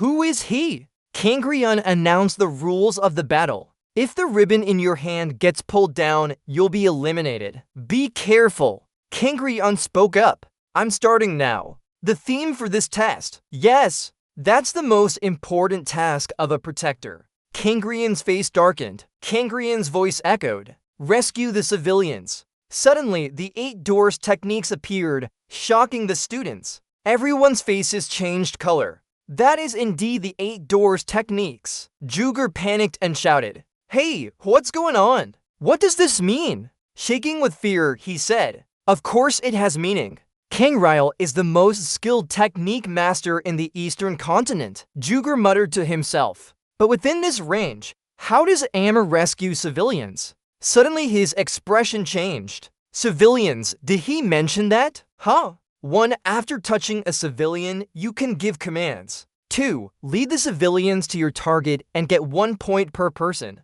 3. Destroy unnecessary civilians and lose 2 points each. Seeing the statues, they couldn't help but wonder, are these stone statues actually civilians? Juger happily picked up a statue. Ah, so if we touch them, they'll move? Lab on this side seriously said, "Probably." Hearing that, Juger exclaimed, "Flower, great job. Teacher is happy too." "Yeah, let's go then." "Hey," Rin standing and watching them play smiled lightly. They are indeed children, full of enthusiasm. Suddenly, a loud scream echoed. "Be careful, it's a hunting dog." A small dog with sharp eyes appeared and growled. Alyssa silently leaped up to slash the hunting dog away. Everyone is cheering as they stand around. Yeah, that's a clean one-hit kill.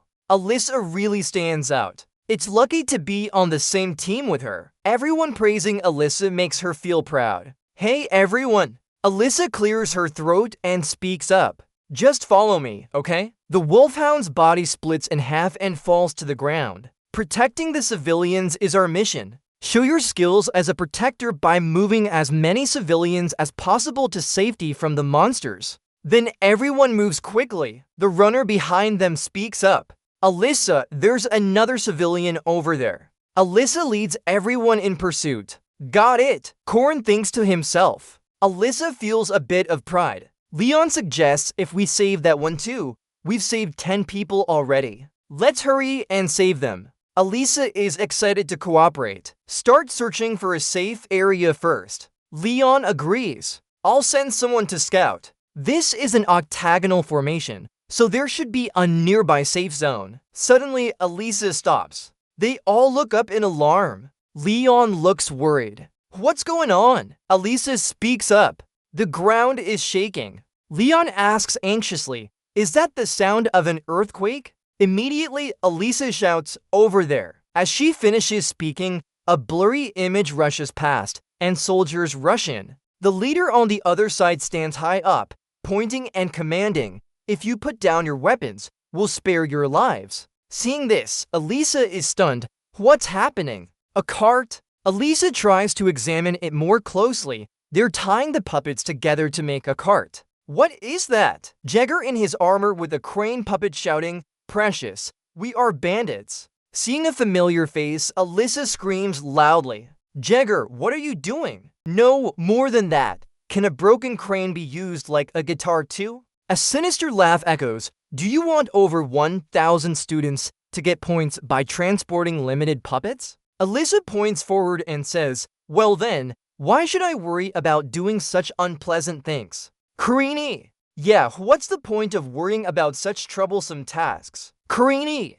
Karini, you there? Who is that? You must call me the omnipotent immortal. Karini painted like a clown but fierce. I am the omnipotent immortal. Eliminating others is easier indeed. The original plan was just 3 people, Karini and her 2 teammates Jagger and Lack. They decided to recruit other students to build a powerful force, as this is their first step toward success. Jagger and Lack keep praising and cheering Karini like an extraordinary leader with outstanding strength. While Karini crosses her arms, a self-satisfied smile never leaves her face. Line 60 completed. The immediate goal is to pass the qualifying round with only 16 people left. To do that, the team needs to eliminate all unnecessary rivals. Kareen's plan is clear. Quickly stabilize their forces, find a safe area, and recruit more students. Karini confidently admits these recruits will be living shields to protect the group from danger. As confrontations, not everyone agrees with this strategy. A young mage with short hair shows dissatisfaction, tightly gripping his staff and loudly shouting to defeat them all. But before he can act, his companion timely stops him, preventing him from charging into a futile battle. Screams echo everywhere as accusations of Kareen's group being cowards fill the space. He remains calm, seemingly not caring at all. Currently, their team is using a perfect defensive formation with giant stone statues lining up in front to block the path. This mission is simple but challenging. If Kareen's team can move the stone statues to the safe area, each member will earn 1 point. Conversely, if the statues are destroyed, they'll lose 2 points. The Statue King, formed from one of the stone statues, proudly declares, "Follow our plan, we'll win together." The attackers below are furious, shouting insults at Karini and warning that if this continues, they will lose. All opponents simultaneously rise, advancing towards the stone statues and Kareen's group. They challenge Karini to come down for a one-on-one fight. The attackers' plan is to climb onto the statues and throw all of Kareen's team off them. Seeing their confidence, Karini only smirks. He places his hand on Lark's head. Lark also grins, recognizing that the golden moment has arrived. Lark had been patient for a long time, but Karini tells him to wait just a bit longer. As the attackers approach, Lark immediately launches a fireball attack. The fireball hits the group, causing them to scream in pain. The students receiving the hit worry that if all statues are destroyed, they'll lose, but Karini calmly replies that there are many more statues, losing some won't matter much. This is precisely the difference between their team's missions. One team will strengthen its forces by collecting statues early on Kareen's team. The other team attacks to destroy the opponent's statues for points and to defeat them, pushing them out of the safe area. Alyssa leads that team. But regardless, both teams have their own strategies. Karini smirks and orders his team to attack anyone who advances. His teammates behind him cheer in response. He finds it amusing for schools to occasionally set up such rival missions. The number of eliminated students from both teams is increasing. Back to the present, Alyssa and Karini meet face to face. Alyssa points at Karini in shock, not believing her eyes. She didn't expect Karini to appear here. Karini crosses his arms and smirks. The jester's mouth declares he is the all-powerful one. With a fake white eye, Karini smirks down at Alyssa standing below. He calls out Alyssa's name and allows her to join his team for this battle. Alyssa holds her scythe ready. She can't believe what she just heard and asks again, "What?" Karini persuades Alyssa to remove the offensive faction's insignia. Then, if she joins his team, he'll make her deputy captain, but Alyssa firmly refuses. Ignoring Alyssa's objections, Karini doesn't care whether she agrees or not. What he needs is more new forces for this battle, and he needs her. Karini announces that whoever can bring Alyssa to his team will become the leader of a division. The order just given causes countless people to attack Alyssa from behind, while she remains confused. 3 attackers feel guilty but obey their leader's command. One of them shouts an attack, and all 3 rush towards Alyssa. Alyssa cries out loudly, realizing that the 3 are actually part of her faction and want to switch sides by taking this opportunity. Her teammates still haven't accepted it, preferring to fight against her rather than Karini. Hearing this, she cries even louder. She had trusted everyone but was shocked by their betrayal. Rin observes the situation and smirks. Peace is just a facade. The nature of society is to disregard everything for personal gain. Blood splatters everywhere. Humans will do anything to survive when they sense danger. Righteousness means nothing in life or death situations. Everyone charges at each other, fighting with ruthless ferocity. Alyssa still defeats the 3 attackers but is furious. She declares that enough is enough. In the face of betrayal by her teammates, Alyssa has truly been corrupted by Karini. In her sorrow, Alyssa insisted she didn't need anyone following her anymore. She would fight with all her might and show no mercy to anyone. Alyssa Arden had officially become the deputy leader. The scene shifts to Mariette. She knew that forming a team was everyone's idea for this battle. Alone, she couldn't do anything, especially not against the 50 to genius Corin. Mariette's group was a network of friendships. So many people joined in. They were confident they could overcome everything with their enduring friendship. However, when Corin's stone army invaded, they faced an unprecedented difficulty.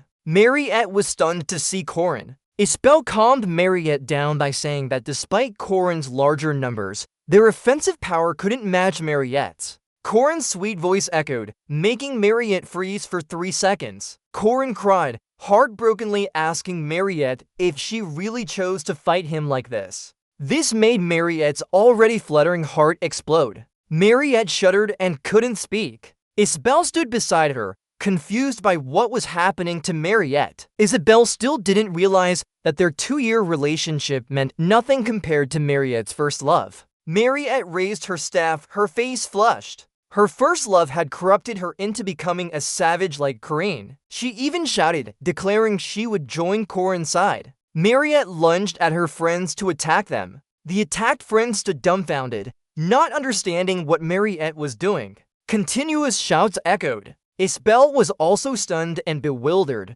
falling back. She was drenched in sweat, unable to believe Mariette would do such things to her friends. Before she could recover, Mariette had dealt with the others and moved towards her. Isbel stood there fearfully, speechless. Corin's demon group cheered excitedly. Jaeger praised his new recruit. Lack was pleased as each member fell one by one. After dealing with all her friends, Mariette raised her staff in celebration. She smiled a savage smile, the brand of Corin. She even affirmed herself as the undefeated warrior. The corrupted sinners were becoming more and more frenzied. They stood behind Corin, shouting victory for all. Clear out every obstacle. Advance, brothers. Corin waved her cape back, laughing widely. Having teammates to carry the burden is so much fun. The teachers watching through the screen were drenched in sweat. They had no idea what was happening outside. King Ryle turned to Josephine, asking if she knew what Corin intended. But Josephine couldn't have predicted this plan of Corin's.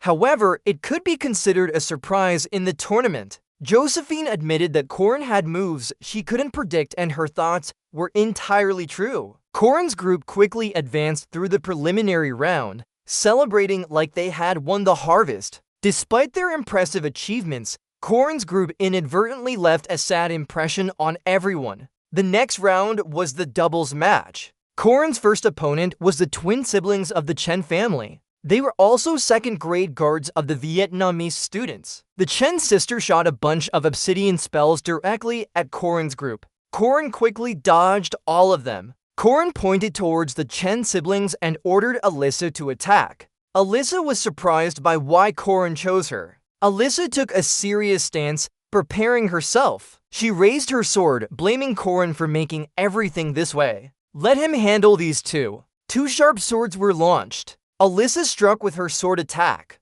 Both paths hit their targets precisely. The twin sisters screamed in pain. The match ended quickly. Corrin praised Alyssa's strategy seemed good, but Alyssa stubbornly said it was because she fought alone, while Corrin just stood directing without helping. Corrin disagreed. He felt cheering for his teammate also boosted their strength. Alyssa angrily emphasized how annoyed she was. Jin Hyuk and Kang Yui-hwa were sitting in the stands watching. After watching Alyssa's match, Jin Hyuk realized Alyssa is the daughter of the Sword Emperor, but felt she wasn't very strong. Kang Yui-hwa keenly judged Alyssa's abilities with sharp eyes. She thought Alyssa's performance against weaker students was not bad either. But what Kang Iwoa noticed was Corrin. She realized the main force of this team is Corrin. All issues and changes originated from Corrin. Kang Iwoa recalled recent ranks to confirm that Corrin had been promoted to 5th Guardian. Kang Iwoa's mind went back to formidable opponents she studied before coming here. The first opponent Kang Iwoa was wary of is the Berserker, and the second is the Makaran Marriott. But after watching their recent battle, when Alyssa's sister threw a spell at Corrin, he easily dodged it. Considering the strength and coordination of the Chang siblings, they are not weak. This only proves that Corrin's strength is no joke. Looking at Corrin on the field, Kang Iwoa noted his meticulous observation skills, quick and accurate decision-making. With seasoned situational judgment, Corrin can be considered the strongest among the students here. Jin Hyuk also recognized the seriousness of the situation. If facing Corrin, they would surely face many difficulties. A wise person like Corrin is not easy to confront. He hopes they won't have to meet such an opponent. While talking, Jin Hewitt noticed something. He turned towards the newcomer with a frown. Jin Hewitt's eyes immediately filled with hostility. His face showed clear hatred and anger. The match inside was so captivating that the sound of piglets squealing and cheers never ceased. Outside the arena, Warren slowly stepped out from it. Everyone was focused on watching the matches, making the school unusually quiet. This silence was completely different from the usual hustle and bustle. Warren closed her eyes. The stillness reminded her of that day when she became Jazzer. Looking back, Warren was very young then. After waking up from the transformation, everything around her was just burning hot flames. Everything had been destroyed on that night. All she heard in her head were "kill them all, die." The house lay in a sea of fire. She stood atop a mountain of burnt ashes. Lost in the past, Warren was pulled back to reality by an unknown threat. She realized someone was attacking her. Jin Hyuk kicked straight and fast towards Warren. Warren's sharp eyes seemed to recognize something. Warren could clearly see Jin Hyuk's attack pattern. Warren successfully blocked the attack. Jin Hewitt retreated to maintain distance. Jin Hewitt was impressed by Warren's extremely quick reflexes. Warren recognized the source of the hostility emanating from Jin Hewitt. She felt the hostility on him was too heavy. While Jin Hewitt only said not everyone could recognize his attack, let alone block it, Jin Hewitt charged straight towards Warren. He affirmed he would defeat Warren. From her skills and speed, she also acknowledged that Jin Hewitt was a formidable opponent. Warren remembered him. She recognized this hostile attitude of Jin's must mean something. Warren asked if Jin knew her before. Jin only grunted. Jin denied what Warren said. He confirmed he didn't know who Warren was, but his face clearly showed a deep impression. He said he had never met Warren, but his face betrayed his knowledge of Warren. Jin Hewitt apologized to Warren for overreacting. He thought she was someone familiar and just wanted to tease her a bit. Little did he know it was the wrong person. After hearing this, Warren was speechless, not knowing what to say. Warren felt very familiar with Gene Hewitt, but she couldn't remember anything about him. Anyway, it no longer mattered to her. Warren asked Gene Hewitt to be more careful next time. He said he would be more cautious in the future. But after Warren left, Gene Hewitt clenched his teeth in approval, exuding a sinister aura. King Ryle observed everything and approached Gene Hewitt. She felt that Gene Hewitt's recent actions were too reckless. King Ryle scolded Gene Hewitt for his rash behavior. He shouldn't have risked so much here. But Gene Hewitt didn't see anything wrong with himself. He believed that his actions had proven the influence of his master's 8 doors on Warren. Looking at Warren's receding figure, Jin Hyuk muttered about the powerful monster creation from Soul Mages. To seal the monster and save land, they needed to set up the 8 doors golden radiant great annihilation ray. King Ryo noticed Jin Hyuk's trembling hands. She knew he was holding back, but reminded him to stay silent and wait. They need to wait for the right moment to provoke Jasher. King Ryle thought that once everything ended, Jin Hyuk could do anything he wanted after removing the evil from Hwarong. Hearing this, King Ryle's anger flared up. Jin Hyuk promised not to overstep his bounds because his goal was to kill after subduing the demon within him. Finally, the second round of the direct qualification match had arrived. All contestants were present at Nazariya City in Alas Kingdom for the second round. At a roadside tavern, it was packed with people, servers bustled about, and laughter filled the air. Kreen was also seated inside. The location of the second round being so far away from here was completely unexpected. Recalling when Professor Josephine informed her, she mentioned that Professor Kang Ryun had changed the venue. She was surprised to receive this news. Josephine bluntly asked Kreen if he stole Griffin's goods, but he denied it and said he knew nothing about it. This year, Josephine carelessly asked Kreen what those items were. Kreen looked away nervously. Actually, he did take them, but the things he took belonged to the former professor, and they were the items King Ryle smuggled through this country. Kreen sighed at the memory of his gang stealing goods. The things he took were necessary to activate the 8 doors golden radiant great annihilation array. That was aimed at Horan in the next round. Josephine had traced and identified that Griffin's goods were stolen, but it was all a ploy by King Ryun and Lee Jinyong to buy time, hoping to reclaim the smuggled goods. Bringing this up, King Ryun entered the tavern where Kreen sat. Seeing King Ryun, Kreen silently cursed him, her mind filled with schemes. Alyssa praised Nazarian City for not being as bad as rumors said. She asked if he wanted to eat anything. Corin reminded Alyssa that the guide clearly stated no eating or drinking here. Alyssa asked why. King Ryun seemed to have completed his task. He clearly announced that 16 students from Griffin Academy and 16 from Merkaba were all present. King Ryle bowed, ominously announcing the remaining time of 58 minutes. While everyone was still eating and laughing, King Ryle's countdown continued, 59 minutes and 59 minutes and 30 seconds. When he counted to 59 minutes and 50 seconds, a few men drew their swords. Finally, the count reached 5, and Kreen stood up with her weapon, confused. She looked at King Ryun as Mariette struck down a player. Blood splattered everywhere. Alyssa was terrified, asking what they were doing. Mariette also struck another player in the head. The others attacked fiercely, heads fell, and blood spilled. Seeing the carnage, Alyssa still didn't understand what was happening. Now, only corpses and blood remained in the tavern with a few survivors left. Alyssa was terrified to the point of turning pale. She didn't understand what everyone was doing or what was really happening. Seeing the despair in Alyssa's eyes, Corin reminded her to look closely at the corpses. After listening, she calmly observed her surroundings again. The bodies that were just killed don't seem to be human. They decomposed too quickly. Blinking, all the flesh and bones on their faces became visible. Corin wondered why King Ryun chose this place for the second round of the preliminary matches. According to his knowledge, Nazaria City has been stuck in a time loop since an event 300 years ago. During the day,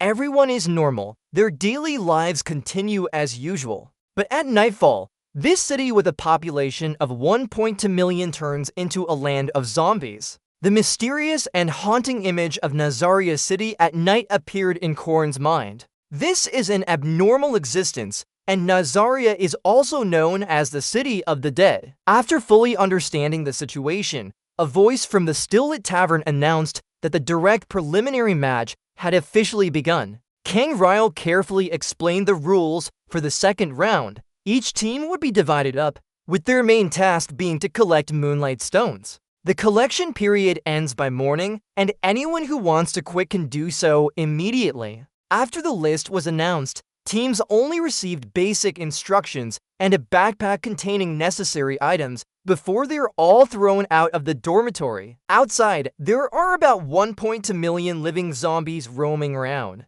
Korean's team is Team D, still consisting of the old members Elisa, Jagger, and Latch. Walking along, Karini seriously calculated that to save Warren, his team must reach round 3. And only the top 4 teams can enter round 3. For now, they could only play by the rules of this zombie festival. The full moon hangs high in the sky. Karini had a plan. The strongest ones are located at the city center. Their team will target the outskirts. The difficulty around that area is moderate. Karini threw his spear from above. The zombies hit by it immediately vanished, clearing a path for this plan. Just Karini was enough. Cut to an outer tower. Karini's target is to climb to a high place. A high vantage point offers good visibility. He can identify the nearby moonlight stones. When the zombies consume the moonlight stones, their bodies will tea. Lack wondered what that glowing zombie was. Corrin was still calculating how to safely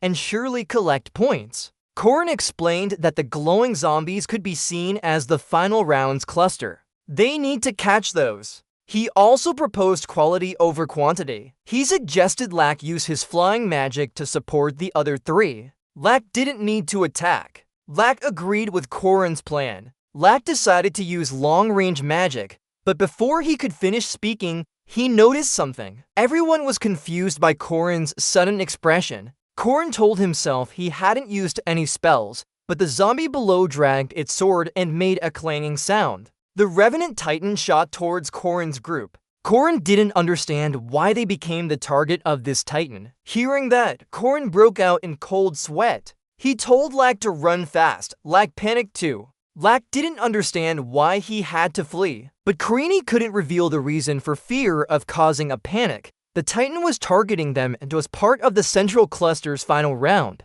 Karini warned Lack to use his flying magic, but Karini was one step late as Lack got hit by an attack. The fast attack left Karini in a cold sweat. He didn't know what spell Lack had gotten hit with. Could it be Ghost? After the spell hit, Lack was removed from the game and exited the competition. Corrin on this side could only call out to Lack in vain. The announcement appeared, declaring that Lack had been eliminated. When hit by a strong enough attack, players are eliminated and moved out of the competition area. Seeing Lack being thrown out by the system, Corrin turned pale with fear. Lack was already eliminated without much happening. It's understandable that such a fast attack made Corrin lose too. For now, Karini immediately gave instructions to Jagger and Elisa. The Titan below had prepared its next strike. The Titan threw the shovel, and an enormous force surged from the tip of the shovel towards Corrin. The watchtower shattered, splitting in half as the upper part of the building fell freely to the ground.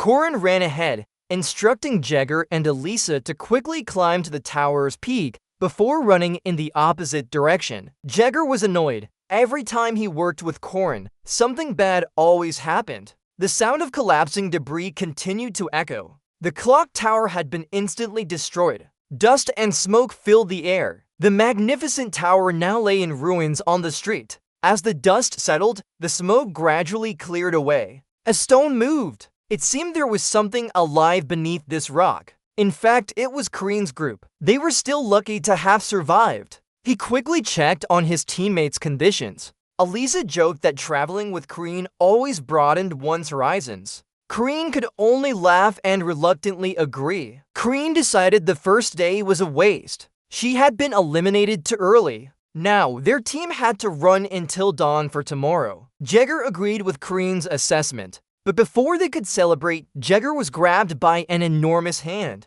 Jagger couldn't tell if he was sleepy or hallucinating. He saw 5 giant toes on the hand. A falling demon appeared from nowhere and lunged at Jagger. Jagger screamed for help. Corin was stunned, not knowing what was happening. Elisa warned Corin about the new threat. After a careful look, Corin's face turned pale with a sigh. He had anticipated the worst-case scenario. And it happened. The White Soul King appeared. A powerful creature was drawn by the commotion Corin caused. Corin felt things were getting more difficult. After the Colossal Titan and the Absol demons, now even the White Soul King had found them. All 3 of Nazaria's Chungs were present. Moreover, each was a superior grade. Now, Corin and Elisa were surrounded with no escape routes left. Elisa worriedly asked Corin what to do. Were they about to die? Corin sighed in frustration. The 3 Chungs attacked Corin and Elisa without coordination.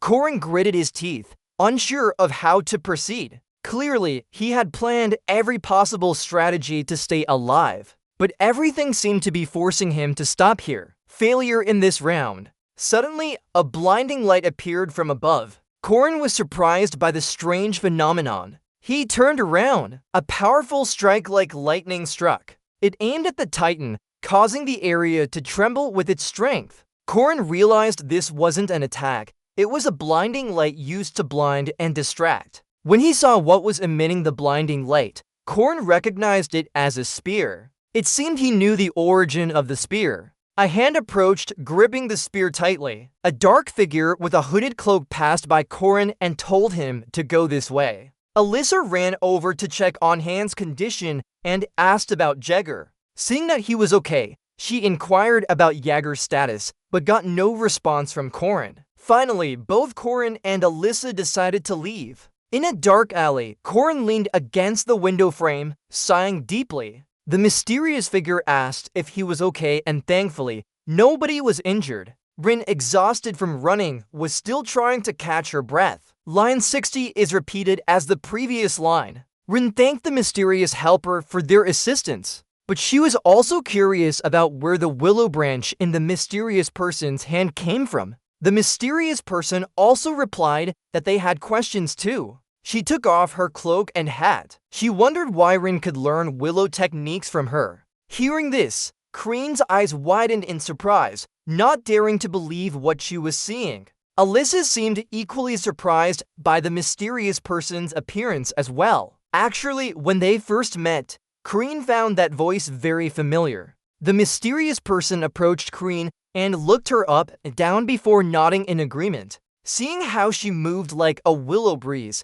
he recognized this technique as the Silent Step spell. Looking closely into her eyes, which were clear blue like a stream, he was even more certain about her identity. This person was Erin Danua, Kreen's master from her previous life. Erin smiled and confirmed that she was indeed the student from Kreen's distant future. Kreen was still stunned. She asked why Erin had come back to this time, returning for winter break of the last semester. Bashi Wu stood outside the principal's office waiting for Kreen. Seeing Kreen, he scolded her for being so slow. Kreen just deflected and called him out on his impolite behavior. Kreen got to the point, asking why Bashi Wu had summoned her. Realizing she was in front of the principal's office, Kreen was shocked wide-eyed. Before she could process it, Bashi Wu knocked hard on the door. The door slowly opened. Knowing Kreen wanted to be stronger, Bashi Wu had likely found someone to teach her. He looked inside the room, which was brightly lit. Bashi Wu's voice echoed in his ears. He said he would introduce a teacher who could help him become stronger. Erin sat in the room and observed. Seeing Kreen, she recognized her as someone often seen with Bashi Wu. She greeted Kreen first. This connection was made possible by Park Si-hoo's special privileges as a gamer. It was also the first time Kreen met her master Erin Danua. Back to the present, zombies were wandering through the city streets. One house had been heavily enchanted to prevent zombies from entering. After setting things up, Erin entered the room. She explained that normal zombies couldn't enter the building. Alyssa politely thanked her and invited Aaron to try some of her chocolate. Aaron sat down on a chair. She accepted Alyssa's kindness, but reminded her not to eat anything from another era here. Looking at Alyssa eating a piece of chocolate,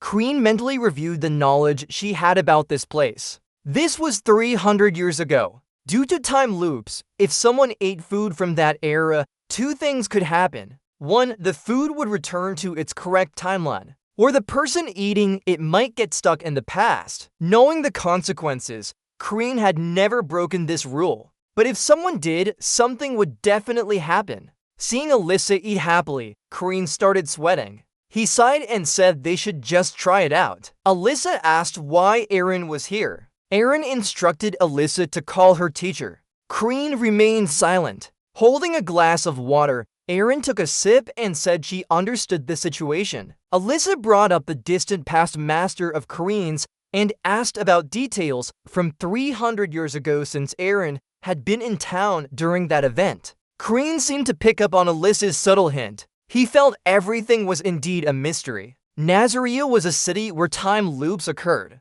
Everything had to repeat. Rin looked at Aaron drinking tea, wondering why she could move so freely with clear consciousness. Why did Aaron have such normal movement and awareness? Standing up, Aaron answered Rin and Alyssa's questions. She said it was because she was a friend of death that allowed her this freedom. Rin listened but still didn't grasp Aaron's intentions. Aaron walked towards the window. Nazaria is a city of ancient magic that creates living fossils. Aaron is here to prevent the Undying King from being born, and she also announced that the Undying King will appear at the city center soon. Alyssa was surprised when hearing about the Undying King, but Corin remained calm, his attitude unusually composed. Rin supported herself up with her hands. He said they should hope to leave quickly if such a situation rises. Aaron didn't want Rin to go because this was her matter and had nothing to do with Rin. He only asked Aaron one question: did she need help? Aaron smiled. She acknowledged Karini as a sharp-minded child. Karini and Aaron's group were running full speed towards the city center. From the start, Karini knew Aaron had no intention of refusing her help. This was also the main mission for this round of the tournament, to stop the Undying King Nazaria with the mysterious knight Aaron.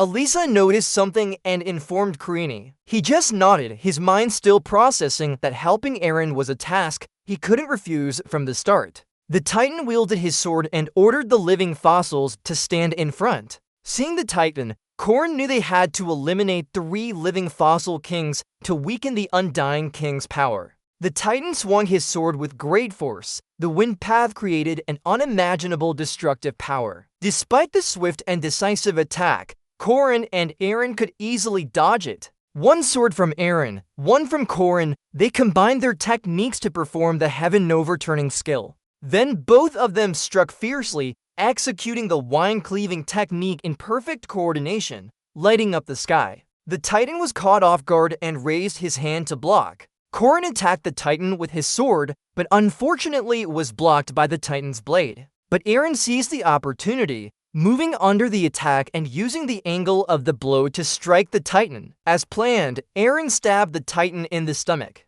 Realizing their plan worked, Corin immediately informed Alyssa it was now. Alyssa had been waiting.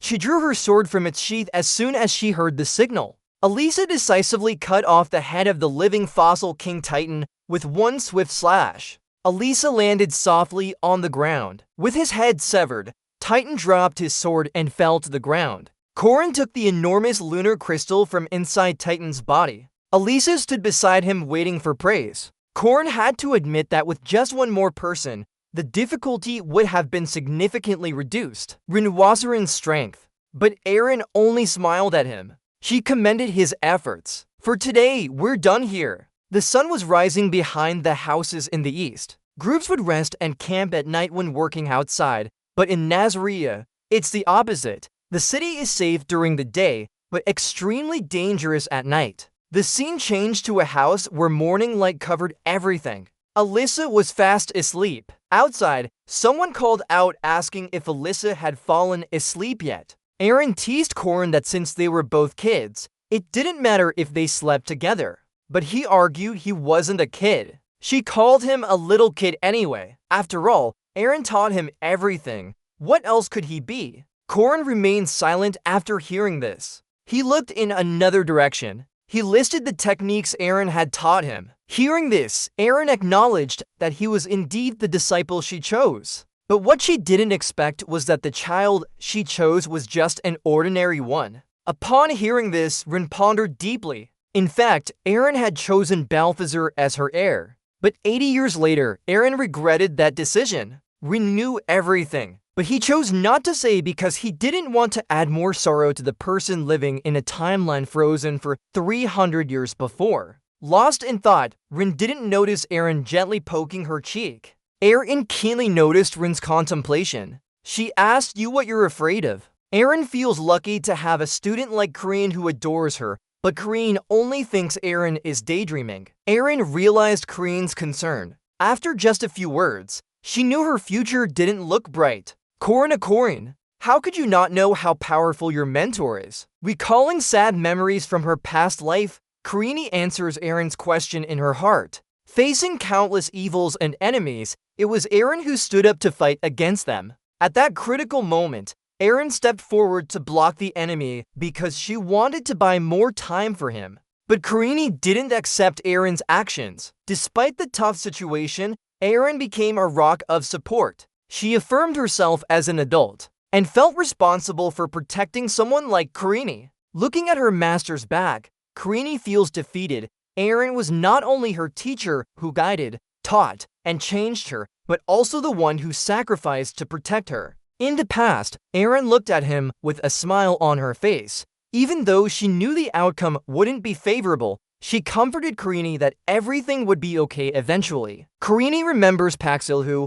blaming himself for not recognizing his true nature sooner. He wonders if he had eliminated Park Sihu earlier, could he have saved his master? But every time, he fails and must find a way to correct his mistakes. He recalls the butterfly that caused unforeseen consequences with just one wing flap. Then he remembers joining this festival to save Warren. But things went wrong. Now he's back in this city. Even meeting his respected master from 300 years ago here, everything is beyond his control. A random number could ruin everything. He closes his eyes, unable to escape the thought of failure. That thought haunts him, making it impossible for him to rest. Unintentionally, he voiced his thoughts out loud. Eren immediately asks what he's afraid of failing at. Karini jumps in surprise upon hearing this. Eren laughs. She says only a fool thinks about others' failures all the time. Those who constantly question their own failures are wise.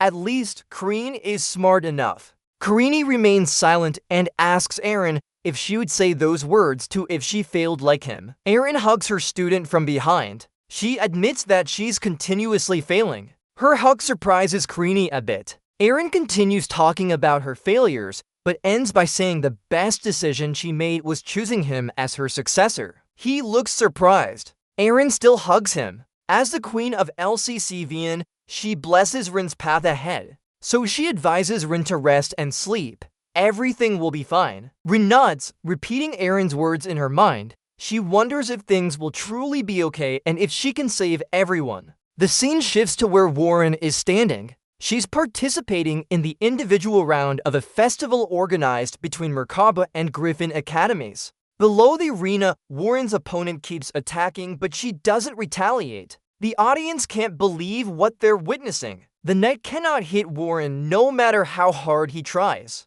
Desperately, he yells why. Professor Josephine Kunzent, Warren, be serious. The knight collapses on top of Warren, grabbing her head and pleading for her to show some mercy. Rin's words echo in Warren's ears. She says this world has many weak people, so treat them gently. Another opponent swings a straight blow at Warren but misses. Rin's voice still resounds that her existence is a threat to others, so she hopes they can cooperate to smoothly pass through this festival. The longbow knight fails and cries, admitting defeat. Warren simply says boring without retaliating. Recalling his training with Korin, Warren finds it much more enjoyable than current battles. In the past, when teaching Warren, Korin started their training with simple things. During lunch with Professor Josephine, Warren openly admitted that Corin's strength far exceeded ordinary people's, and Josephine agreed. Josephine made a comparison and acknowledged no one could match Corin. Warren doesn't want to lose anymore.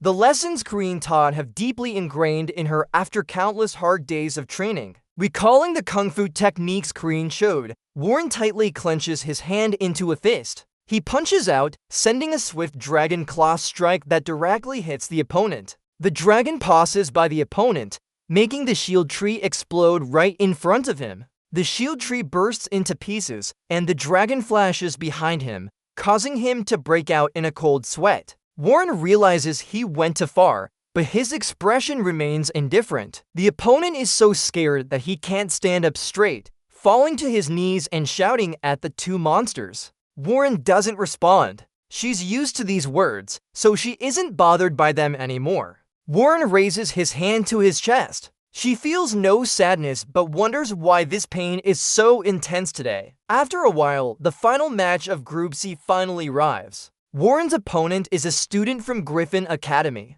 Warren thought this guy would be like the others before him. Gene Hewitt greets first. His greeting catches Warren's attention. Gene Hewitt speaks with a menacing tone, his voice dripping with malice. He smiles wickedly as he greets Warren. Jin Hyuk unleashes two skills, Celestial Arrow Storm and the Warrior Penetrating Grass. A series of super-fast stones with massive damage hit Hwarang, but she remains calm and stands still. Jin Hyuk continues his attack, exuding an aura of deadly intent. Hwarang observes and acknowledges that Jin Hyuk is very strong. The spectators are immediately amazed by how different Jin Hyuk is from the others. Jin Hyuk kicks straight at Hwarang's face, but Hwarang still stands firm, showing no intention of blocking or dodging. With a loud crash, smoke and fire fill the arena as they collide. After the dust settles, Gene Hewitt is stunned by what he sees. Warren remains standing, untouched by the impact around her. The area where she stands is completely cleared, with the ground sinking a meter deep. She calmly asks Gene Hewitt if he has used all his moves. With the strength of a Chaos Lord, Warren's defense is nearly impenetrable. Anyone normal would struggle to block such a kick. Warren advises Gene Hewitt to give up, as continuing would be futile. But Gene Hewitt only laughs maniacally and curses Warren as a monster. Even Jin Hyuk calls her out for being too late to show mercy and compassion. Warren is infuriated by Jin Hyuk's words and asks him what he means. Jin Hyuk emphasizes that the supposed mercy she shows here should be reserved for his family, who were killed by Warren. The more he speaks, the tighter he clenches his teeth, his eyes narrowing to a dangerous glare. Jin Hyuk vows to kill Jade Warren at any cost. On that day, he narrowly escaped death, but others did not. His eyes filled with tears as he mourns the destruction around him. The sky is filled with smoke and fire, bodies scattered everywhere. He clings to his loved ones, consumed by hatred. Warren can't believe what she's hearing. Fear and disbelief fill her eyes. She can't believe anyone survived that night. The scene shifts to a forge in Nazaria, where a voice curses loudly about what happened and why his calculations were wrong. The Undying King, Garen the Midge, shivers as he looks at the book. He senses something amiss. His body, still battered from the battle, looks like skin over bones. He firmly believes that now is the perfect moment and a miracle given by fate. Looking out at the peaceful scene outside, Garen is confused, unable to recall when he activated the two magic circles. And why did his ritual succeed, but everything around him remains calm? It seems Garen has recognized the loop. He still retains memories of successfully performing the ritual and transforming, only to be sent back 3 days before it happened. He doesn't know who tampered with time or how this could repeat for 300 years. This is the first time he's been caught in a loop, and he screams Midge out of fear. He confirms that this was caused by a Midge. Grong opens all doors to rush outside. He vividly remembers Aaron, a Mudge with silver hair and green eyes. Grong runs as fast as he can on the green carpet. After 300 years, he has identified the cause of everything as Aaron, but he doesn't know how or in what way this could repeat for 300 years. Garen stands on the ground and looks up at the clear blue sky. he realizes that the city's prison is still clearly visible, trapped in an endless loop. Garen stands on the ground and looks up at the clear blue sky. He realizes that the city's prison is still clearly visible, trapped in an endless loop. Garen stands on the ground and looks up at the clear blue sky. He realizes that the city's prison is still clearly visible, trapped in an endless loop. Garen looked at the magical ray and ancient language in the center of the battlefield and instantly guessed that Eren had used the absorbed lunar power to strengthen the magic ray she inscribed on this city. This pure, potent magic force is more powerful than any great mage in history. Garen's eyes focused on the massive skyward magical ray. He silently assessed the strength of whoever created this magic ray. He also noticed an unfamiliar object inscribed on the magic ray. Its power was so overwhelming that he could recognize it just by looking at it briefly. These are the languages of origin. This is a forgotten and nearly extinct ancient language from about 300 years ago. Honda absorbed lunar energy to inscribe the N symbol, representing the primordial essence. Absorbed in his observation, Garen didn't notice someone approaching him. The person greeted Garen first. The greeting caught his attention. Seeing it was Eren, Garen laughed loudly with joy. He was overjoyed to finally realize he had been trapped in this magic ray for 300 years. He even realized that Eren was the one who caused all of this. Garen laughed maniacally, his bloodshot eyes gleaming with joy as he found the key to the problem. He laughed and confirmed that it was because of Eren that time in the city kept repeating endlessly. It was Eren who caused everything. Eren stood silently without responding or contradicting anything. Her eyes were cold and ruthless as she called out to the undying King Gerong. Just one call had a strong impact on Garen's body. He shrank, unable to move, and groaned in pain. Gerong's body swelled and expanded, transforming with red eyes like those of a slaughtered demon. Being forced into such a transformation caused him immense pain. Tears streamed down his face as he struggled. Eren stood by reminding Garen to fulfill his role. On the second night in Nazaria, under the starry sky, Alicia and Kreen carried out their plan they had discussed earlier. Alicia deliberately used herself as bait to lure the Abyss Freaker. She drew her sword and decisively cut it in half. Kreen did the same. He on this side had already defeated the White Soul King. They successfully eliminated 3 living Nightmare Kings, Abyss Freaker, White Soul King, and Titan. Although Alicia and Kreen weren't high-level guardians, they had both defeated advanced zombie clusters.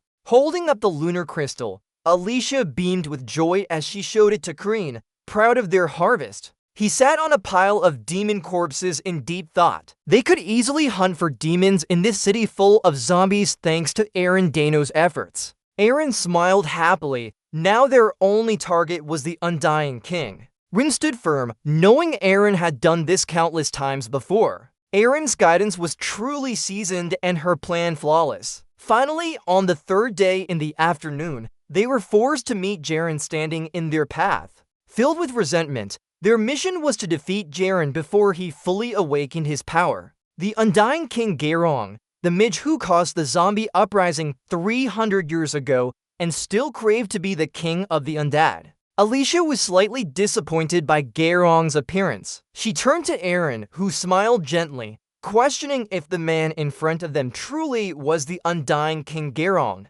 Because this Undying King, though deformed, didn't look very imposing. Kreen speculated that his appearance might be due to incomplete evolution. Eren considered and agreed that his soul hadn't been fully demonized yet. He lacked the wisdom of a true mage. Ignoring everything, Kreen told everyone to step back and listened as he spoke. Eren didn't understand what he was doing, and she saw Kreen suddenly charge forward alone. He wanted to handle Jaren himself. Alicia shouted in alarm to stop Kreen. No matter how it looked, Jaren was a super zombie cluster. Kreen agreed with Alicia. Even though he was an unfinished creature, fundamentally, Jaren was the resurrected Undying King by a dark forbidden ritual. Jaren's power surely surpassed Mariette. Calling him a super final boss wouldn't be wrong. Kreen ran closer to Jaren and greeted him first. Jaren realized something was about to happen. Kreen used the Thunder Strike technique, launching an attack that hit Jaren. He strikes with such force that everything around him shatters. Corrin feels the terrifying power emanating from Jaren's body. After the attack, he sighs in relief. It seems Jaren isn't as formidable as expected. The Undead King's ship roars and unleashes the might of Han. Han continuously launches devastating techniques, death vows, death winds, and finally, Armageddon. The power from the ship causes houses and streets to crumble and collapse. Elisa didn't expect the ship to be able to cast such a series of high-level spells in quick succession. Even Han doesn't need any cooldown time. Elisa stands, shielding herself while worriedly asking Corrin if he's alright. Grong thinks he has defeated his opponent and laughs with satisfaction. The Undead King Grong didn't expect to be attacked in succession. In Corrin's eyes, Jaren's power is only mediocre. He uses Heaven's Vengeance, slicing Jaren into pieces. Because he wasted too much mana, he couldn't withstand Corrin's final move. His final technique, Nakamakik, is unleashed. Finally, the Undead King Garon becomes a pile of blood under Corrin's feet. Those who focus solely on power are easier to deal with. If you can dominate him with skills, it's easy to toy with him like a weakling. Moreover, Nazaria repeats the same mission. She has already defeated Jaren thousands of times before. Elisa is surprised by this outcome as well. Kreen easily kills Jaren. She feels he's getting stronger with each passing day. Kreen thinks she might even handle him more easily than Corrin. He finds himself alone, just Elisa. She also realizes Eren has disappeared. Eren was beside her just now. Corrin silently deduces and decides to go find Eren alone. Before leaving, he tells Elisa to stay alert for the living dead. Elisa watches him leave, wondering about Eren. Looking down at the ruined city in flames, there's nothing left to see here. Rin finds Eren standing alone, looking down at the ruins below. Approaching her, he asks if this isn't the first time the Undead King Jaren appeared. Eren acknowledges what he just said. This has happened 36,539 times in total. Nazaria repeats the mission to kill the Undead King every 3 days. The Undead King Jaren used a lunar eclipse to turn the entire city into zombies. This occurred on February 27th, 353 years ago. 1.2 million zombies appeared and disappeared with the Undead King. Kreen also knows that Eren has repeated this 36,539 times. Eren kills Jaren every 3 days. Kreen asks her why this cycle exists. Eren smiles gently, answering his question. She created this city herself. If the 1.2 million zombies left, both the continent and the world would vanish immediately. The ancient stone appears with countless glowing magic circles in the sky. Eren used ancient language to intervene in Jaren's magic circle. After hearing the truth from Eren, Corrin can't comprehend the resurrection of 1.2 million people. Such actions are truly cruel. A dark voice echoes from nowhere saying he will understand soon enough. Corrin recognizes this voice. It's none other than Death itself. The one always carrying chains and his sharp scythe. Death says he will continue to watch over him, because he dares challenge Death. Perhaps Death already knew Corrin is a noble of the realm. Death is an entity created by the system to reclaim souls of the dead. Death's task is to ensure collected souls are reincarnated in new lives, continuing the cycle. So, zombies who constantly escape death and regain life are Death's annoyance. Nasri has been repeating this for 300 years. Eren admits she created this 3-day cycle, which is why Death came here to destroy the ancient primordial language that pollutes Death. But she once made a pact with Death because the zombies would turn the lives they killed into more zombies. Going back to when Eren met Death, she seriously raised the issue that if the 1.2 million zombies left the city, all humanity would become zombies, and no more souls would continue this cycle. Because of this simple declaration, Eren forced Death to make a choice. Either skip the cycle of 1,200,000 souls, or wait for the collapse of the world. And Death chose to make a pact. The pact between Eren and Death had 3 conditions. As long as these 3 conditions were met, Death would not interfere with the 3-day cycle. The first condition was that Reincarnated defeated the immortal Grong. Then Jaren's memories would be reset to 3 days ago. Once everything was reset, Eren had to leave this city. That was the second condition. Finally, Eren Danner, who created the 3-day cycle, would not interfere with it anymore.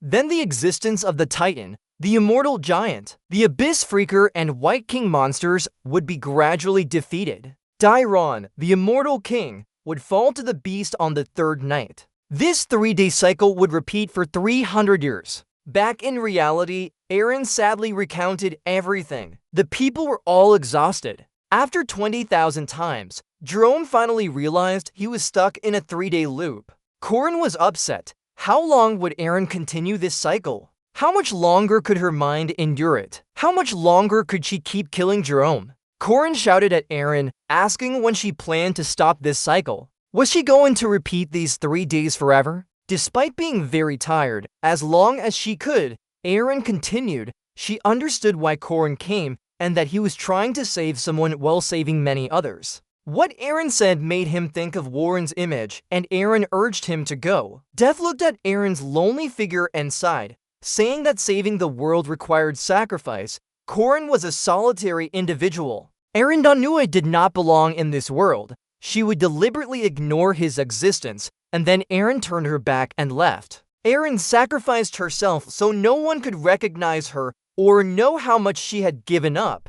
Thinking about it, Rin gritted her teeth, feeling very angry because she knew Eren always thought of sacrificing herself. She remembered her master from a past life who accepted the danger to protect others. That's why Karini respected her so much, alone figure fighting and protecting the world in silence. However, when thinking about his own death, Karini came up with another solution. Karini called upon his alter ego. Eren turned back in surprise. She was confused about what Karini was trying to do. Karini extended his hand towards the alter ego. He proposed making a new pact, promising not to give up and to seize every opportunity to save his master. Eren tried to stop him, but it was too late. The light from the newly formed pact blocked her path. The golden bead on the scale glowed as Death found this situation amusing because the one making the pact was a liar. Death praised Corrin's boldness. A liar like him wanted to make a deal with Death.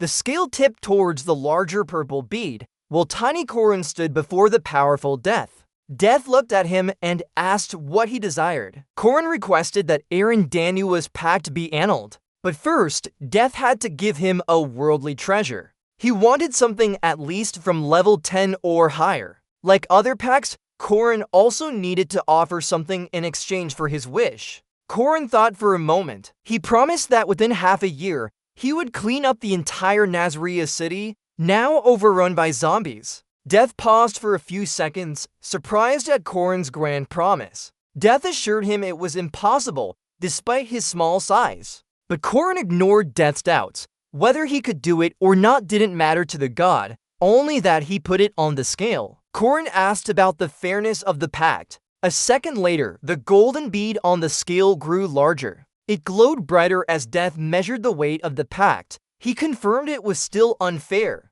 Eradicating 1,200,000 souls wasn't enough to match Green's reward. Despite this, the weight of the golden bead had increased significantly more than the purple bead, showing the pact was still unbalanced, which surprised Kreen. Death asked Kreen to choose a number, only then would the scale be balanced. Kreen sweated as he thought. Odd numbers indicated top 10 items for execution. If forced to choose, Kreen would definitely pick that number. After considering everything, Kreen decided on his desired treasure. After making the pact, Karini went back to where Eren was standing. Eren is still in shock. She didn't expect Karini to do something like this. She rushed over, wanting to know what he did. Karini saw him running up. He was surprised because he had been patiently waiting for her. Karini told Eren about the pact he just made with Death God. It's a half-year term, during which he has to cleanse Nazaria. If he succeeds, Eren's pact will be nullified. Hearing the conditions of the pact, Eren could only scream helplessly. She could only say that he must be crazy. because she knew if he failed to fulfill his pact with Death God, even his soul would vanish. He would lose all rights to reincarnation. In response to Aaron's concerns, Queenie slowly lowered his voice and spoke to her with respect, affirming that it was something he had learned from Aaron. Queenie gripped Aaron's shoulders, telling her what he did was something he learned from Aaron. This made Aaron pause. She looked slightly surprised. At first, Corin thought this was just a game, but in the most dangerous and difficult moments, standing before a world on fire with monsters lurking around, he met an adult for the first time, truly meeting his first hero. A hero he couldn't protect, who fought alone against the entire world, sacrificing himself to save Aaron. The moment she turned and smiled at him amidst the ruins of a burning world,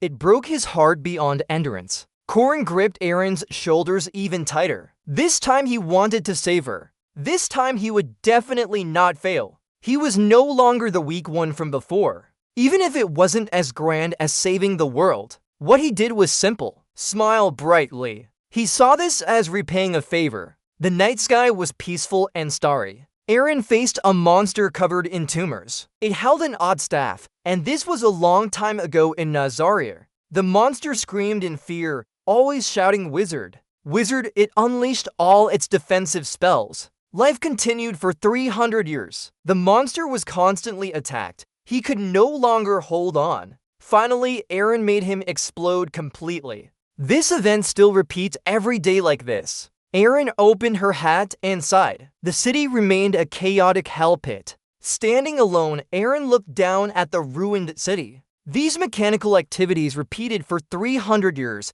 She had to fight against this terrible schedule throughout that time. There was nothing special about the reason, only because she was a hero. She was the last holy body on this land, the queen of the Dark Kingdom, now vanished into the unknown. Aaron Danua always knew herself to be special. Living as a hero was something she had accepted naturally. And now, she still lived like a hero, but the only difference was that for the first time, someone said they wanted to save her. She always thought saving people was a hero's duty. As a hero herself, she had to suppress her own emotions and even neglect her own care. Rin said she wanted to save her because to repay her. Aaron put on her hood again. Corrine had brought back those buried feelings in her subconscious for 300 years of solitude. He promised to always be by her side. Thinking about Corrine and what he said made Aaron blush. She was moved by the genuine concern from another person. Death God, observing on the side, was satisfied with what he saw. After all, Aaron was a longtime companion who had walked alongside him for 300 years. He thought even heroes could fall in love. This wasn't bad at all. Death God recalled the pact between them and Corin. He felt things would be difficult, as he had given Corin a choice, but didn't expect him to choose such a thing. At that time, Corin decisively chose what he wanted. He chose the Death God's orb, an item that only attacks and doesn't defend, a weapon that separates physical harm from the soul. This is a perfect treasure of death. It possesses the Scythe God's ability when equipped on your weapon. However, its effectiveness is strongest only when death itself wields it. For humans, it offers limited power. For Corin, who can't sense souls, this is the worst choice. While he says that the trading scale no longer has any history left, this means Corin's chosen reward perfectly fits what he should trade. Death finds this amusing. He nods and praises it as interesting. Not knowing what Corin wants to change, he is also curious. The scene shifts to the entrance of Nazaria City, Canaan. King Rion crosses his arms in deep thought. The elimination round is about to end. 8 teams from Borum and Merkaba total 30 participants. Only half can advance. At 6:50 a.m., the scoreboard shows each team's points. Team 1 of Borum Academy, King Iwa and her teammates have accumulated a total of 558 points. Team 2 from Merkaba with Mariette included has 499 points. Mariette's teammate is still talking about some spells. Mariette agrees that if they hadn't broken the moon crystal, they might have placed first. The Chinese scoreboard lists Team 1 minus 558 points, Team 2 minus 499 points, Team 4 minus 160 points, Team 3 minus 155 points, Team 6 minus 126 points, Team 8 to 98 points, Team 7 minus 55 points. And Team 5 is still missing. Everyone confirms that Borum will surely win. They won't be involved anymore. Some are grateful to survive, others compare their end to the Mandrake Bandits' conclusion. Jaeger and Lux, two early eliminated participants, are anxiously waiting for their teammates. Mukaba Academy is good at forming teams, but generally has weak skills. Mentioning weakness brings up Team 5. Even Korin's Team 5 is called the incompetent Korin. They didn't expect much from the start. Others join in, saying that only Teams 2 and 5 of Merkaba Academy have a chance to advance. Even Team 5 of Korean lost to members since joining. Such conditions can't be reversed. King Ryle is pleased with this. He secretly thinks Borum will have 3 teams in the finals, while Mukaba only 1. While discussing, the door to their room opens. Korean's greeting echoes. Elisa recognizes they are late. Elisa breathes a sigh of relief as time is almost up. Korean waves her hand, saying it's okay since they arrived. King Ryle clears his throat and blames Karini and Elisa for being late. Elisa complains that Karini should eat after finishing work. Korean doesn't want to wait too long before eating. Without taking the opportunity, they might never get a chance. King Ryle reminds Team Korin to submit their product for point updates. He is sure they will be eliminated. Elisa places a stone on the scale. King Ryle continues mocking that Korin's points will definitely be low. No one expected the first stone to jump 250 points. Everyone is stunned by the number 250. King Ryle immediately concludes Team 5 of Korin ranks 3rd, but Korin stops him because he hasn't submitted all Moonlight crystals yet. The 3 Life King's crystals on the scale shock everyone. They ask where Team Korin was to find these crystals. Could they have gone straight to the city center to hunt the legendary beasts? Still shocked, Korin shows a blood-red moon crystal. This is his last item. The immortal King Jerong's moon crystal is placed on the scale. The number of points jumps dramatically. Everyone gasps in shock. King Ryun's group stares. Y died at the number 1000. On the scoreboard, Team Korin's total points are 1,768. Korin raises his thumb and says amazing. King Ryle still can't believe his eyes. The final ranking shows Korin's team leading with 1,768 points. And for teams in the finals, Team 5, Team 1, Team 2, and Team 4. Horses are waiting outside. The morning air is bustling. Alyssa asks if they will come here again. Korin nods briefly. Then he confirms he must go, and Alyssa seems to have noticed his intention to save Aaron. Alyssa informs that she and Mariette will accompany Korin next time.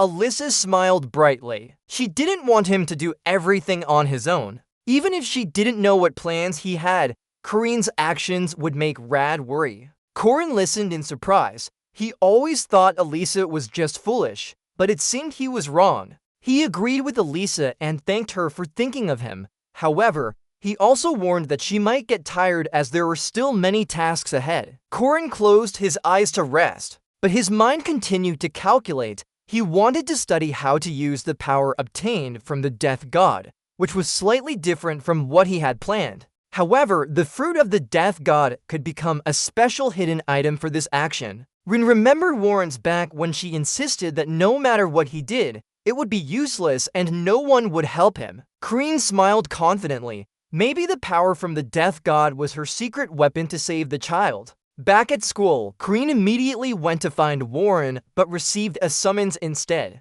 Professor Josephine announced that Warren had been detained. In the past, there was a girl named Lan who everyone adored. Seeing her sister, she happily ran over and hugged her after not seeing her for so long. Yua also smiled when he saw his younger sister and asked how her health was. But Lan was an unfortunate child, never able to step outside due to a serious illness. She always seemed exhausted. It turned out that Lan had a congenital condition called the Tai-Yin Meridian Absolute Blockage, a cursed body. In the endless darkness overpowering the light, her body's balance was disrupted from birth. Lan's father, Kangoo, tried every means to treat his daughter, but no remedy could cure the Tai-Yin Meridian absolute blockage. The family's happiness and warmth vanished as Kangoo's despair filled the room. Lying in bed, Lan called out for her father, and Kangoo also called her by name. If there were two misfortunes in this happy life,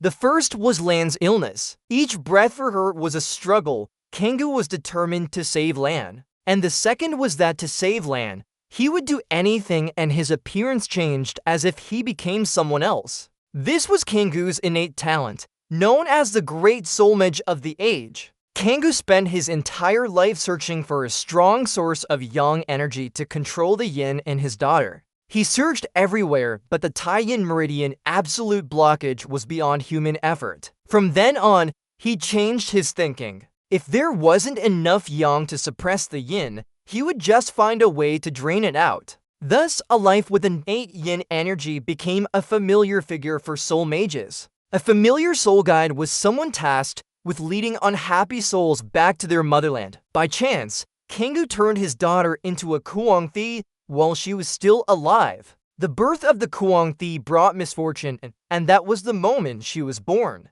Jin Hyuk's blood boiled as he remembered kindness. His eyes were filled with rage, thinking about his family being killed. Without saying more, Jin Hyuk decided to kill in front of him. Amidst an endless sea of fire, he would definitely kill in front of this person. Round them lay the bodies of those who had died. Warren was bewildered by life, unable to understand what was happening. King Ryle ordered them to kill all humans on this land, and no living creature should exist here. Jin Hyuk called Hwarang a monster, a cold-blooded monster. Moreover, he said that Hwarang still pretended to be good now. It was shocking, but Hwarang was bewildered, wanting to deny everything. Jin Hyuk continued to mock Hwarang's body. Hwarang wasn't Lan, it was just a monster taking over her body. But Hwarang still denied and thought this was his own body. Suddenly, a hand appeared from below, grabbing Hwarang's foot. The dry bones cursed Hwarang to die.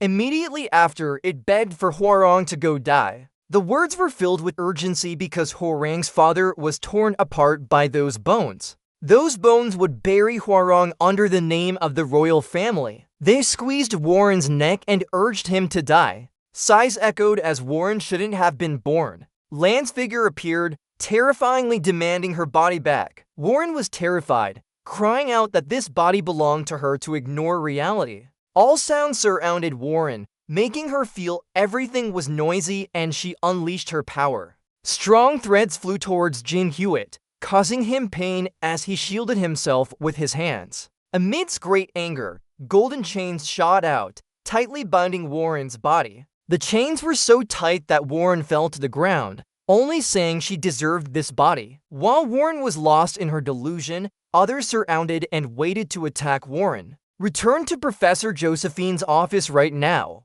Professor Josephine seriously recounts why Warren is detained here. After Corin hears everything, he somewhat anticipates this but wonders if it's because of those two restrictions. Professor Josephine seems to know something and confirms it by adjusting her glasses. Professor Josephine updates that Warren is restrained by the silver chains and Eastern talismans, which were weakened in battle with Jin Hyuk. During this time, Lord Light and Jin Yang used this as an excuse to criticize the loss of control over Warren. Under King Rian's guidance, Warren was sent back east. They decided to create a new talisman to suppress Warren's power. But something feels off. Karini thinks it's strange that such a firm decision is made just because one of the restrictions might be broken. Blaming the Academy for not controlling Warren now seems absurd. Ariel appears and asks Corin how much he knows, as his expression suggests realization. By this point, it looks like King Rian from the east is plotting something. Corin suspects that King Rian might let Warren fall into the wrong hands and proposes handling everything himself despite the urgency. Karini openly states her goal: everyone should live their lives without being left behind. This time, Alahan's legend begins with a battle against a demon, but this one is different from previous ones. Professor Josephine pauses thoughtfully. Ariel remains silent. Trusting the character and story means choosing between these two paths. It's either save fire or save land. The easiest choice is like Park Si-hoo, just pick one, which is the most effective. But Karini doesn't care about that. Children choose while adults take everything. Now, the main task is fire and land with increasing difficulty. Warren sits in darkness, only thinking this body belongs to him. Kang Ryun suddenly appears, wondering if he can help.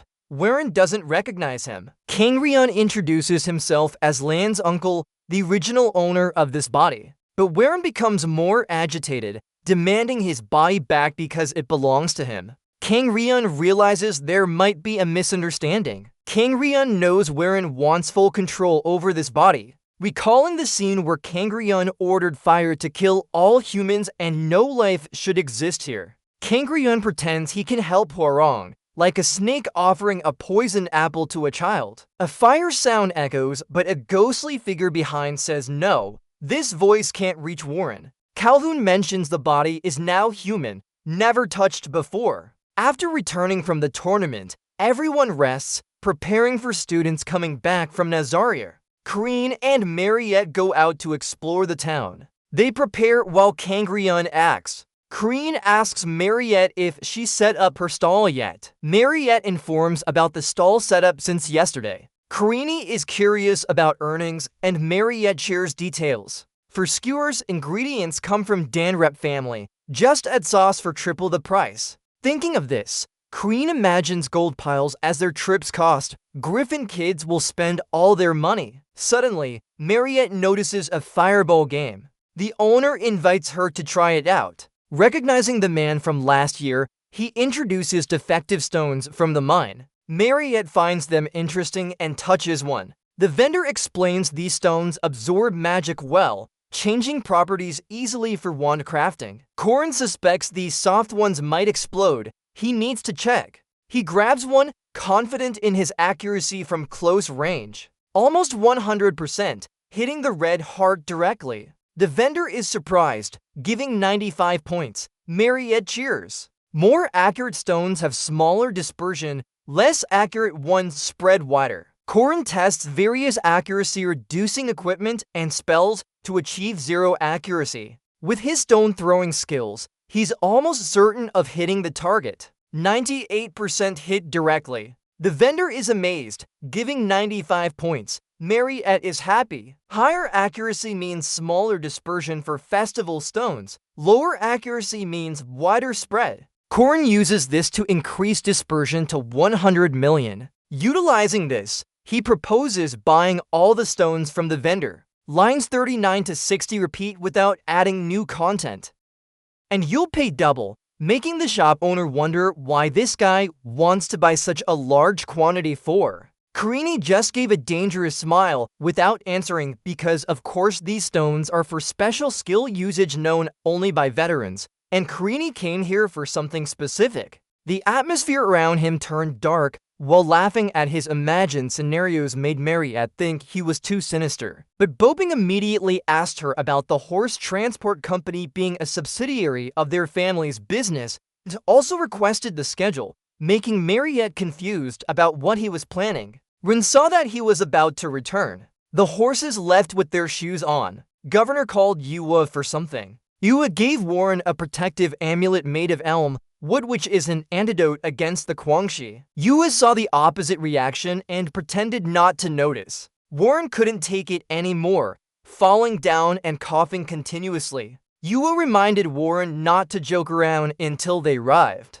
Jin Hyuk sat in a corner thinking that simply tying was enough for Hwarong as the robe only made him thinner, but for Iwoa, this was sufficient. Because their goal was to separate Tama from Lan, hearing this made Hwarong angrier. Iwoa explained uncomfortably and had already told Hwarong about it. At a certain point, Scene would pull them apart, making Warren scared and confused. Yua only vaguely explained that Warren might disappear or become an evil spirit, causing Warren to shudder, not wanting to lose his body. Yua ignored everything because that body never belonged to Warren, and this was what Warren needed to know. Warren went crazy. The driver outside heard a strange noise and looked towards its source. If the man didn't look, it would be a bell sound. But then a huge truck appeared, startling him. A crash happened quickly. The impact was so strong that the car flew far away. The car hit the wall because of this. The driver fell unconscious on the road from pain.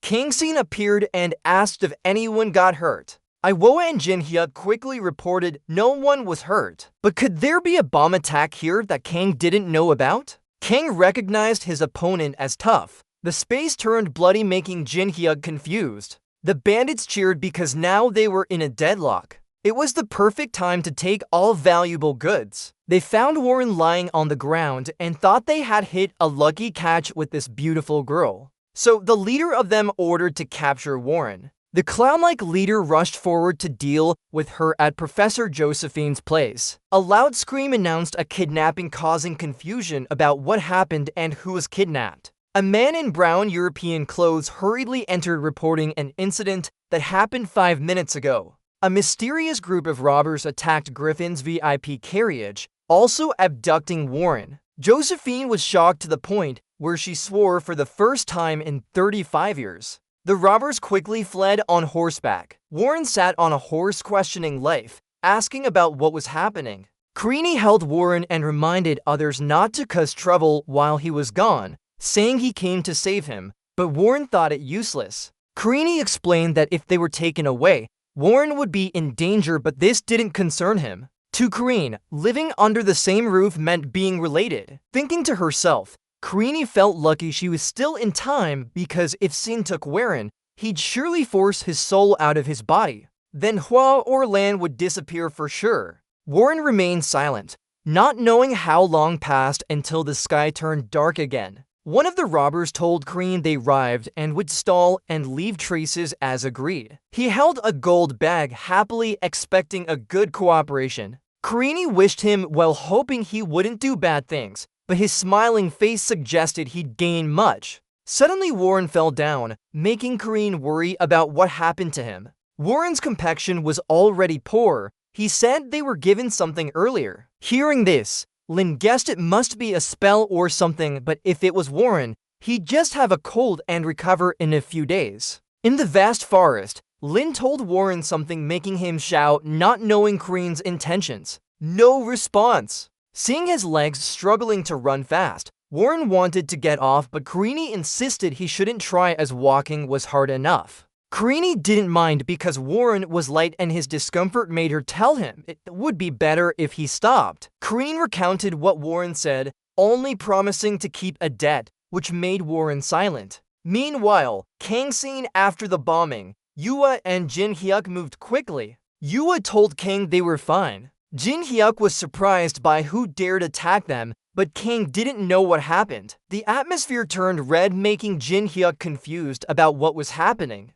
Who am I? Where are we? And there seems to be some issues with the barrier. Marriott looked down from above and realized that Korn had told her they only needed to stall for about an hour. From outside, the barrier looks like a round ball surrounding them, almost as if it's trying to scoop out those inside. There are screams coming from within. The spirit beasts from inside suddenly appeared in a flurry, confusing Kang Ryun and Jun, who didn't realize their barrier had issues. Kang Ryun turned to call Ilhwa. Ilhwa understood what Kang Ryun meant and replied that she would follow him. Marriott noticed this strange situation too. She called out to her teammate, suggesting they scold them for not keeping the other two in place at least. Marriott couldn't believe what was happening right now. Someone had managed to break through the barrier. She silently hoped Karini would be safe. At this moment, it was raining heavily. Warren's condition was getting worse and no one knew why. Carrying Warren,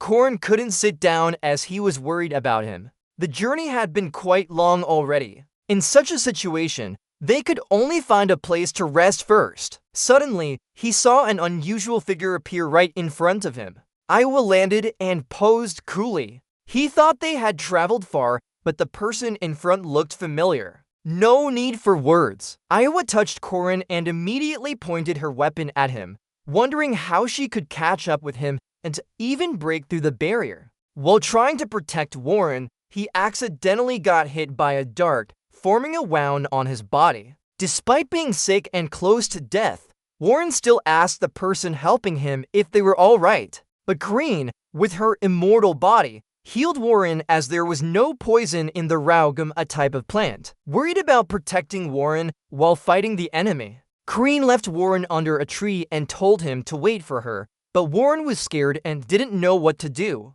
Looking at the situation behind, Kreen repeated her question. In such situations, just charge in and fight quickly. No hesitation. Kreen charged into battle. You saw him charging like that, surprised but not surprised to see he wasn't running away. Iowa expressed his opinion that he was only eliminating the less viable options as soon as possible. Both of them charged at each other with no hesitation, attacking their opponent without slipping up. Iowa physically fought while insulting Kreen with questions about whether he could defeat Iowa. After the question, Iowa launched an attack that sent Kreen flying backward. With his experience and the main character's aura, he placed his weapon on the ground as a support. Given you his lower level, such a heavy attack was expected to exhaust all his strength. Looking at the woman in front, Corrin realized she was the Sword Master, the strongest female knight of Sea Griffin, or known as the Sword Fairy. With an incredibly huge and visible aura, this was evident by its sheer size that could be seen with the naked eye. Iowa tactfully reminded Corrin not to hold back and just let his true power show. He also had a combat aura too, but it turned out that Corrin's combat aura was gained through trickery, because it was a trump card, only used in desperate situations along with the soul cycle he obtained after defeating Seven Chaotic. But looking at it, these seemed like useless cards, as it could only store a massive combat aura like a dam couldn't be released or burst out. Seeing Corrin didn't want to use all his strength, Iowa decided to go along with him if that was what he wanted. If not, Iowa would force it out of him. Iowa used the Dragon Annihilation technique, startling Corrin as she launched her attack without time to analyze her move. He tried to hold on and analyze everything. He decided to use his first technique, the Chameleon Strike, ready for a clash. Corrin's 5 elements devastation technique summoned a dragon spirit. Using all his strength, Corrin fought with no mercy using the old Heaven Evil Annihilation technique. Each move was launched, followed by body destruction and then annihilate Chameleon. The battle continued, leaving others only able to watch intently. After a while, the fight finally stopped. Corrin knelt down, breathing heavily. It was terrifying. He almost went straight to heaven. You fought seriously but remained silent in front of Corrin's mockery. Iowa looked at her opponent and thought that all her techniques were sure to win. But she didn't expect not even a scratch on the opponent. Iowa was genuinely curious about who this person before her was. Instead of asking what he wanted to know, she asked why he had protected Warren at all costs. There seemed to be some misunderstanding here, as he was supposed to capture him but didn't find it funny. Iowa introduced herself as Warren's cousin to him. In her eyes, Warren is a demon, a cruel and vicious Dacia, and Corrin must have heard about the massacre in Lunar. Hearing Iowa's argument, Corrin only feels pity for humanity because those who commit crimes are like they're beyond the law. Well below, others fight each other, leaving Iwaka confused about what Iowa is trying to say. Iowa wants Iwaka to understand that the martial arts schools in this country are extremely harsh. They constantly challenge and destroy each other. That's the reality, but the more Iwaka listens, the less he understands what Iowa means. But before Iwaka can react, Iowa uses his power with a swift, blinding technique. How dangerous is this situation? Iowa jumps off the branch he's standing on, quickly approaching Kreen. This time, Iowa's fire is so intense that the surrounding light turns black. Iowa looks ahead steadily, confirming once again if the person in front wants to publicly challenge him. The person in front hesitantly speaks loudly, revealing his name as the head of the Elisa Martial Arts School. Full name Elisa Arden. Elisa Arden hopes for a duel with Iowa despite her confusion, making Iowa want to curse out loud. Kreen adds, praising Elisa Arden for being an unconventional swordsman who dares to challenge here in the wilderness, showing great passion even if she doesn't know how strong she is. But Elisa Arden confidently swings her sword, expressing admiration for Iowa and hoping he'll teach her so much that she can't find words. Iwa doesn't understand what's happening but still blocks the attack, asking if this is allowed. Confused, does the person in front think they've already won against Yua? Alyssa Arden ignores the situation and just looks at him with a reminder to focus on his own business. Karine takes advantage of the moment, thanking Iwa as she happily carries Warren away, feeling relieved there's nothing left to say and running ahead for them to be alone. But this isn't what Yua wants. He can only stand still helplessly as the sky starts to brighten. Karine struggles with her white shirt, mumbling something about Henhai Sukana, but decides to set it aside. At least, the weather helps him escape by distracting the guards and knights searching for hostages. Sitting in a cave, Karine tries to wring out her clothes while thanking the weather for delaying their pursuers. With Warren, Karine asks how he's doing, but Warren only lies there without answering. This is Sukarna's only concern as the hostage isn't well. Feeling a hand on him, Warren tries to apologize. Warren informs Iwa that he's feverish and has no choice but to treat himself right here. Gently holding Warren, Karine gives him a vial of medicine saying it will make him feel better. The medicine Karine gave Warren is a high-grade elixir. After some relief from the medicine, Warren asks where they are.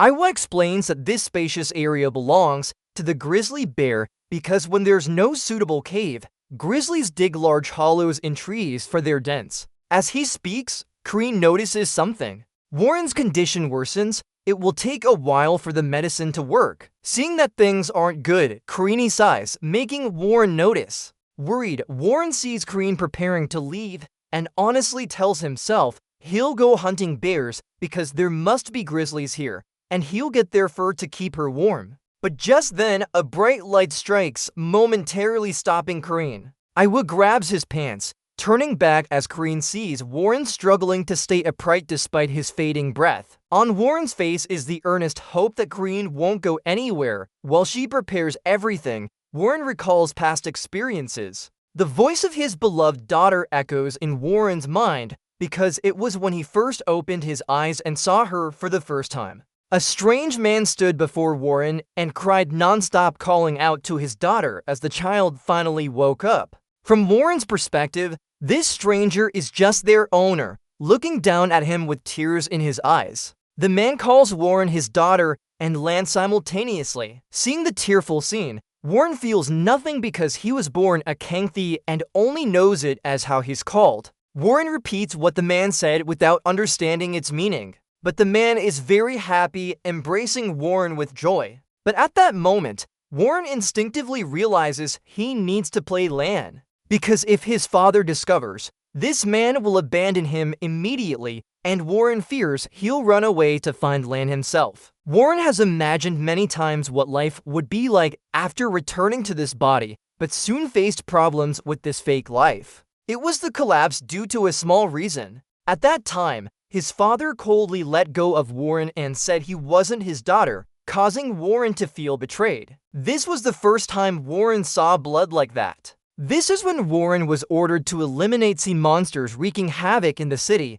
a task his father had given him. Next to Warren, an uncle who came to tree her keeps teasing a Kangthi who easily defeated a level 1 demon. This uncle named Warren Fire right then for praising him on completing his father's mission. Kangrian's eyes were full of greed and calculation at that moment. Warren also endured his father's indifference after realizing he wasn't his daughter. That was when Warren realized the value of himself. Then what do they want? What does the city lord want? Or what does the royal family want?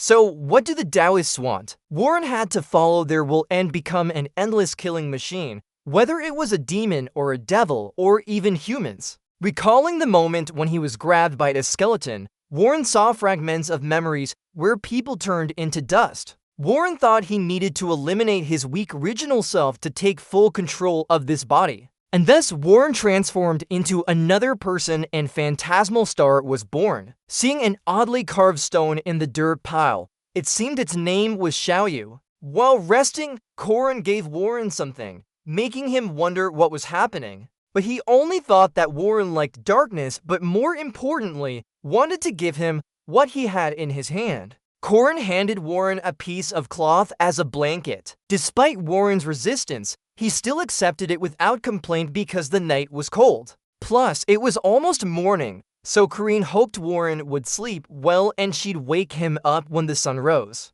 Surely, the rain wouldn't continue, making Warren feel embarrassed with his face turning red like a tomato. Warren couldn't understand what Corinne wanted and asked directly. This was normal because everyone Warren met before all wanted something from him. His father wanted a lost daughter. His cousin wanted a healthy younger sibling. Or Kangrian wanted a weapon to destroy everything. Everyone wanted something from Warren, but Corin remained silent. He wondered if Warren remembered their first meeting, leaving Warren confused about his intentions. If he didn't remember, Corinne told him that Warren had once said he wasn't the true owner of this body, and Warren was just a thief with no rights. In any situation, his answer remained unchanged, being born without guilt. This answer in Warren's eyes was an unexpected move. Yet, he suddenly became angry and thought it was irresponsible. Warren shouted because he didn't know how to let a monster go with such confusing words that sounded dangerous,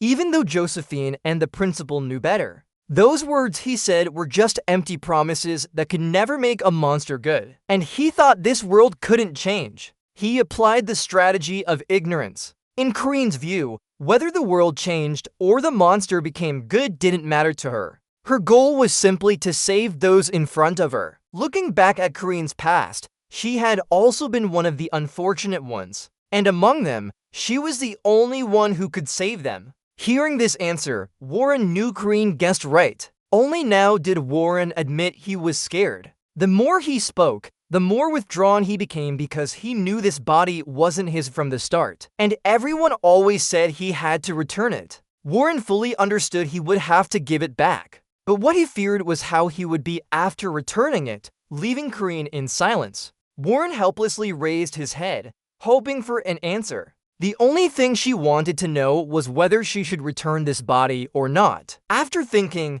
Corinne's words about needing to return hit Warren hard. Disappointment piled on disappointment, and Warren reluctantly accepted because in the end, Corinne was like everyone else. But before he could finish, he suggested they talk first before deciding. He happily proposed that she be the host and he would pay rent to see if it worked out. Whether they had lived together or not, this unexpected situation made Warren hopeful. Warren told Corinne that these two issues were different, but Corinne knew her nature well, which didn't matter much to him. In his experience, many humans did worse than demons. What mattered more was choice and action. This is the truth. Corinne naturally lay beside Warren, saying she heard its essence. Because Warren hasn't chosen anything yet. He firmly told Warren that he would help him until Warren made his choice, so there's no need to worry too much, just sleep peacefully. Seeing this, Corinne sighed and preferred to go to bed instead. She yawned loudly. But this was still a painful string inside Warren, since the outcome was already predetermined from the start, leaving him unable to give up. Looking at Corinne's figure, Warren had his own thoughts, but couldn't reveal them because it would affect the only hand he had extended towards himself. This made Warren feel deeply hurt. He couldn't grasp that hand and couldn't let go either. The next morning, just as dawn broke, Warren asked Corinne where they were going but seemed to be searching for something, muttering it was round here. Looking at the remnants of what remained, all burned black, he couldn't use them anymore. Suddenly, he found something. Corinne told Warren that even if the jujube tree was destroyed, they could still get something from it to reassure him. In his hand was wild bupalarum, and once in this forest, he thought this piece of wood would be useful. Rin asked again whether Warren was Guangxi or not, confirming that she knew Guangxi with abundant yin energy would have some weaknesses. This was the first time Warren heard about it. Gently placing wild bupalarum in Warren's hand, Rin explained its strong yang energy and how it is often used to repel evil spirits. But if Warren ate it, something would happen. Corinne explained to Warren that the yin-yang balance in his body would be restored temporarily, neutralizing his Guangxi characteristics. But this profound knowledge was still beyond Warren's understanding. He slowly described what would happen if she ate it. If she did, she might lose control of her body, making Warren more fearful and doubtful about life. Warren threw the piece of wood away without knowing why Rin gave it to him. He picked it up, forcing Warren to make a choice because he couldn't keep benefiting without taking responsibility. Kareen knew well how those who only think of themselves would act and didn't want Warren to become one of them. Kareen wanted her to choose again, placing the piece of wood back in Warren's hand. After all, he had to take responsibility for his choices.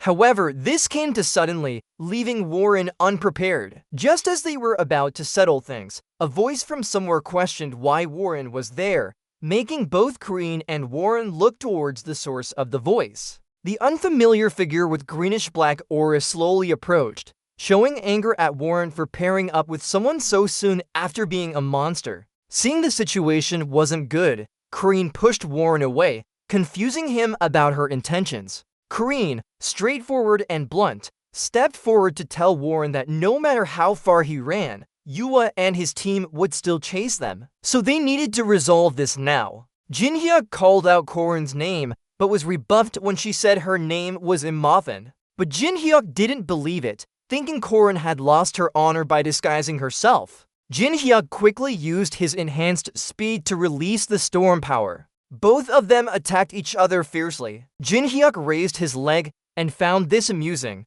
possibly because the monster had lured him in. Korin praised her opponent for being able to use alchemy without a spell. Then she challenged him again by demanding another look. Jinhyuk was pummeled relentlessly with incredible speed and agility, even matching Iwo's speed or surpassing it. Jinhyuk used the storm containment technique once more, but Kareen felt this action too reckless, leaving many openings. Only now did Jinhyuk realize he couldn't resist. He decided to end the fight here. Suddenly, magical scrolls appeared from nowhere and rained down, confusing Kareen about what was happening. Kangryun appeared and informed them that no matter what they did, it would be futile because the scroll was based on the 8 trigram formation. It interfered with his thoughts, muscle signals, and internal energy flow as he wished. Having fallen into a trap, Kareen cursed Kangryun, but he remained unaffected. Kangryun slowly approached Warren,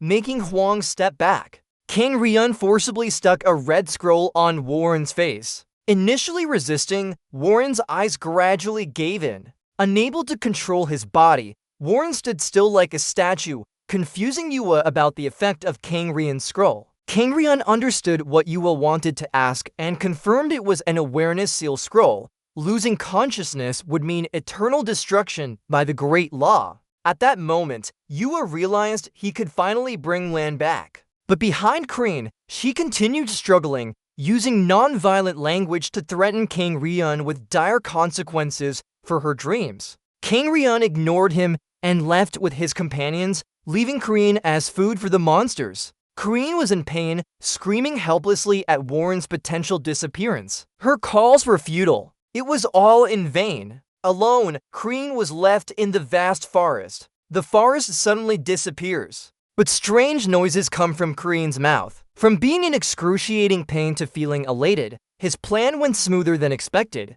After a while, the purple-eyed wolves with glowing eyes approach him, their steps getting closer. They surround Lin like a circle, eager and hungry growls heard. Each wolf seems to be gathering energy, preparing for something. Then it lifts its large muzzle up to sniff. Lin's face remains calm, showing no sign of worry or panic. Suddenly, some paper is torn into pieces. It turns out the golden wolves are biting his coat, but Lin is deeply focused, her head buried in the ground. He then raises an eyebrow and sneers when he feels Kangryun has left. Immediately, he returns to a cheerful demeanor, massaging his sore shoulder while pleased everything went well. The 2 golden wolves from before now smile at him, praising his performance, but it's a bit over the top. Suddenly, Lin wonders if Len and John have finished their task. Her smile fades as she holds back tears, Len and John restraining themselves, trying to suppress laughter. After a while, they transform into confident humans, Lenya having handled it. Then Lin questions why they were asked to do this. Lin raises her hand to her mouth, smiling happily. He thinks it's just a small matter. An idea pops up, making Lin wonder if this could be called a conspiracy theory. At the old castle, surrounded by green moss, a voice of regret is heard. So, inside, this is Selua. She looks serious and questions someone about not finding the one who cut the ancient artifact cable and also hasn't found a replacement yet. The fat servant sits respectfully below her, looking somewhat awkwardly, suggesting patience like Yua and her accomplices, this place being out of his reach. But Kang Yuhua remains firm, seemingly confident they brought many things with them. This man's face suddenly turns green. He looks at her self-reproachfully, thinking about the priests. If it were before, they wouldn't have dared to speak to the church's bishop like this. Thinking that, he continues to believe they always hide in the shadows and aren't easily revealed. As he speaks, he reminds himself to hold back because the church is weakening and he needs their strength. Kowtowing before Iwo's stern gaze, the fat man keeps mumbling. He says he found a merchant guild that can provide a replacement. They have been trading with the East for a long time. The merchants will bring their goods here today. She cautiously asks about the name of this guild. Mandragora Guild. As soon as she hears it, her eyes become sharp. It seems she has heard this name somewhere before. Clear blue skies with golden sunlight. The MC's voice echoes through the sky. The most exciting part of the festival is here. The team final has begun. Inside the room, they can hear the commotion clearly. Whose victory will it be? Amidst the MC's announcements are the excited voices of participants cheering and clapping. Suddenly, King Ryan appears with a sinister smile,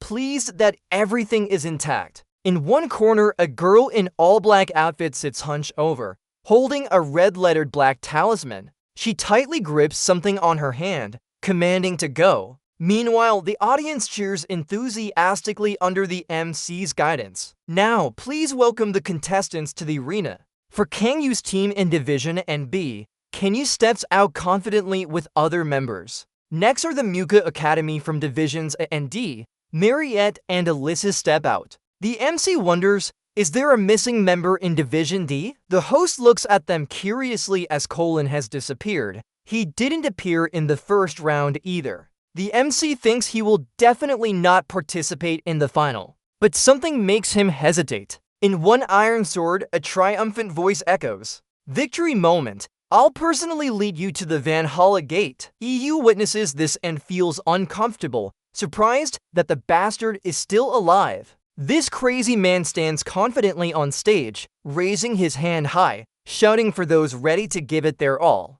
Hearing this, people behind him cheer enthusiastically, Ami Van, Ami Van. He puts on a Joker-like face, pretending to be puzzled, and asks the professor if he can start the match now. King Ryle nods immediately, waving his fan out, emitting a golden aura. Still, he comments, this troublesome brat is special enough for me to admit it. I declare the test begins. The ground rumbles as he speaks. The battle scene setting is almost complete, and so is the content dissemination. In the French battle, 8 gates will constantly change, captivating those who are imprisoned. Whoever finds the correct path to the center and retrieves the Honglong seal will be the winner. As soon as he spoke, a golden dragon appeared with glowing eyes and long scales. The golden dragon stood in the middle, surrounded by other creatures and formations that formed the Great Law Defense Formation. The players present were sweating profusely, wondering if this was a maze.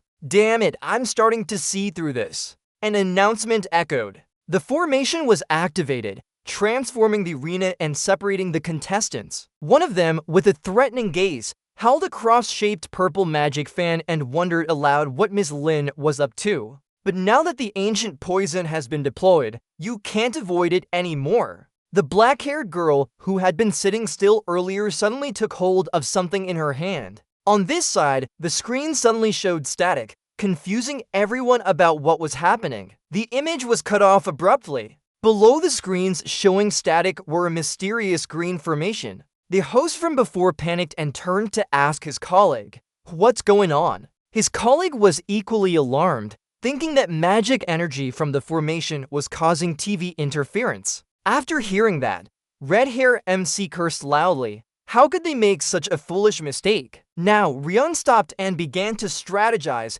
he would start separating fire from land now. Then Rian turned around and ordered Iwo and Hyuk to protect Hyunview in the north. Upon hearing the order, they immediately rushed with the speed of a demon. He continued rambling that as long as they protected Hyunview, the rest could be destroyed. While flying, Yua glanced back and signaled for him to protect his uncle. Ryan just told her not to worry with an indifferent expression. On this side, the rogue merchant was laughing maniacally. He defied everyone's talk, saying that the dragon wasn't there. Find your way out of the formation. Can you remove your makeup, Miss Lin? I want to call you master. Long ago, Hyunview guarded the center and protected the north, always standing behind the emperor, allowing him both defense and attack at any time. Soon enough, Yua and Jin Hyuk appeared under the giant tortoise statue. Jin Hyuk told her to look in that direction. Hearing this, Yua also looked over with surprise.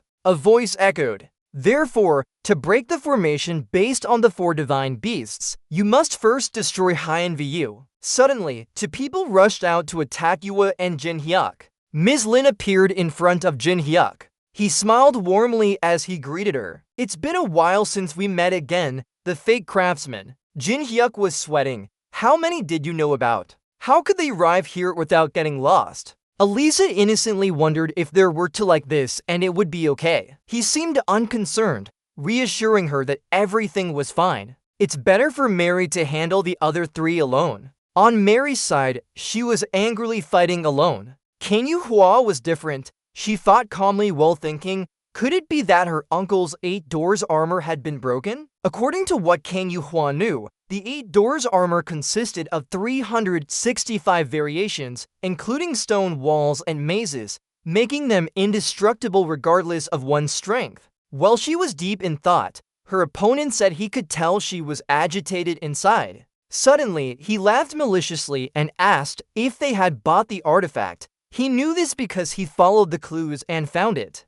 Hearing that, Kang Yu-hwa frowned and gritted her teeth, asking why he knew about the artifact. Because it was stolen long ago by a gang. That's why they had to buy from the guild. After some consideration, she suddenly glanced right as if noticing something. Quickly, someone admitted that indeed. He forcefully pushed her away and admitted he stole it himself, then attacked. His eyes now looked like a bloodthirsty beast, saying the gang and guild were his creation. Kang Yu-hwa was furious, unable to accept this truth. With her sword in hand, she rushed to attack but met with the enemy's indifference because he thought they couldn't defeat him. She pushed Elisa back. Seeing that, he asked if Elisa should seek revenge for the previous incident. Line 60 is intentionally left blank. Alicia was defeated by Kang Yu-hwa last time and lost badly. She lost because Ling said she had to yield a move. To perform well in that scene,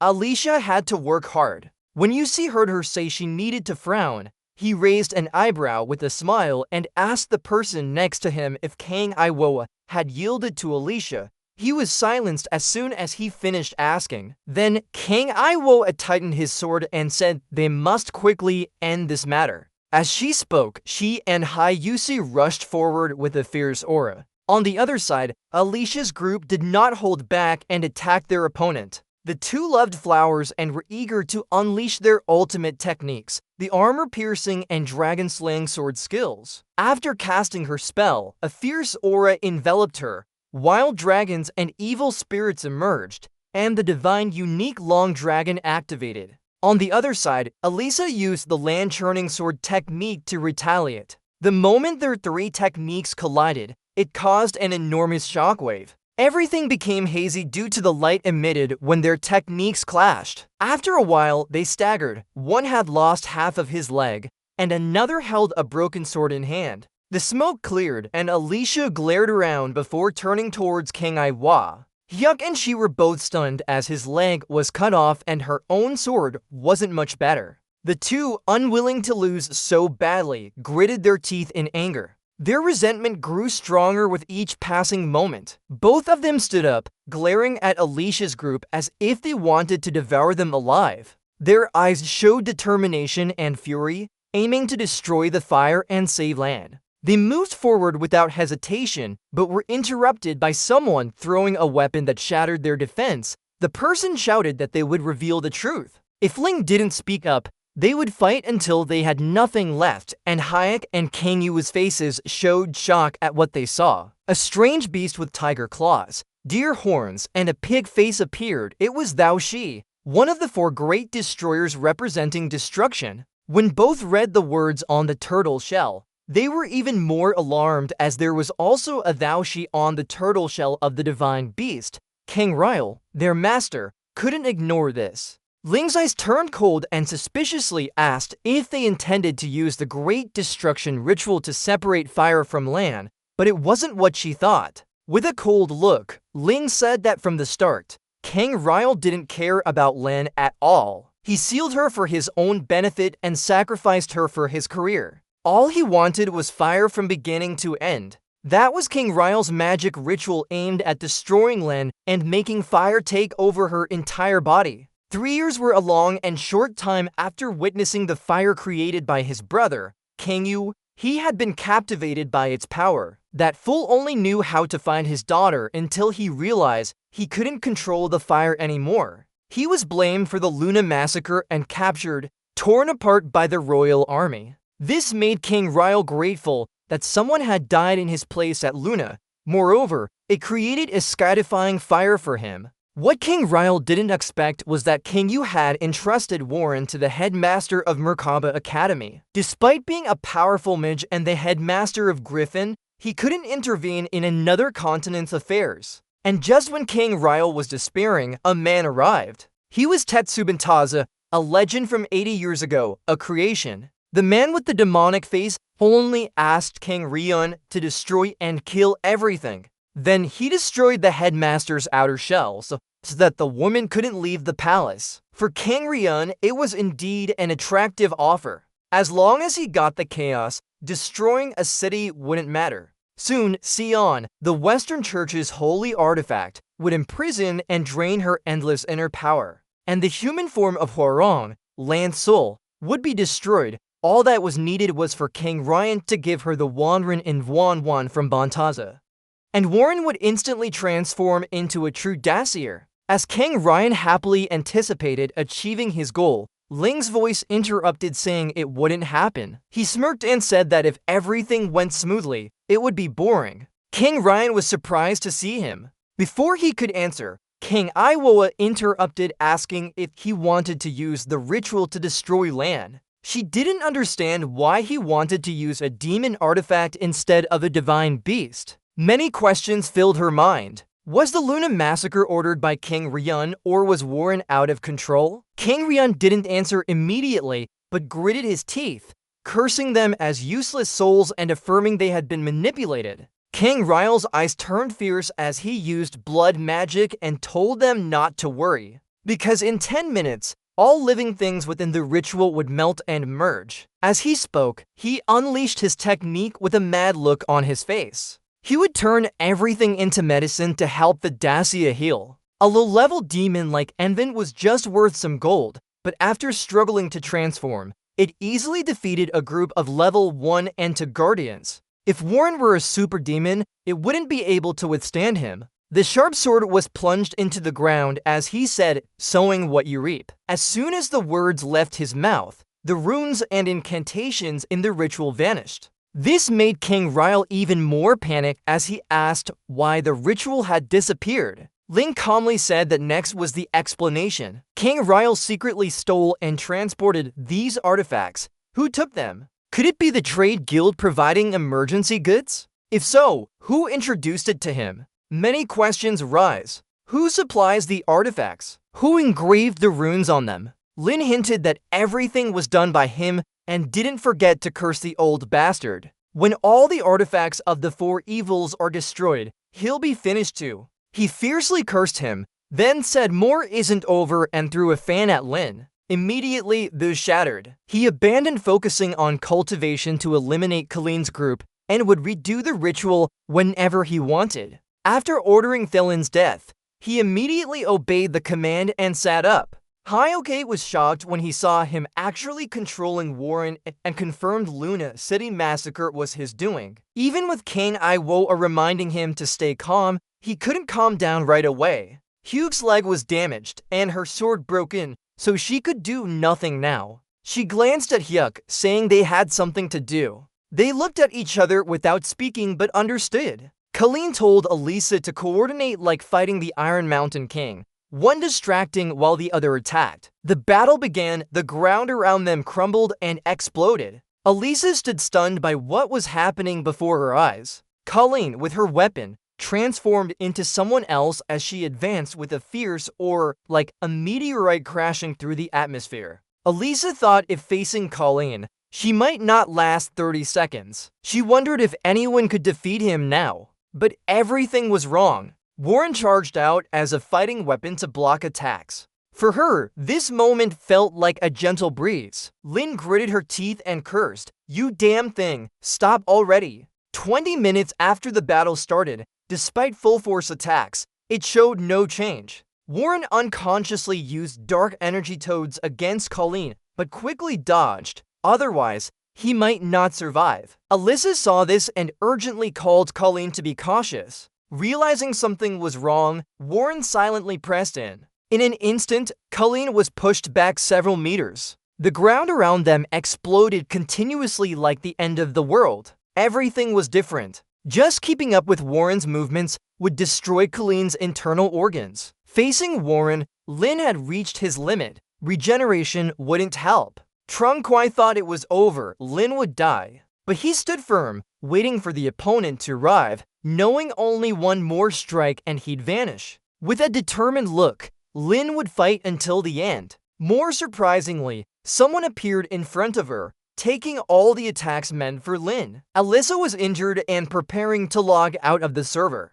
She didn't want Colleen to die. She walked several steps in the palace hall. Her body would have to endure an unimaginable pressure, more than blocking Warren's attacks. Things weren't over yet. Warren charged towards them again. Colleen warned Alyssa to move away. But with such injuries and the enemy's speed, Alyssa couldn't do anything in time. She could only hold her ground. Lin replaced her but couldn't help. She rushed at them like a funeral procession, hoping to pull Alyssa away. A blast of energy erupted like a trap set. Warren's indifferent eyes looked around the now empty battlefield. Lin quickly brought Alyssa to a safer place. Despite this, he continued blaming her for her reckless actions. Then he took out a special medicine and helped Alyssa heal. This was a special elixir Lin carried. If not treated immediately, Alyssa would be crippled or die from blood loss. After some time, Alyssa stabilized.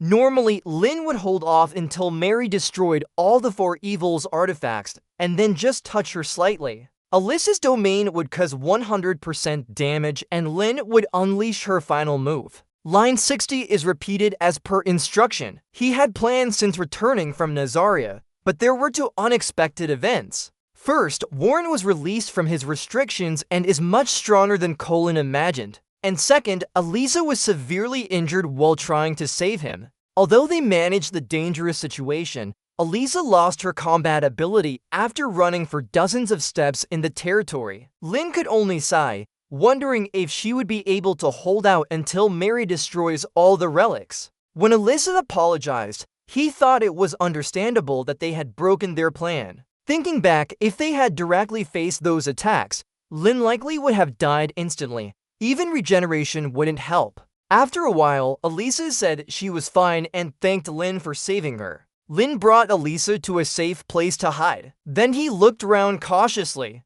Concerned, Alyssa asked if he was okay, but his response was not good. All of Lin's aura and the words in the cycle core were depleted. After fighting Saj and Hykro, and then Warren, he had exhausted too much of the cycle. Now Lin was very unsure whether she should continue using it. Even if Lin tried to use it, this cycle core contained a power that his body couldn't handle. Even with law support, he wasn't sure. Then Alyssa revealed that Warren had never used his right hand during the attack, which meant their previous strength was nothing. And she seemed to be holding something in her hands. Lin laughed at this revelation. Finally, she must choose on her own. She still carries the burden. So there he stands, Warren is still standing there. From the smoke, Linzen's vague figure appeared. He wiped his mouth and smiled triumphantly before pointing at Warren and saying there was no other way. The ghostly figure of Karini emerged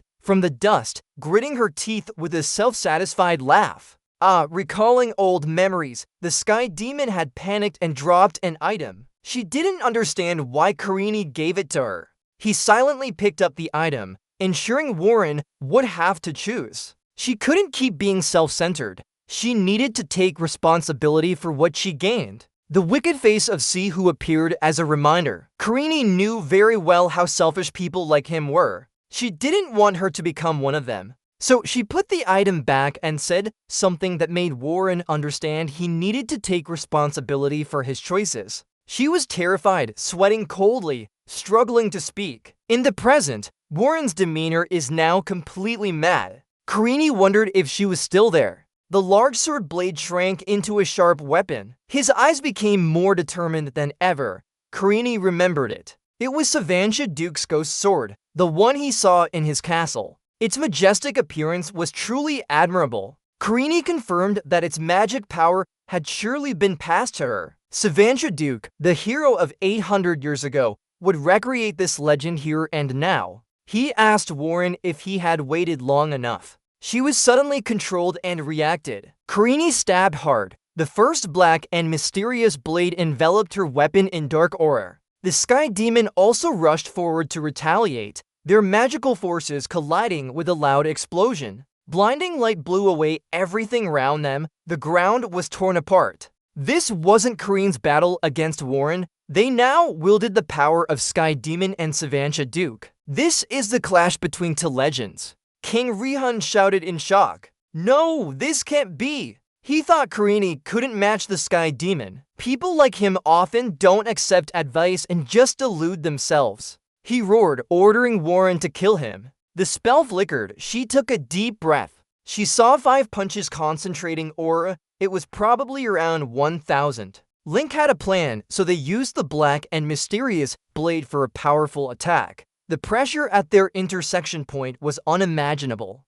The evil force he needed to prepare was also 1,000 cycles. Karini calculated carefully. Even with Warren's 100,000 cycles, she could only release 1,000 at once if she could compensate and neutralize that power. He confidently said he could hold his own against Warren while struggling to resist the pressure from Savantia Duke's aura, feeling crushed bit by bit. Warren was in a dominant position, each punch followed by a sword strike. The pain started from his fingertips, making it impossible for Karini to grip her weapon firmly. Warren was gaining the upper hand, each punch meeting the sword. The pain began at his fingertips, causing Karini to lose control of her weapon, and all the tendons in his body were severed, losing their function. Covered in injuries, Korn still struggled on, not stopping at all. No, he understood clearly that he couldn't stop. Clearly, the opponent hadn't used all their strength yet. Warren had not even used his right hand. Korn strained to strengthen his hand, using black and mysterious 8-trigram ultimate power. He successfully blocked Warren's attack, surprising her. With unbelievable reflexes, Warren kicked immediately afterward, but Kareen still managed to block it. Seizing the opportunity, he pressed forward, right foot stepping first, as solid as Mount Tai, and his left arm stretched like a broken sword. The tension in his face was evident. He was amazed. In such a battle, speaking so boldly must mean he's confident inside too. Kareen focused all her strength on the fight. Awareness, breath, muscle movement within half a step gaps only appeared for an instant. He seized the moment. His eyes showed determination. Kareen definitely wouldn't miss this chance. He launched an attack, using black and mysterious 8-trigram ultimate power. Kareen struck straight at her opponent's heart, continuing with Starlight Breaking Evil, Fire Mirror 8 Forces, and Primordial Head. The pressure tore through the ground. Kareen collapsed from exhaustion, covered in numerous wounds. But he succeeded. Warren coughed, spitting out fresh blood. She was stunned. Kareen had broken Warren's absolute defense. However, her small feet continued to move as if nothing happened. That's all for now. Her strength showed no signs of weakening. We can't completely suppress Warren. She slowly approached step by step. He was about to give up. Is death already decided? Kyryun laughed loudly. I knew it. What are you capable of then? The old man ordered. Kill Kreen. Time's up. A strange purple aura enveloped Warren. His eyes showed that this was planned in advance. She stood still as if there were unusual movements. Her small mouth opened slightly. Kreen widened her eyes in surprise. The ground and rocks around them shook violently. Mountains began to collapse. What? What is this? Suddenly, countless chains rushed from somewhere. They tightly grabbed Warren, unable to move. King Ryun panicked. What's going on? What's happening here? At that moment, Kreen smiled calmly. He didn't waste a single second. Everything was part of their plan. Miri and King Iwoa, along with Sajin Hyuk, who had disappeared from here, must have destroyed all the relics inside the array. The old man repeated his only sentence over and over again. It's impossible. It can't be like this. A sharp object pressed against King Ryle's neck. He was terrified. Josephine arrived to support. She asked King Ryle to stand still quietly. He just sniffed. Kreen relaxed her entire body and looked around. It's done over there. You're looking at an unresolved issue, right? Warren is being controlled. Sitting still, dazed, you slowly approach him. Despite looking terrible, Korin can't help but be surprised. He quickly pulls out the damn curse, really frustrated. How could he use such a terrifying spell on a girl? Warren falls bad after gaining control of that miserable power. Karini quickly helps her up, her eyes no longer red and frenzied. She snaps awake, smiling questioningly, her blurry vision gradually becoming clearer. Kareen's face is very gentle. Warren can't understand why he saved her. Karini replies that she said so herself. He'll help her until she makes a choice. Karini asks Warren to make a serious and honorable decision. She's extremely surprised. Holding tight, Warren trembles to prevent her from regretting or repaying his kindness. She must prove that she's not the monster they say she is. What makes her isn't nature but choice. The black aura fades from Warren. She stands there, watching it dissolve into the wind, crushed by a supernatural force. The wild mint has turned to dust. Warren panics. She doesn't know what to do now. The wild mint is no longer visible. It's useless even with a choice. The result won't change anyway. Warren feels heartbroken. He wants her to see this right away. She wants to repay his kindness. Rin smiles sarcastically, marveling. The wild mint has been crushed. Warren is strong. He fades but calms her before leaving. There are still other ways. Rin collapses beside Warren, thanking him for repaying his kindness. She grits her teeth, admitting guilt. I am a monster. I hurt you. I killed many people, even stole Lan's body. Knowing Warren fears he won't be forgiven, Karini just smiles sarcastically. He hugs that small body and says he doesn't know either. She cries loudly in Kareen's arms. He promises they will find the answer together. King Ryan's awakening ritual failed. He was arrested, dealing with consequences as usual. Kareen says she received instructions from Professor Josephine and Master Aaron on how to handle this,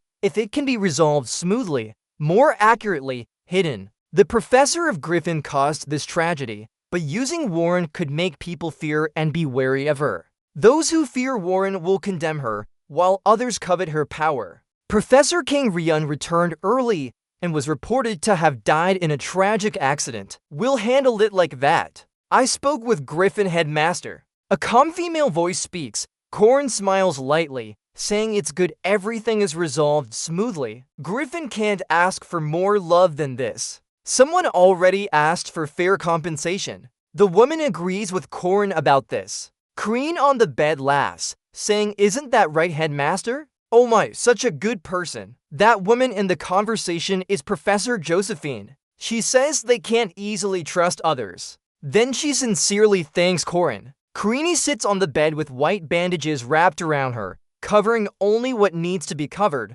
showing off where it's needed. He humbly accepts Professor's gratitude calmly. He said with certainty that one day they would trust each other. Professor Josephine hesitated but spoke up, hoping for that day to come, and told Karini to rest and take care of himself. Then she turned and left. As she reached the door, she paused, gently reminding him that tomorrow's festival wasn't over yet. Just as Professor Josephine left, a slender arm appeared at the door. Mariette, with a messy appearance, rushed in and hugged Corin, asking Han repeatedly out of concern. She paid attention to his expression, figure, even the broken nails on his hands. Corin looked at his own stubby hand and sighed but didn't seem too concerned. Mariette scolded him with a smile, asking why he was always so reckless and why he kept getting injured and going to the hospital. Karini stared at the girl in front of her, awkwardly saying dry comforting words like, "Why are you crying?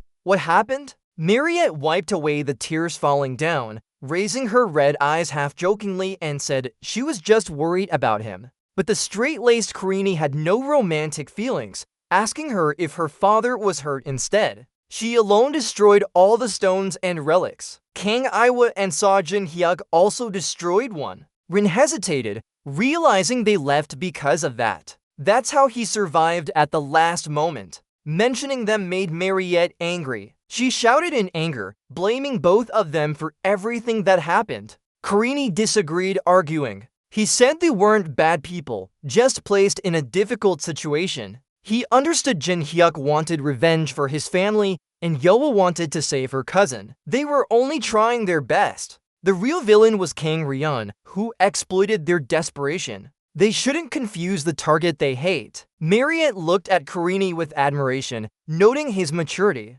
She envied herself for being younger than him. Rin laughed and called Mariette brother. Mariette scolded her for still having that bad habit of making others call her brother. She blushed slightly, expressing genuine concern, asking Rin not to get hurt but knowing it was inevitable. Karini didn't respond immediately. He looked down at his bandaged hands and thought. It couldn't be denied. It was obvious. He carried the responsibility of saving the world. Yet, he had no special power compared to gamers. Just a game player relying on sword skills. His body would endure much. Mariette softly asked Corin if he didn't have anything to say to her. She felt he lived in another world for so long. Mariette paused, saying she would fight alongside Karini. Like this time, she would always be by his side to help him. No matter who he fought, she would support him. Mariette's sudden words startled Karin. From the bottom of his heart, he silently thanked her for her encouragement. From now on, he had to fight against those with evil ambitions and wrong beliefs, as well as powerful enemies wanting to destroy this world. How could he save the world facing such enemies? The answer was always simple. Together. They clapped hands as a sign of their lofty promise. MMHMM. Mariette quickly added that she would register for the Guardians Group too. Karini was surprised by her speed. Mariette explained they needed to register soon since the Harvest Festival was coming up, or everyone would be busy celebrating. They discussed this naturally. While Karini thought of who else to add, Mariette's sharp ears heard someone call out Karini's name. Karin looked surprised and greeted Elisa. The one who came was Elisa. Mariette warmly greeted the junior Elisa. Elisa arrived in a wheelchair pushed by a nurse. Both her arms and legs were bandaged, looking like big hams. Rin couldn't help laughing loudly. Elisa looks like a mummy when she laughs. Elisa tries to smile. She can't cry or laugh, so she pouts and asks everyone, who's to blame for this? Rin purses her lips as she recalls the moment. It was your fault indeed. You feel extremely guilty but also very grateful to her. Karin's American charm smile makes Elisa blush. She fidgets and looks away, mumbling incoherently. Thanks to Marija's medicine, the bones have healed, but she still needs 2 weeks of rest. Even with the best medical treatment, the festival is only a week away, so she can't participate in the fire run or bear hug ceremony. Karin comforts Elisa that she'll be discharged soon. Just take it easy for now. Elisa cries on her wheelchair. She also wanted to join the fire run class. But about the winter ball, Karin tries to comfort her, but Elisa refuses. That's 2 different things, she argues. You're right, he says thoughtfully. He has participated many times, but this is Elisa's first time. Karin confidently promises Elisa that for the winter ball, He'll buy her a jet skier dress without knowing he's awakening something very dangerous. Alyssa is astonished by this. She quickly asks if it's true. That expensive brand? Karine confidently replies she can afford it now that she's richer. Alyssa immediately objects to the term sir since they're of the same age. But then she quickly changes the subject and asks if they really made a lot of money. Karine grins triumphantly and confirms it's enough for a nice dress. Meanwhile, Mariette is in a bloodthirsty state. Her entire body radiates an ominous black aura as she can't help but ask the worry on her mind. Could the remaining members Karine wants to invite be them? Karine nonchalantly laughs and introduces Alyssa Arden Villeneuve Claire. Mariette asks if she's a girl.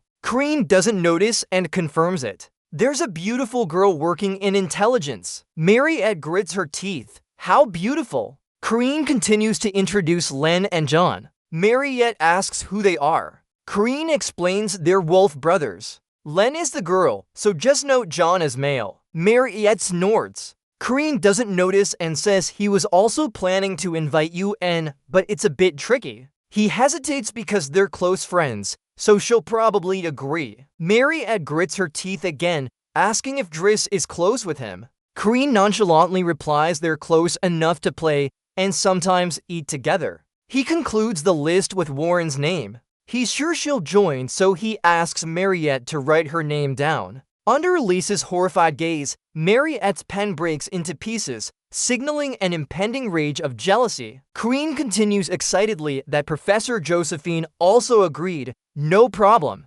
Suddenly, he looks up at Mariette and stammers Sr. Facing him is a furious Mariette. She keeps repeating her questions to Rin. Are you trying to make me go crazy? Rin shows signs of panic, but what can she do? Suffer the consequences. Everyone fears fire, they're wary, condemn, and say she shouldn't have been born. They throw insults at her, do anything most hateful, calling her a monster. But this time, she hurt Rin badly and almost harmed others like before. This time, the boy saved her and said he'll help until she makes a choice. Power is Warren's only value. It justifies why she pushed the original out and took over this body. So she feels she can't be weak. She can't rely on anyone. But Rin appeared and said those kind words to her. He promised to help her and that she should make a proud choice so she won't regret it. Find the answer together. At that moment, she cried bitterly. Those warm words warmed her frozen heart, leaving her bewildered now when recalling them. Warren sits in his room, touching his chest and wonders what to do, a painful warmth. His concern feels like sharp daggers piercing his heart. She hates Karine for making that small heart hurt. Fire has been alone since birth. She's lived a life only used and discarded by others, so she doesn't allow anyone to enter her world. But Corin suddenly appeared at the window, flashed a handsome smile, then greeted her with casual questions like, "How are you? Everything okay?" But Warren cut him off as she stood up and urged him on. Warren mentioned Lan, asking Corin if he was sure there was a way to change everything.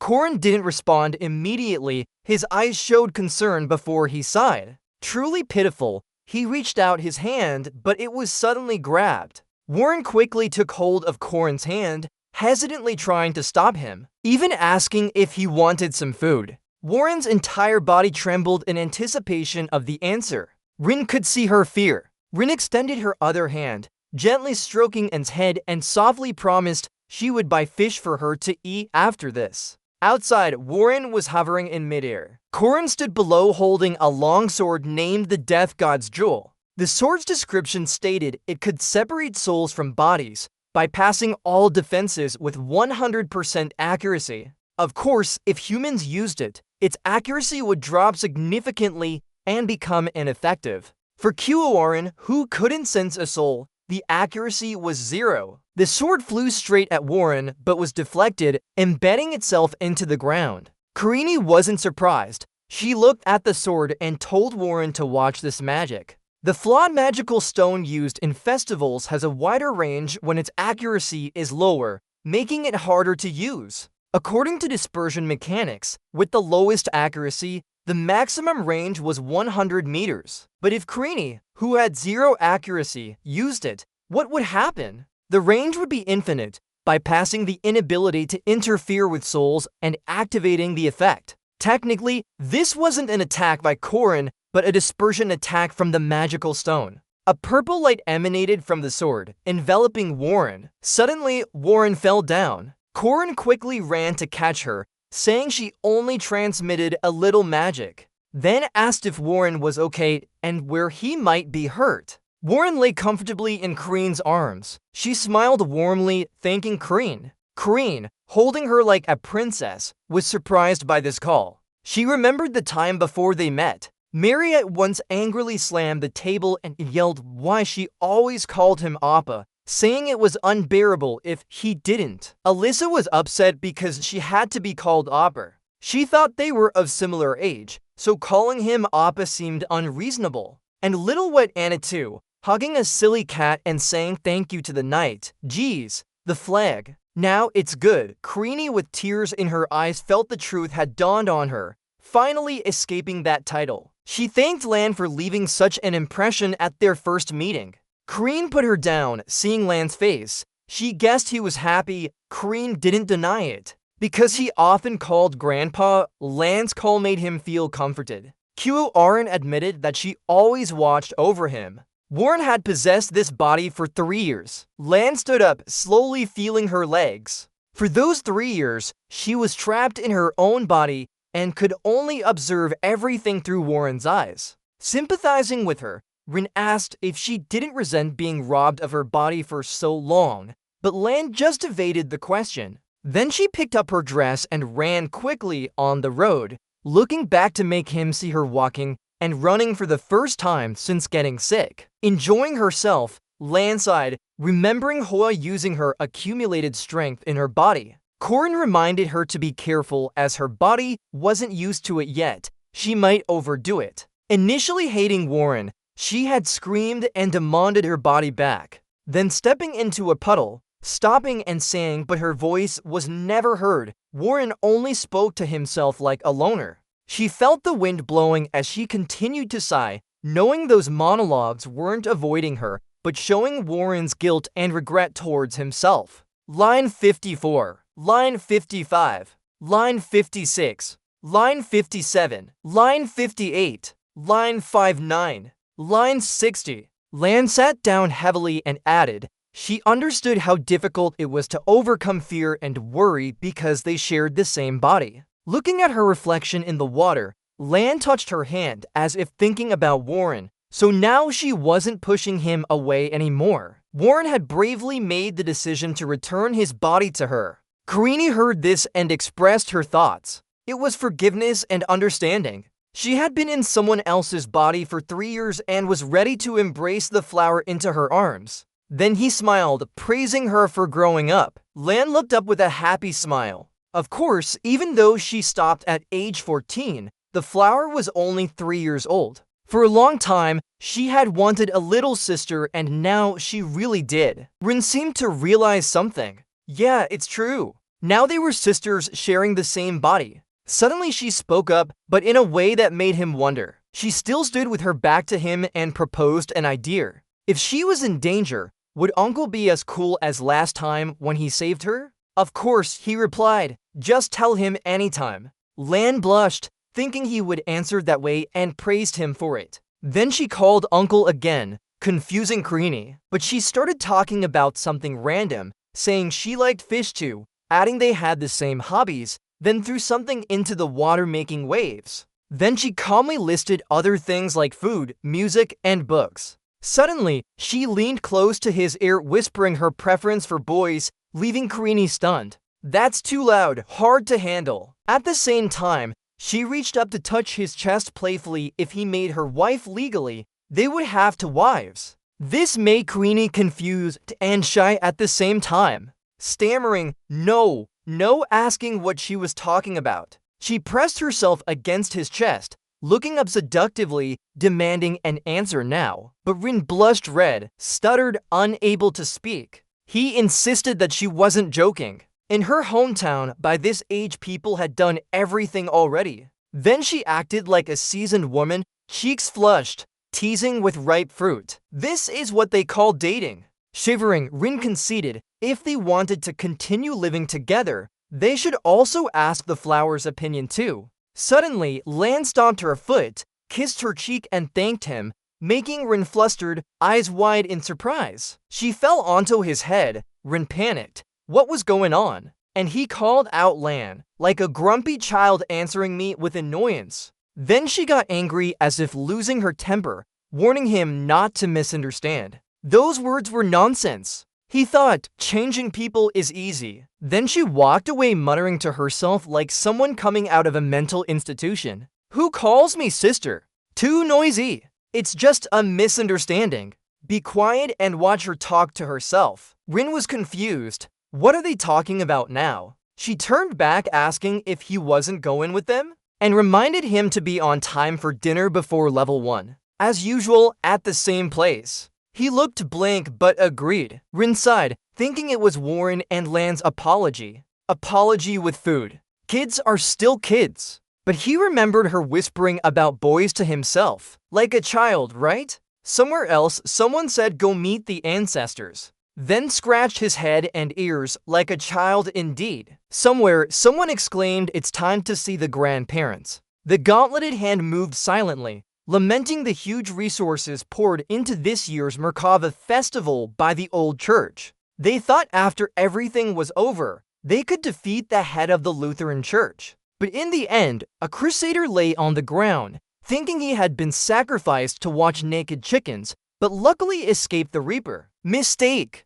Complete failure. Remembering that strange sword, he wondered who he really was. How did he know all of our night plans in advance? Then he looked up at the ceiling, unable to believe it. Clearly, he had followed Lord Ledunhan's orders and summoned 100 Crusader Knights, hundreds of people mobilized into this century-old tunnel. Now, they are all lying there like him, and he was unwilling because by luring danger from Warren and Lan, he took a huge risk. But that guy, Corin, holding his staff on his shoulder with one hand and leaning against it with the other, smiled mockingly down at him. What can 100 Crusader Knights do if they really wanted to help? They should have sent the Holy Knight Order. It was Corin who caused all of this to be destroyed. At that time, he pointed at Corin and cursed, daring him to act like that. Do you think you can survive? But something hit his head, sending him sprawling back. It was Corin who did it. From a distance, he gently threw something and knocked him out instantly.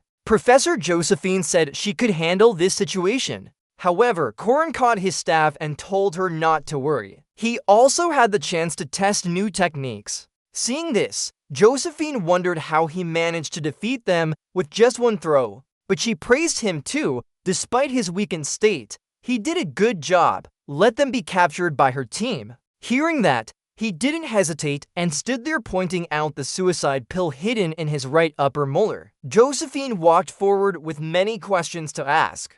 How did you know about the tunnel prepared 100 years ago by the old church? And from the start, why did you request to follow the old church? Outside, darkness had fallen, temporarily relieved as he was an ally. Josephine helped the knights regain consciousness. The next day in an ancient castle, dawn illuminated everywhere and Warren woke up. She lay thinking about the calmness of the strong. Nothing could harm her body. This body's life beat much slower than normal people. In short, suddenly, Lan called out to Warren from within, waking him up. But even though she opened her eyes, she still lay motionless on the bed like a dead fish. Lan tossed and turned, reluctant to get out of bed. Warren and Lan were lazy people. Lan kept urging her to wake up, didn't she? Wake up, which made Huan lie on the bed covering his ears so he wouldn't hear Lan anymore and cursed her for being too noisy. Still, she could hear Lan's voice from within,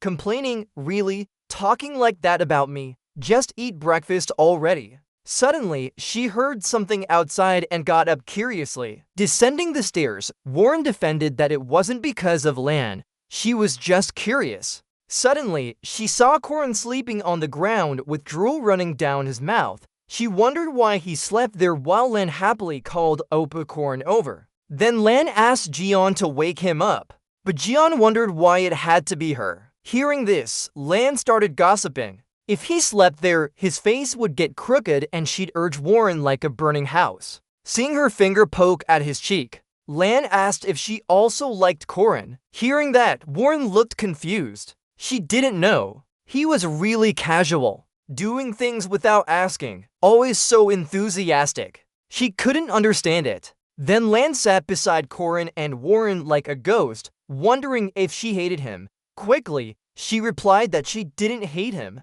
Afterwards, Lan stubbornly clung to the question, asking if he liked her, but Warren struggled to answer and forcefully poked his cheek, saying she hated him. Suddenly, Mariette appeared from behind and asked why she woke up so early today. Warren indifferently replied it was too noisy. Then Mariette ordered Diogu to carry Corin back to bed, not letting him disturb Warren and Lan's sleep. Following Diogu, Mariette teased Warren if she felt sleepy, she could go inside and sleep more, Junior. But she ended up talking about the sofa, confusing Mariette. Then Warren sat on the ground and asked why he wasn't allowed to lie on the sofa. This made Mariette even more confused about her intentions. But she still said there were no blankets here, it was cold outside, and he would catch a chill. Hearing that, Warren hugged his knees, looking sad and saying to himself, indeed, there's no arguing with this. Mariette cheerfully mentioned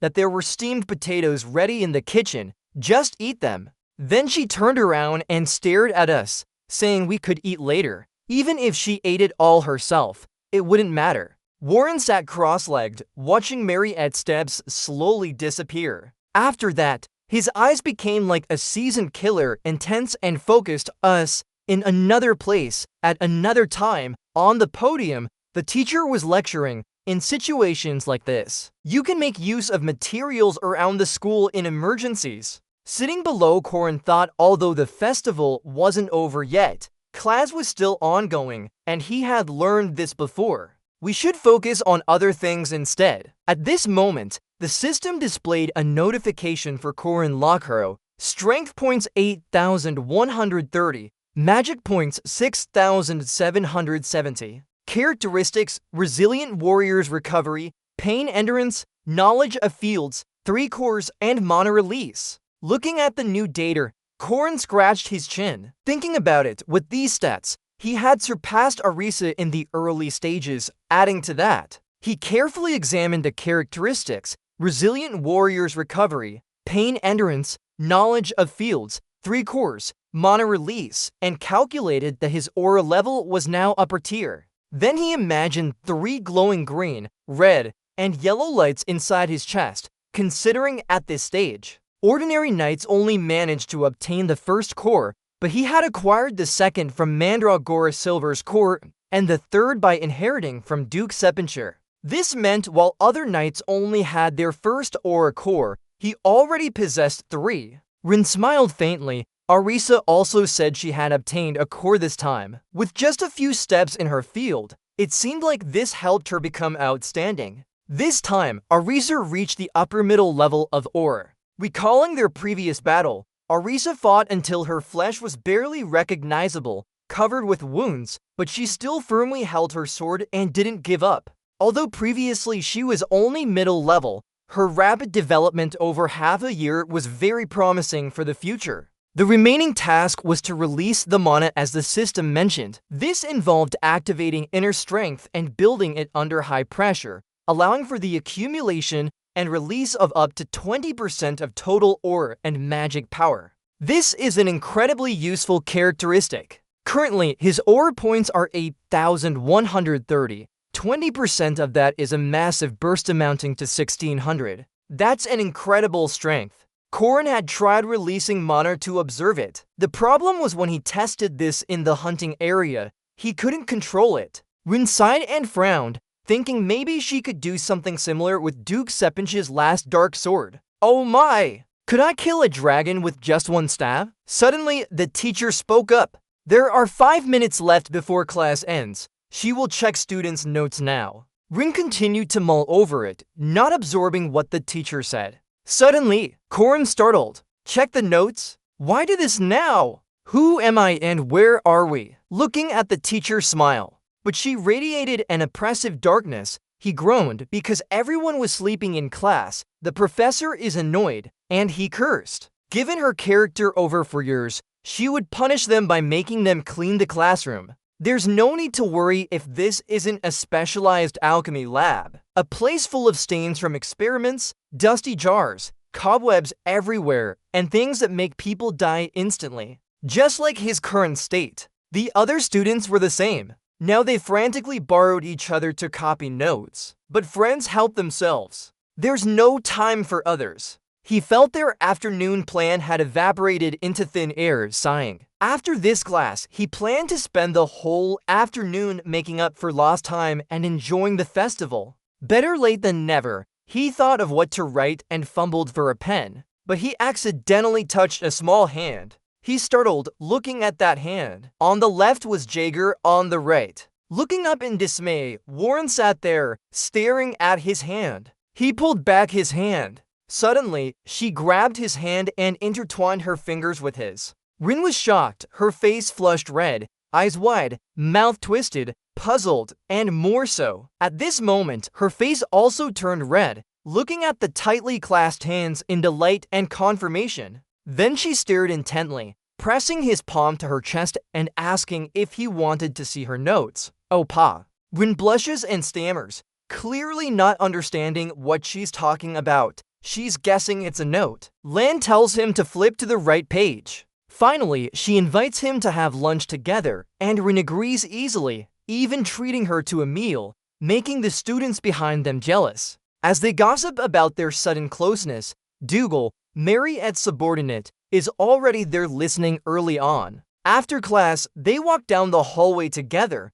discussing Lan. Corin brings up the photo of Hu and Chairman Kang Yuhua. They both played a significant role in this incident and are naturally also victims. Despite that, they still have the potential to investigate King Ryu's responsibility secretly, meaning unofficially. Now that he's gone, Yuhua has to take over as the head of the King family. Lan always thought Hu and Yuhua suffered a lot because of her. Karini is curious about whether the head of the family is the leader of the clan. Lan confirms that he will handle all household matters, including family marriages. At this point, Lan's expression suddenly changes. She buries herself in Kareen's chest and says she already asked to marry him first. This makes Karini even more conflicted. He just raises his hands in defeat, hoping Warren will wake up soon to stop Lan. Otherwise, there might be trouble. Over here, Mariette loudly instructs Wu to recount every detail quickly. It starts explaining in a strange language while Mariette,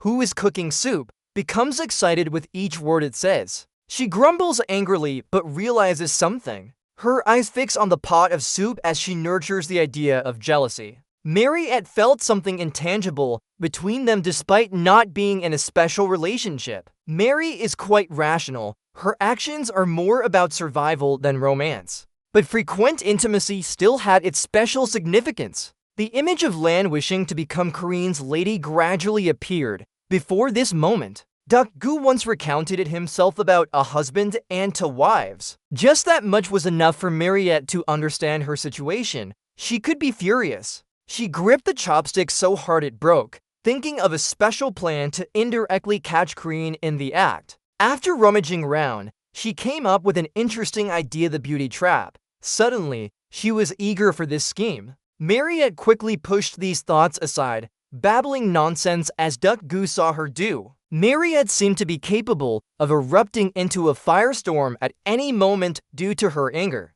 She suddenly called out and asked about men's preferences. Gu smirked, replying with fog. In the dining hall, Mariette and Kareen sat opposite each other at a long table. Mariette claimed she had concocted something special for Corin. She then served a specially prepared blood soup from Darim. It was what the farmers on the farm used to make. She was sure Corin would love it. As expected, he was extremely happy and savoring the delicious, hometown-tasting soup. He couldn't help but ask why she had such a secret recipe. Rin gulped down the entire bowl of soup quickly. Mariette happily said it was congealed blood. Lean kept praising its taste, making her even happier. Rin placed the empty bowl on the table and sighed contentedly, Suddenly, the system interface appeared in front of her. It reported that Rin had consumed a special-grade blood potion, gaining the power of a monster with 30 strength points added temporarily, leaving her flustered. Lean called her out, frowning.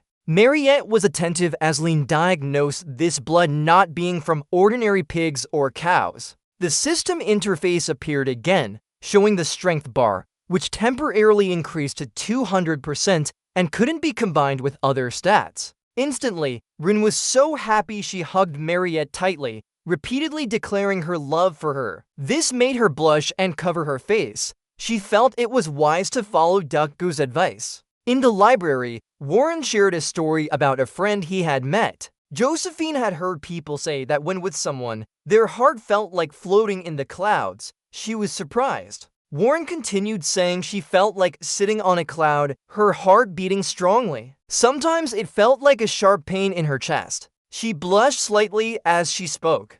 Josephine pondered that this might be about love counseling. She raised her glasses and said to Warren after leaving the elite demon identity, she had become a first-time lover. Then Josephine concluded the target was Korean Locke. If it were someone Warren interacted with, there could be no one else. Korean was even reported as a fraud by second-year female students. In Josephine's eyes, she was already a skilled manipulator. With her rich experience in romance, this would be a daunting challenge for the new student Warren. Josephine with a sharp gaze speculated. The person Warren secretly admired had many female fans around. Then she advised him that opportunities were few because those with many admirers wouldn't proactively approach anyone. Josephine placed her hand on his shoulder and sincerely said, recalling 100 years ago when a famous love novel called 101 Ways to Win His Heart was published, serving as the love guide for young ladies back then. Suddenly, Josephine offered another piece of advice: Warren should act boldly, otherwise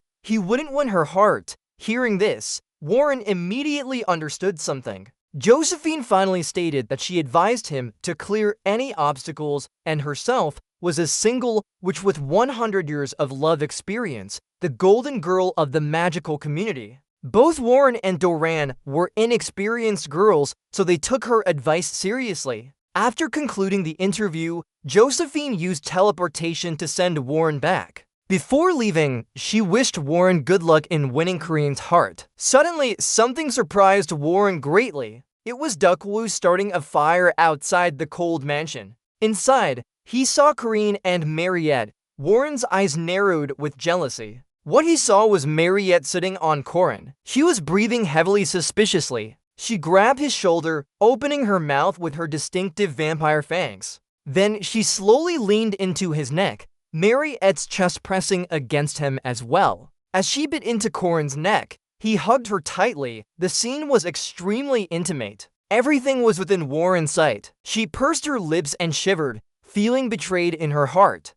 Each leaf falling down, just like her heart right now. She finally understands that Corin is just a guy who likes to help others. His kindness only goes to Mariette. Her heart feels tight. Continuously thinking in pain, could it be that she's become arrogant? Could Rin actually like me? Mariette suddenly opens her eyes and looks at her, making Warren jump. She finally smiles weakly before letting go of his neck, not forgetting to lick the wound. Warren is now fully in Mariette's sights. Her gaze suggests she won't let Korean go easily.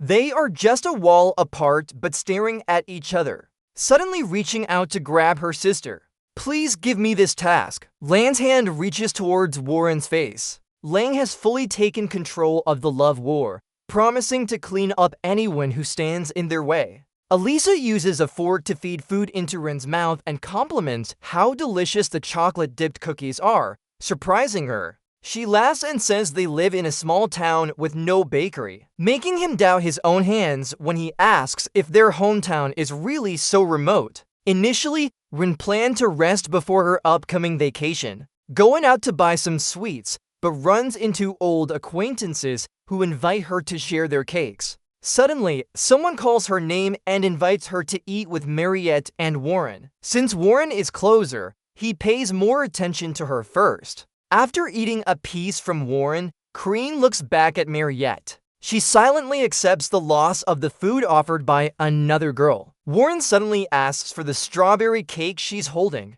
There's no reason to refuse, reluctantly accepting it. Suddenly, Warren turns to Kareen asking her to get him a piece, using a fork to carefully take the cake, causing Mariette to worry. Finally handing it over, Warren opens his mouth to offer it. Mariette suddenly slaps the cake into her face. That's called love offering, making Kareen flinch. Mariette laughs heavily and asks if the cake is good. Warren replies that it's good but emphasizes sister. Mariette then asks if she wants more. The atmosphere suddenly becomes tense. Even Kareen wonders why the mood has changed so much. Their eyes are now on the sides. Warren wipes the cream off his face, showing hostility as he questions about Mariette's potato farm and continues to make fun of her potato cake. She asks if he wants more rusk, but who would eat it? Watching the two girls argue fiercely, Jagger starts sweating while asking Kareen what's happening.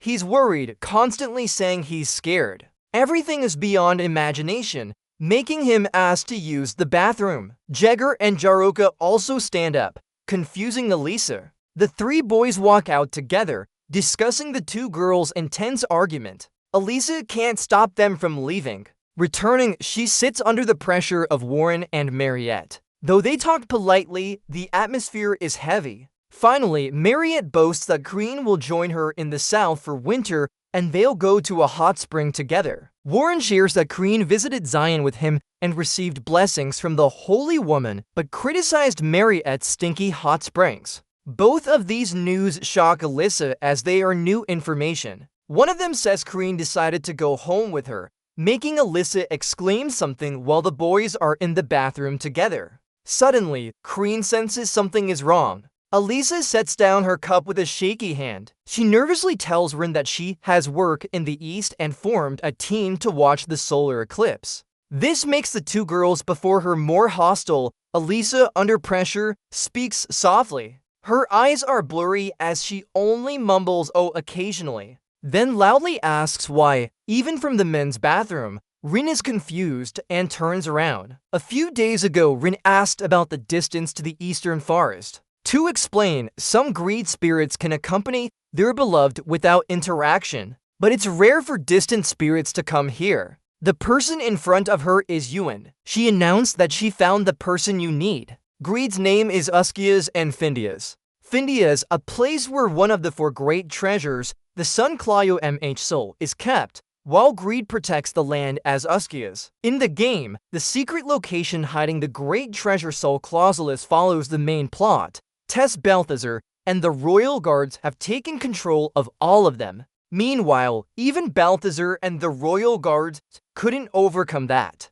It's good to become stronger, but if we can weaken our opponent's power at the same time, it's even better. If one of the four treasures falls into the hands of the royal guards, as long as Corin gets one first, no one usually knows when or where, so they can't get it. But after defeating Von Magdalene, the reward will be a map to Sol Claw Solar, which is among the four great treasures. This information isn't in her luggage, but directly into our memories. During a solar eclipse, when the sun's power is weakest, we can seize Kusola. In the past 3 years of playing, there was only one solar eclipse. On February 8th next year, during spring break, Yoon reported about the Wolf King's territory presence. He continued his thoughts. Even though it's a hidden place, with the UN's power, Kareen believes they will find the key to it.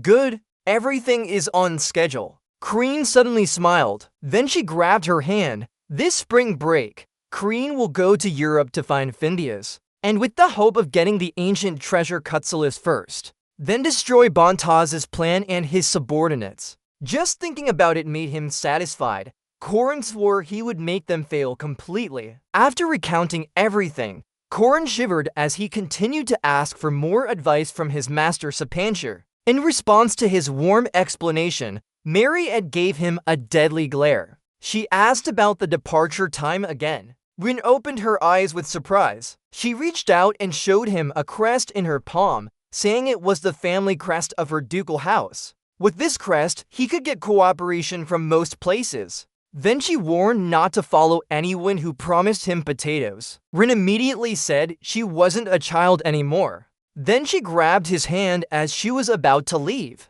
She shyly asked him to stop for a moment, hesitating to do something. He only chuckled softly in response. Rin herself would drain the blood without regret and live solely on it for long periods. Finally, she thanked him briefly before quickly proceeding. The day before departure, Rin stepped out of her bathroom. With a wet body and a towel over her shoulder, he felt tired even though he was still sitting after being drained. Seeing Warren lying on the bed, Rin sighed at his long bath. She wondered why she appeared here. In response to her question, Warren only confirmed he would sleep there from Warren, making him more uncomfortable due to the gender barrier. Rin said they had shared a bed before. Recalling that time, he was beside her. He refused because it was an emergency situation, only for avoiding rain. At that moment, Warren was already tired, as long as Josephine didn't find out what she was doing. Moreover, the events from yesterday made him rely on her more.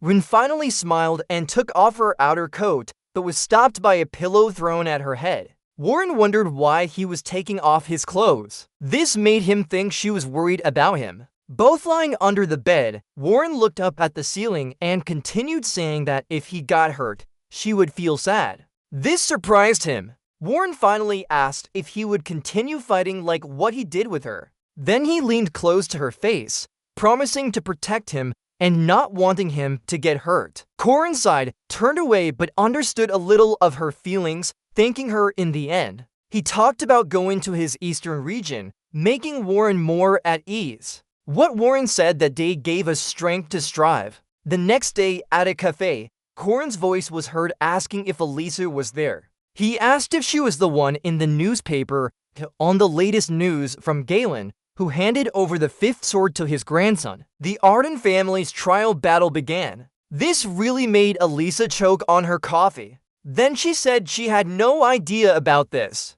He said it was obvious, because she finally escaped from oppression. Then he asked if everyone had packed their bags. Alyssa and Ewan quickly answered yes. Alyssa had already prepared food and clothes, while Ewan was arrogant, not needing to argue. She was confident in her ability to control nature. He quickly showed disappointment. They were too obvious as new recruits, leaving both of them a bit confused. Kreen then revealed the answer with a sly smile. Both remained silent. Kreen disclosed the solution maliciously. They are about to. They will regret it soon. The main character's spotlight is inevitable. These two girls were acting proud and prepared their bags just now. But now they are being controlled by the Wyvern, unable to control their behavior or speech. Alyssa showed more severe symptoms. She could only mumble incoherently. Then she cried, saying her eyes wouldn't open. On this side, Yuen just now maintained the image of a nature mother, but now can no longer rely on strong winds that could blow away anything. This memorable scene made her vow never to depend on so-called nature again in the future. Corin was already prepared beforehand, wearing specialized equipment. At that time, Corin just looked at them dumbfounded. Because at 1 kilometer altitude, regardless of the season, cold weather gear and protective glasses are needed, and he met all these requirements with experience, and knowledge. During their journey, they continuously called out his name, asked for human nature rights, and did various things before finally stepping into a new chapter with clear blue seas and thriving islands. Are they Eastern Taglocken region? Alyssa lost balance and waved her hand to one side. He looked back but didn't understand what was happening. On the other side, more elephants appeared from within the forest, charging wildly. They are known as olephants with red eyes that always target their prey accurately. Alyssa flew and pointed towards them in surprise, worried that a distant village might be destroyed by these elephants. Rin whispered they didn't need to rush, saving a small village wouldn't delay them. Alyssa then courageously ordered the wyvern to land. Corin instructed Yoon to make trees grow in the path of the charging elephants. As for Alyssa, she would take on the combat role. According to their plan, Yoon immediately caused trees to grow where the elephants were, making them stick to some parts of the elephants. The trees grew thickly and formed a dense barrier. Taking advantage of this, Yoon held back the beasts while Alyssa ambushed behind them. She leaped down from above, raised her sword high with strength. With one swing, her sword struck below the elephant's neck, making a loud, sharp sound. She didn't believe they could stop this. The elephants moved more violently, rendering the trees ineffective. Eun also realized this and was worried. Instantly, Alyssa retreated with jumps. Korin jumped off the wyvern to grab his sword. Above them, there was a midge named Eun. He ordered them to focus on the lead elephant and cut it down. As long as they could hold back the lead elephant, he would handle the rest himself. Suddenly, Korin felt something. From afar, a group of people arrived using both horseback riding and wyvern riding, surprising them greatly. A single slash cut through an elephant's leg, another followed quickly. The elephants were torn apart by rapid slashes across their bodies. The elephants were immediately subdued. These people were monster hunters from the Arden family. Suddenly, one of them spoke up, saying Alyssa was still as helpless as before, confusing her. Then he threw something at her. Alyssa caught it reflexively. He also quickly threw a similar item to Rin. Though confused, he accepted it. When she opened her hand, what she held was a candy. Even more confusing. The one who threw the candies to both of them was Lunia. Alyssa was startled by this unexpected move from Lunia. Lunia only reminded everyone to be more careful next time. Then she asked Korin about the first-class situation. Lunia said it was a fantastic step forward, encouraging him to keep up the good work, then turned away and left. Just looking at her back, a thought came to Korin. She remained cold as ever. Since she is naturally calm, Lunia remembered something. Slowly turning around, she asked seriously, "Do you want to marry me?" Alyssa and Ewan were stunned, unable to believe it even in a dream. Even Korin's face was frozen, as if wanting to say something inappropriate. A southern family, known for fertile lands and established trade routes through the islands. In contrast, the East faces an extremist empire and harsh natural conditions with barren land and constant attacks from monsters. Despite this, the East still maintains a solid reputation thanks to these people. The northernmost protectors, the Aiden family, said that their leaders had arrived according to Tongshan's men. Lunia appeared and said her friends were here, so they should prepare the guest house for them. They received orders and Tongshan responded with a clear voice. Then Lunia looked at Elisa and told her to follow. Elisa was slightly surprised by this. Yes, there are two people in that room playing chess, and they said it's Yuen and Korin. Yuen spoke up. This is a difficult game, isn't it? Why is Karini so good at it? Karini replied, I've been playing this for years now. Yuen asked curiously, have you played before? Karini answered briefly, sometimes. Suddenly, Yoon's face became serious and he asked, is Elisa alright? She looks tense. Karini calmly replied, she'll be fine. They're sisters after all. Yuen suddenly spoke up, saying it couldn't be because we didn't catch the elephant that got us in trouble. Korin disagreed. No, he's not like that. Suddenly, someone called from outside and entered to announce, the masters want to see you, Korin. Korin responded, yes? Lunia was waiting for him outside. Seeing him come, she turned around and asked, you're here? She then told him to sit down. There were many things to discuss. Korin wondered, is it a punishment? Hearing Korin muttering something, Lunia asked again, what did you say? Korin waved his hand and said, nothing. Lunia poured tea for Korin and softly asked, hearing that you're 18 soon, the same age as my brother. She then got straight to the point, asking, let's talk. Have you been married? Korin honestly replied, not yet. Lunia nodded and said, so it is. Then she asked bluntly, if not, do you think about marrying me? Hearing this, Korin wondered aloud. Lunia heard him and asked again, what did you say? Korin waved his hand, nothing. Lunia poured tea for Korin and softly asked, hearing that you're 18 soon, the same age as my brother. She then got straight to the point, asking, let's talk. Have you been married? Korin honestly replied, not yet. Lunia nodded and said, so it is. Then she bluntly asked, if not, do you think about marrying me? Karine was taken aback and asked again, are you serious? Lunia answered straightforwardly, do I look like someone who likes to joke around? Let's talk about your character. Objectively speaking, you're a good seed. Your talent and hardworking attitude are both excellent. Karine was surprised and asked again, you also noticed my face? Lunia replied, as a woman, I have to look at the man's face and body who will hold me in the night. Hearing this, Corin fidgeted and asked, tell me honestly, why are you doing this suddenly? With her deep eyes, Lunia answered, because of you. Karine was stunned again and asked, Auntie, Lunia began telling a story to Karine. After Elisa defeated me in the sword fight, an old sword master suddenly appeared and announced, the old man that Lunia mentioned is Elisa's father, and Elisa should be appointed as the 5th Grand Master of the Sword Society. Lunia still seriously rattled the story to him. After he said that, our supporters started to stir. You've given advice to Elisa and made a bold plan,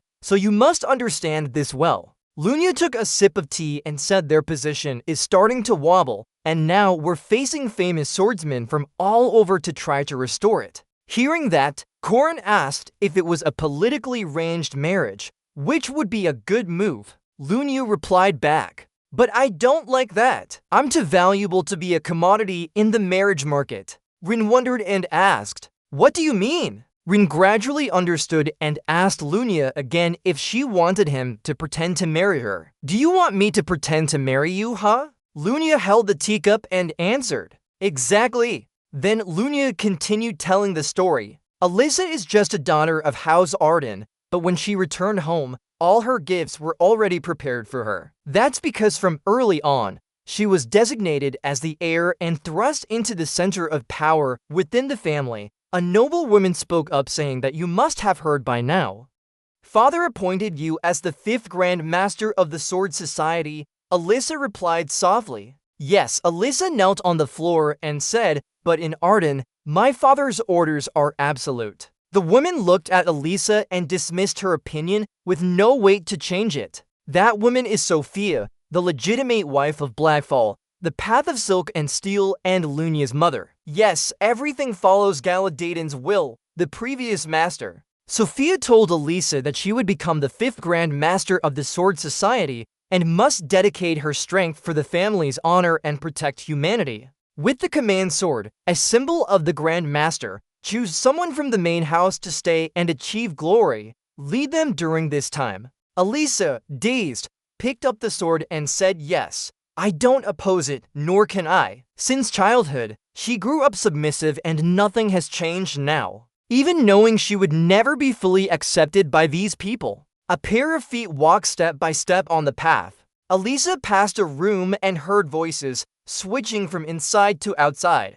But let's think positively. Elisa instinctively stopped and asked, huh? Elisa saw Corin sitting there and said, actually, it's not about me. Elisa was slightly surprised and said, you and Corin. Lunia replied, then tomorrow, take some time for yourselves, go on a date. Elisa heard and wondered if it was a date. Her lips curved up with a hint of joy in her voice. Then Lunia asked Corin, would you marry me? That's completely irrelevant. Elisa held the sword outside and thought that's just like her sister. Elisa observed and thought marriage is a significant matter with its own reasons, but there must be some goodwill beneath it. Lunia had both curiosity and goodwill towards Corin, respecting him as a swordsman who has reached a high level and the desire to reach that peak. If she didn't like Karine as a man, she wouldn't have made this proposal. Then Elisa said it's good. Elisa likes both of you. Lunia is the admired sister who played the role of a mother in her childhood. Even though now they are in an unwanted rivalry, she genuinely hopes for her happiness. Karine is also special to Elisa. He trusted her talent, supported and helped her survive the pursuit by her sister's faction. Elisa held the sword and sat down sadly, but thought that they would be a good match. They are people she loves and respects. Elisa bitterly concluded that their union is a good thing. Time passed smoothly. Suddenly someone appeared and sighed. Luna held a piece of paper in her hand and asked Mom, what's this? Sophia quickly replied those are famous swordsmen from the East and the outstanding children of noble families. Most of our supporters are under the mother's house. We can't ignore the pressure from these meetings forever. So although said by accident, it's good enough for now. Objectively speaking, he is a good man. What is this? It's the desire to progress in martial arts. Anyway, who decides the family head is still the grandfather, Sword Emperor Grandaden. With Rinlock's talent, if he can reach the martial arts level, then the opposing side, no matter what, will be crushed. Lunia said, oh, in her heart, she wondered where her feelings would lead, at least to goodwill, maybe more than that. She guessed about her sister's emotions. Then Lunia noted that her feelings were for her sister. We have the right and authority to do so. A female general wouldn't care about it. Suddenly, Jenny entered and called out to Lunia. My lords, upon hearing this, Lunia responded. Is that you, Jenny? Jenny asked Lunia a question. It was a secret date with Kreen Lakshol. Upon hearing this, Lunia replied, a secret date sounds unpleasant. Then Lunia asked, isn't this a proper proposal? Don't you like it? Jenny quickly responded, at least compared to the men Sophia paired up for her. This is incomparable. Jenny recalled some past events and said, our sword fight failure was due to that. Moreover, he dominated Lena when she was young and entered the martial realm as well. Then Jenny concluded, he's not beneath Lunia in terms of a life partner. Indeed. Hearing this, Lunia commented on Jenny, you have good eyes for men. However, Jenny continued, my lords, how can you go out to meet someone looking like that? Lunia asked back curiously, is there something wrong? Jenny remained silent and said nothing more. The scene changed to a fancy cafe in the market where someone said, let's see, it seems we called him here. Corin appeared with a shy, elegant demeanor and said, oh Lunia. Seeing her blush, Lunia asked, why are you looking at me like that? Then Lunia asked again, is there something on my face? Corin coughed several times before answering Kaka. No, nothing, D. Seeing no dirtiness, Lunia took his arm and said, let's go. Corin was still flustered and replied, yeah, okay. In a forest, some people reported to the lords that there were signs of magical beasts at the border. Elisa responded quickly, got it. We should unite our forces over there. The group responded in unison, understood, my lords. Elisa looked intently ahead without saying anything and took a deep breath. Done. Lights were turned on with soft, gentle music playing. A masked man was dancing under the lights along with the music. Meanwhile, Elisa had to fight fiercely against the monsters. After defeating one, Elisa showed clear signs of fatigue on her face. Elisa took a deep breath. Then Elisa charged again to defeat more monsters. While Lunia and Corin were enjoying the music like two relaxed people, the masked man continued singing. Meanwhile, Elisa had to fight against more monsters. This showed the stark contrast in their fates. Applause echoed for the masked man who just performed on stage. Elisa fought bravely and demonstrated great courage. Lunia and Karine clapped for the singer's performance as well. Elisa's hand was still covered in blood, marking the end of a battle. After some time, Elisa spoke to everyone. Vivi, today has been tough for all of us. Meanwhile, Karine and Lunia happily left the concert. Lunia asked Karine, did you have fun today? Rin replied sincerely, yes, the angelic voice slogan wasn't exaggerated at all. Lunia took her hand and said, no, I meant did you enjoy it? Rin answered honestly, oh, a new experience that was also very interesting. Holding Rin's hand, Lunia softly said,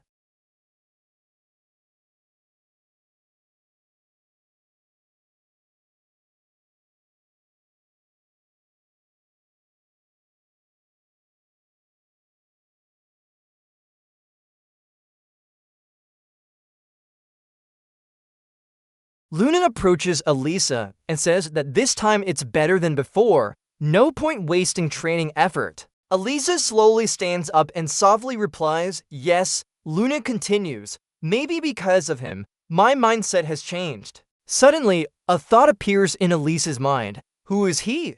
Luna seems to hear Elisa's thoughts and asks abruptly, does this person have something in common with you? Elisa stammers back, Dewey? The figure of him appears in Luna's shadow and says, no effort wasted, our theories on techniques are similar. Luna brings her sword to Elisa and says that for humans, grand techniques aren't necessary, just a little bit within one breath's range. Elisa blocks Luna's attack with her own sword. Luna remains calm and continues, understanding the absolute distance. She tells Elisa something important. Next time, you should avoid it better. Elisa hesitates slightly, thinking, telling me to avoid it. The matter is that, clearly, Elisa can read Luna's attacks, but how should I avoid the next attack? After struggling for a moment, Elisa lets go of her sword and surrenders. I concede defeat. Saying this, Elisa seems to lose spirit, thinking she has made progress. Victory in breaking swords made her confident that she had become a worthy swordsman. But it's just boasting. Luna walks past Elisa and says keep training. The victory was just luck. Between Luna and Elisa, Elisa turns around and asks, if not like this, Luna replies, I'll always be behind you and him, a gap that can't be narrowed. Neither Elisa nor Luna say anything else. The atmosphere suddenly becomes unusually silent. Though they don't speak out loud, Elisa feels uncomfortable, tears fall down her face, and she thinks it's shameful. A few days later, someone is brewing tea for Luna and quietly asks, this year, you haven't gotten engaged yet, right, Luna? Luna takes a sip of the tea, while the other continues to ask, I heard that you've been involved with a young man recently. Then Luna responds,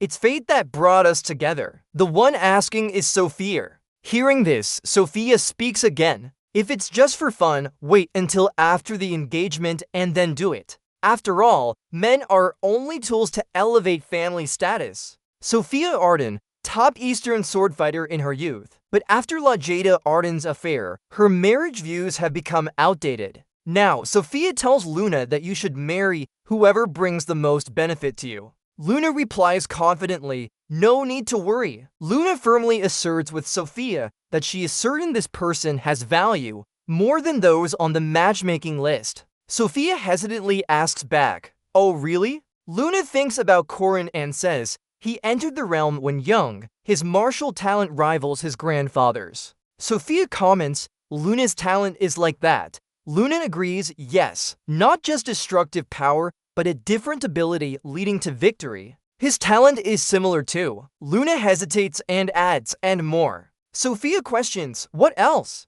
Luna straightforwardly says, he's handsome too. Sophia is taken aback. What? Luna smiles and explains that his appearance suits her tastes. Plus, I get to win my sister's desire. Sophia is speechless for the first time. She thinks this isn't morally appropriate. She starts reconsidering her outdated marriage views. On the 9th day after arriving in Aden, the New Year event was organized. Elisa and Yuen go for a walk together. Suddenly, Elisa laughs and says, Corin, this village's theme seems Korean. As the festival winds down, Corin pauses by Yuen when he says he found it. Our main goal in coming to the east was to find Findias, where the treasures of the four treasures are hidden. The Greece realm, Findias, is a natural land surrounded by beasts and rugged mountains beyond Aiden's jurisdiction, eastern border. A grateful voice echoes, thank you for guiding us. Want some cake? Rin follows Yoon and says, oh, it's a spirit?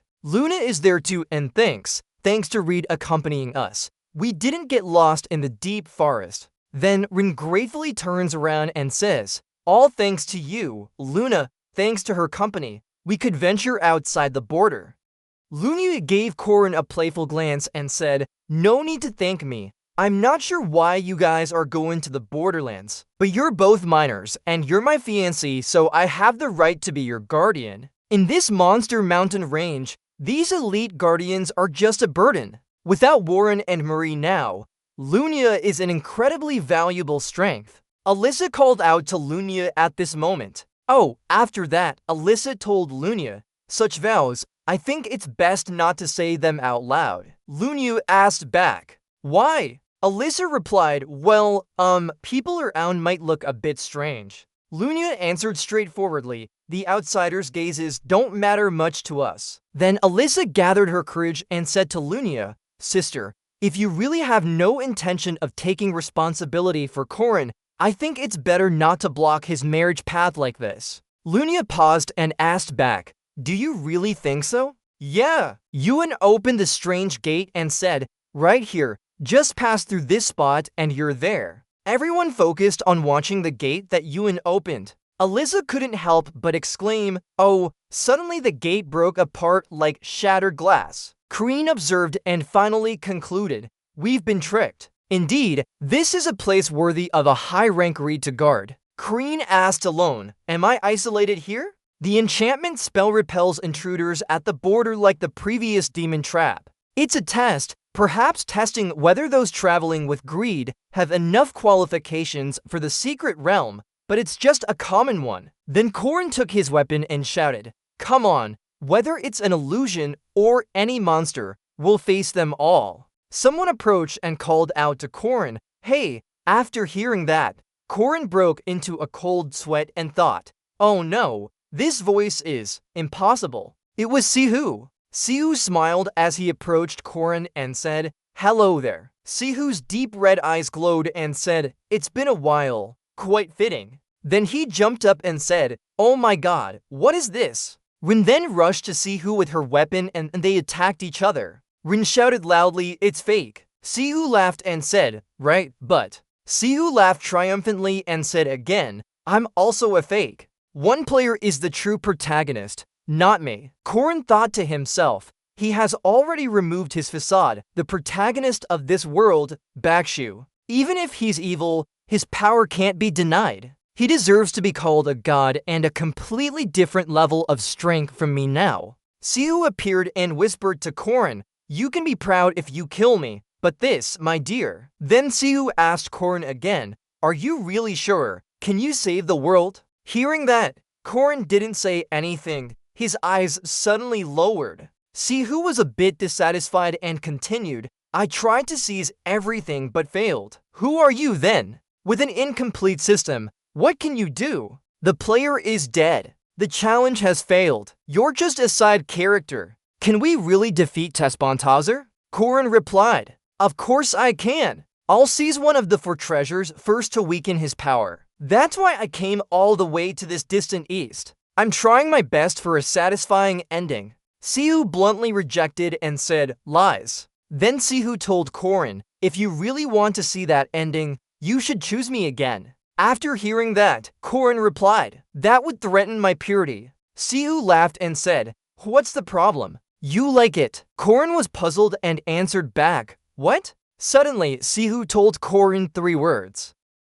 Sacrifice. Korin heard those 3 words and was silent, unable to say anything more. Sihu, seeing him in silence, continued speaking. What do you feel when sacrificing yourself for others? But think about it. Instead of saving those PC debts, shouldn't you consider the bigger picture? If I found the treasure faster and claimed all the items, I would have been much stronger. You also know that this way of playing is not the most effective method. Sihu leaned into Korin's ear and softly said, I sacrificed 10,000 people to get this power. A player inherently is. Korin turned around slightly and Sihu continued speaking while still standing there. Strength increases in proportion to other sacrifices. Sihu's eyes darkened and his face became more terrifying as he said, sacrifice what you need and save the world with me. Korin sighed and said, ha! That's right, that is indeed the case. His hand clenched tightly as he said, even if I restart, I can't help but regret the items and events I missed. Korin rushed to attack Sihu, making Sihu flinch and say, huh? Korin angrily looked at Sihu and said, it's because of that confusing thought that I see this illusion. Korin recalled his past and said, I will save the world, Mariette, Alyssa, Warren, and Lan, those whom I saved, and will continue to save in the future, whether it is effective or not. That's why I'm afraid of this illusion. But because of that, I became more alert. I don't regret even if I restart. My choice remains unchanged. Suddenly, he heard someone calling his name. Karini? Karini turned around and said that UN is a right so she isn't affected by the illusion. And Lunia, why did you come out so quickly? Lunia frankly said, "That guy just keeps talking nonsense." Lunia raised her sword and confidently said, "So I'll cut it off. This person doesn't know what fear is." Then Karini asked, "What about Elisa?" Lunia looked over and replied, "Isn't this the weakest part of her?" Yuen stood there and said that she will soon wake up. Lunia and Korin followed Uskias to a castle in the forest, where one of the 4 great treasures is hidden. They expressed their amazement at how easily they broke through the illusion. From across the opposite mountain appeared a black wolf which spoke, "You truly are extraordinary guests." Korin was surprised and asked, "Can that wolf speak? Isn't it a magical beast?" The wolf emitted a special light and continued, "Pardon me, it's an honor." A stranger appeared and said, "Meeting Gris the Young One and her friends, I am Uskias, the protector of Findias. Let me take you to Findias." Lunia glanced over and said, "Oh, this is Korin." Lunia and Yuen followed Uskias to a castle in the forest where one of the 4 great treasures was hidden. Findias, where Klaus Solus's sun sword is kept. Korin stopped and asked, "Yuen, who are these people?" Yuen quickly replied, "Yes, they are like me." Korin heard this and said, "Nice place. Can you sell me a piece?" Yuen looked at him and asked back, "Are you sure?" "This land is known as the Green Land." Korin looked around with excitement and said, "Investing in real estate is for future gains." Then a voice echoed, "Please follow this path."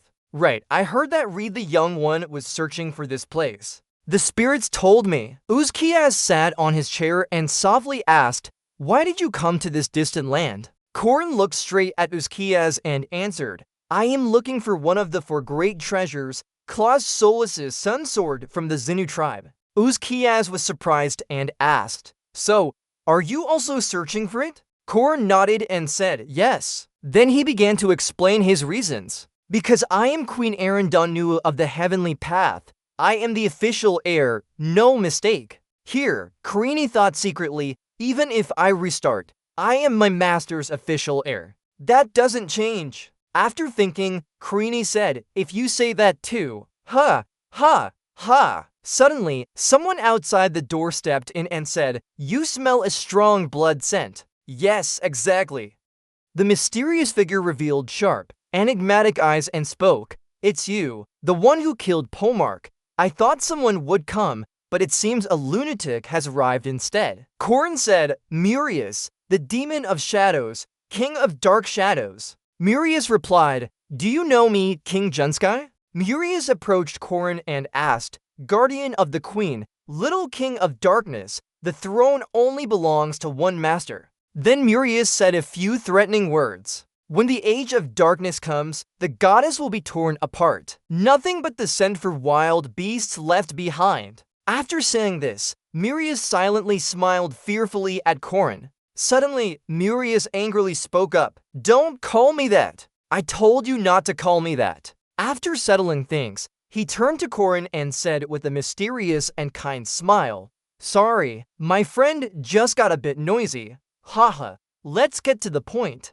Uskias, sitting high up, said, "Both of you want Clausola, but I don't have the authority to give it away. I'm just setting this challenge." Korin asked, "A challenge?" Thinking silently in his head, Korin said, "Sure enough, greed still plays a neutral role, but that's not very fun. I don't know what the challenge is about." Murius also thought calmly, even though things are unclear now, Bantaz's faction had all 4 treasures before this round. Uzkiaz said, "Both of you wait in place. The test content will be announced after we finish discussing it." Murius laughed and said, "Ha ha, I like challenges if they follow the story." Korin heard that someone had killed Burmick. Murius looked at him with a smile and said, "I've been waiting for this. This kid will pass this test." That evening, the clear sky was filled only by clouds and the moon. Elisa was fast asleep. Elisa's sleep in Lunia seemed very pleasant. Her eyes twitched a few times.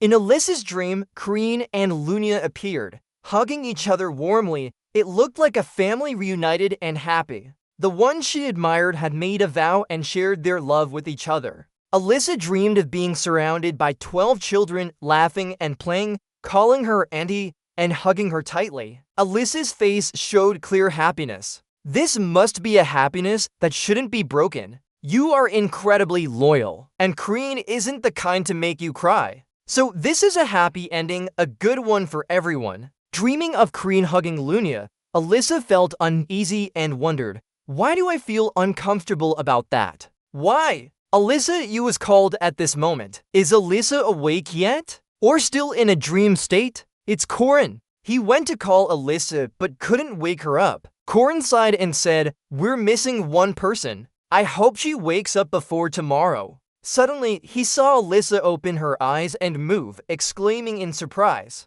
Alyssa finally woke up. Alyssa suddenly pulled Corin onto the bed with her. The unexpected situation left him unprepared, only able to say, huh? Corin was lying down next to Alyssa.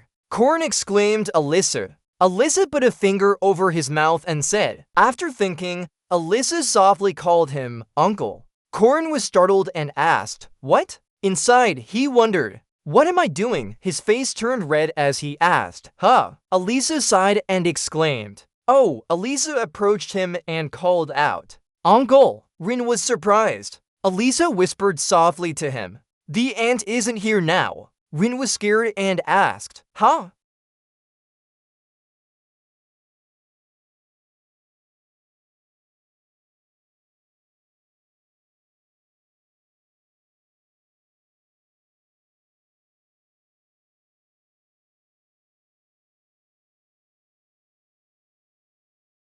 Just as he finished speaking, a huge corpse appeared, and it was Sky Titan, the giant from the heavens who protected the sun in the legendary Hero on Sale. Murius, the sea sprite, looked at it and said, wow, this is an actual giant. Quite terrifying. Lunia glanced at it with a slight look of surprise and said it might be a bit difficult to defeat him. Corin comforted them by saying not to think about that. Lunia, whether you win or lose, you won't get Claw Souls anyway. In Corin's mind, an idea emerged, right? They shouldn't have to fight a giant like this randomly. The first and second challenges are similar. Maybe. Sky Titan the giant spoke, I will challenge your intelligence. I will present riddles. Solve them. Corin replied, legendary creatures really enjoy puzzles. You didn't know that? UN responded beside him. Not exactly, Murius the sea sprite exclaimed. Sky Titan likes puzzles. I will do it. I will solve the riddles. Sky Titan the giant likes rare treasures and puzzles. Since the world is easily destroyed, they limit their fun. Corin looked up and said, alright, I agree. Sky Titan the giant was satisfied and said, good, let me explain the rules. The side that answers 5 questions correctly first wins. For fairness, each side only has 2 participants. Kreen, Alyssa, and Murius the sea sprite were a bit happy. Sky Titan the giant regretfully said, however, since the greed are used to puzzles, they will be eliminated from the competition. Murius the sea sprite laughed and said, Kaka, Sky Titans like puzzles. Easer might do better on that side. Lunia frowned and asked, do you think I look like a good puzzle solver? Alyssa responded beside her, yeah, I solved some puzzles in the book. We should just need Alyssa and me here. After confirming everything was fine, Sky Titan the giant said, let's begin. Under the dim moonlight, Sky Titan said, grow big in the morning, shrink by noon, grow again in the evening, but disappear at night. Corin thought silently for a moment and then, morning grows big, doesn't shrink yet, then evening grows again, disappears at night. Suddenly, Corin's eyes turned red and he thought, if I think about it more, I might figure it out. The answer is, Murius the Shadow Demon raised his hand to speak. Murius the Shadow Demon softly answered, Shadow. Sky Titan the giant concluded, correct. Corin was slightly surprised and said nothing. Alyssa gasped, just a coincidence. Really? Because he usually dominates so much that I forgot. Corin's eyes suddenly sharpened and thought, the characteristic of skies. Sky Titan the giant continued, this is something invisible. No powerful existence can defeat it. It always approaches but stops forever once passed. Murius the sea sprite quickly answered, time. The answer is time. Sky Titan the giant moved on to the next riddle. Sometimes it's joy, sometimes a comedy, and sometimes a tragedy. It's a play where all living beings are actors. Murias the sea sprite quickly answered again. Life. That name is both a comedy and a tragedy. Life or death? That's the question. This isn't just coincidence. It feels like facing thousands, even millions at once. Murias the sea sprite laughed loudly and said, her, Sky Titans are good at solving the first riddle. Too easy. Corrin turned to Alyssa and said, Alyssa, try it out. You read so many weird magazines. Alyssa was startled and replied, what do you mean by weird magazines? I only subscribe to things that every girl should read. Sky Titan continued, this is the fourth question. For us, it's beautiful. But others couldn't understand. For someone, it's violence, and for another, it's escape. Corrin closed his eyes in thought after hearing this. Really? Our imagination is that poor? Alyssa cautiously asked, can I try saying it out loud?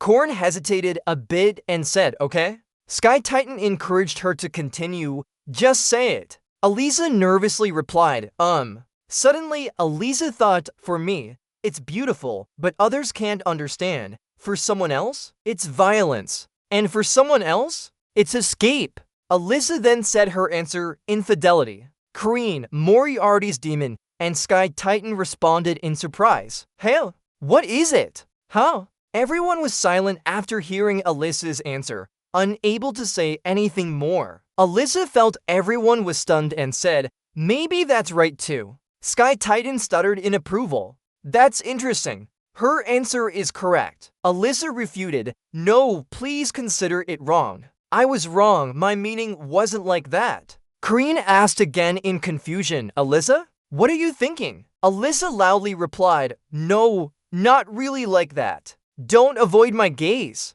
Give me a chance to explain, please. But even though Alyssa tried to defend herself, it didn't change anything. Despite breaking the flow of thought, it was just the cautious person's luck. Skies correctly guessed 2 questions in a row, and our confrontation ended with our defeat. Muria's demon quietly left, chuckling and said, her, this is great. I did well, right? Right. The man beside Muria's demon chuckled and said, congratulations to Skies. Congratulations, Skies. Total defeat. Alyssa sighed tiredly and said, okay, what now? Have we failed? EUN came over and told Alyssa, the challenge won't end like this. I think we just didn't get one of the necessary materials yet. Alyssa exclaimed in relief. If so, that's lucky. EUN continued. Grid never gives up everything after a single failure. Perhaps, suddenly, EUN's eyes darted around observing something. Lunia gently approached and asked, is it an enemy? After observing, Yoon replied, no one. Using her energy to observe more, Yoon concluded there were no spirits or anyone nearby. Corrin felt doubtful about life after hearing this. Thinking back, he didn't see any monsters on the way here, though they're sometimes seen. No spirits and monsters. It's a code area, a haunted forest called the Monster Mountains. Corrin looked straight ahead and thought, if neither exists in this forest, there are only 2 reasons. Either all spirits and monsters were exterminated by someone, or they all fled to avoid an overwhelming presence. Murias the Beast Lord chuckled softly. Later, Murias the Beast Lord spoke up. Could it be that we've gone too deep? Oh, slow Brahmin totter. As soon as he finished speaking, a mysterious green energy surged forth. Suddenly, an odd circle appeared under everyone's feet. From within this circle, an ancient and eerie castle slowly emerged. After the castle appeared, the green energy vanished, replaced by ominous red energy. Seeing the situation change so quickly, Corrin shouted to evade. A red energy source shot down from above. It brought about ultimate destruction. EUN was in danger of being consumed by that power. Fortunately, Karini arrived just in time and saved Yoon from the brink of annihilation. Karini turned to look and said, when you see their true form, they are human-like monsters. Karini then told Yoon to retreat. Yoon stammered, thank you. Corrin looked at the human-like monster and asked curiously why it was here. That monster is many-headed bed. It opened its wide mouth and stuck out its tongue, looking terrifying as it cackled. Next, a mysterious energy appeared. Corrin rushed into attack, chopping the many-headed bed to pieces. Lunia saw this and was stunned. That's right, he thought. The man will be famous worldwide later on. The Aiden School of Swordsmanship. The demon swordsman, night gradually fell as a majestic figure stood under the dim crescent moonlight. Outside the borders of Aiden lies a land called the Demon Realm. It is where wild beasts and demons coexist in an eerie balance. The one who disrupts this balance is just an old swordsmaster. That mysterious figure was Elise's father. He spoke up, "Demonic creatures, that sword belongs to me. Don't call them demon humans." A strange hand suddenly appeared because they originated from beasts. A muscular body emerged, the strange hand firmly holding the sword. However, it rarely did so. Some demonic creatures took human-like forms to exist or destroy. Elise's father also picked up his weapon and shouted, "Hern," upon seeing a demon wielding a sword. The Sword Emperor laughed. The corner of Elise's father's mouth curled up as he said, "Did you learn how to use a sword from a demon?" A one-sided master-student relationship began, known only to the teacher. A battle between the demon and Elise's father unfolded, lasting 8 days. He charged with an angry expression, personally naming this demon. Elise's father's eyes glowed fearfully. The battle between Elise's father and that beast was far from over. Mirius the Beast Lord panicked as he asked, "What is that name?" He called it Demon Sword. Demon Sword, only I and that mad old man know this name now. But in the future, this name will be famous worldwide, becoming the strongest swordsman in the legendary heroes of Ahen, but a demon standing for Banzartha. Despite this, many-headed Bed attacked Dunorix and Zulskis under Banzada's command. It was not defeated yet, and the mysterious entity continued to fight. This shows it is not fully aligned with that side now, perhaps a blessing, but not something to be happy about. How can we stop such things? It will soon be our turn. Corrin appeared suddenly behind and softly called out, "Demon." He immediately seized the opportunity to attack. After that, Corrin delivered a devastating strike against the demon with a series of powerful attacks. Lunia also drew her sword. The fearlessness in Lunia's stance before these strange demons was not scary at all. Suddenly, Lunia spoke up and asked, "You?" Lunia looked directly at the demon and asked, "Where did you learn that sword technique?" The demon didn't answer Lunia, but charged to attack her. Lunia quickly dodged this life-threatening strike. However, the demon had no intention of letting up on Lunia. It continued its assault. At the critical moment, Lunia's eyes felt like they were about to be hit by this attack. Lunia dodged again and said, "Yeah, quite arrogant." Strike after strike, the demon didn't give up on Lunia. Not only her hands, but also her feet turned into sharp blades. The demon's eyes glowed red as if wanting to swallow Lunia whole. As if wielding multiple swords at once, the monster's hand moved swiftly to attack Lunia. Lunia felt weaker against the monster. Lunia seemed to be swallowed by the monster's power. Corrin's sharp eyes focused and he thought that only one sword could maintain the distance. His eyes suddenly sharpened as he shouted, "Lunia, focus." Then a bright light appeared, countering the monster's dark power, deciding the outcome. However, the monster remained calm. A twisted smile appeared on its face. Suddenly, Lunia stepped forward and brutally stomped on the monster's hand. This was a decisive step in Lunia's experience. Lunia smiled deeply and said, "Finish it." Corrin and Elisa then launched an attack to destroy the monster. They used the techniques of Dark Illusion, Brave Blood Cut, and Break Evil. The monster dodged Corrin and Elisa's attacks. They chuckled and said, "Avoiding just an illusion." The monster quickly lost control and weakened in the battle. A sword seemed to channel mysterious power. Someone spoke, but Corrin and everyone insisted on finishing the monster. They said, "We will not let anyone escape." Suddenly, Corrin felt strange and shouted, "Huh?" The monster appeared right in front of him, face to face at close range. The monster used a technique called Soul Phantom Charm, Unmatched Defense. It grew stronger, revealing a terrifying twisted smile. Corin, Alyssa, and Lunia were somewhat disadvantaged against the monster now. Corin's face was grim. He gritted his teeth and thought, in this void, even moving was difficult. 8 strikes already, not fully completed. Corin's eyes suddenly showed a valuable diamond-shaped symbol. Then he used a special technique, Aiden's last sword, Phantom Realm, Black Dragon Head. Corin suddenly stood still, only his bright eyes remained. He thought that even with full effort, he could only block 5 strikes. The last 3 were unlucky. Corin looked at Lunia and thought, targeting Lunia again. Even if Lunia recognizes the realm, it's half a step too late. Corin held his fighting sword tightly with concern that if this continued, Lunia would. Looking at Lunia, he thought that was his last defensive skill. Only the most advanced swordsmen learn it. The monster's red eyes remained sharp. Aiden's last sword. The monster stood up and used the technique, Illusionary Realm. Suddenly, the monster felt something strange. Lunia said, dodged a critical hit. This guy is dangerous. We need to handle it here. Corin agreed and nodded, saying, agreed. The demon sword hasn't reached the level we know, but its final technique will be the unmatched Heaven Hand. Corin launched an attack with determination. I must destroy it here. The monster let out a strange cry. Then a figure appeared behind the monster and softly said, hello, dear friend. The monster's red eye stared at Corin. The figure behind the monster was Murius the Servant Beast. Murius quickly finished off the monster. From the dust emerged bright spots that looked like the eyes of some monstrous creature.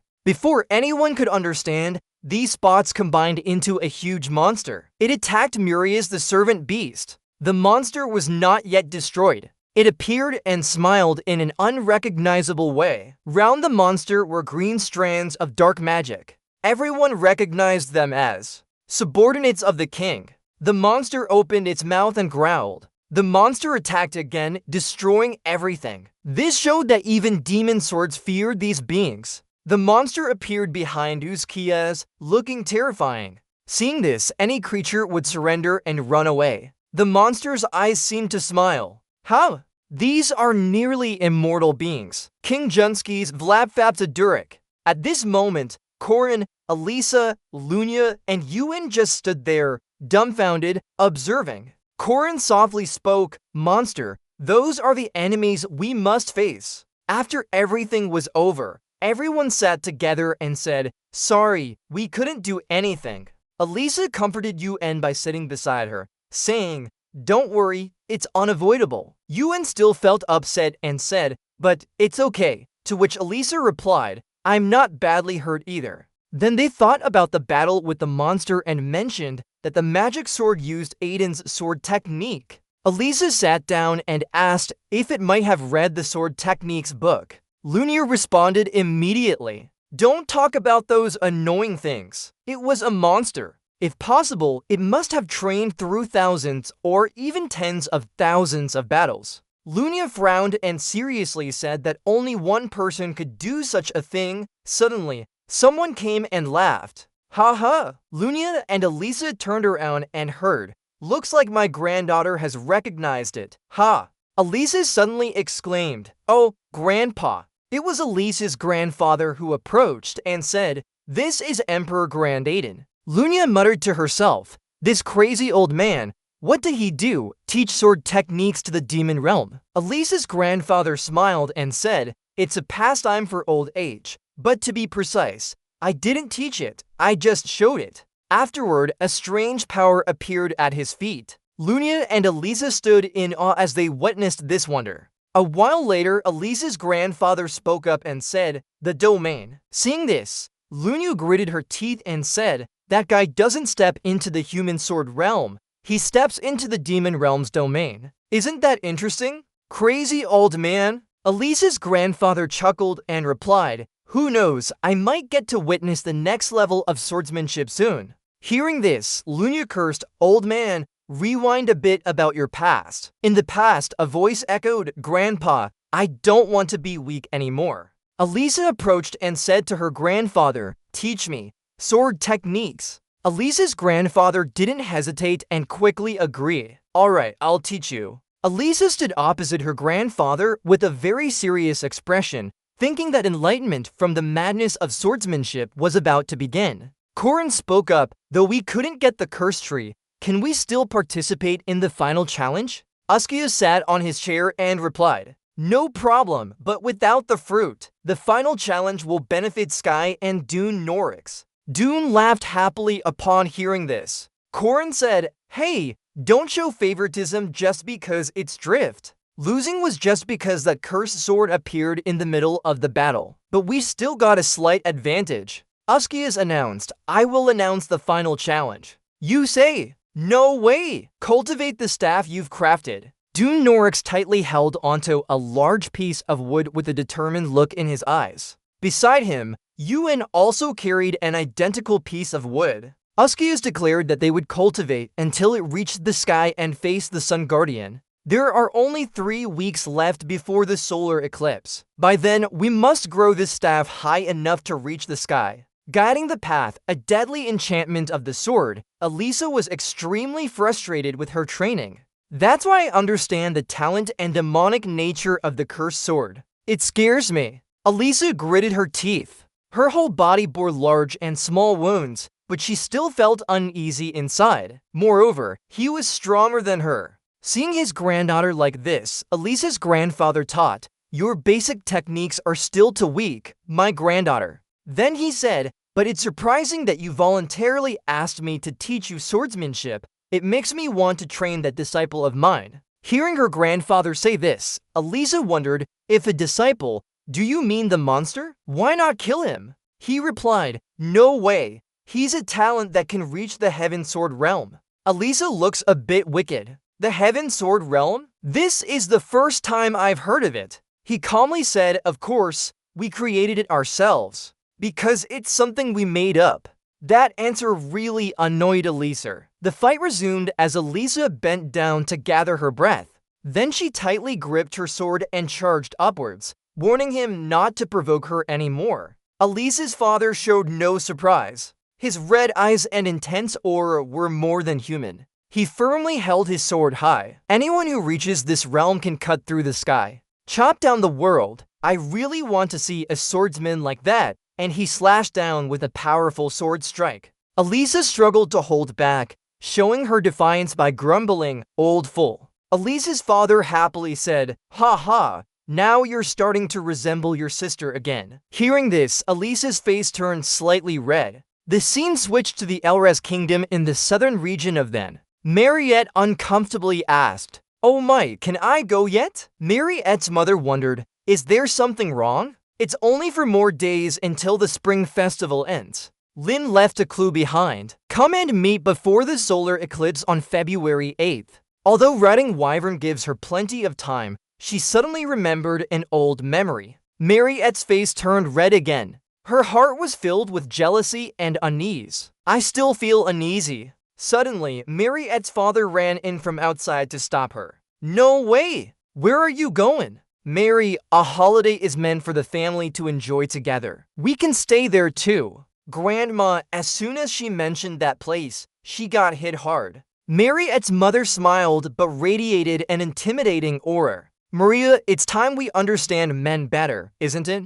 Then she pushed the man away and quickly asked Dagu for a daughter. "No, not that. Horswell, can I borrow your house?" "Let's go, Dagu. Let's find our dad." Seizing the opportunity, Maria left with her face still red. Is this a high-level mage's intuition? Maria Danarev instinctively sensed that. Now imagine a bird flying high in the sky. Another rival has appeared besides her. A clear female voice echoed softly, "Holy Maiden, I am wearing a nun." The one called Holy Maiden replied, "Is that true? And let's go." At the first holy city Jerium, in the great cathedral. Inside the hall was a mysterious and sacred space. Her pink hair fluttered gently in the wind. Under the bright light, her face was beautiful and serene. "That is Saint Estelle." Estelle looked down with surprise. "Wow!" But then she dismissed her solemnity and jumped to hug Warren. "Wow, Warren's here." Warren uncomfortably said, "Let go." But Estelle didn't care, running her fingers over the soft, rosy cheeks of the other person. "I heard you had a big incident at the festival." Are you okay? Of course, no injuries. But Warren spoke up, holding back. Warren requested, quickly remove the seal for me. Estelle likes to play interrogator. Huh, why is that? Warren stammered nervously. The story is like this. It's so suffocating. Please, sister, take me away, as she said and tapped Warren's cheeks. Her face flushed, and her breathing quickened. Estelle's eyes were clearly disapproving of that. You are Lan, right? Warren suddenly seemed like a different person. His expression brightened with a cheerful smile. Lady, I understand your feelings. We need your strength. Estelle wondered, why? Warren confidently said, I want to be his primary wife. Estelle's eyes narrowed again with meaning. Then she placed her hand on the other person's head and transferred a source of power onto it. Warren returned to normal and asked, the seal, has it been removed? Estelle replied, up to the first level. Warren was satisfied. All right then. Then he decisively turned around and prepared to leave. I'll go now. From here to the eastern border is 24,000 kilometers. Ride the K on. I'm even faster, Warren said with a determined tone. But then he became bashful. We can't let her get there first. Without warning, he shot out of the window as Professor Josephine looked surprised and pleaded. No, Lan, that's not possible. The journey will take 3 weeks. What? Why through the window? Warren declared. I'll be there in 2 days. Estelle smiled slyly, her lips curved into a smile. Isn't that strange? Dan Arif, Macadong, H's Kim Luna, and Elisa those who faced both sides. From the battle with Iron Mountain King to Warren's transformation. From a naive girl to a determined one. Estelle covered her mouth as she giggled. All of them were swept up in countless unexpected events. And Corin Locke R. Jr. 3 days later, Corin was holding something in his mouth and complained. Emperor Sword, that old man really doesn't know when to stop. Almost dead from blood loss before even climbing the tree. As he spoke, he tightened the bandage around Elisa's abdomen. This caused Elisa to cry out in pain. Haha, I'm going to die. He said it's too early for that. Elisa raised an eyebrow, ugh, but maybe we can still climb up. Elisa glanced at the tree on the other side and then exclaimed, how high is it? Elisa gasped, I thought it would be difficult. Crean reassured, don't worry, everything will be fine.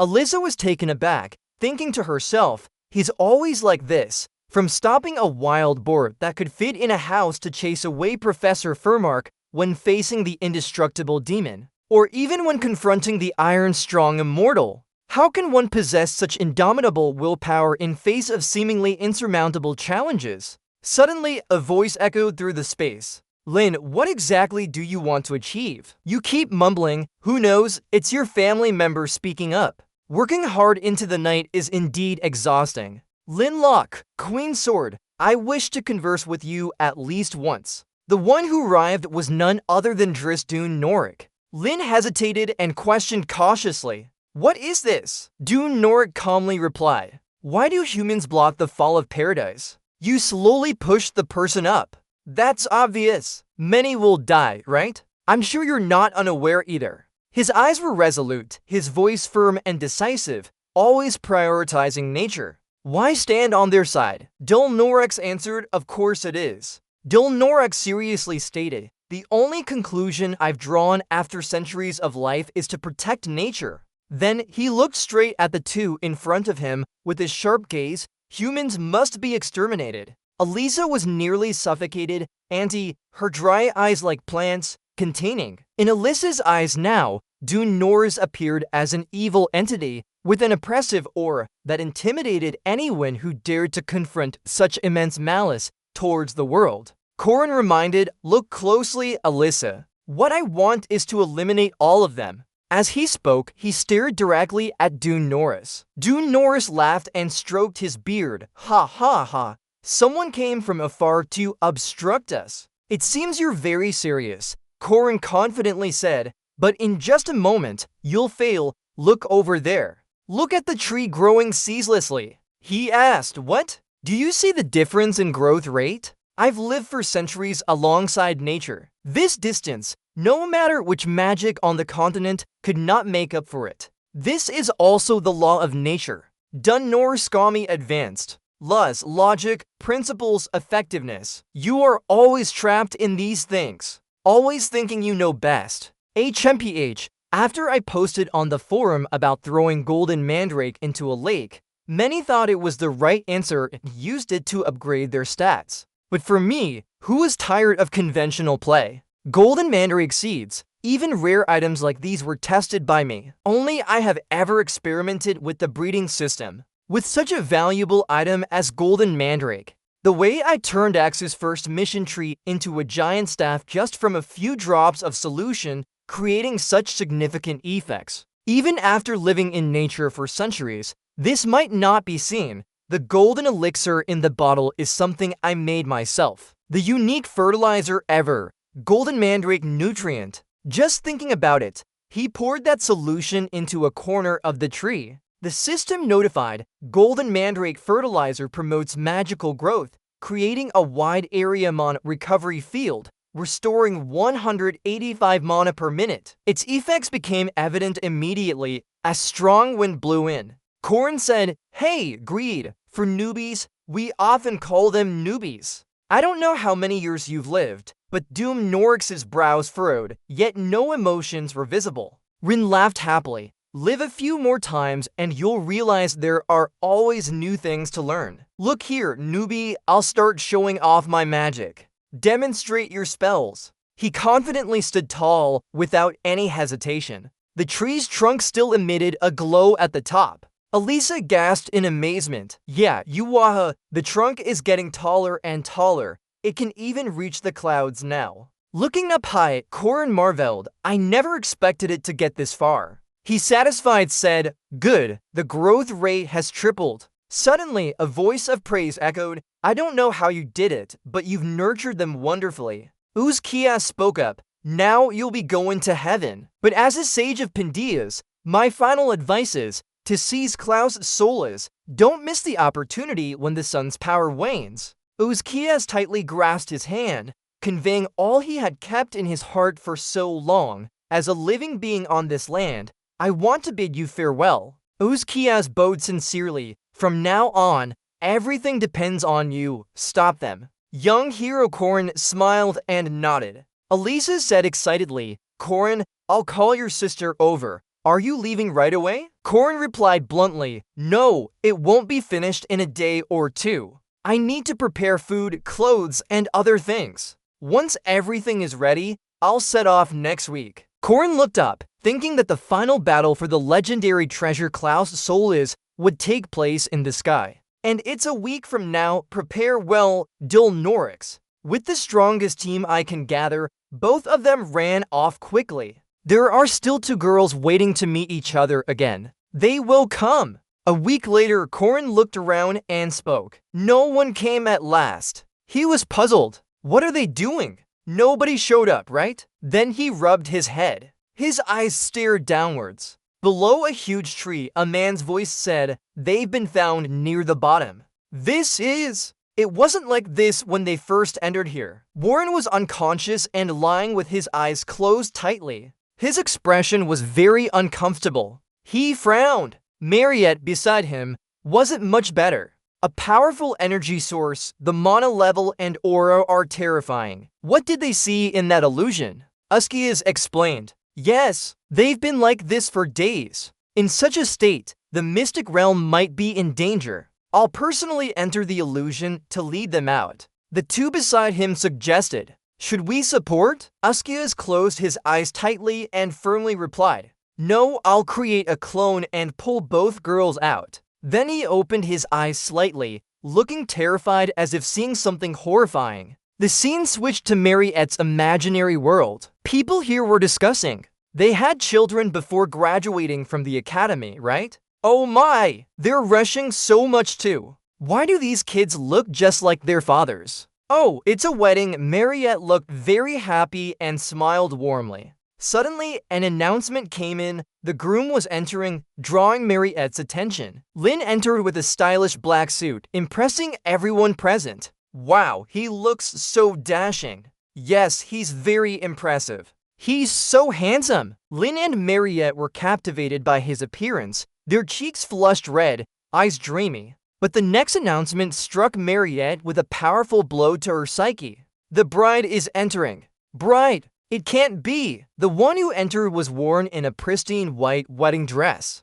Guests praised and admired. Ah, she's really beautiful. Warren smiled gently and called out softly. Mateo, seeing them so close made Mariette's heart shatter. No! Mariette sat motionless on the ground, her face collapsing in despair. This can't be right. Miss Lin! A year passed, Mariette's expression seemed to sink deeper into sorrow. That child looks just like Corin. A picture of a happy family appeared. That child, Mariette thought, should have been mine. Corin's meticulous preparations for his wedding day, yet he still wore the same tuxedo. All she could do was stand behind and talk to herself. She could give him better things: food, clothes, a home, land, mines, cattle, titles. I can give him anything. He wouldn't need to lift a finger for the rest of his life. All she needed was for him to smile and welcome her back. Just that, and she would offer him everything. Now those eyes no longer held sadness, but absolute possession.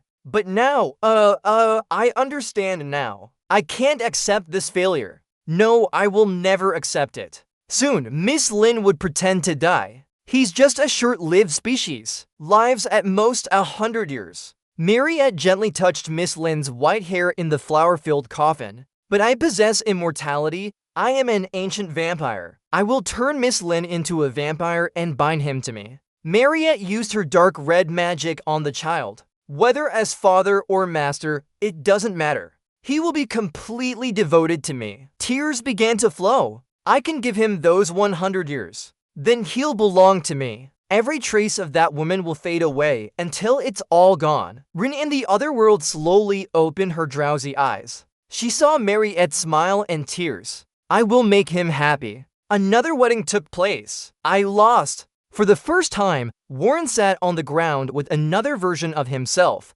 watching the joyful scene, giving his heart or touching another man's hand. The happy couple in the house shared food and smiles, laughing happily. Warren appeared and asked, "What are you doing?" The other version replied, "Just observing." Warren asked again, "What do you want to do?" That version said, "I don't know, pain isn't part of my plan." Oh, love, husband, all the names I can call him. I want to love normally, date normally, have a family and children. Warren closed his eyes and softly said, "Why can't you? I'll help you." Cut to Rin sitting on the bed, happily greeting. "Long time no see. Are you well?" Warren, who just called out, was immediately grabbed by Warren's hand. Warren pushed him onto the bed and angrily challenged, "Try to escape."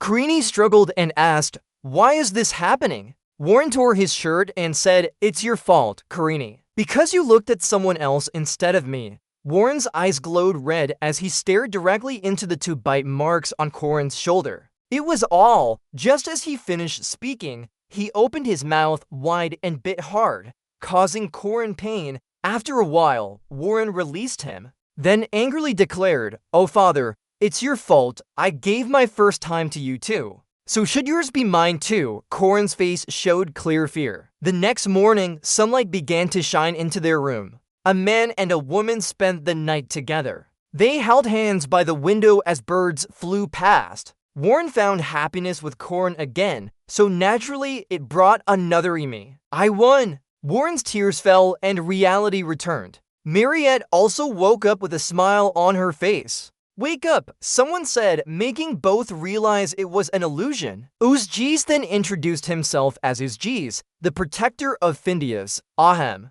You're too late if you came to find Corin Locke. They started their journey to the sky. Exactly 3 days ago, both girls had the same thought without planning it. We're too late. They asked in unison, but how do you know we're looking for Corin? Great Rithchit knew this day was coming. Uzgees explained, I am Rithchit. I know many things. I vowed to bury the dark past of 3 girls forever. Corin and her team reached the top. It's cold, Lin. There's nothing here. He drew something on the tree trunk and said, just a little more effort. We're close now. According to the story, Baal's forces will have for great treasures. Tazo will possess all of them. Gorya's Radra's bright blade, Findia's sun sword, C-L-I-O-M-H,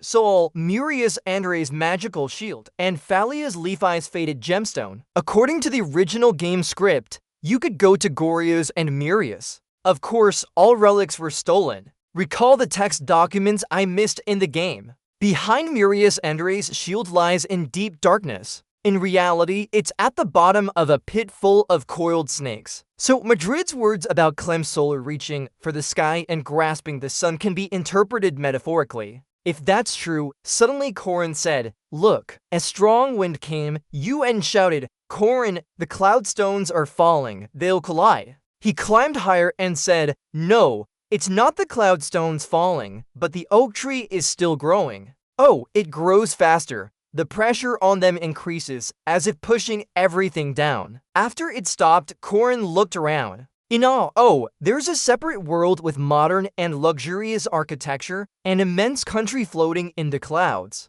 Corrin approached the main gate and said, "These walls are 50 meters high and well-maintained." Lunia frowned and said, "It looks very small." Alyssa asked, "Really small?" Lunia replied seriously, "With this size, it's not a fortress of a sky giant, maybe that of an ordinary giant." Eun said, "But Uskia's mentioned there's a sky giant guarding the sun here. Whoever is protecting it, we can't go through the main gate." Karini remembered Dun's words before, "The magic fruit is the key." Then she laughed triumphantly, "So, let's knock on the door and see what happens." That surprised Yun. He took a deep breath, then used all his strength to push.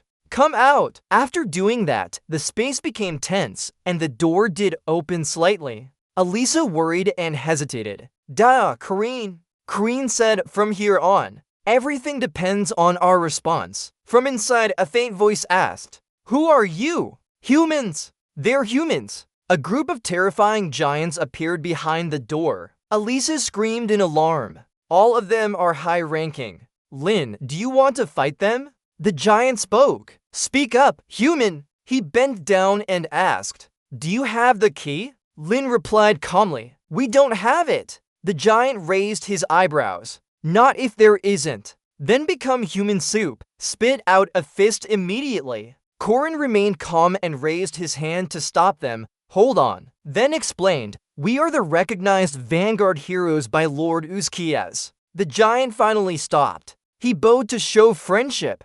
"Soon enough, our master who arranged all this will bring out the red fruit mock." The giant asked, "Alright, what's your master's name?" Suddenly he laughed in a twisted and terrifying way, flipping his face faster than a rice paper. Junskies is recognized by both Giant Sabin in the sky and kind dead Phineas. Karini pointed behind as she spoke. He even sent Driss to represent the kind dead here. Seeing it was him, Yuen was scared out of his wits. "Driss, is that me?" Then a stone face approached Yuen and said, "Sabin and Phineas also recognized too." Yuen was so shocked he couldn't speak. That made Corrin laugh even more at others' discomfort. He hates Yuen and is sick of it. "Try it out.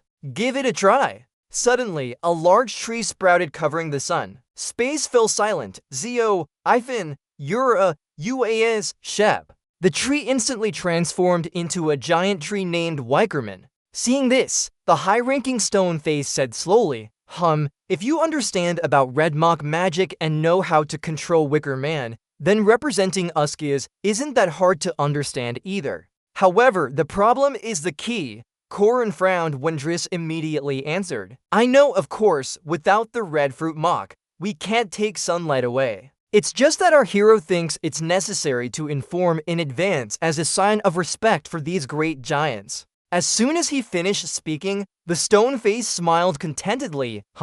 That makes sense. The situation is temporarily stable." The large door gradually opened. The stone face welcomed them. "Alright, you guys, members of the Dun clan, I will welcome you as guests." But the stone face still harbored some suspicion in his heart. However, about the sun, Rin spoke up. "Of course, he's right." The teacher smiled arrogantly and proudly at the success of the plan. "So what? Is it simple?" Leave Yuen and Elisa speechless. After a while, Elisa asked seriously, Is that all for the plan? From the side, Kambin replied with a smirk, "From now on." His eyes flashed with murderous intent as he declared clearly, "Now, we will clean this place out." Having anticipated the situation, Corbin had Lunia and Ewan waiting outside while he went straight into the giant's treasure. Corin looked smug, saying it was a bit embarrassing, but in the previous round, stealing almost became a habit because Park Siwoo player had a universal cheat for inventory. So no matter where or at what stage, the first thing to do is always find the treasure. Elise's question brought him back to reality. "Corin, how did you know exactly where the treasure was on your very first visit to the giant's castle?" He answered leisurely, "Treasure can be found in similar spots. The problem is, here we need to find the Sun Sword." After a while, Corin and Elisa arrived at a pile of gold that sparkled so much it amazed Elisa. Because finding the treasure was so easy, Elisa wondered, why no guards despite the hole in the floor? Corin explained, Cloud Solace needs to absorb sunlight during the day, so they say only during a solar eclipse when its power is weakened can it be seized.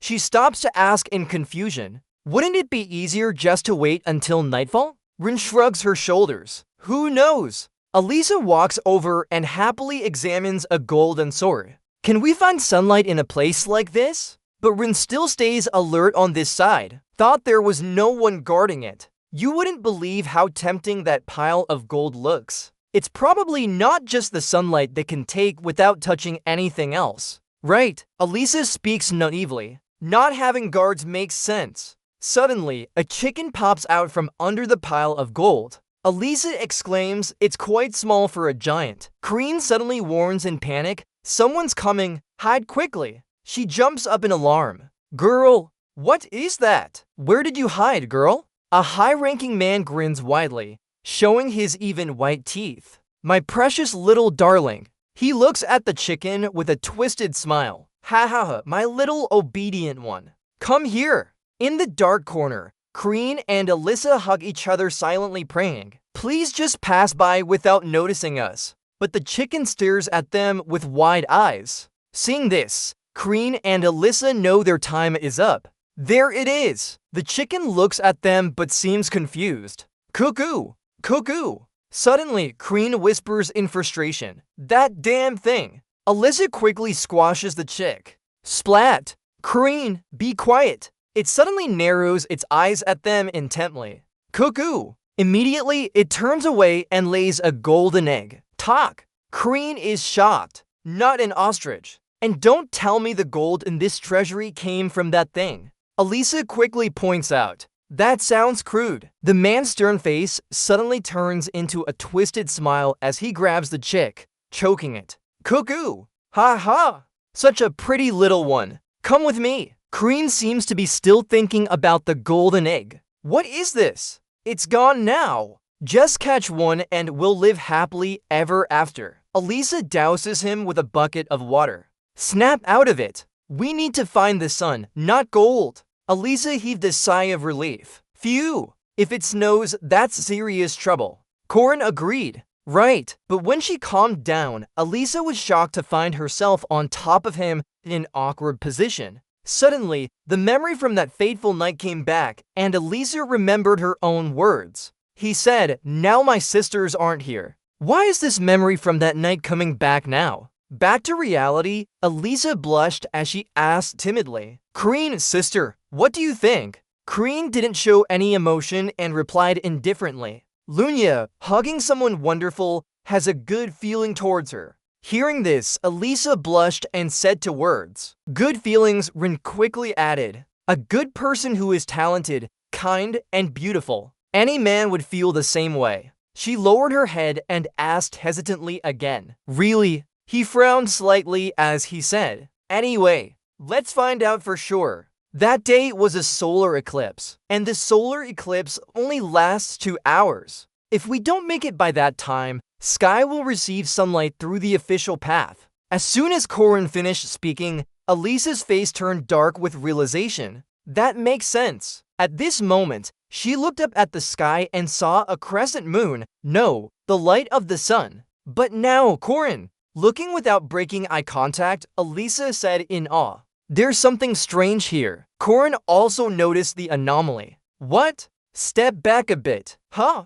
This is exactly where sunlight can be absorbed during the day, but never at night." By this deduction, Corin realized that perhaps on the day of the solar eclipse, its power would weaken as well. Today is the day of a half moon rising. Indeed, looking through the gap reveals a full moon without any flaws. The Cloud Soleil sun was disguised as a moon and hovered above the floating island in the sky. After some time, Crean revealed her discovery to everyone. You nodded approvingly. Got it. During the day, it's the sun. At night, it's the moon, hovering on the floating island. Crean replied that maybe it wasn't really like the sun or the moon, but was being maintained by a barrier on the floating island. However, it certainly couldn't be reached just by reaching out. EU and wondered if there was any way to touch it. This is indeed a tricky question because Crean couldn't think of an answer either. Who knows with us now? That's impossible. But since the solar eclipse is in 2 days, let's find a way quietly. Ewan hesitated to say, 2 days, right? At night, the full moon shines brightly. During the day, it still shines brightly, but not as prominently as at night. Day and night cycle again. So a day passed like that. The next morning, everything remained the same. But Corin's plan was challenged by the fact that in 2 days, reaching the sky wasn't an easy thing to find out. Soon, Dunn and Dunrix would arrive, so arriving 2 days early didn't bring any advantage. Suddenly, a voice from behind echoed, "Except for Drit. Are there any of you who can eat?" Another one stopped him. "Calm down, maybe they're not like we think." But Corin was smart enough to understand. But based on their standards, they have already endured long enough. The Sky Citadel's giants. Sabin, the giant in the sky, has forbidden his lineage from attacking greed. Yoon is also part of them and can only give the sun to those who carry the red apple fruit. The High Stone Temple member said with a bit of amusement, "After giving the sun, we will be free. When the mission ends, we'll climb down through the tree trunk and hunt humans."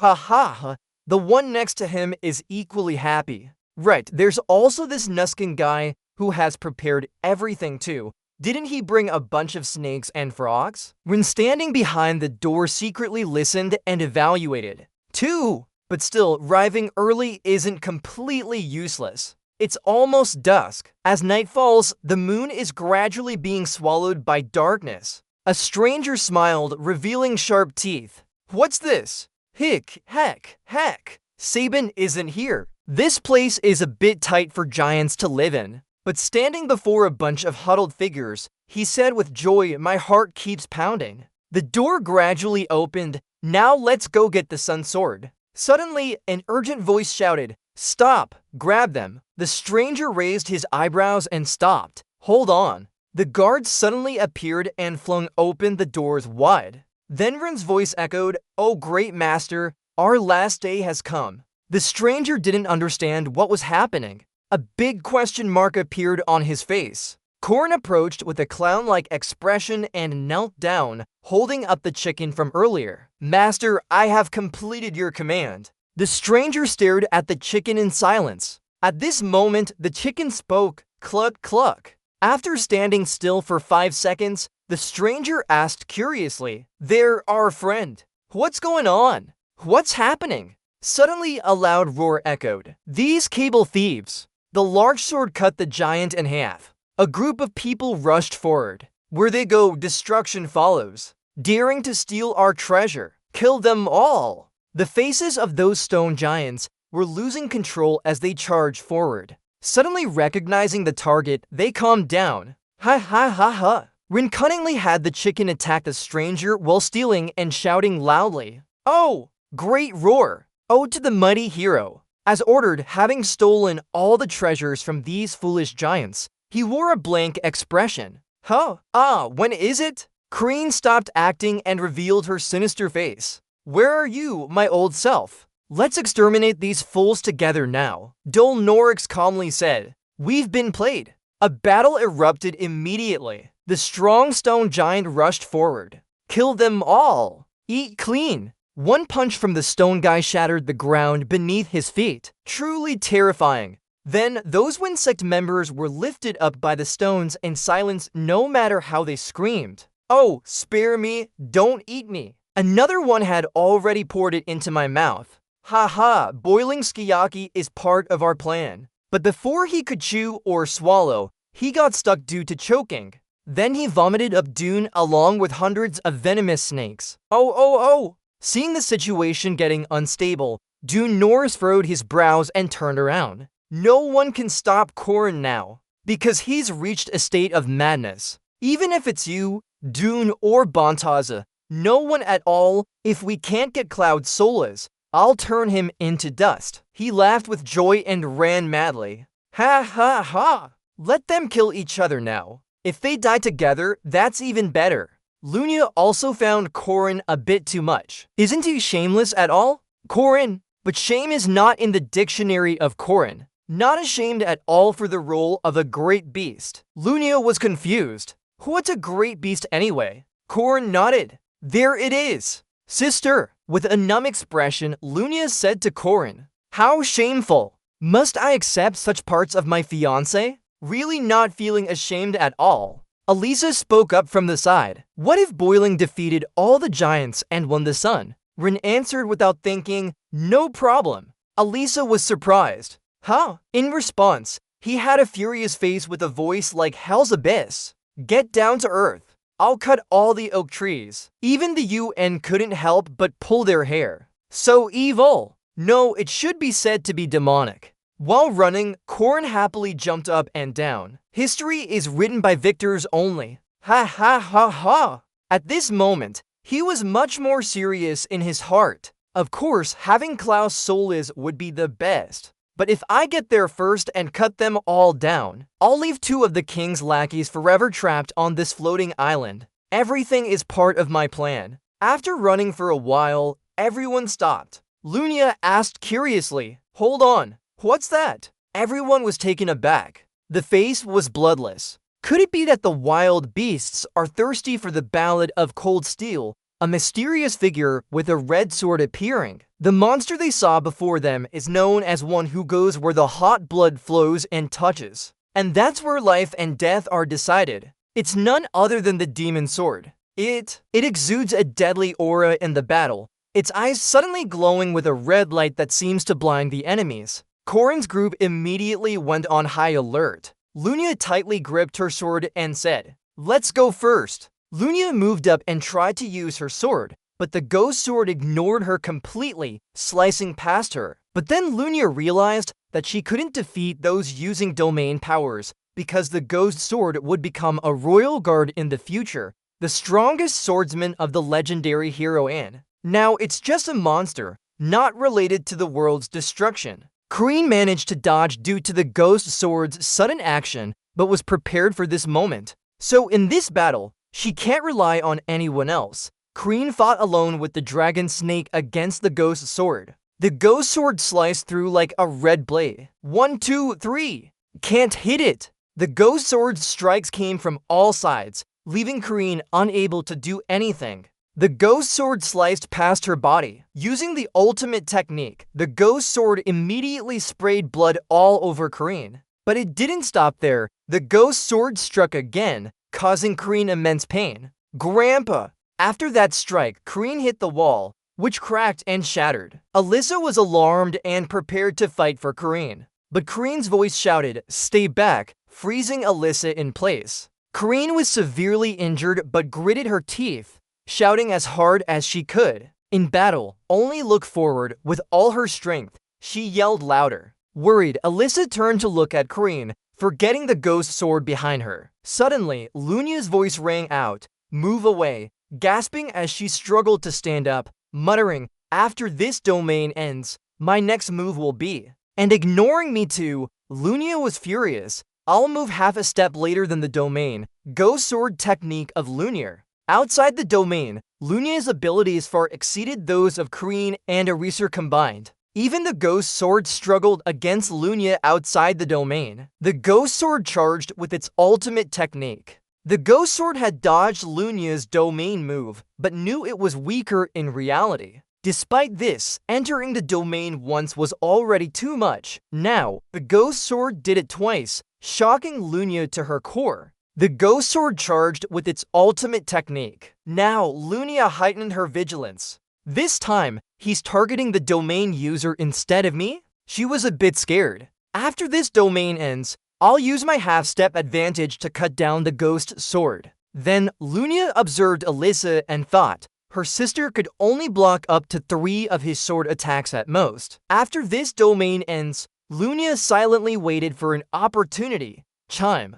Her eyes flashed with sharpness as the ghost sword frowned in frustration. Suddenly, a trick shot hit Alyssa's face, making her eyes widen in surprise. It took a while before she could make any sound. Followed by Alyssa's piercing scream when she saw her sister bravely fighting the fierce ghost sword alone. She tried to block his sword so hard that it shook the domain. However, in this difficult situation, Lunia quickly adjusted and transformed her sword. Then her sword pierced the ghost sword's body. Surprised by the sudden attack, he fell down in pain. He wasn't an easy opponent. He hit Lunia, causing her to fall back, startling Alyssa behind her. Alyssa quickly moved to help her sister. Then she turned worriedly and asked, "Sis?" But Lunia said casually, "Cousin, let go." Alyssa hesitantly replied, "Now, my body." Lunia glanced at her cousin, reminding her not to look back in battle. Foolish girl. As soon as a sister finished speaking, she fainted. Alyssa rushed to help her sister, crying out, "Sis, but this isn't the time for sorrow." She realized there was a greater concern. But then Alyssa looked up at the ghost sword's disdainful expression, even more shocked. "How could you?" Suddenly, a voice rang out, and the ghost sword's eyes changed. Wickerman appeared suddenly from behind to block him. Ewan hobbled over.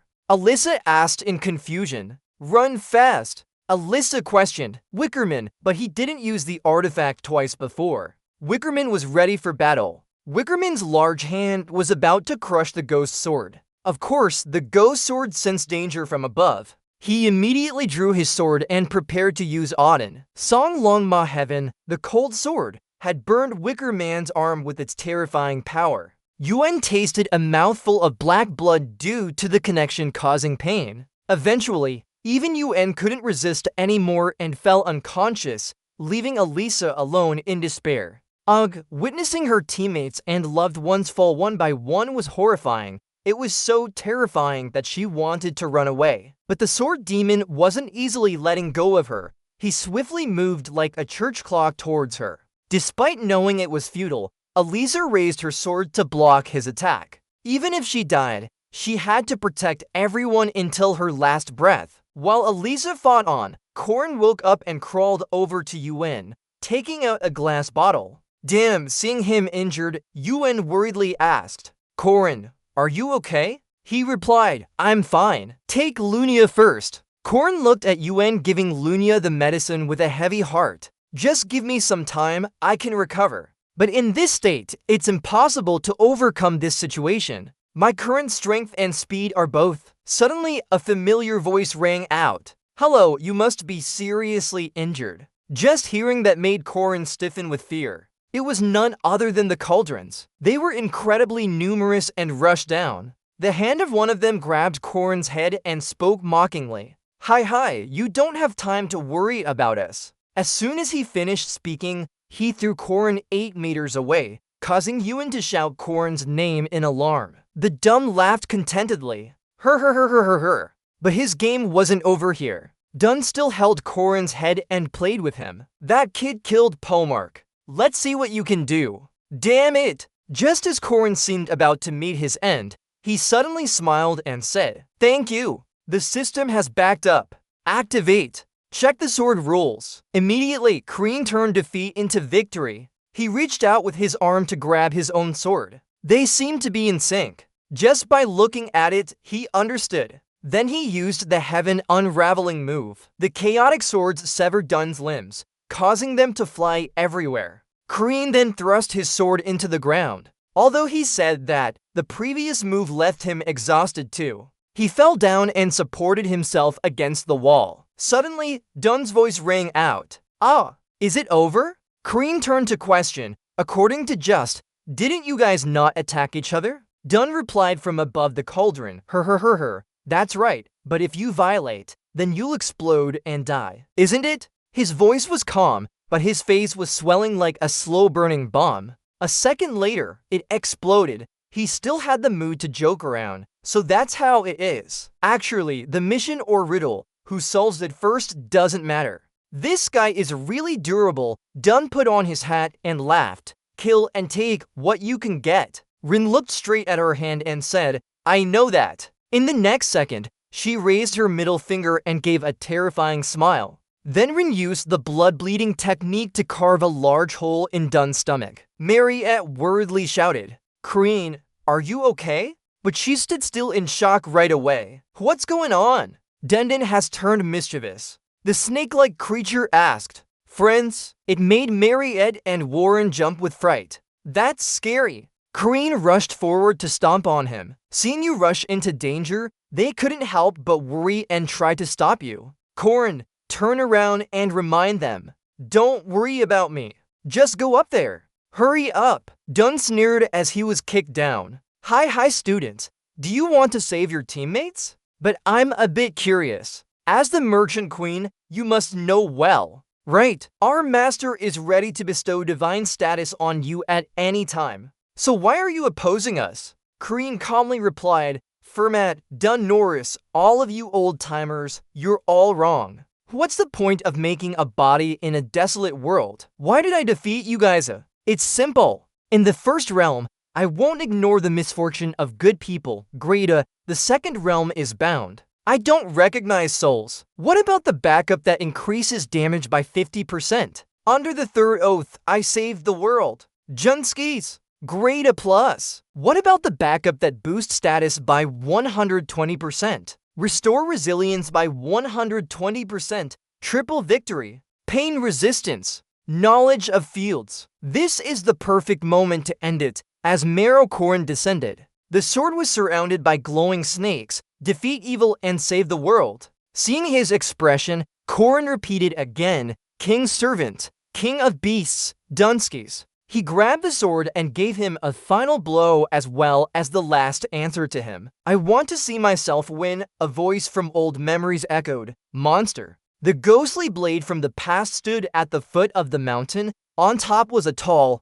muscular man. That was Elise's father standing with a smug smile and an excited voice. That sword is mine. The thoughts of the ghostly blade appeared. The actions of that old monster. The crescent moon shone brightly as thoughts flowed through the undefined space. Unacceptable. Suddenly, the ghostly blade leaped out, appearing red against the white crescent moon. Why did he teach him swordsmanship? Then, two decisive slashes cut through each other with the angry face of the ghostly blade. Back in reality, that slash was for Elisa. Elisa barely held off the slash, her strength exhausted as she gasped softly, Cuck. The inner thoughts of the ghostly blade still appeared. Could he know what we inherited wasn't just the sword? Then a shock from the impact of two slashes made both of them retreat. The ghostly blade's eyes narrowed as it focused on his thoughts and the feeling he always carried when facing enemies. Swordsmanship, physical strength, disappointment, and boredom at excelling in every aspect. Surprised, the ghostly blade swept around, creating many dark red swords surrounding its body. That's why I understand, even with great power. The image of Elisa's father with that mocking smile appeared amidst the battle. I still can't reach that old monster. The ghostly blade's eyes suddenly widened with a bright red light, creating an eerie atmosphere. I can't reach him. Then a powerful move was unleashed, creating a dark red vortex heading straight for Elisa. Elisa couldn't dodge the demon sword's attack, so it hit her body, causing intense pain that made her gasp. A large explosion with an eerie red light erupted, covering the sky in the demon sword's terrifying power. The demon sword didn't stop and kept pouring strength into its attacks while Elisa was still thinking. But why, after climbing up the tree for days to reach the sky, are we here like this? From the pink-red smoke, a figure advanced towards the demon sword. It was Elisa with a soft voice. Person! Despite being hit, Elisa remained confident and her unusual green eyes showed determination. Elisa taunted. You think I can't cut you? Before she could react, the demon sword attacked with multiple slashes towards Elisa. A slash to Elisa's arm caused blood to flow, but she still managed to block it just before it reached her neck. The demon sword couldn't accept this situation. Another decisive strike on Elisa's body, a strange emotion. With its cruelty, the demon sword showed no mercy and ruthlessly attacked with each blade. I am the hunter, you are the prey who can fall at any moment. Another slash cut through Elisa's hair tie. Why? Behind Elisa, many hands suddenly appeared to block the demon sword's attacks, surprising her. Why didn't it break? Why wasn't she cut? Why? Elisa's face showed a victorious smile with her strange green eyes, confusing the demon sword, which smiled back.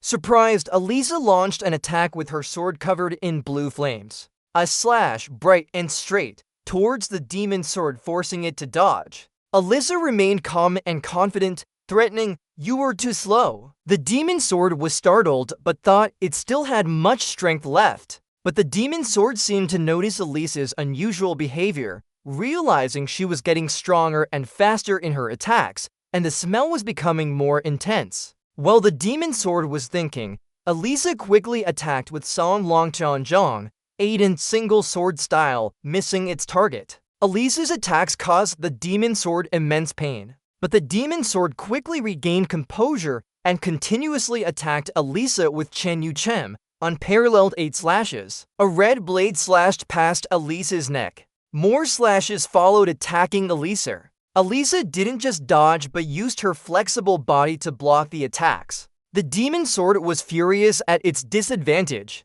For the first time, after a Chen Yu Chem, I felt nothing. These movements were predictable. Lunia suddenly appeared and waved, confusing the demon sword. But it was just Lunia's illusion supporting Elisa using Alicia's technique. The space turned dark green while Elisa quickly advanced towards the demon sword. A straight slash from Alicia's sword with a scream, Lunia's technique, Phantom Slash. The demon sword was injured as blood flowed down from a deep cut. Azurta understood why she came here. Elisa stood ready to attack again with Corrin's image behind her and a green dragon surrounding them. Alicia's technique, Corrin's technique, Green Dragon, he is one of us. The demon sword's thoughts became more cunning as it thought about how to defeat Elisa, a soul possessed by sword skills. I am here to cut down this one. If I can cut him, the image of Elisa will appear again and I might reach that old monster. Immediately, the demon sword crossed its swords to block Elisa's attack.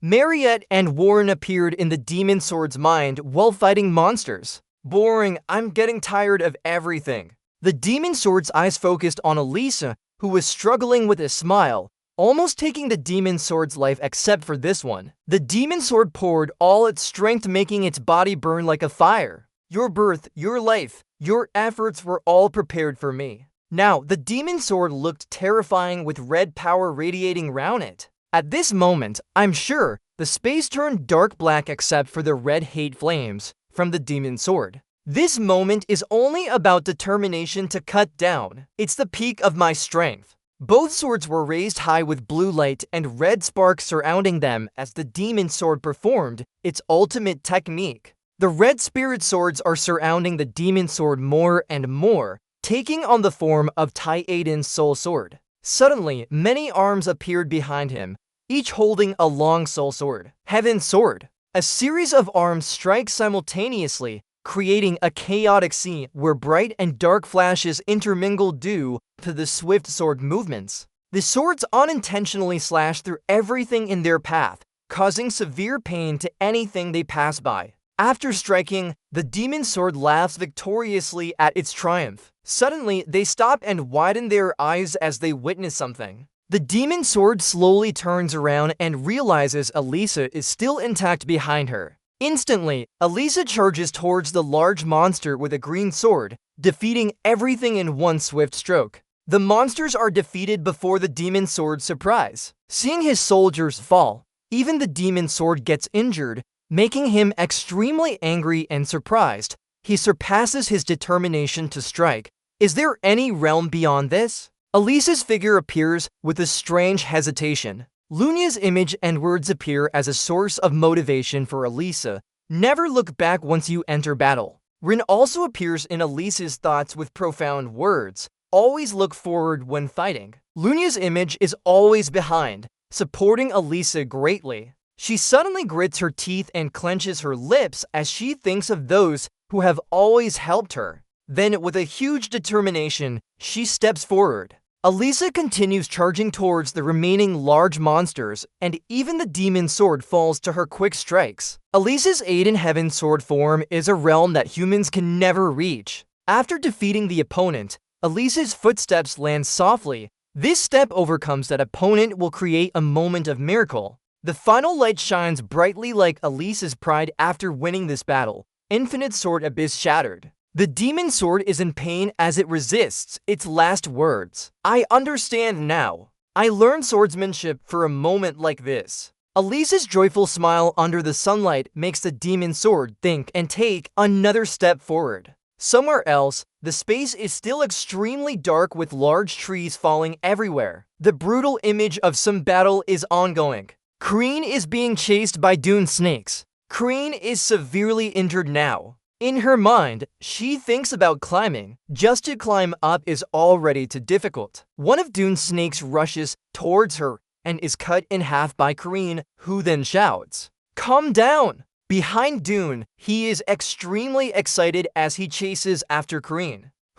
It seems like there's a struggle inside him. The image of the vicious Dune from the past appears. That's why Johnsky is called the Beast King. Not just a single living entity, his death means nothing. He is an endless abyss of darkness. A large snake with purple light emerges, roaring loudly. Inside are countless toads and 3 dragons. This alone is one of the 4 great treasures, followed by a series of smaller snakes rushing out, eager to devour anyone or anything endlessly. Kreen runs back and forth, observing the situation behind her. She says in a strained voice, "I get it now." A smug smile appears on Kreen's lips as she says, "The soul of a weak beast can't compare to mine." Kreen's sword suddenly emits purple light and blue lines surround it. A death sentence appears, never separating from body and soul, bypassing all defenses. Kreen looks at Dune with a wicked smile as he is very pleased and says, "So you are a soul trickster." Dune doesn't care much about what Kreen is saying and rushes towards him, saying, "But do you know, I can still continue. Do you have enough magic power?" Kreen also isn't idle as he rushes towards Dune and says, "You know a lot but don't understand anything, right?" Dune notices something unusual and looks down at his feet emitting golden light, saying, "Don't tell me." The image of a tall tree appears, using the only fertilizer on Earth. The oak reaches towards the sky. Below are numerous roots appearing. Then the oak's roots absorb infinite magic power. How far do you think it spreads? A footsteps on a sword hanging in midair. All this vast land is cultivated and developed by me. My sword abyss. This is Kreen, very confident now. It provides me with infinite magic power. A voice resounds, making Kreen slightly straighten up. Dune's first tree has transformed its body into a strange form and his own laughter. I will admit. In this form, we can't win for sure. A voice sounded as Dune was still transforming. How long has it been? A Dune with a snake-like face appeared since all the troops united into one. Korin looked at his opponent, smiling but sweating out of fear. One of Johnsky's final forms. This is too much to handle. In front of Korin, a huge serpent emerged with immense power, commanding the king snake of the 8 noble families. Korin smiled at the giant python in front, thinking this was one of Johnsky's last forms, truly endless. Han spoke with a sinister voice. "The queen imprisoned me in darkness, swallowing me into a narrow pot. But the queen is imprisoned and the throne vacant, like a wolf hunting prey without barriers. I'll devour everything she wants to protect. I'll eat her head and the last piece of Aaron Danua's flesh." Saying that, he lunged forward with his wide mouth and sharp, toxic teeth. Meanwhile, Korin stared calmly at him, asking, "Just talking about yourself?" He stomped on the spear, then leaped into the air as a warning. "I've said it before, this is my territory." Rama's synergy activated. Beside Zul'Sky's corpse, watermarks, and golden light appeared. Corrin's voice echoed, "Choose your resting place carefully." Zulsky in serpent form started to worry. What is this? That bastard? Has he gone mad? Remember, all the Makoran Dunel carved onto the oak silently from the start, now activating with abundant magic power. Kenna, so Illo, Bakanan, these made the oak burst into flames. The large body wrapped around the tree was affected. Dunelsky roared, "Damn it." He wondered, "You created a hell like this. Do you think you'll be safe?" Ignoring him, Corrin leaped and ascended. He looked down at him with a cold smile. "Are you here to fight me? I came for that." Junesky fell unwillingly, screaming in pain. Impossible. The fourth treasure can only be obtained during an eclipse. Corrin was seizing the moment, jumping up and taking it. Sun Sword, Klaus' soul is, whoever uses its power will win since we're here. He gripped his spear tightly, and those who fail will fall and die. Corrin coldly laughed at Burning June. "If you want to live, fly away." He always cursed him as a bastard while struggling in the inferno himself. A wing emerged amidst the flickering flames. Along with Junsky's death cry, Corrin was pressed closely by sharp claws and fangs. Now he transformed into a dragon, attacking Corrin and heading towards the sun. After some time, they chased each other through clouds to the giant's flying castle. The eclipse made everything dark. Below, Mariette was casting spells against the giant. Seeing him, she called out, "Kryn." Junesky praised, "You're quite strong for a man. Just one person like you." He gritted his teeth at him too. "It's time to end this." Kryn was facing Julesky's second final form, the legendary dragon. His attack used all his strength. The third core activated, surely touching that legend. His entire body radiated with dark energy, determination, and glowing eyes. With his spear in hand, Kryn fully charged towards the dragon before him. Julesky roared powerfully, "This will decide victory or defeat." First strike, black mystery, the spear ready to pierce through it. Suddenly, Junesky's eyes widened as if he realized something. His body shrunk into a human form with smaller wings. He exclaimed, "Caught in a trap." Corrin stabbed past Junesky. He wondered, did he transform to do that? He continued shooting out the snake's head and threatening, "Stay there and watch." Corrin rushed to swing his sword, cutting through the enemies and trying to defuse the situation. His face looked a bit disheveled at this moment. It seems like it took quite a lot of energy. Junsky asked him, "What are the conditions for the redwood demon seed to sprout? Do you know?" After using all his strength in one attack, it was easily diffused. He now held several redwood demon seeds in his hand. In the darkness, the redwood demon seed absorbed to sprout. This is the moment of a solar eclipse that allows it to rise. The demon tree grows rapidly, embracing the solar eclipse like a hug. In an instant, its body wrapped around and embraced the sun. There were countless snakes, a giant frog as big as a house, 3 fierce dragons, and 3 magical cattle. A collection of dark beasts and demons sealed from hell. And the king of all cattle, Julesky,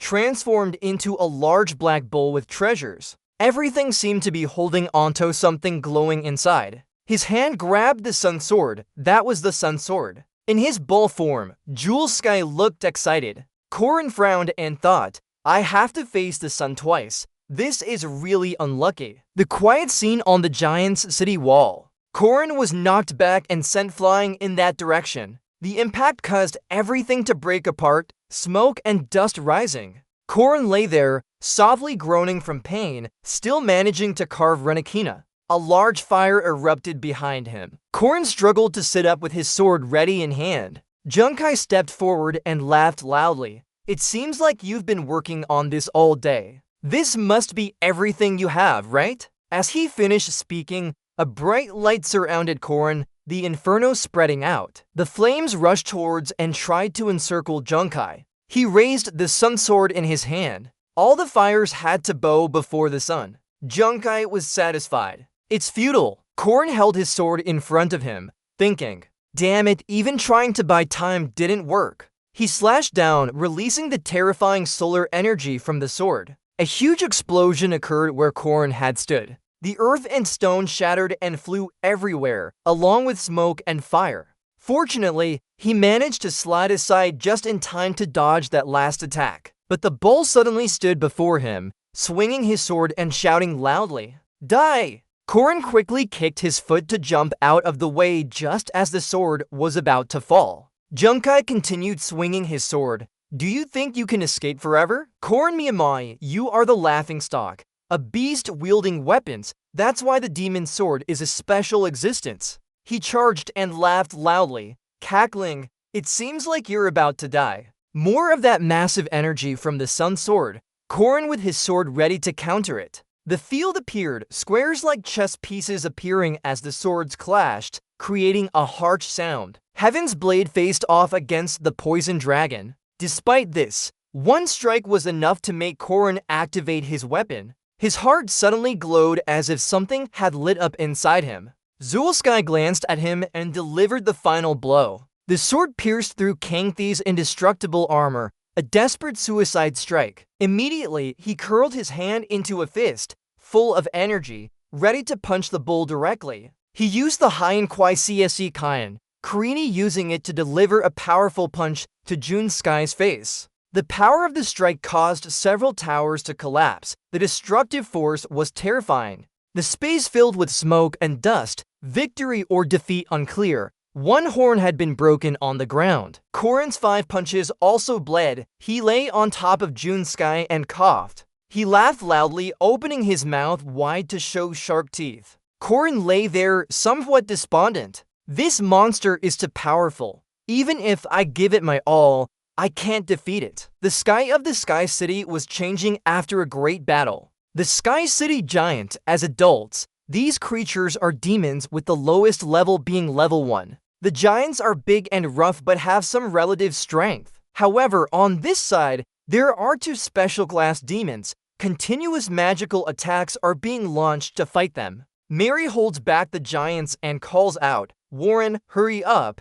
Go help Karin." Warren hums in response, but she notices something large in front of her. She strikes directly at its face, but it doesn't seem very effective. The giant grunts, then clutches its face and smiles at her, indicating it's not easy now. Only 2 girls here, but the Sky Castle has about 50 giants. A large force imbalance battle is happening. Moreover, the former king standing far away emits a powerful aura. Elisa created a miracle by cutting down almost half of the giants in one strike. But they were just regular soldiers chased to pursue Junskai. The special class commanders are still intact on the Sky Castle. One of them has a crown and emits terrifying energy. He glances at the 2 small girls in front of him. In a situation where neither can ensure their own safety, leaving is impossible. Finally, we can't rely on anyone's help anymore. The scene shows Korin lying on Junskai,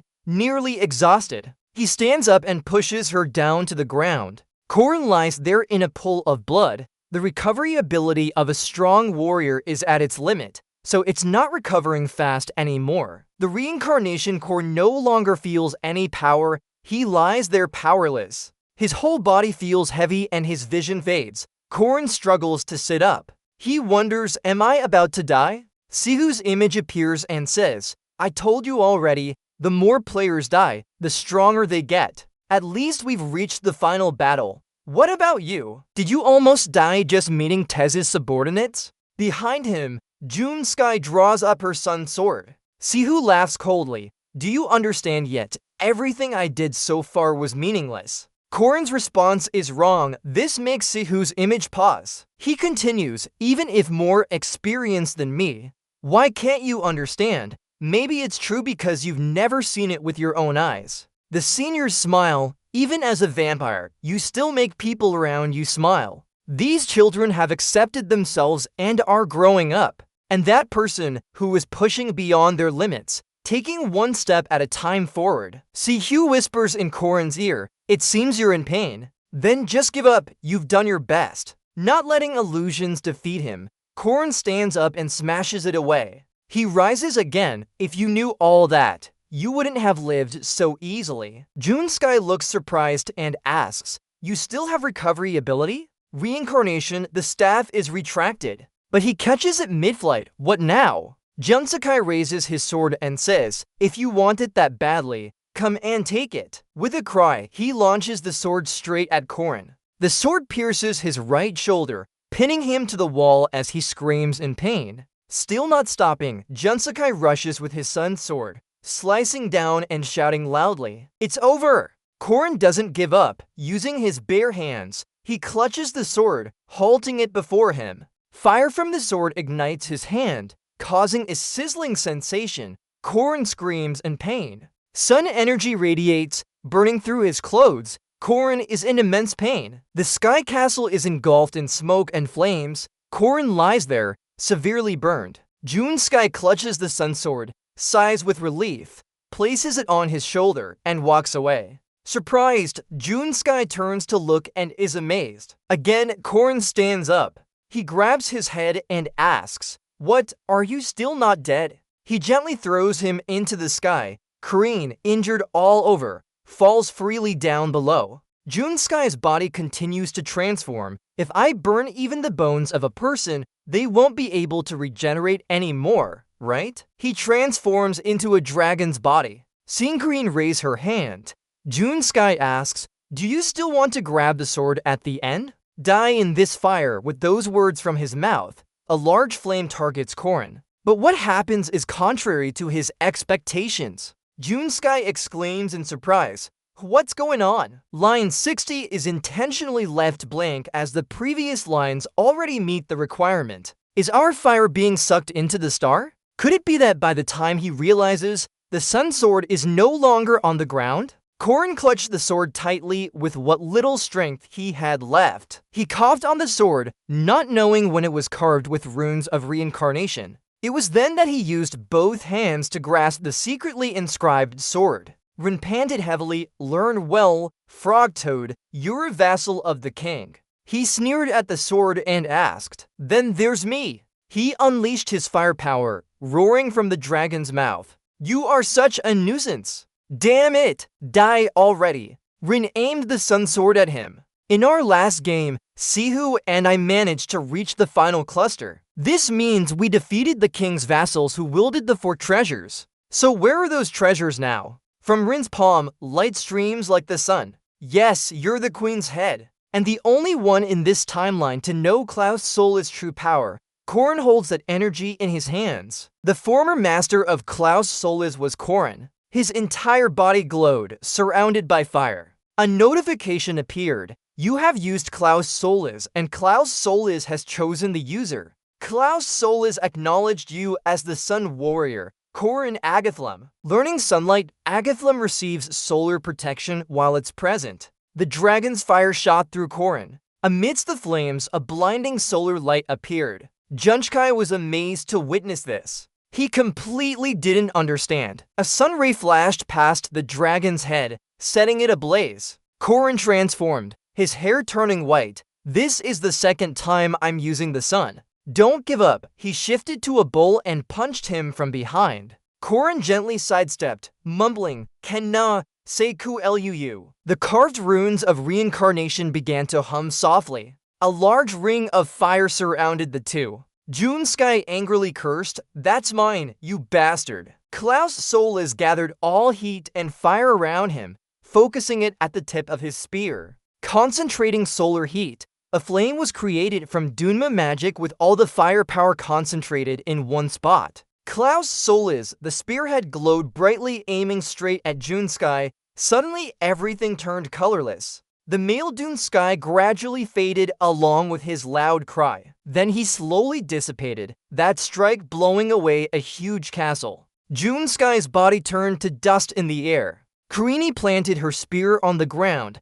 "No matter 1,000, 10,000, or a million, bring them all here. I won't stop until I save this world." Standing there with pride, Karini. Elsewhere, Warren struggled to defend against the powerful attacks of the giant. It punched her and shouted, "The one who harmed our comrades from behind those red-tipped spears is now repaying the favor with blood magic, crimson fire." The giant panicked as it turned around, but everything seemed too late. It was pierced by red arrows like a hedgehog. Mariette and Diaku arrived in time to relieve her. She asked Warren, "Do you feel something strange?" Something about Korin is off. However, the situation here is really troublesome. In front of them are many giants. The enemy numbers are too high, not to mention their leader hasn't even joined yet. Mary suggested, then I and Shell Gu will attack first to clear a path. A group of giant larvae suddenly pointed towards the distance.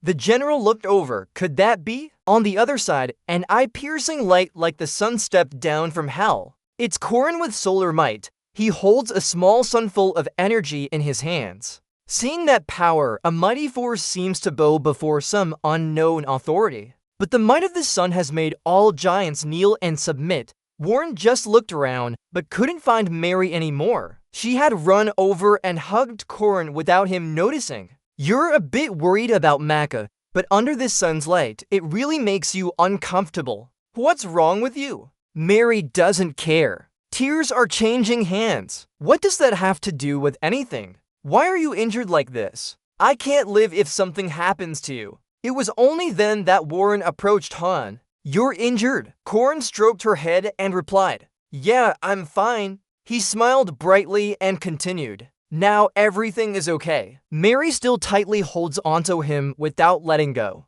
The three of them stand there, close together. Ignore the giant beasts over there. The aura has changed. Korin's hair turned back to its usual black color. The giant beasts stop and stare in surprise. Korin smiled weakly and comforted them. It's okay, don't be afraid. The giant beasts cheer. Kill him. This is the moment he's unprepared. We can defeat the power of the sun. Seeing this, they all run away together. Korin wonders, why isn't the solar power working anymore? Warren answers, those scoundrels must have woken up. The leader of the giant beasts leaps forward, approaching them. Warren is worried. They're running too fast. We need to push harder. He jumps in front and blocks, raising his hand ready to strike loudly. I'll kill you all. Korin orders everyone to dodge quickly. With a giant hand grabbing down, he roars, I will eat every human on this earth and make them submit as slaves. A dark shadow is descending.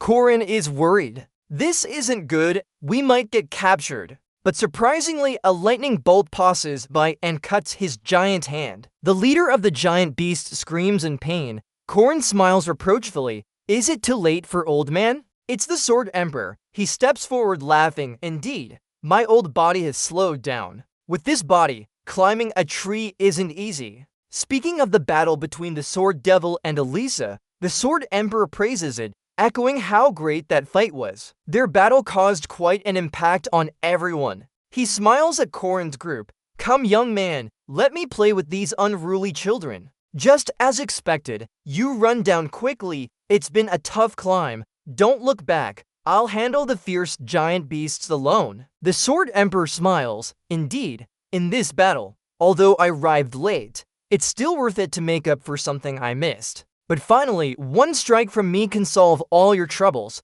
A single sword cut for 2 people and the fierce giant beasts. And fighting here is just amazing. He sighs in mid-air. The Sword Emperor Grandaden appears. He strikes straight ahead. This is truly a rare sight. At the perfect moment, the Sword Emperor Grandaden has appeared. The 3 of them are descending. Korin says, when we get down, we need to do something. If not for the Sword Emperor, you and everyone might not have escaped. We must repay this favor. However, now Korin has an idea. For safety's sake, let's cut the tree down. Hearing that, both girls look a bit confused. Remember nearly dying because of that demon sword? It really made me furious and vaguely recalled an old saying, a gentleman seeks justice even after 10 years. Today is the day for revenge. You laugh coldly. Everything has its consequences. Now's the time. Let him hang in mid-air for a while. Mary raised her magic staff. Alright, if Korin said so, then we'll do it. Warren didn't object as he was casting a spell. And boom! A large blood-red arrow pierced through the tree trunk. The force split it in 2. Up above, the Sword Emperor seemed to have noticed, glanced and clenched his teeth in anger. He stood there watching the tree split into 2 halves. The Sword Emperor's sun dissolves with the clouds. In the room, someone called out, boy. Then Alyssa slowly opened her eyes. Someone opened the door and asked, are you awake now? At night, Corin sat on a tree trunk gazing at the moon. Alyssa came outside and saw him from afar. Corin turned back to ask her, "Are you alright?" She walked over and sat next to him to answer. "Even though it hurts in some places, I can still move. My mood is all over the place. When we first enrolled at the academy, I thought we would enjoy a normal youth. Playing around at night, dozing off in class, even wondering what to eat for school lunch. But instead, I've left behind that so-called normality, the sword."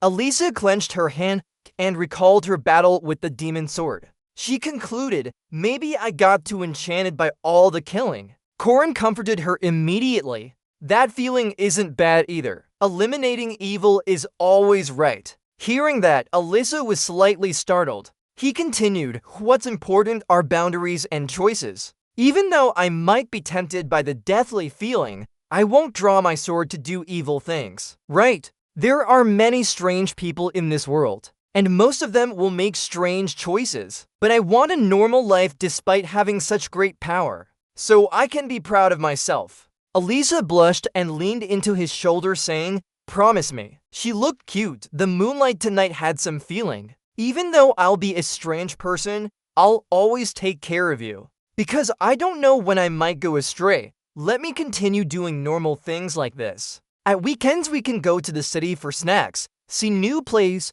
shop, and have coffee too. These are just normal things." Hearing her tell those things, Rin smiled happily. He agreed, "I'll do that with you." Elisa giggled. "That's great! So the story of Sky Island is officially over." Of course, life isn't always neatly wrapped up. At the Arden estate, Corin announced something. Right, it felt a bit slow to say it out loud. He smiled nonchalantly. "I'll have an engagement party." Warren and Mary froze in place. They immediately asked, "What? What did you just say, Corin? What did you just say, Corin? Engagement party? With whom? Was it with a classmate, right? They didn't let you squeeze in." Lunia stepped forward to declare, "It's Lunia Arden. In a week, I will hold an engagement party with my fiancé." Mary Lapbub, our girlfriend, fiancé, Lunia added. "If the eldest daughter of the Danera family and the abbess of St. Gideon's Cathedral are witnesses to the engagement, Arden welcomes everyone's participation." Looking at the two innocent girls in front of him, Corin thought, "Quite a surprise. I guess we'll tease them a bit more. Then they will be panicking for sure." Link spoke up, "At this moment, I have fallen deeply in love with Lunia." Although young, his straightforward and determined attitude couldn't help but attract me. Lunia cooperated, showing a shy demeanor. "On that full moon night, we had our own time together. No more of your stories now." Mary stood up. "I'll go outside for a while." She recalled the image of him aging in a fantasy and the century-long wait she had set for herself. Mary's gaze made Corin feel uneasy. Warren, on the other hand, was not strong enough to hold back his tears. He congratulated himself on his happiness, sniffing loudly. Realizing things might have gone too far, Corin awkwardly explained, "No need to spread it around. Everything is just pretend." But she wasn't interested in explanations, and the fragile girl ran out crying with her hands covering her face. Rin was now flustered. "How do we handle this situation?" Lunia stood there smiling. "Such a big mistake." She raised her hand to cover her mouth in a smile. "Including my fiancé too. You look pitiful." Under the moonlight, Rin wondered, where did they go? If we meet them both, I'll definitely give them a good beating. He stepped into the bedroom. But what if they run away again? They probably can't be found now. It's our own fault for getting involved. Suddenly, Lan appeared coldly behind him without warning. Rin turned around, confused. "Lan, do you have something to say?" The small girl quickly took off her dress and rushed over, saying yes indeed. Rin was slightly startled by Warren's actions. She stepped closer, pushed him onto the bed, calling Opper. Then she solemnly declared that today she would sleep here. Rin was a bit worried about Lan. Is she okay? Looking at the girl in front of her with concern, Rin said, "Your words sound scary." On the bed, the small girl buried her head into his chest and slept soundly. Rin whispered to her, "Even a child is still a child. Tell them both to hold hands and sleep together. Tonight's crescent moon will be your good fortune. Soon, it was morning as the sun rose high. The confused girl looked at the small girl in front of her. Tricky, no, it's a flower. Did you wake up early? The innocent girl wondered, where is it not here? Before Ren could understand what she meant, Ran continued asking, Crane, why isn't it here? Van Bin answered, cranes don't pass through this area. They probably stay a bit north. In the Northern Kingdom, there must be places where cranes live. Eat your breakfast first. Warren looked gloomy inside the wooden house about the fake engagement. Corin had a black eye from the beating. He said with a bitter smile, I just wanted to play a bit, but it seems I overthought it. Please pass my apologies to whoever helped me. A female voice echoed, oh, now you've really done well. Nothing is ever as we wish. In front of Corin was the flower persona. She picked up a large piece of cake and offered it to him with the fork. Eat. Then she reminded, if something like this happens again, be more careful in your actions. Feeling Rin's care, Corin looked intently at the food. He then smiled lightly and replied, okay, thank you. Now we need to find Mary. Even the Arden servants don't know where she is. So the only one who might track down Mary is Diogo, that red-faced dog barking proudly. Looking around, he wonders why this guy is so popular. He tells it, if you help find her and bring her back, I'll buy you a fine black bull from Nanshan. Where should we look for Mary now? Help me out here. It coldly pulls out the asset list and laughs. Rin mutters under his breath, why is this guy richer than me? I've worked so hard, yet I'm poorer than him. After being mocked by this dog to the extreme, Diogo finally reveals Mary's location, the main Arden residence and guest house at the end of a back alley. After knowing everything, he feels ashamed and kicks the blanket for a long time. Mariette is curled up in the blanket, not showing her face, and calls out to Karine. I always believe what Karine says, I never doubt it. Even if she promises me lots of gold and silver, or that snow will fall tomorrow, I still trust her. Mary removes her foot seductively with teary eyes. So, Karine must not lie to me. She thinks, even though it hurts, naturally, no matter what happens, he'll be mine in the end. All the girls who secretly liked Karine knew that his engagement to Lunia was fake. This made them realize their dates with him were just a ploy to keep others from suspecting anything, so they could let go of their feelings more easily. Except for one person, Elisa, Lunia's younger sister. She wonders why she is here. Recalling it, there was an unusual atmosphere since the start of the semester. Elisa wonders if it started when the Black Sword battle began or with the serial killer case in Fox City. Or maybe from when he said he would be by her side. Our relationship is complicated. Alyssa suddenly looks surprised. Lunia leans over Karine, looking like she's about to kiss him. Not understanding it, Lunia whispers, since someone is watching, act sweet for a moment. Leader Link takes hold of Lunia's hand and asks, her hands are rough. Lunia shyly replies, these aren't pretty according to usual standards. Karine fondles the hand and expresses her opinion, but I think they're beautiful. Lunia praises while reminding him, you're really perceptive, but your situational awareness is terrible now. Karine questions, situational awareness. Did I miss something? Lunia looks at the table and says, nothing's wrong. Everything's fine now. You go first. He asks again in surprise, is this date not to your liking? She pouts. Actually, turning around, she smiles lightly, exuding a regal beauty. I think I should take you right now, my fiancé. At the engagement ceremony, many guests in fancy attire are present, along with traditional women from this region. White-clad Lunia appears and everyone praises her beauty. With Karine praising her, she says, a man who knows how to make a woman happy indeed. He replies, I'm just being honest, I didn't flatter you. The MC announces the engagement ceremony between Karine Locke and Lunia Arden is officially starting.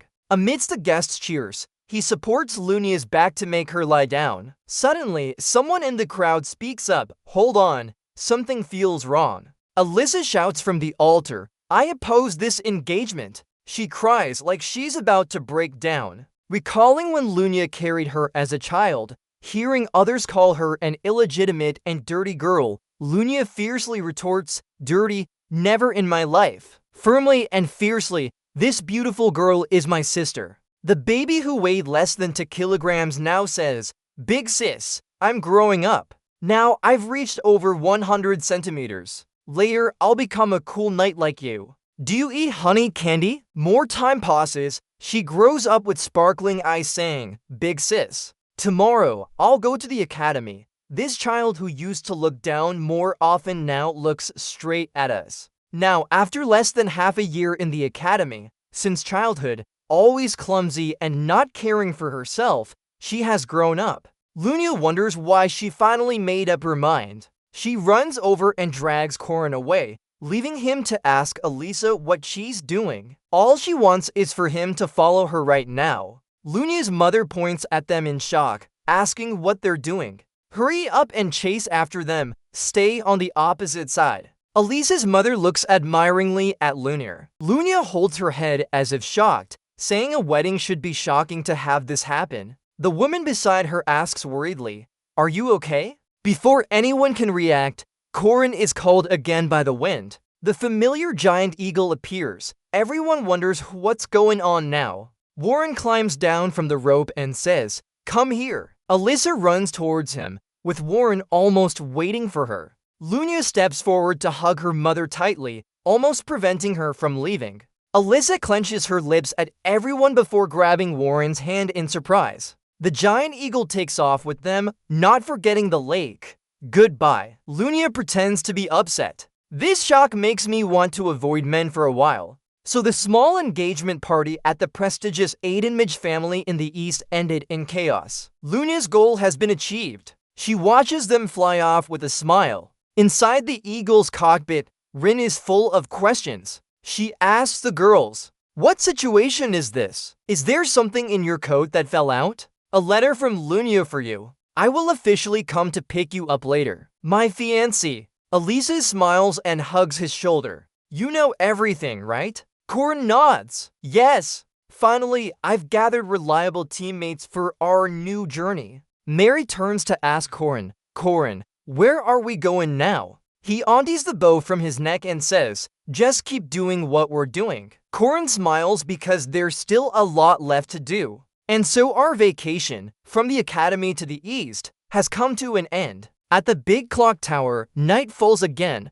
How many times has this happened? It's the third night. Someone in the gray coat is killing black souls. The darkness asks, "Why are you laughing?" Aaron gently casts a light flame to respond. "Is there any reason I shouldn't laugh?" Flames burn the souls, causing them to scream in agony. With each cut, the Undying King's army grows stronger. You're getting closer to your limits. If you can't keep this promise and cleanse this place, that boy's life will end. The deadline is approaching. Are you not worried? Aaron slowly steps down. On the other hand, it seems you're enjoying yourself. She smiles, her face slightly flushed. Yes, because that means Rin is coming back soon. Rewind to a year ago before Aaron appeared. Corin Locke returns. He sits on the ground gritting his teeth as a sharp sword points at him. After holding this scene for a moment, he gives up. You lost. Only now does the person opposite put down their weapon. The one with the spear is none other than Aaron.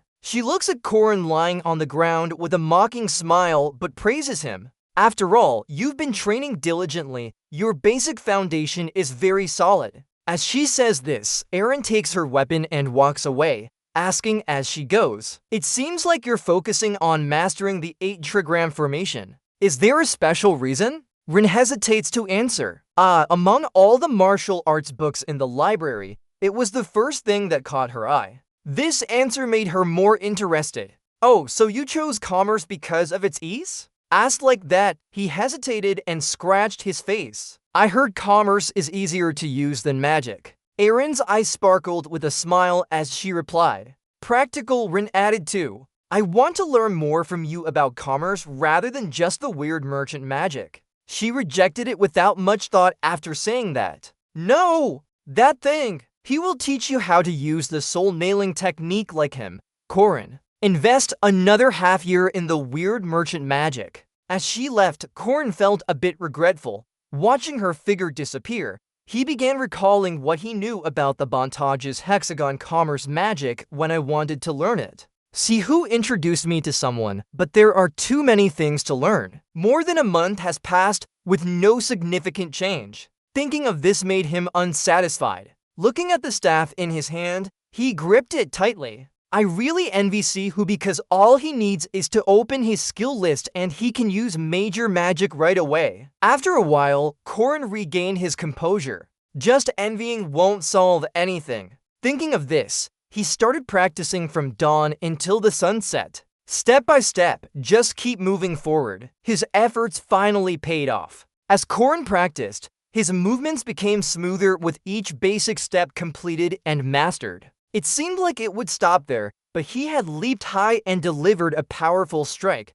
Flames appeared after that, followed by the 8 postures, even more beyond them. After much practice and sweat, he finally succeeded. As soon as he finished talking, Aaron appeared out of nowhere, holding his already bruised hand in surprise. Both surprised, Aaron also felt a bit skeptical about life. I thought half a year was too short to learn this commerce magic. Looking at Corrin's bruised hand from practice, Aaron looked up at him seriously. Why? You want to be stronger. If it's just strength, Sihu is enough already. At her comment, Rin carried the staff on her shoulder and said with a serious face, even Hero needs help. At least you should be able to do something beside him. Pausing for a moment, he became more serious and added, most importantly, if you're stronger, fewer people will die. These words made Aaron's eyes widen in emotion as she looked at the person before her. You really are.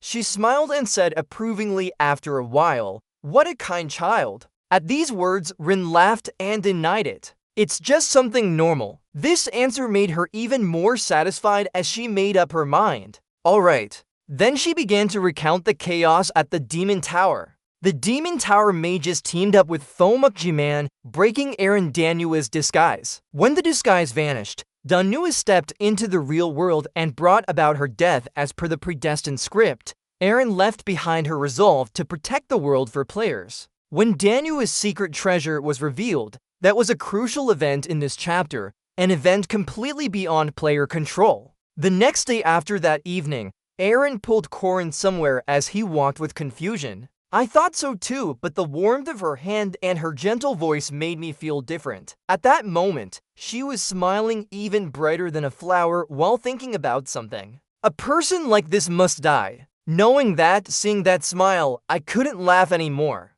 After running around for a long time, they finally returned home when Corrin was still lost in thought. Aaron spoke first. Do you know about Tess and me? Yes, she passed on everything to the disciple, including hexagon commerce magic, but his goal is heavenly descent realm. It's the destruction of this world. Finally, she refused the last step in succession, definitely her biggest and worst failure in life. In silence, Aaron began recounting what she had experienced. I deliberated a lot. I went through so many failures, not always making the right decisions. She suddenly screamed, startling him out of his thoughts. Greenlock was called by name, leaving him confused and bewildered. This situation naturally wouldn't stop here. Aaron turned to propose boldly. Will you accept me? Has Aaron asked to be your master? He was even more stunned than before. This is an event that any player of the legendary hero Ahin would know about. A few more minutes passed, confirming her words were true. His eyes sparkled with excitement. An event can only be approached after meeting certain conditions and accumulating enough good karma. The event is exclusive to players. After a long yawn, Rin quickly jumped down from the roof to respond immediately. Yes, I accept you as my master. Her quick agreement was too dangerous. Aaron placed her hand on his shoulder to help him sit up. But at that moment, the in-game information no longer held much meaning. She grabbed his shoulder and hugged Kreen tightly, comforting him. Falling down wasn't a problem, just stand up again. Failure isn't an issue, as long as you succeed next time. Crying isn't a problem, just laugh louder. As he was still dazed, she added, hold on to your sense of justice, your faith, and walk the path of kingship. Aaron kissed him lightly, promising to bestow upon him the blessings of the goddess. She would never forget the warmth of that moment. In Nasri, a city of death where the night of despair repeats every 300 years, the immortal king's army is gradually growing stronger. The delicate balance lasted for 300 years. Erin ran quickly, escaping from the living dead and touching her limits. As she ran, she observed the group chasing her behind, gritting her teeth. It was the third night. If this continues, the immortal King Jaren will become a true historical figure, and the situation is truly critical now. Suddenly, another voice rang out. I've already handled Jaren. Rin, holding a sword, jumped down from the roof. Don't rush. We still have time. Time. I came to save you. Erin, as she spoke, they successfully destroyed the river of corpses. If Jaren dies, time in Nasri will rewind 3 days, and all the undead he created will vanish simultaneously. This has never happened before. The next morning, a magic circle appeared in the sky. Nasri's population is 1.2 million people. If the Andes escape from the city, the entire continent will be destroyed. Therefore, she made a pact with death. By day, it's a peaceful city. By night, it's a city of the dead ruled by Andes. This cycle continues forever. However, defeating the Andes bosses within 3 days and killing Jaren is necessary to do so. She split her soul in half, with one part forgotten from her main body's memory. The delicate cycle repeats for 3 days. For 300 years, Jaren began to recognize the repetition, and this fragile cycle has reached its limit. Therefore, she made a deal with death. In half a year, Nasri will be cleansed. Now that the half-year period is almost over, we have repeated the cycle 3 times. At night, we fight the undead. After sunrise, they walked hand in hand around the city, enjoying each other's company during the day, reading books together, and watching her happily read a book. Not just these simple activities. After reading, they went to a theater, enjoyed plays, and watched movies. Now, the final moment has arrived. After 7,749 different activities in one day, they stood on the bridge watching the sunset and chatting. Thanks to you, I've been very happy. I've seen it for 300 years. Don't you get bored? Seeing alone versus seeing together. It's really different. Hearing these words, Rin didn't think much more. As long as you're happy, that's good enough. A bit sad I couldn't make it to the best restaurant. Erin stood beside him, her eyes wide with laughter. It doesn't have to be a fancy place to be meaningful. For his future student, anything is enjoyable. Rin's worried gaze meets Erin's. Erin, tonight. She gently tucks her hair behind her ear and smiles softly at him. Tonight, we'll cleanse Nasri and end this eternal night for good. He chuckles lightly, his hand brushing through her hair with certainty. Yes, according to what you said, we can do it. I tried it before with Park Sihu. This time, it will definitely work as long as nothing gets in the way. So don't feel pressured. She strokes her hair and confidently asserts, I said that already. I'm just fulfilling your wish. Just make a wish after we're done, okay?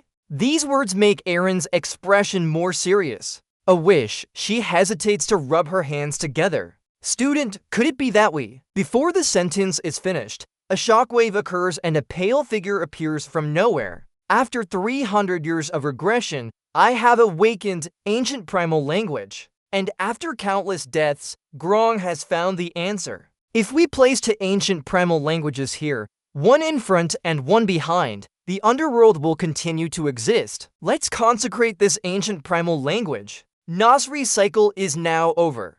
The moon sky gradually turns red. The city's evil has increased many times over. After completing everything, the ghost ship looks up at the red light and laughs madly. Finally, it worked. He has transformed. From his eyes and mouth, a blinding light bursts out for a few seconds before a skeleton appears. That's the form of the immortal king. Having transformed, he laughs triumphantly, die, which this time I'll tear apart your wind body, humiliate it, and even its soul won't escape my hands. This scene makes the priestly guard at Nasri Cruz tremble with fear. What's happening? Below, a crowd rushes out onto the streets. All undead in the monitored area are gathering together. Nothing like this has ever happened before. The true immortal king is directly commanding all the undead in the city. This is the endless attack of the undead. Kreen and Aaron, on another side, use a patch of land to shield themselves from the red light. Earlier, "Are you okay?" Not receiving an answer, she looks around. Sometimes there are unusual events, but this kind of thing is unprecedented. First, we need to hide and find a way to deal with it. Yes, then. Just as he finishes speaking, a lightning bolt attack is launched, forcing Kareen to struggle. Another one follows. Looking at the polluted area where the dead land is being slowly eroded, he remarks, "It's not over yet." As the group of undead nears Kareen, she grits her teeth. The sky is filled with lightning while the ground is full of poison gas. They keep pouring out endlessly. Realizing the situation isn't stable, she quickly escapes. It seems the ghost ship has completely transformed into a king. If that's the case, in this city, his magic is nearly limitless. Don't stop, move continuously. While running, a group of intermediate level hellhounds jump down. Not accepting passivity, he jumps up and uses his sixth senses to cut through them. Although handled, his action makes Aaron panic. Don't use flying skills if you get stuck in the air. But luckily, he quickly used the flower ancient language and wind ancient language to surround himself. He then called each monster one by one. Watching from start to finish, Aaron proudly smiles. But that lich is not satisfied and bursts with power. Die! 10 consecutive lightning strikes. Afterward, he laughs triumphantly. But his joy doesn't last long as he's completely destroyed. No way! My lightning? Disappearing now? I forgot because it only works at night for 300 years? Now open your eyes and see. As the light gradually weakened his power, he found it even harder to believe. Is this really happening? Yes! Korn has now connected with the sun god, temporarily deploying the power of light. Be the sun itself. Don't be ridiculous. How could you suddenly create such terrifying power? He then placed his hands together, creating a massive ball of energy. Immediately after, a powerful lightning strike was shot directly towards where he stood. Lightning! Full force release. After releasing that, he laughed as if it were the first time in his life. Do you really think you have a chance? He then raised his hand to summon an entire army of zombies, which charged straight towards the two masters. The endless source of moon magic is protecting us. As soon as he finished speaking, all those bones were enveloped by a bright orange light. This scene left the king of demons staring in amazement. Now on the ground, ancient sun and fire languages glowed brightly, making Licht unable to believe his eyes. Ancient words. How could you possess so many ancient words? There was no time to react as the whole town began to glow. Rin stood in the middle of the light, holding a sword on her shoulder and a ball of energy spinning around. He's right. Such power can't just appear out of nowhere. As he spoke, he remembered his experiences with Aaron over those 10 final days. The last 10 days I spent with my master. That was the only time I truly felt like a disciple. Thinking about this, Korin recalled the promise Aaron had made. A hero who didn't bring about his own forgetfulness, the ancient fire language, built alone for 300 years. After that action, the monster quickly exploded while she turned her hooded head away. Of course, this wasn't just it. Aaron continued to create sun languages in different places, thanks to the remnants left after battles. Returning to the present, the whole town was glowing due to his master's carving of ancient words throughout countless battles. Freeing from these thoughts, he raised that ball of energy high and crushed it with a powerful burst of light, igniting the power of the sun, initiating the light magic. Unfortunately, this is our last night together. Vanish, immortal king. CLOOMHSOLS. Sun manifestation. As those final words were spoken, that burst of power caused the zombies to melt away. It melted. It burned. It purified. No monks, no source of power could ever have performed such a large-scale purification in just a few seconds after a big explosion. Not only the ordinary zombies, but even the famous immortal king was gradually being blown away. Impossible.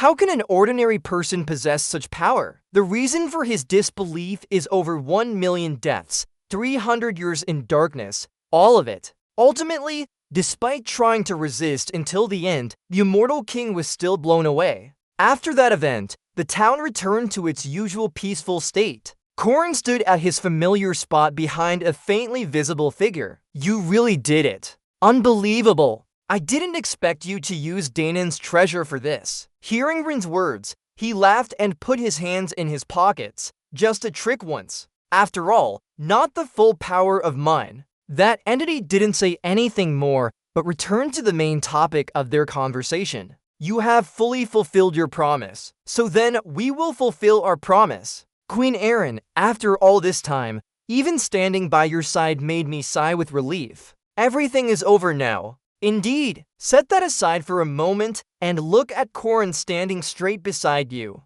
Corrin, when this promise ends, I know! Although he stands tall on the outside, his heart is filled with worry as he tightly grips his hand. I've experienced it in the future. The one who has protected this land for 300 years will disappear. Witnessing that calm reaction, Erin and Corrin began talking about trivial matters of life.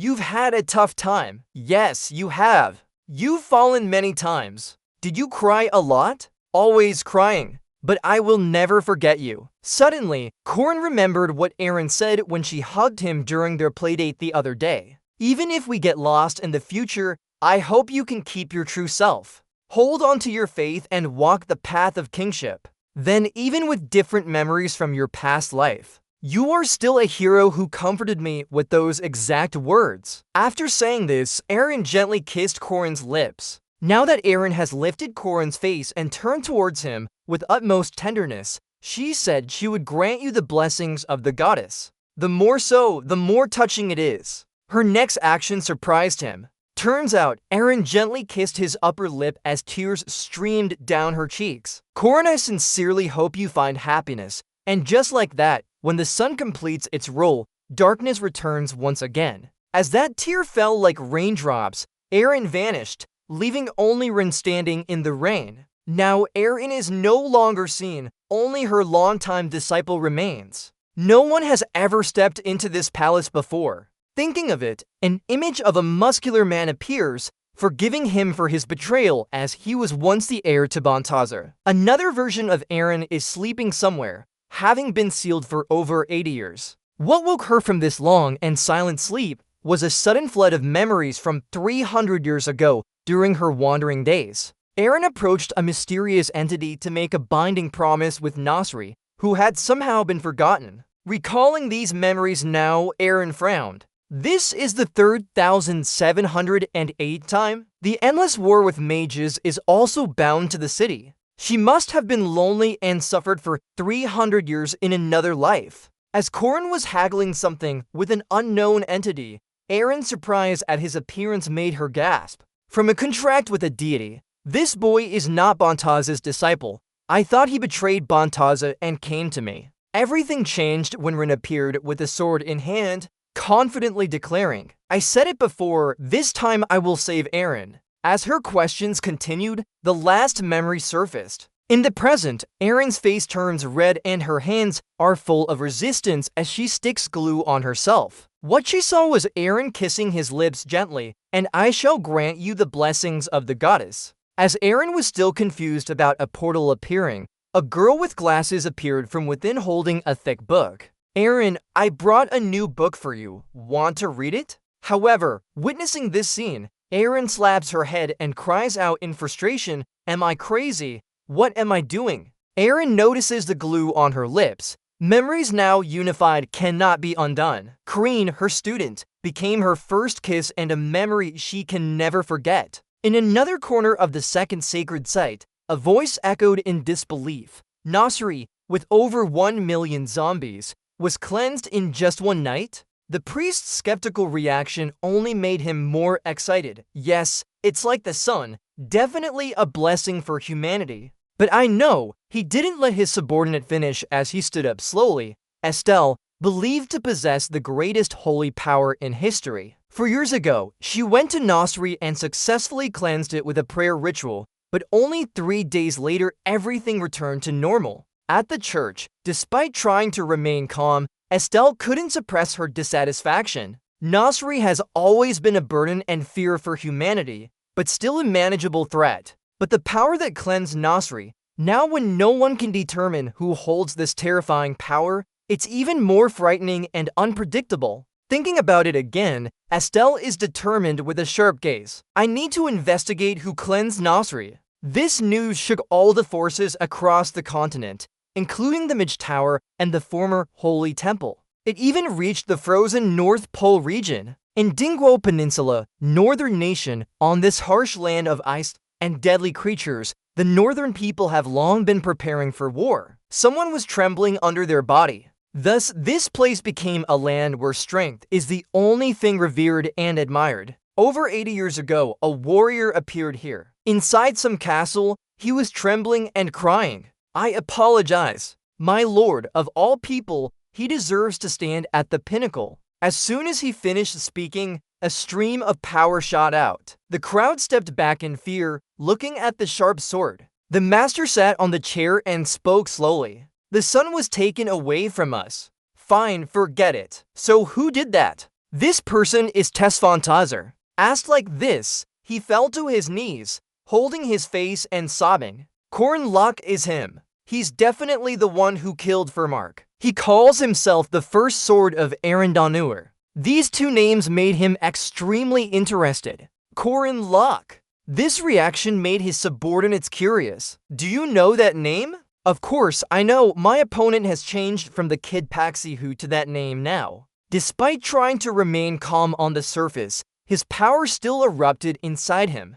Who would have thought he would reveal himself just a year later? This sudden surge of power put his subordinates under pressure too. What kind of power is this? After an outburst of anger, he finally calmed down for now. My beloved master, both someone I love and the one I hate. Arendanur, if you dare call yourself the first swordiver, then I will personally go to meet her. The person mentioned is currently standing in front of the church, Corn Locke. So now it's year 2. Where you're standing right now is the combined dormitory. This place was created to manage special demons within the academy. In other words, this is a quarantine dormitory for Warren and Mary among a group of people leading an expedition. Alright, this way. Cut it out. Well done. Professor Josephine stepped out from the portal, surprised to see only a few people. Professor Josephine takes on the role of head dormitory manager overseeing everything. The first thing she saw was a huge fish, an albacore, which is good for brain health and helps increase intelligence. These words left her speechless. After some silence, Josephine turned to look at Corrine, who had been standing there in his chef's outfit with the help of others, and burst into questioning. Explain yourself. Asked like that, he laughed and basically played the role of deputy head dormitory manager assisting professor. Laughing for a long time, he looked at Mariette, who was ranging chairs in her desired positions, and explained. Senior Mary said there would be many visitors, so she wanted to buy large furniture. Watch your step. The staff under that pressure struggled a bit. Kim, if this presses you, it's fatal. Be careful. Corrine then looked at the girl hugging the albacore and added, Warren bought the albacore from the market, so we decided to share. Hearing that, Warren hugged the albacore tighter than ever. No, it's mine. Corrine helplessly turned her attention to Alicia, who was skillfully chopping vegetables. Alicia helped with Aiden-style sashimi slicing technique. After everything was done, Corrine smiled and invited Josephine, Ira's high maid, to sit down, offering a discount for her. Hearing that, Josephine politely declined without much thought. Forget about it. Clean and prepare the dorm for the new student as planned. At this request, he smiled, thinking of some girls. You can do it quickly by yourself. The new student you mentioned is an acquaintance, so they can share a room. Josephine interrupted immediately, adding that she's also preparing dorms for the new students, still to range. More importantly, the new students will start classes tomorrow.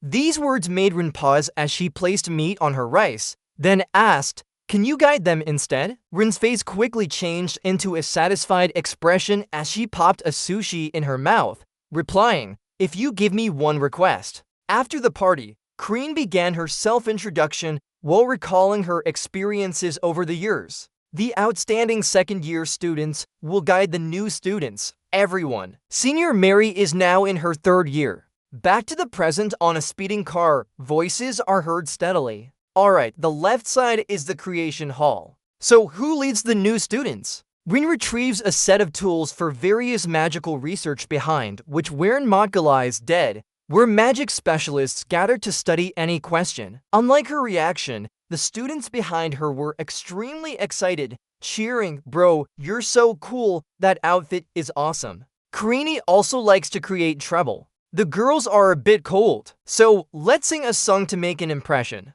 She couldn't bear it anymore and had to stop her. Stop! He can't take it anymore. Warren gives him a firm tap. Karini doesn't pay attention and continues talking to the students. Alright, the tour is over here. The professors are inside.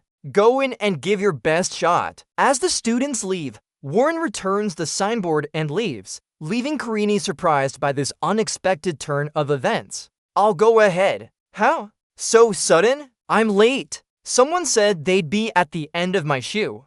Who is that? Warren doesn't bother answering and just turns to leave. Of course. He hesitates, watching her figure disappear. They told us not to fly within the campus grounds. Despite being surprised, he doesn't dwell on it and smiles lightly. Leading new students makes things clearer. The new semester has really started. Lost in thought, a voice suddenly rings out. Big brother. Oh no! What do you mean? Sir, we're coming inside now. He turns to look for the owner of the voice. Turns out it's some cat brothers. Warren pats them reassuringly. Alright, good luck. Len, of course, you'll be fine. This year there are a few notable freshmen, but these two will definitely be the center of attention, right? Lost in thought, another voice catches his attention. Watch your step when getting off the bus. Karini quickly approaches the car to check on everyone. Alicia, you're in charge of the west gate, right?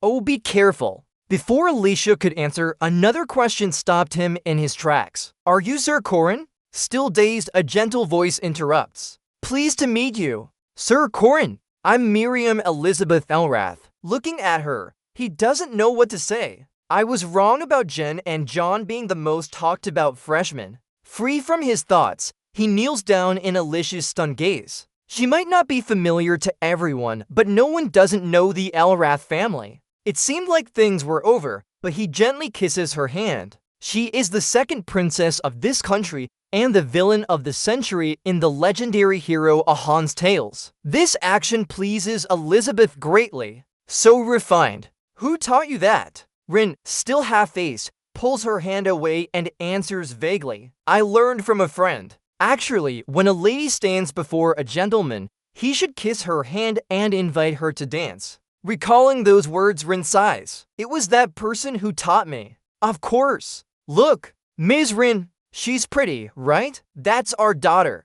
There's more to it. Back to the present, you're frustrated and stressed under the disapproving yet amused gaze. I met her in the previous round, but not at the academy. As the atmosphere between them grew strange, another voice rang out, one that made Elizabeth uncomfortable. Oh my! Isn't it Korean Day? You were surprised too, right? The princesses weren't supposed to appear in this script. It was none other than Estelle. She smiled gently and extended her hand. Hello, I'm Estelle Haditha Elrath. Let's shake hands. Despite not understanding, you still approached to shake her hand as she requested. High Priestess Estelle Haditha Elrath, it's an honor to meet you. No need for formalities. Now we're classmates. I don't use honorifics, do I? Shaking hands, Estelle approached the uncomfortable Elizabeth and asked enthusiastically, Miru, are you here too? You can't see her because she's so small. I told you not to shorten my name.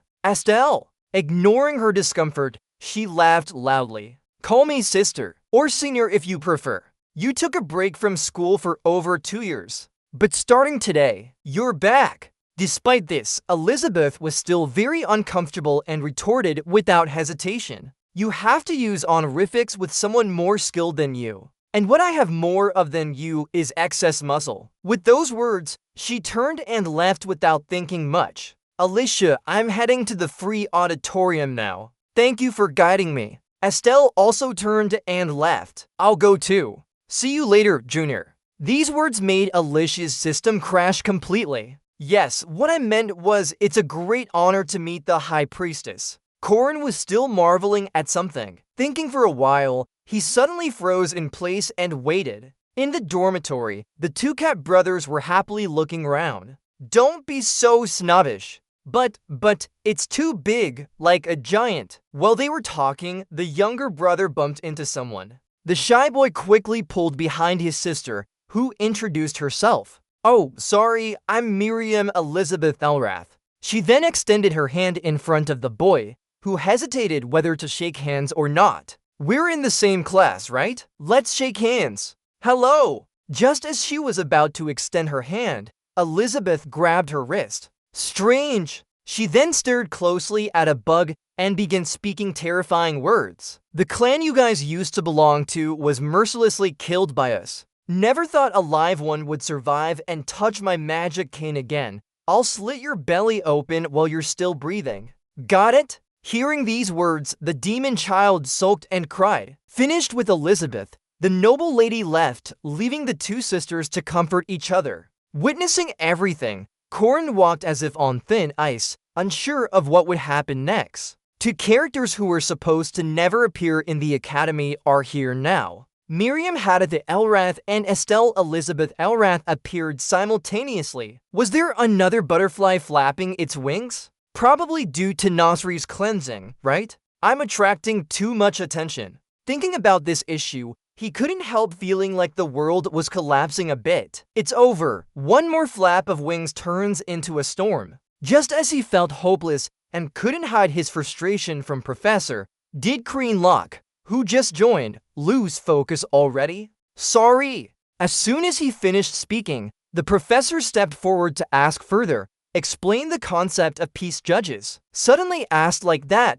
he stuck his fingers in his face and didn't know what to say. Well, unable to speak, the professor got frustrated and declared a deduction. What kind of class is this? Corin screamed in protest. Walking out of the classroom, he put his hands in his pockets. Usually, orientation classes are first, and ending early is almost a rule. As they approached a classroom, he wondered if everyone else was still not here. The special dormitory was supposed to include Professor Josephine, me, Mary, Warren, and the Wolf brothers. But we prepared 2 more rooms. You said there are 2 more people coming, right? Recalling those words, his eyes widened in surprise. Ha! Don't tell me. Elizabeth sat high up, smiling and greeted him warmly. Welcome, Lord Corin. Shouldn't you be polite? Come here and kiss me. In response to this request, he politely declined without much thought. A gentleman only kisses a lady once a day,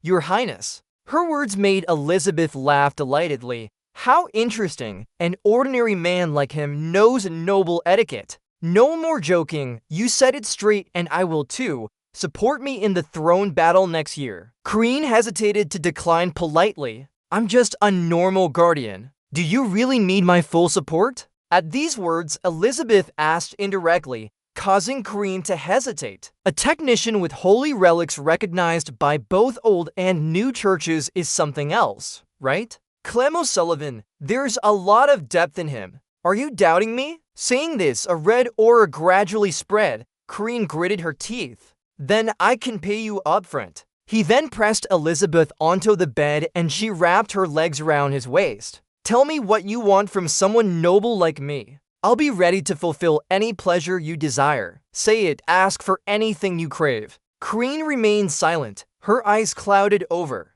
Just one touch made her fall in love with him. Yes, oh hero. Her heartbeat racing led to an overly passionate tone. Your fate is to swallow yourself and become mine. Those red lips slightly parted as the boy approached. Rin swallowed her saliva. He suddenly waved his hand, the red bones in his eyes vanished. Rin stood up, a slight smile on her lips. She looked very alluring. He sincerely asked, Are you really using incense to enchant me just to seduce me? That's not fitting for someone with royal blood about to inherit the throne. Elizabeth acted as if nothing happened. She playfully licked her lips. Marrying the champion of the sun god is a powerful political move. Marriage and reproduction are the oldest forms of exchange. Lord Corrin, please button up your shirt. What did you mean by destiny? Line 60 to maintain exact count. She's excited, not understanding what I'm saying. So you keep following closely.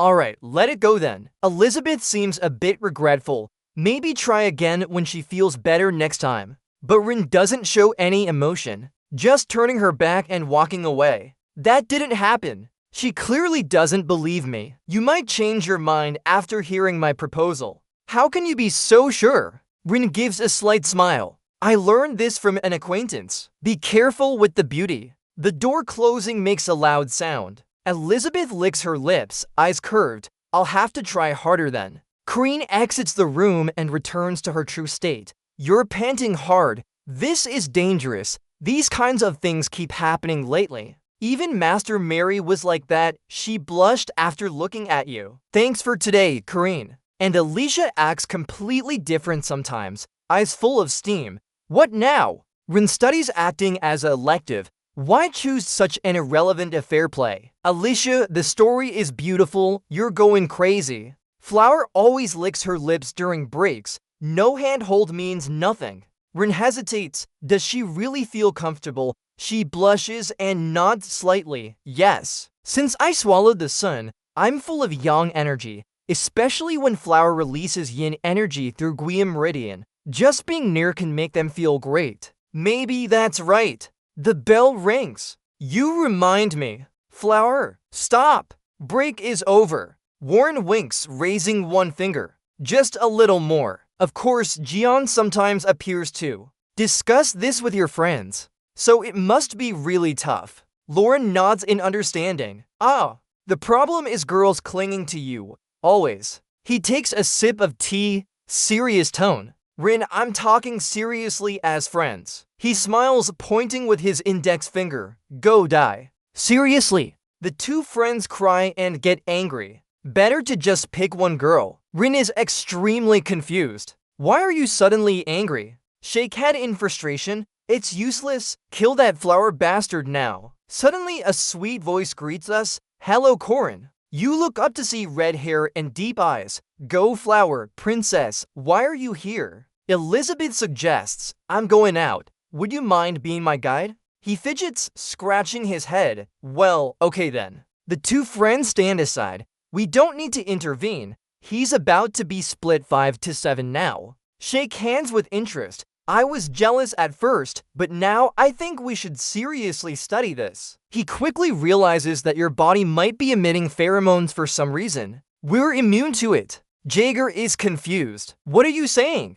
Point finger. Look over there. A man smiles brightly at him. Corrin, long time no see. Greetings, Commander Ariel. Jeezer covered his chest in shock. It's impossible. He attracts both males and females? Shake head in thought. That name surely hides something. Before the students gather, Ariel announces that every new student at Merkaba Academy will participate in a field training exercise in the hunting grounds. Among the seniors currently in the forest, some excellent students will play monsters to test the new rivals. At all costs, new students must defeat them and take their gloves by hand. Then let's begin, he whispers with a smile. They disperse and enter the hunting grounds. Are you from class 2? A few admire him. Not many want to temporarily team up with us. Oh, let me join too. Blackdill Tanjiang is handsome. He smiles charmingly. Good idea. Count heads and split into groups to find the way. But his heart is darker than his appearance. It's complicated. Just being in class 2, he was demoted due to Princess Miriam, a first-year mage, but that's understandable. Being ranked with those dirty shuttleballs, if not for the sacred mission, I would have left this academy long ago. Last semester, the church's covert unit infiltrated the academy to exterminate monsters, but Bishop Renaud Russignan denied any connection. They were saved. Han boasts about his strength. They chose me. Zegmang loser. I will hide my church identity and be a model student here. As Spy shouts, found the way. Zegming, huh? They are naive, unaware of Han's plot. They're just class 3 and for students, but I'll pass with them to gain their trust. A lick groper with 400 like me feels sorry for the support staff. So in the end, it all depends on who defeats them first and grabs the gloves. Can we use any means? Zegmang is comfortable with the good troops,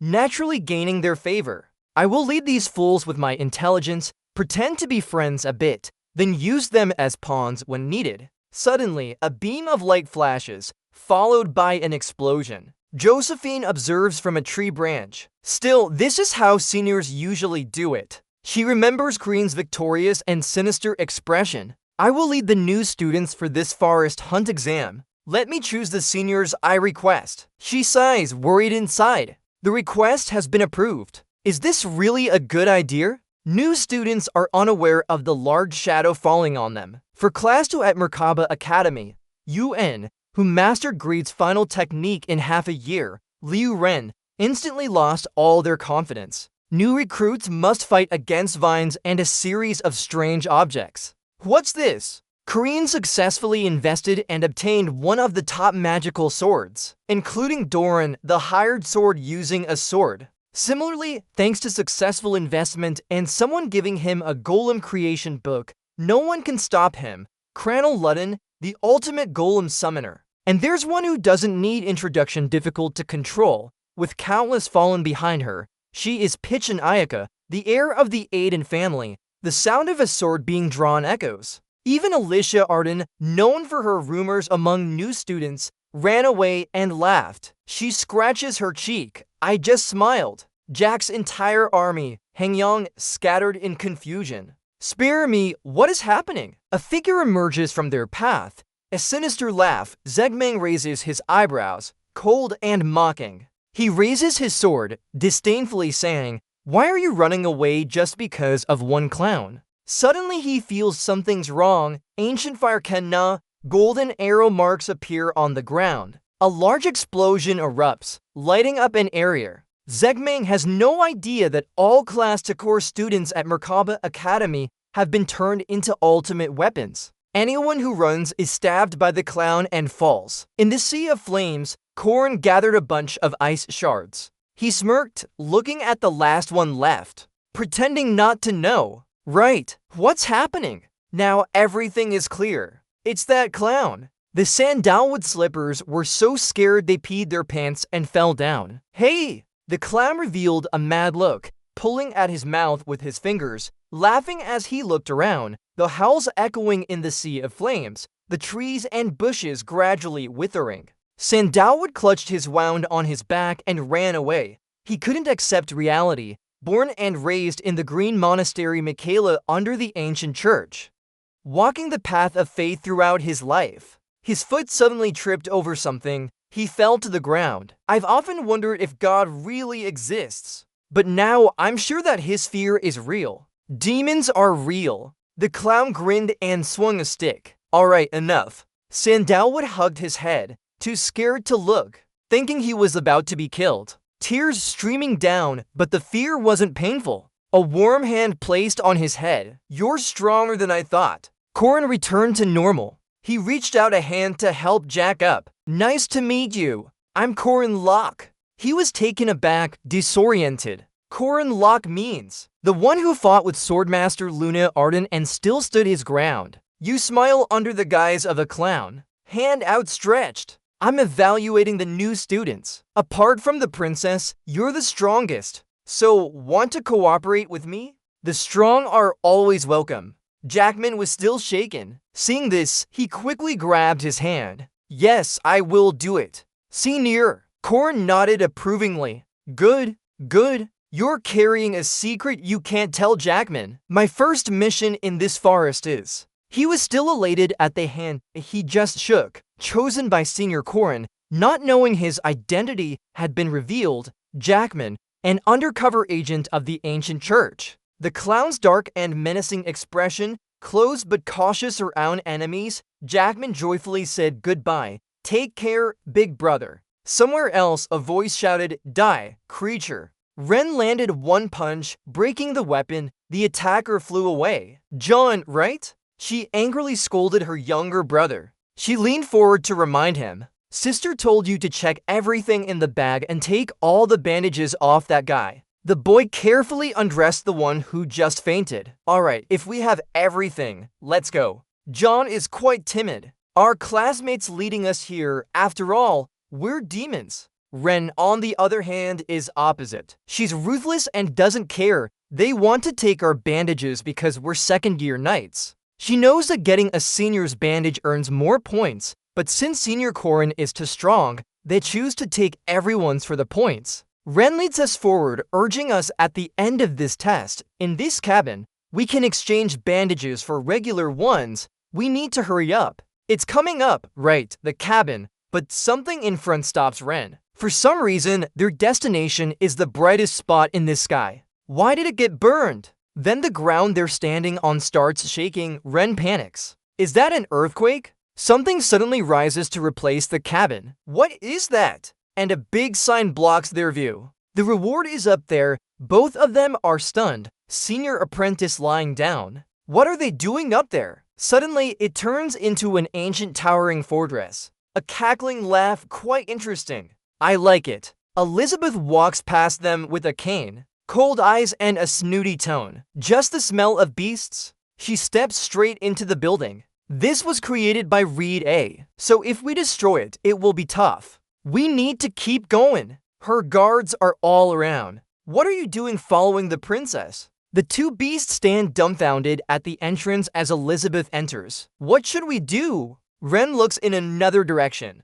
Go the other way. John doesn't argue. Alright, better to die than go with her. But still, after just a few steps, she regrets it. Maybe I should follow them. They always have to dodge passing swords, struggling to protect their lives. Why so many? Drones don't let them rest for a second. That's the client's request. They said not to be too lenient with us. Inside the tower, it's very quiet. You can hear a pin drop.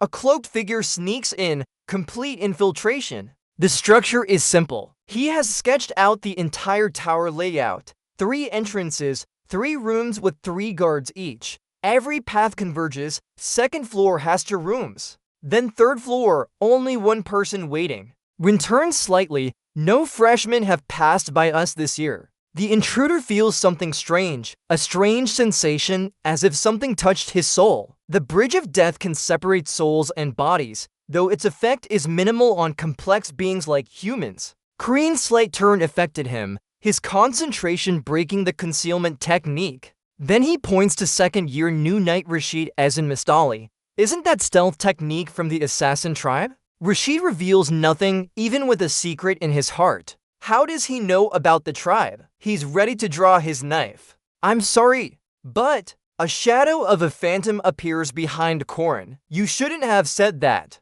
Corin turns and kicks him in the head. Rashid didn't expect his concealment to be seen through. What is this? He has to switch to a whip.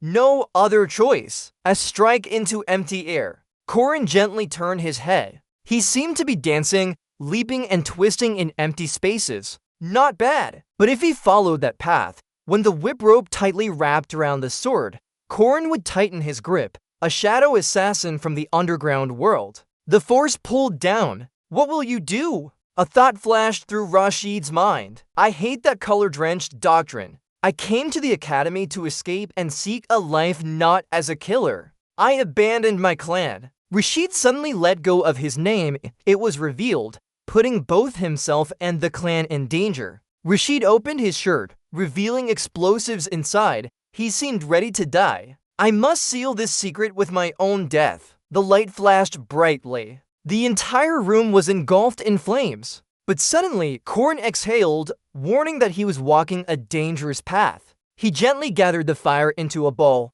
Luckily for him, the heat and flame were contained within my hands. Before Rashid could react, another matter to add. Corin stepped past the stunned Rashid, lightly patting his shoulder. I don't care what you learned assassin skills, swordsmanship, or magic stealth. I think I'll need it soon. The second target in this hunt, Corin smirked, inviting him to join me on a job. This is a test of potential candidates' abilities. It took Ren and John some time before Ron gave them the thumbs up. The next one they face is Warren. She said softly, "Come on." Two wild beasts entered, their noses twitching slightly. "Zen, this way." "You know." As soon as you step in, you'll recognize who's inside. "Hey, you're here?" They related. "Corin," Ren complained as she opened her mouth. "What's happening this year? The exam is worse than last year's." A branch brushed past her face. She was stunned, unable to react in time.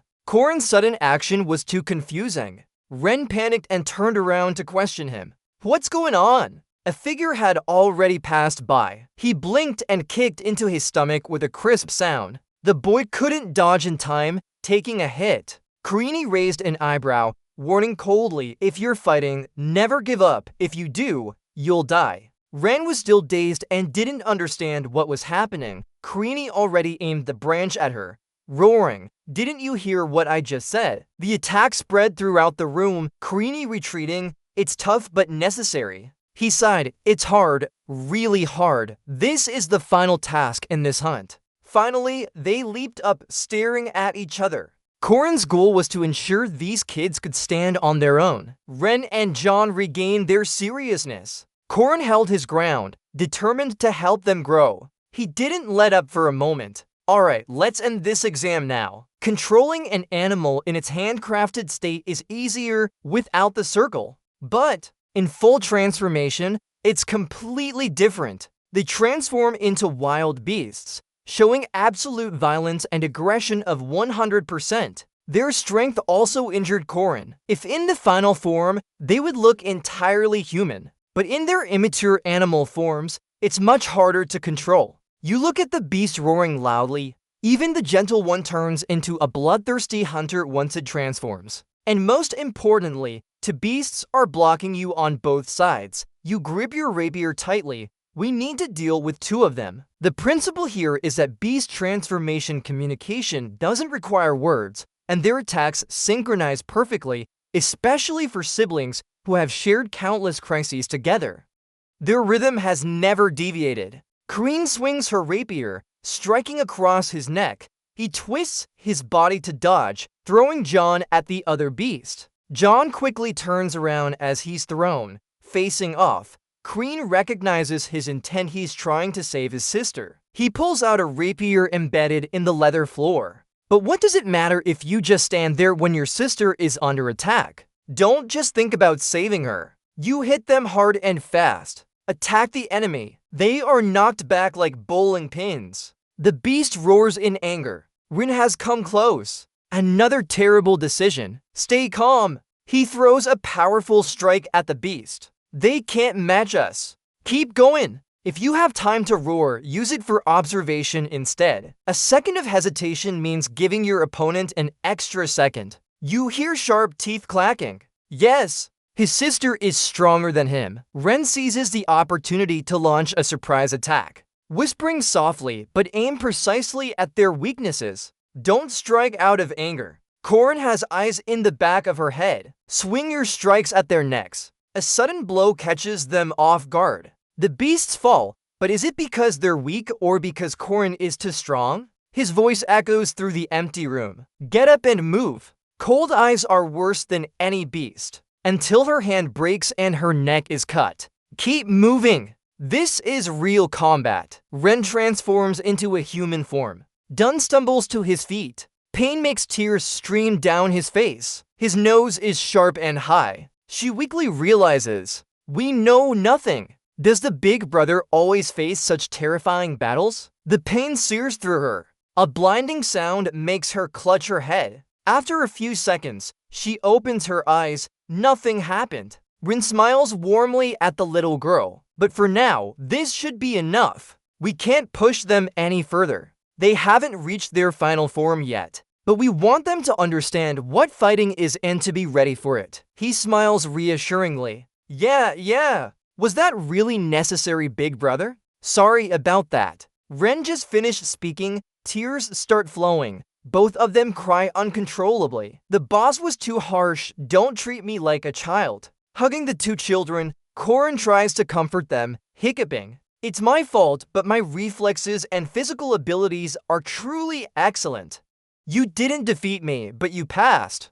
Go on up. Relief and a hint of restraint in his broad embrace. The brothers felt comfortable, but swore they'd escape one day. After seeing them off, Corrin silently held his sword, waiting. Suddenly, applause echoed with a mocking voice. They're out now, and you still standing there? Elizabeth called out as she stepped in. Those dogs have physical talent, but he treats them like toys. Great job!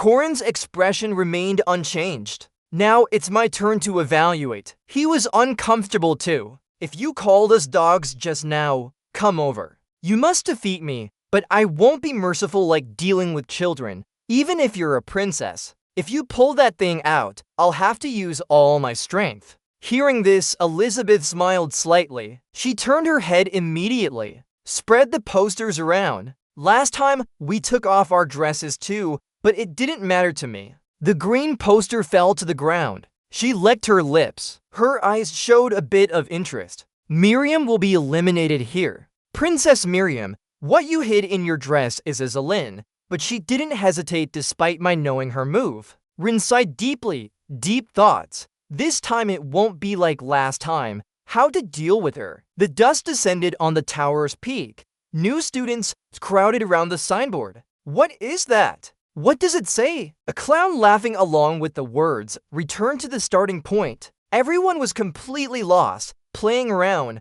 isn't it? It's almost dark now, and the forest is silent. A group of injured people. That's true if that crazy clown wasn't here. Anyway, don't treat a senior as insane. Is that Korean lock I hear often? They were still chatting. Rumors say he will marry the daughter of the Dunaris family and to also be the marriage of Swordmaster Lunia Arden. He's really crazy. Suddenly, a laugh echoed in the forest. H-I-H-O! They shivered. That guy is. Corey jumped on a mountain of weapons. Hello, new students. Pour wine down. Excited expression. Are you guys excited for the assignment? The new students were angry. That guy is scary. This is the reward you deserve for the assignment. There are level 4 and 5 magic stones, and even higher grade items. Corey jumped down. Do you know what you and these items have in common? A deeper smile. You're easy to ignite. A harsh laugh echoed, damn it, along with the insane laughter from the burning flames. Our training materials are burning up now. They were completely demoralized. Our usual results for the test. Just one hit.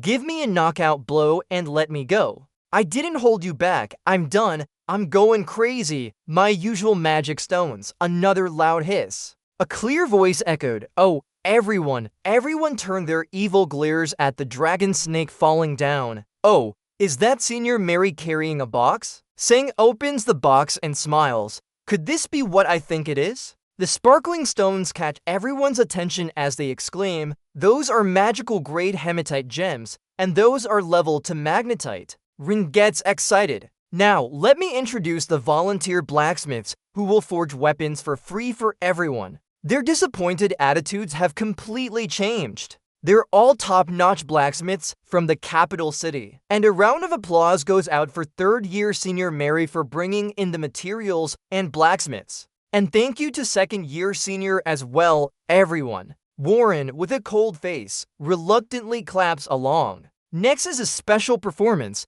Elisa throws a tablecloth over the table, revealing a delicious meal. Are you hungry? Today's food uses the best ingredients, not just cafeteria fare, and there are even honey candies. The freshmen's excitement surges as they think, eat up, drink up, take it all back to gain strength. Everyone's impressions change instantly. They savor this moment. We celebrate with fireworks. Corrin raises his glass with a carefree expression. Today is the day for you guys. Everyone's eyes shine. Maybe we've underestimated this hero. The ingredients and chef were all arranged by Mary. Want some potatoes? She's really pretty. And she asked the blacksmiths to use the dark ones she knows for good purposes. Each person received enough stones. They looked scary before, but now they're suddenly kinder than expected. Alyssa stands by curiously. Still, 400 expensive magical stones for 400 people, Corinne really did it herself. He wipes his makeup off. Just a couple of dorms. Yes, I spent everything. Have happy. half-serious face. Money isn't the most important thing. It's not cool at all. This is ridiculous. In his heart, there's something more valuable than money. What kind of screams and cries, "I don't want to die. I don't want to die. Korean, save me." That was the lives he saved every penny for, to give magical stones and blacksmiths to his juniors as planned on this day. Having better equipment doesn't guarantee a win, but their survival rate will skyrocket. This is all of Korin's heart. They eat and drink until they're full. Senior, jump with us, me. Even though I gave it my all, the unease still lingers. Elisa's sparkling eyes turn to him. Korin, this time, we can't avoid different actions from our past lives. Keep the shoes ready, recruit the zits, provoke Jen and John. It's all part of preparation. A huge challenge is coming soon. Where did Korin go? Corey, where are you going? Because he has other things to do. Here. Because that will happen right at the Merkaba Academy. Somewhere in the forest, a person with a lantern guides the way. Elder Sigma Thap Admiral Lan Len Lut Lut. We must capture that creature. A failed experiment, neither human nor beast. The one accompanying him is Elder Hawkmar Thap Moston. Everything is ready. That creature will fall into our hands. Especially the Golden Midge will participate. They all came here for a plot. Mary Danareth, the vampire girl, must belong to our tower. Chaos at the tower. The official script has begun. At first, that vampire girl would be captured under the guise of library data research. But history is about to take a turn. People are walking in the night. A figure stands under the moonlight. Korin had been preparing for them long ago because someone was quietly preparing from before. The sun shines on the academy. Special dormitories manage those who the academy values. At first, it was just Warren and me in this dormitory. Now it's almost full. Warren punches Korin randomly while he dodges. We argue every morning. He steps out of the bathroom and looks around. After bathing, if they went up from to places where all the students were packed, they didn't expect it. In front of Korin were two opposite rooms in the hallway. At the end was the room of the two queens. Korin glanced over, holding onto his towel. Queen Estelle had gone to the church for morning prayers. The second queen, Miriam, went to her own laboratory. The two queens started their activities in a different academy with the principle that whenever they felt uneasy, something would happen. He grabbed the door handle and pulled it open. At the end of the opposite path was. Rin leaned against her side, smiling excitedly as she called out to those inside. Hey, you two twins, wake up already. The white-shirted boy was lying on a corner of the bed, groaning in a drowsy state. Brother, give us 3 more minutes. Next to the yellow-shirted girl, her eyes were squinting. She slumped down onto the side of the bed. Just 5 minutes, brother. Looking at the kids, he concluded that according to the principal, these two adorable children would grow up and become the villains. Next, the three entered the bathroom for personal hygiene. He reminded them, time to brush your teeth. The white-shirted boy climbed onto his head to brush his teeth while the yellow-shirted girl yawned, taking the toothpaste. I hate toothpaste. They had been pushed too hard in some parts of the exam, so they must be exhausted, just like little kids. Korin remembered the images of the two cruel children growing up as described in the original work. According to the original, they were sub-boss villains with strong combat power. Thinking about upcoming training, early development into their final form was a good sign. As they brushed their teeth, he patted their heads. Looking at his reflection in the mirror, Korin smiled. The children had become villains after going through terrible experiences. Now they are like this, loving each other. Looking at these kids, the future has already changed. He looked happily satisfied at them and no longer felt any doubts. In the library room, a voice echoed inside as magicians from the tower visited. Korin stood before Josephine and Ariel, confused. What is their purpose? Professor Josephine, with her hands clasped behind her back, explained that they were there to use Merkaba Library's research materials and survey the direction of students in the magic department. He agreed. Well, magicians always need new recruits, so it makes sense to conduct a student orientation survey.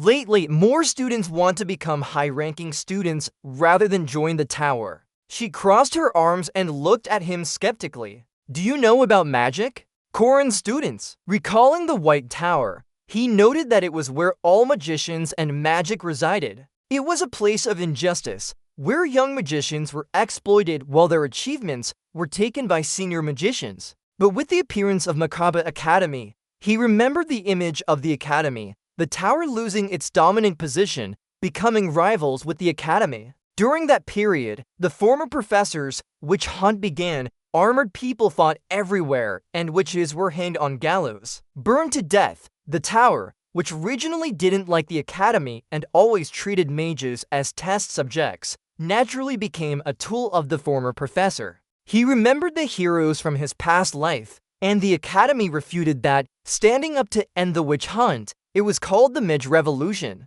Rin, looking at Professor Josephine innocently, reminded her she couldn't fully understand without Professor's explanation. Because he participated in the 80-year-old Midge Revolution, it is recorded in the books. She looked down at Errol, furrowing her brows and adjusting her glasses. That was old news. And we're not alone either. Next to him, he sighed with a closed eye. He remembered the evil back of Balthazar and Balthazar.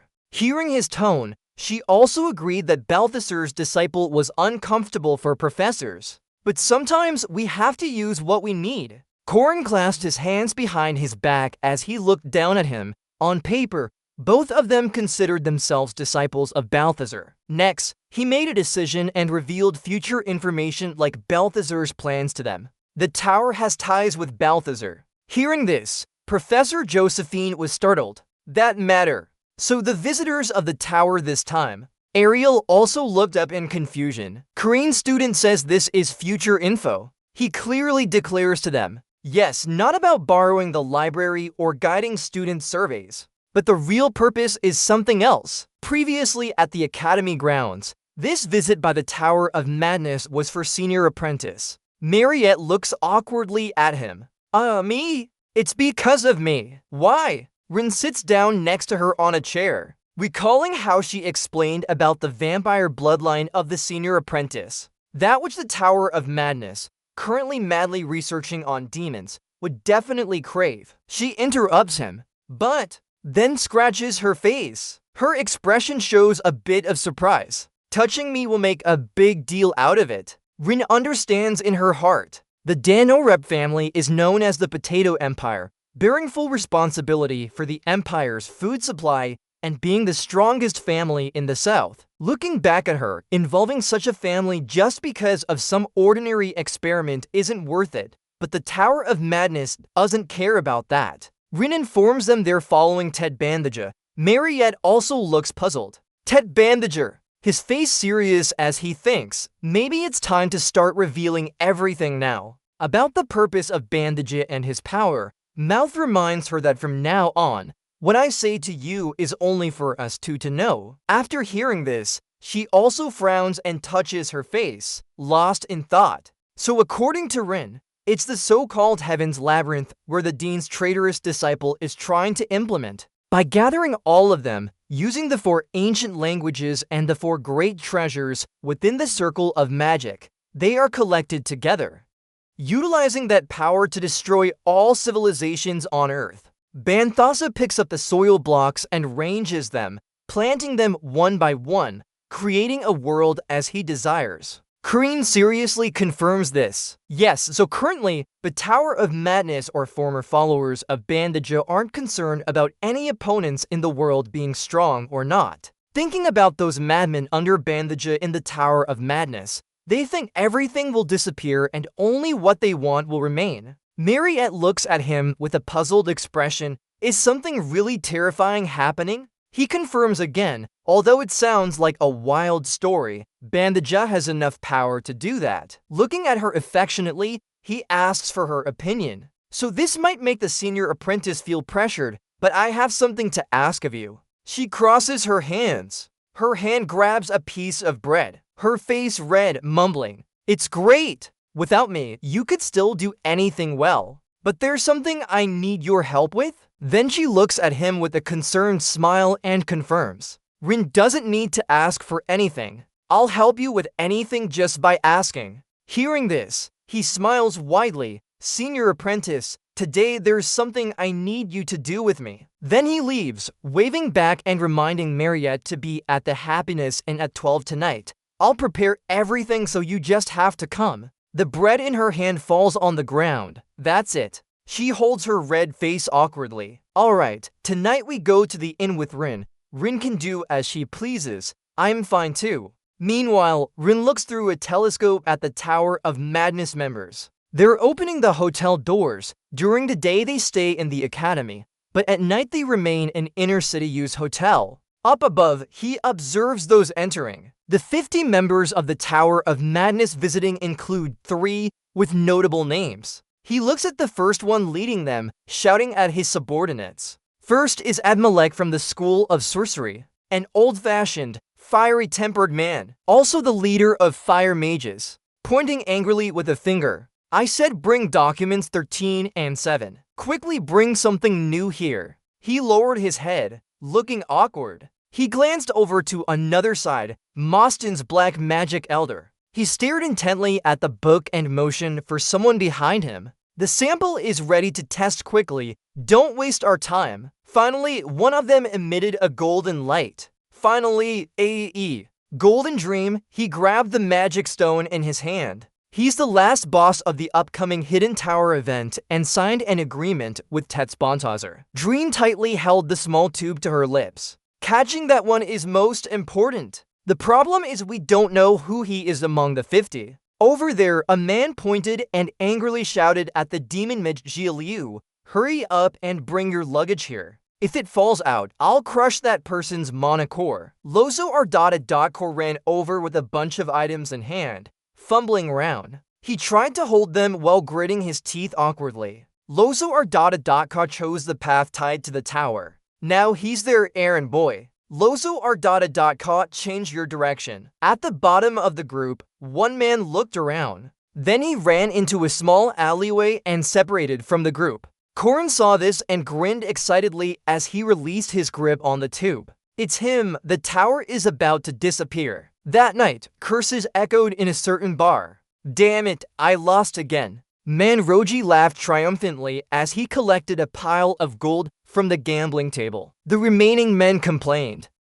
Is this too much plundering? He held up his card and proudly introduced himself, a 4th-layer demon mage named Manroji, feeling pleased with himself. Although he doesn't care about things like alcohol, it's said that every city has a gambling den in the taverns. His upper eye observed the surroundings. He identified one as Tooth and the other as Satyr. His upper eye examined all the cards on the table. Manroji smugly rested his hand on his chin. It's easy to let go. By now, at least one person should have appeared. Behind him, a hand touched his shoulder, startling him. Can I sit with you? Over there, he looked over with an amused face. Here she is, the girl with the messy hair and eyes. Manroji turned to look at her.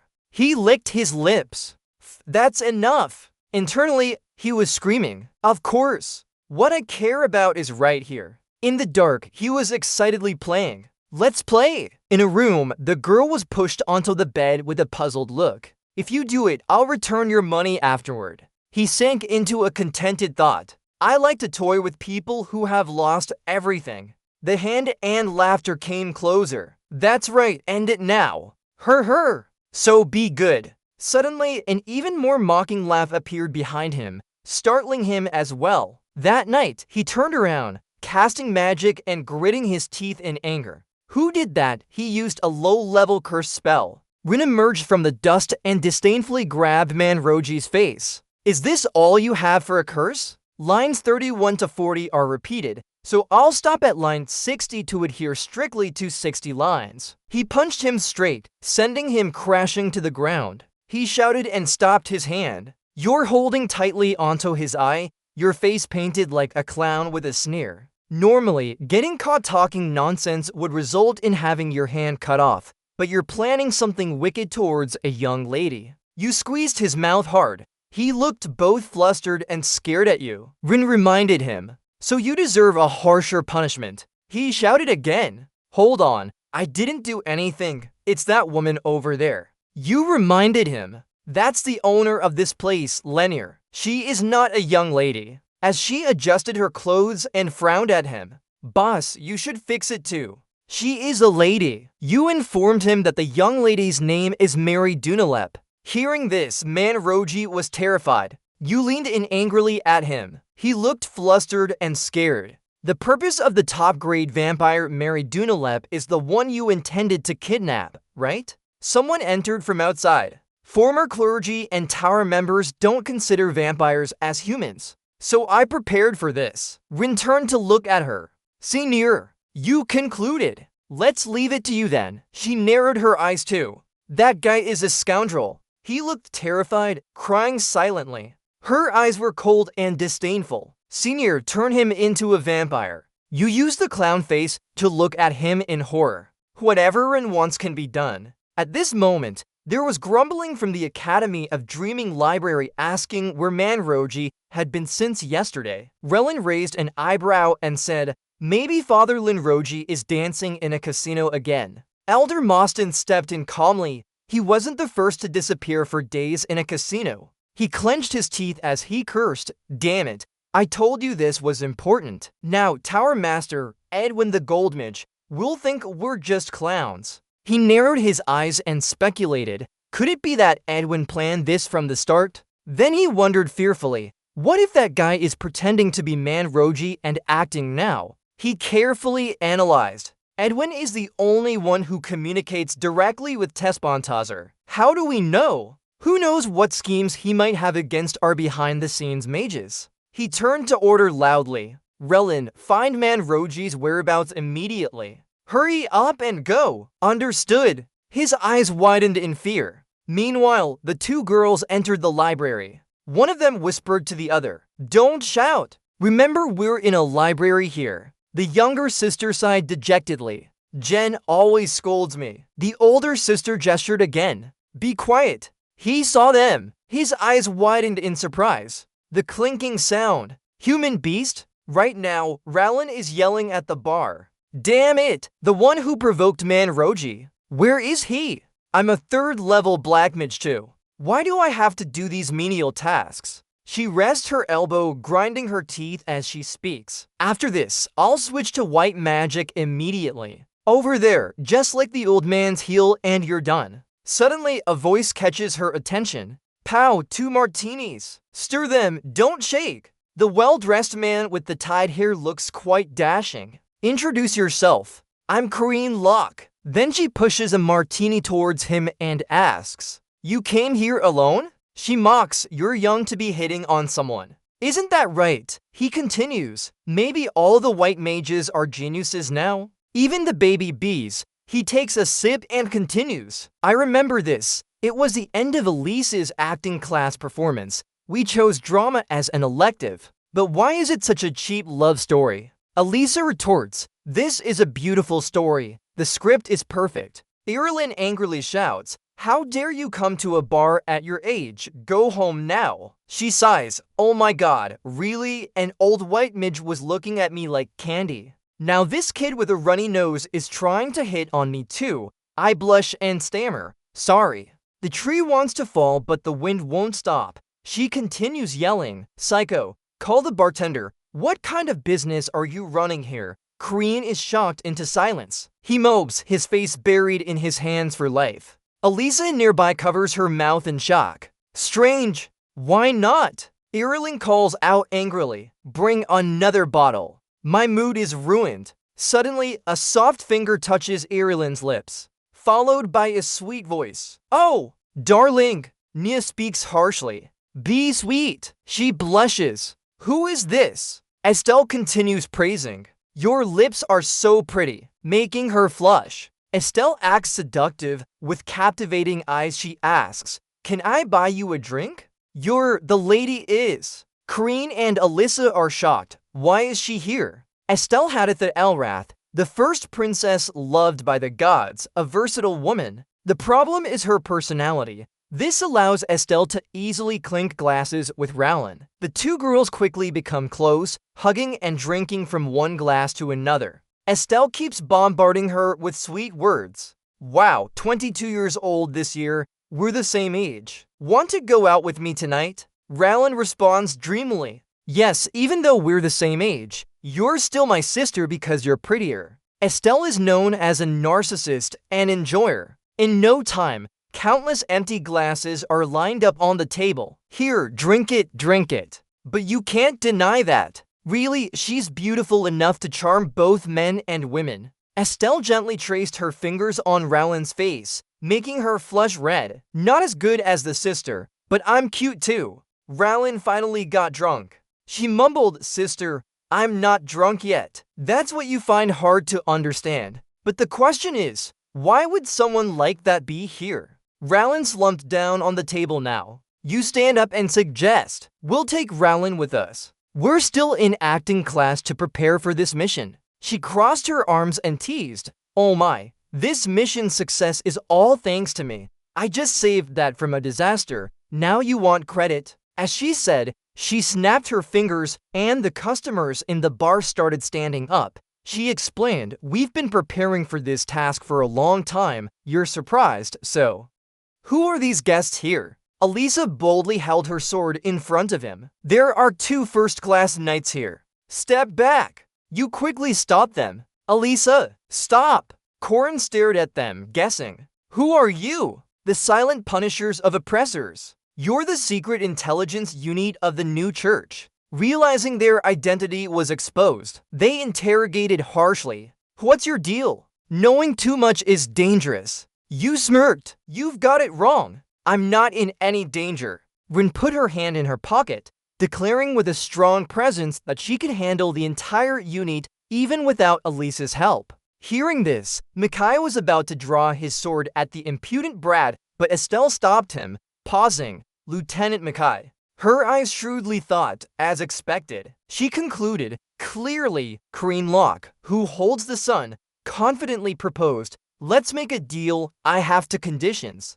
Estelle readily agreed. "Okay, first condition, you want this person, right? What's the price?" You continue, "Elder Moston, leader of the Shadow Realm. If your real target is to catch oppressors, then there are no suitable targets." You calmly said, "I'll provide evidence of his illegal experiments." Estelle rubbed her chin, considering the intelligence level. Kreen added that a private villa in the northeast direction from Antique Village had a hideout nearby, close to the tower. She was surprised. "You're giving away such information without asking for anything?" Estelle curiously asked, "What do you want in return?" His face darkened as he replied, "My target is." Then with a sly smile, he blurted out, "Catch all the mages from the tower who've come here. The tower is now corrupt, from the lowest to the elders and disciples. Not one of them is clean." Eyes wide in shock and disdain. "That's ridiculous. Do you think you can catch everyone?" You emphasize, "If we let them be,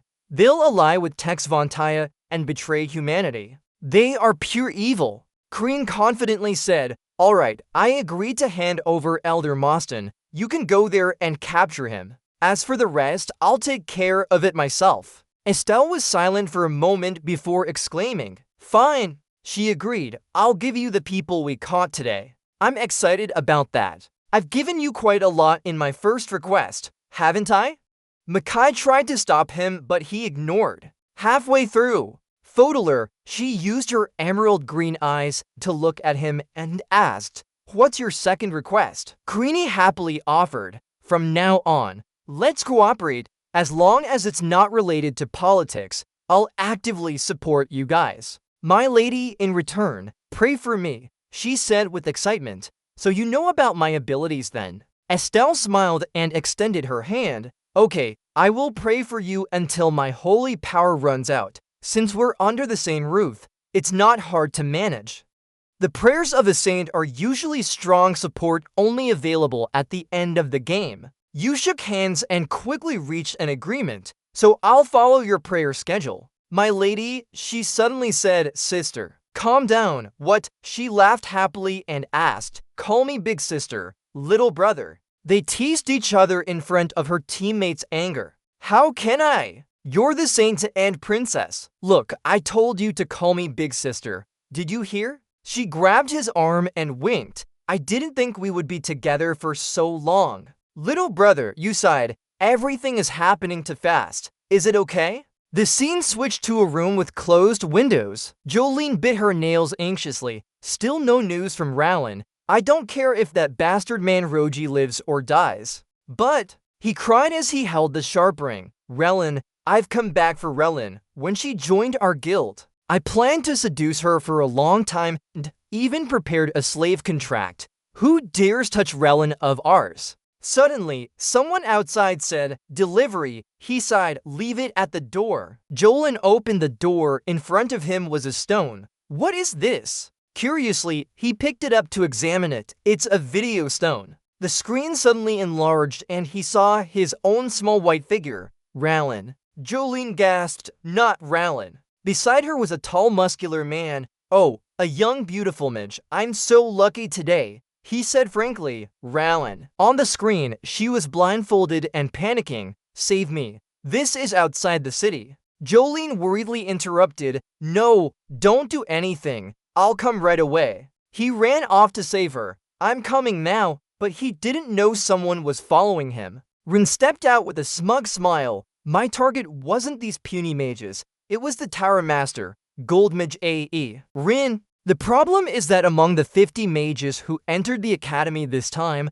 no one knows who the Gold Mage is. But at least I can recognize who's not a Silver Mage. Jolin had already reached the house outside the city. He quickly knocked on the door and went in. Rellin started her late-loved task. She had to be a young Dark Mage. Seeing his beloved girl beaten up, he angrily asked, "Rellin, who?" "It's related to that old Mage, Jolin." He gritted his teeth. Who dared do this? Meanwhile, Rin with red eyes and a broken jaw appeared from behind. The script originally had a side quest. If the main characters were Rellin and Jolin, then neither of them was a Silver Mage. He quickly said, "I'll save her," but before he could act, he was hit in the face by a magic arrow like Manroji did earlier. At that time, he had to complete the side quest, the Hidden Gambler's Trick. He was supposed to be caught for cheating at cards. He listed names: Rellin, Jolin, Manroji. All those involved in the side quests were definitely not Silver Mages. After waking up, Jolin with a gaunt face, his hands tightly gripping the chair, shouted, "Where am I? Bastard! Do you know?" Before he could finish, Karini squeezed his beak and held up a round object to scare him. He was sweating but still firmly said, "What? Here! How dare you torture without asking anything? Ask me." Ignoring him, she coldly put the round object on his beak. All other side quest characters appeared. They could lie. Do you know? So I caught them one by one. Rin grinned wickedly, poured blood soup in a bowl. "Drink it. It's delicious. This is concentrated blood soup," and then he decided to turn them into vampires. After an unknown amount of time, countless bowls were piled on the table. This one still resisted, needing to eat 10 bowls of blood soup before turning into a vampire. You fondly admire your own work. But then, another succubus? Jolin's eyes had turned red by now. Her fangs had also unconsciously grown out. A succubus, servant of the vampire, a virgin turns into Dracul or Draculus. If not a virgin, she becomes a succubus. You grumpily scratch your head, like Manroji. Why does everyone lose their innocence? Am I the only pure one left in this world? Marie wipes her hands. She speaks candidly. "Oh, you too. You just held your father's hand." Suddenly she smiles mischievously. "So it is, but that means Kreen will turn into a vampire." Just thinking about it makes her excited to become a vampire with glowing red eyes. Jolene shivers and looks up, ordering him, more importantly, reprogram this one first. After all, he's now a slave and can't lie anymore. Then Kreen starts putting on clown makeup. With her strange face and mischievous smile, she grabs his face. "Alright, buddy, spill everything you know." You question him. "What's your name?" He trembles and answers, "Jolin. My name is Jolin." Now it's time for the interrogation. First question, tell me about your plan. "Jolin, why did you come to this city?" He honestly answers, "To capture Mary Dunaref." Of course, things weren't that easy. Questioning him, What happened next? He admits to assassinate the headmaster Ariukasser. Amu understands second question. Why? He hesitates. It's because you angrily remind him, answer me, Jolin, what did you do in pain? He answers frantically, High Priestess, Great Mage of the Golden Magic Order. Rin is the only one who knows. We just followed her orders. She said it was very important and she would personally participate in the mission. We don't know if she's hiding within the chain or cross order, but she has become one of us. Rin grins wickedly. Mommy says we have enough information to move on. Next is pointing the camera directly at him, aimed at the man behind, threatening, Ha! Little Jolin and 3 wandering mages. We've got all of them now. If you want them to live, bring a fully loaded ship within a week. Otherwise, the camera will shake violently. Wait for his clown face to appear. Dinking says, every night I'll cut off 1 finger from each Mitch, starting with this one. Let's start, her. The clown mask combined with his terrified laughter and screams clearly visible on screen. Meanwhile, 2 men in black robes are watching.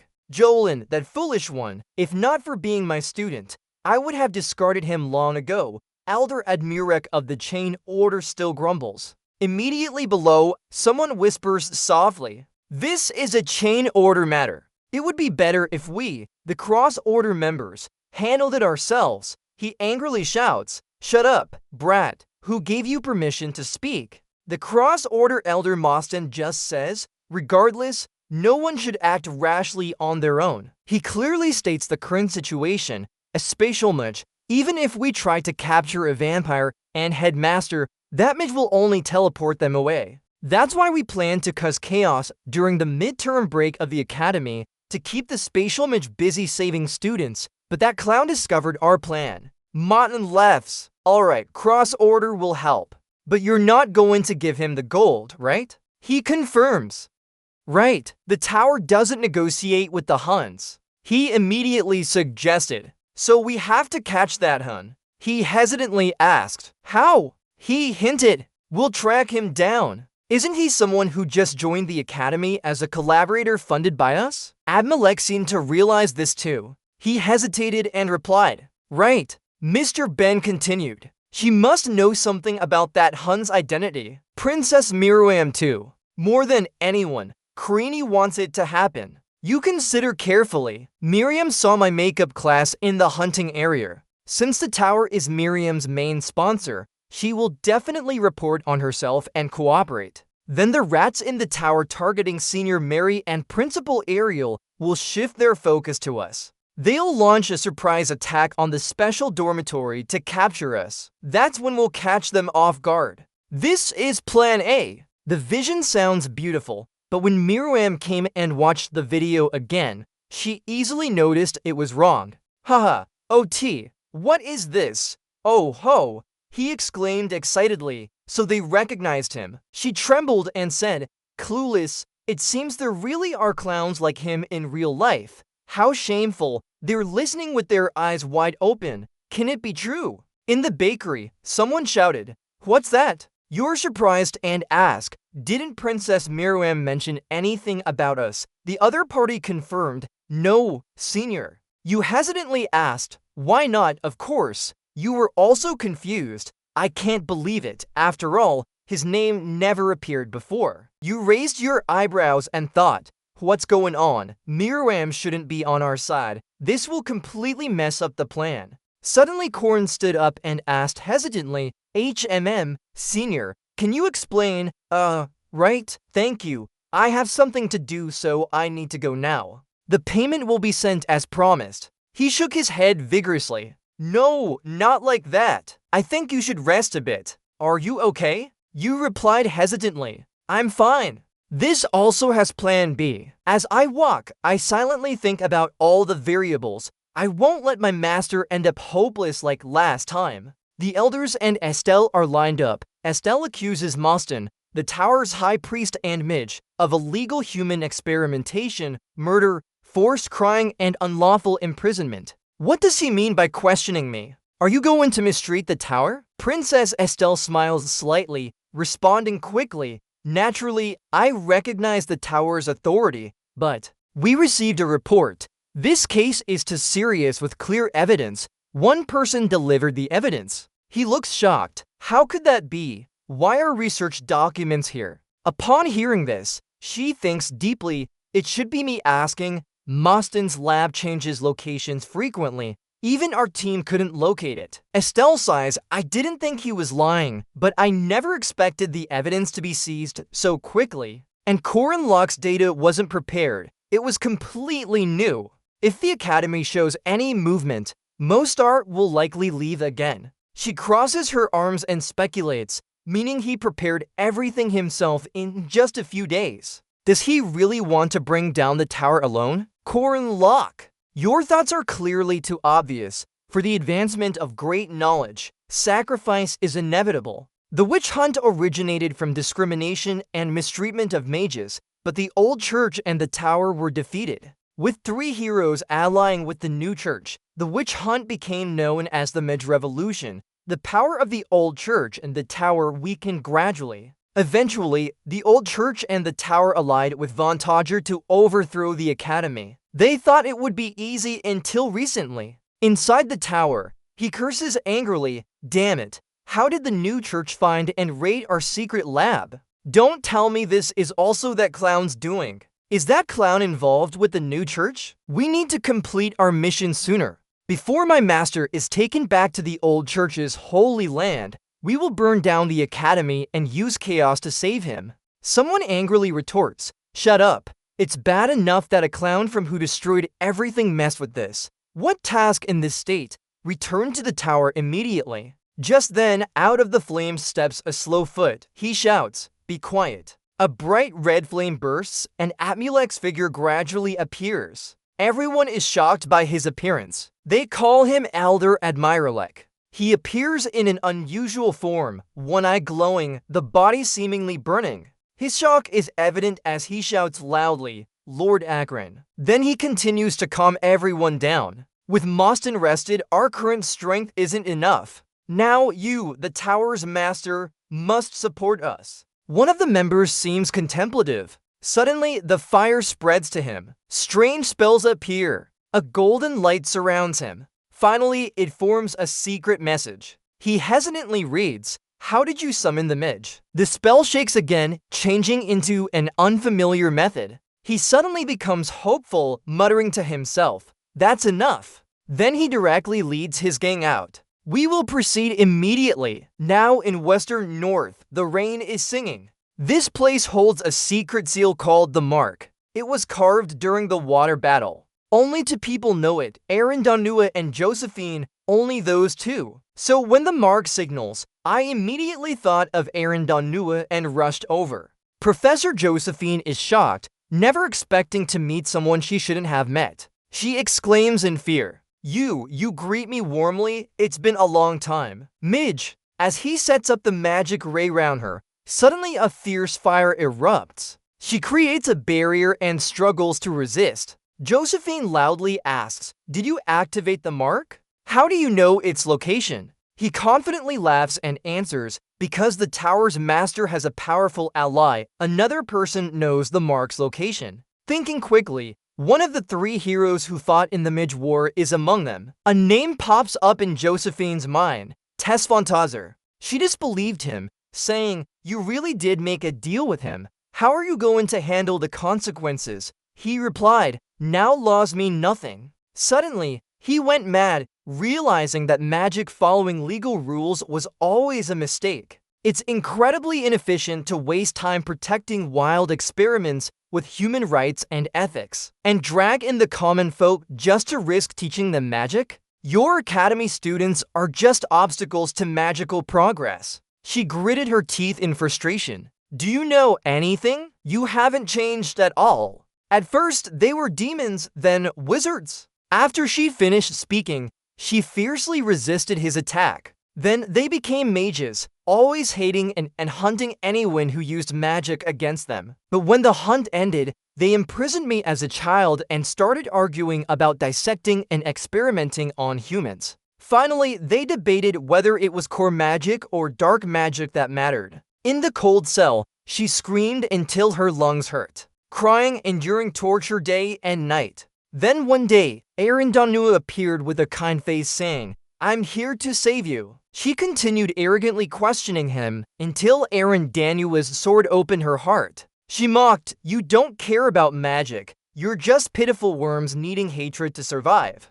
Ha ha ha. She laughed maniacally while surrounded. He praised, "Indeed, you are the star of this magical revolution," then kindly advised him not to resist futilely when he saw her in pain. Meanwhile, he told her about a great plan, saying, "I can maintain the for 3 days." Unfortunately, he had to assign this task to Josephine, but while I hold you, the tower will kill Director Ariel and capture McCarran first, then return in glory. He laughed triumphantly. In 3 days, the Academy will vanish. Only those chosen will pursue high magic in a new paradise. Suddenly, someone's voice startled him. 3 days, 3 minutes is too long. Surprised, he turned around and reflexively used Fire Wolf. They quickly rushed towards Corin, who stood calmly with his sword. She panicked and screamed, retreating. "Rin, he's a senior elder." Suddenly, Josephine paused at the next question from him. "Lady,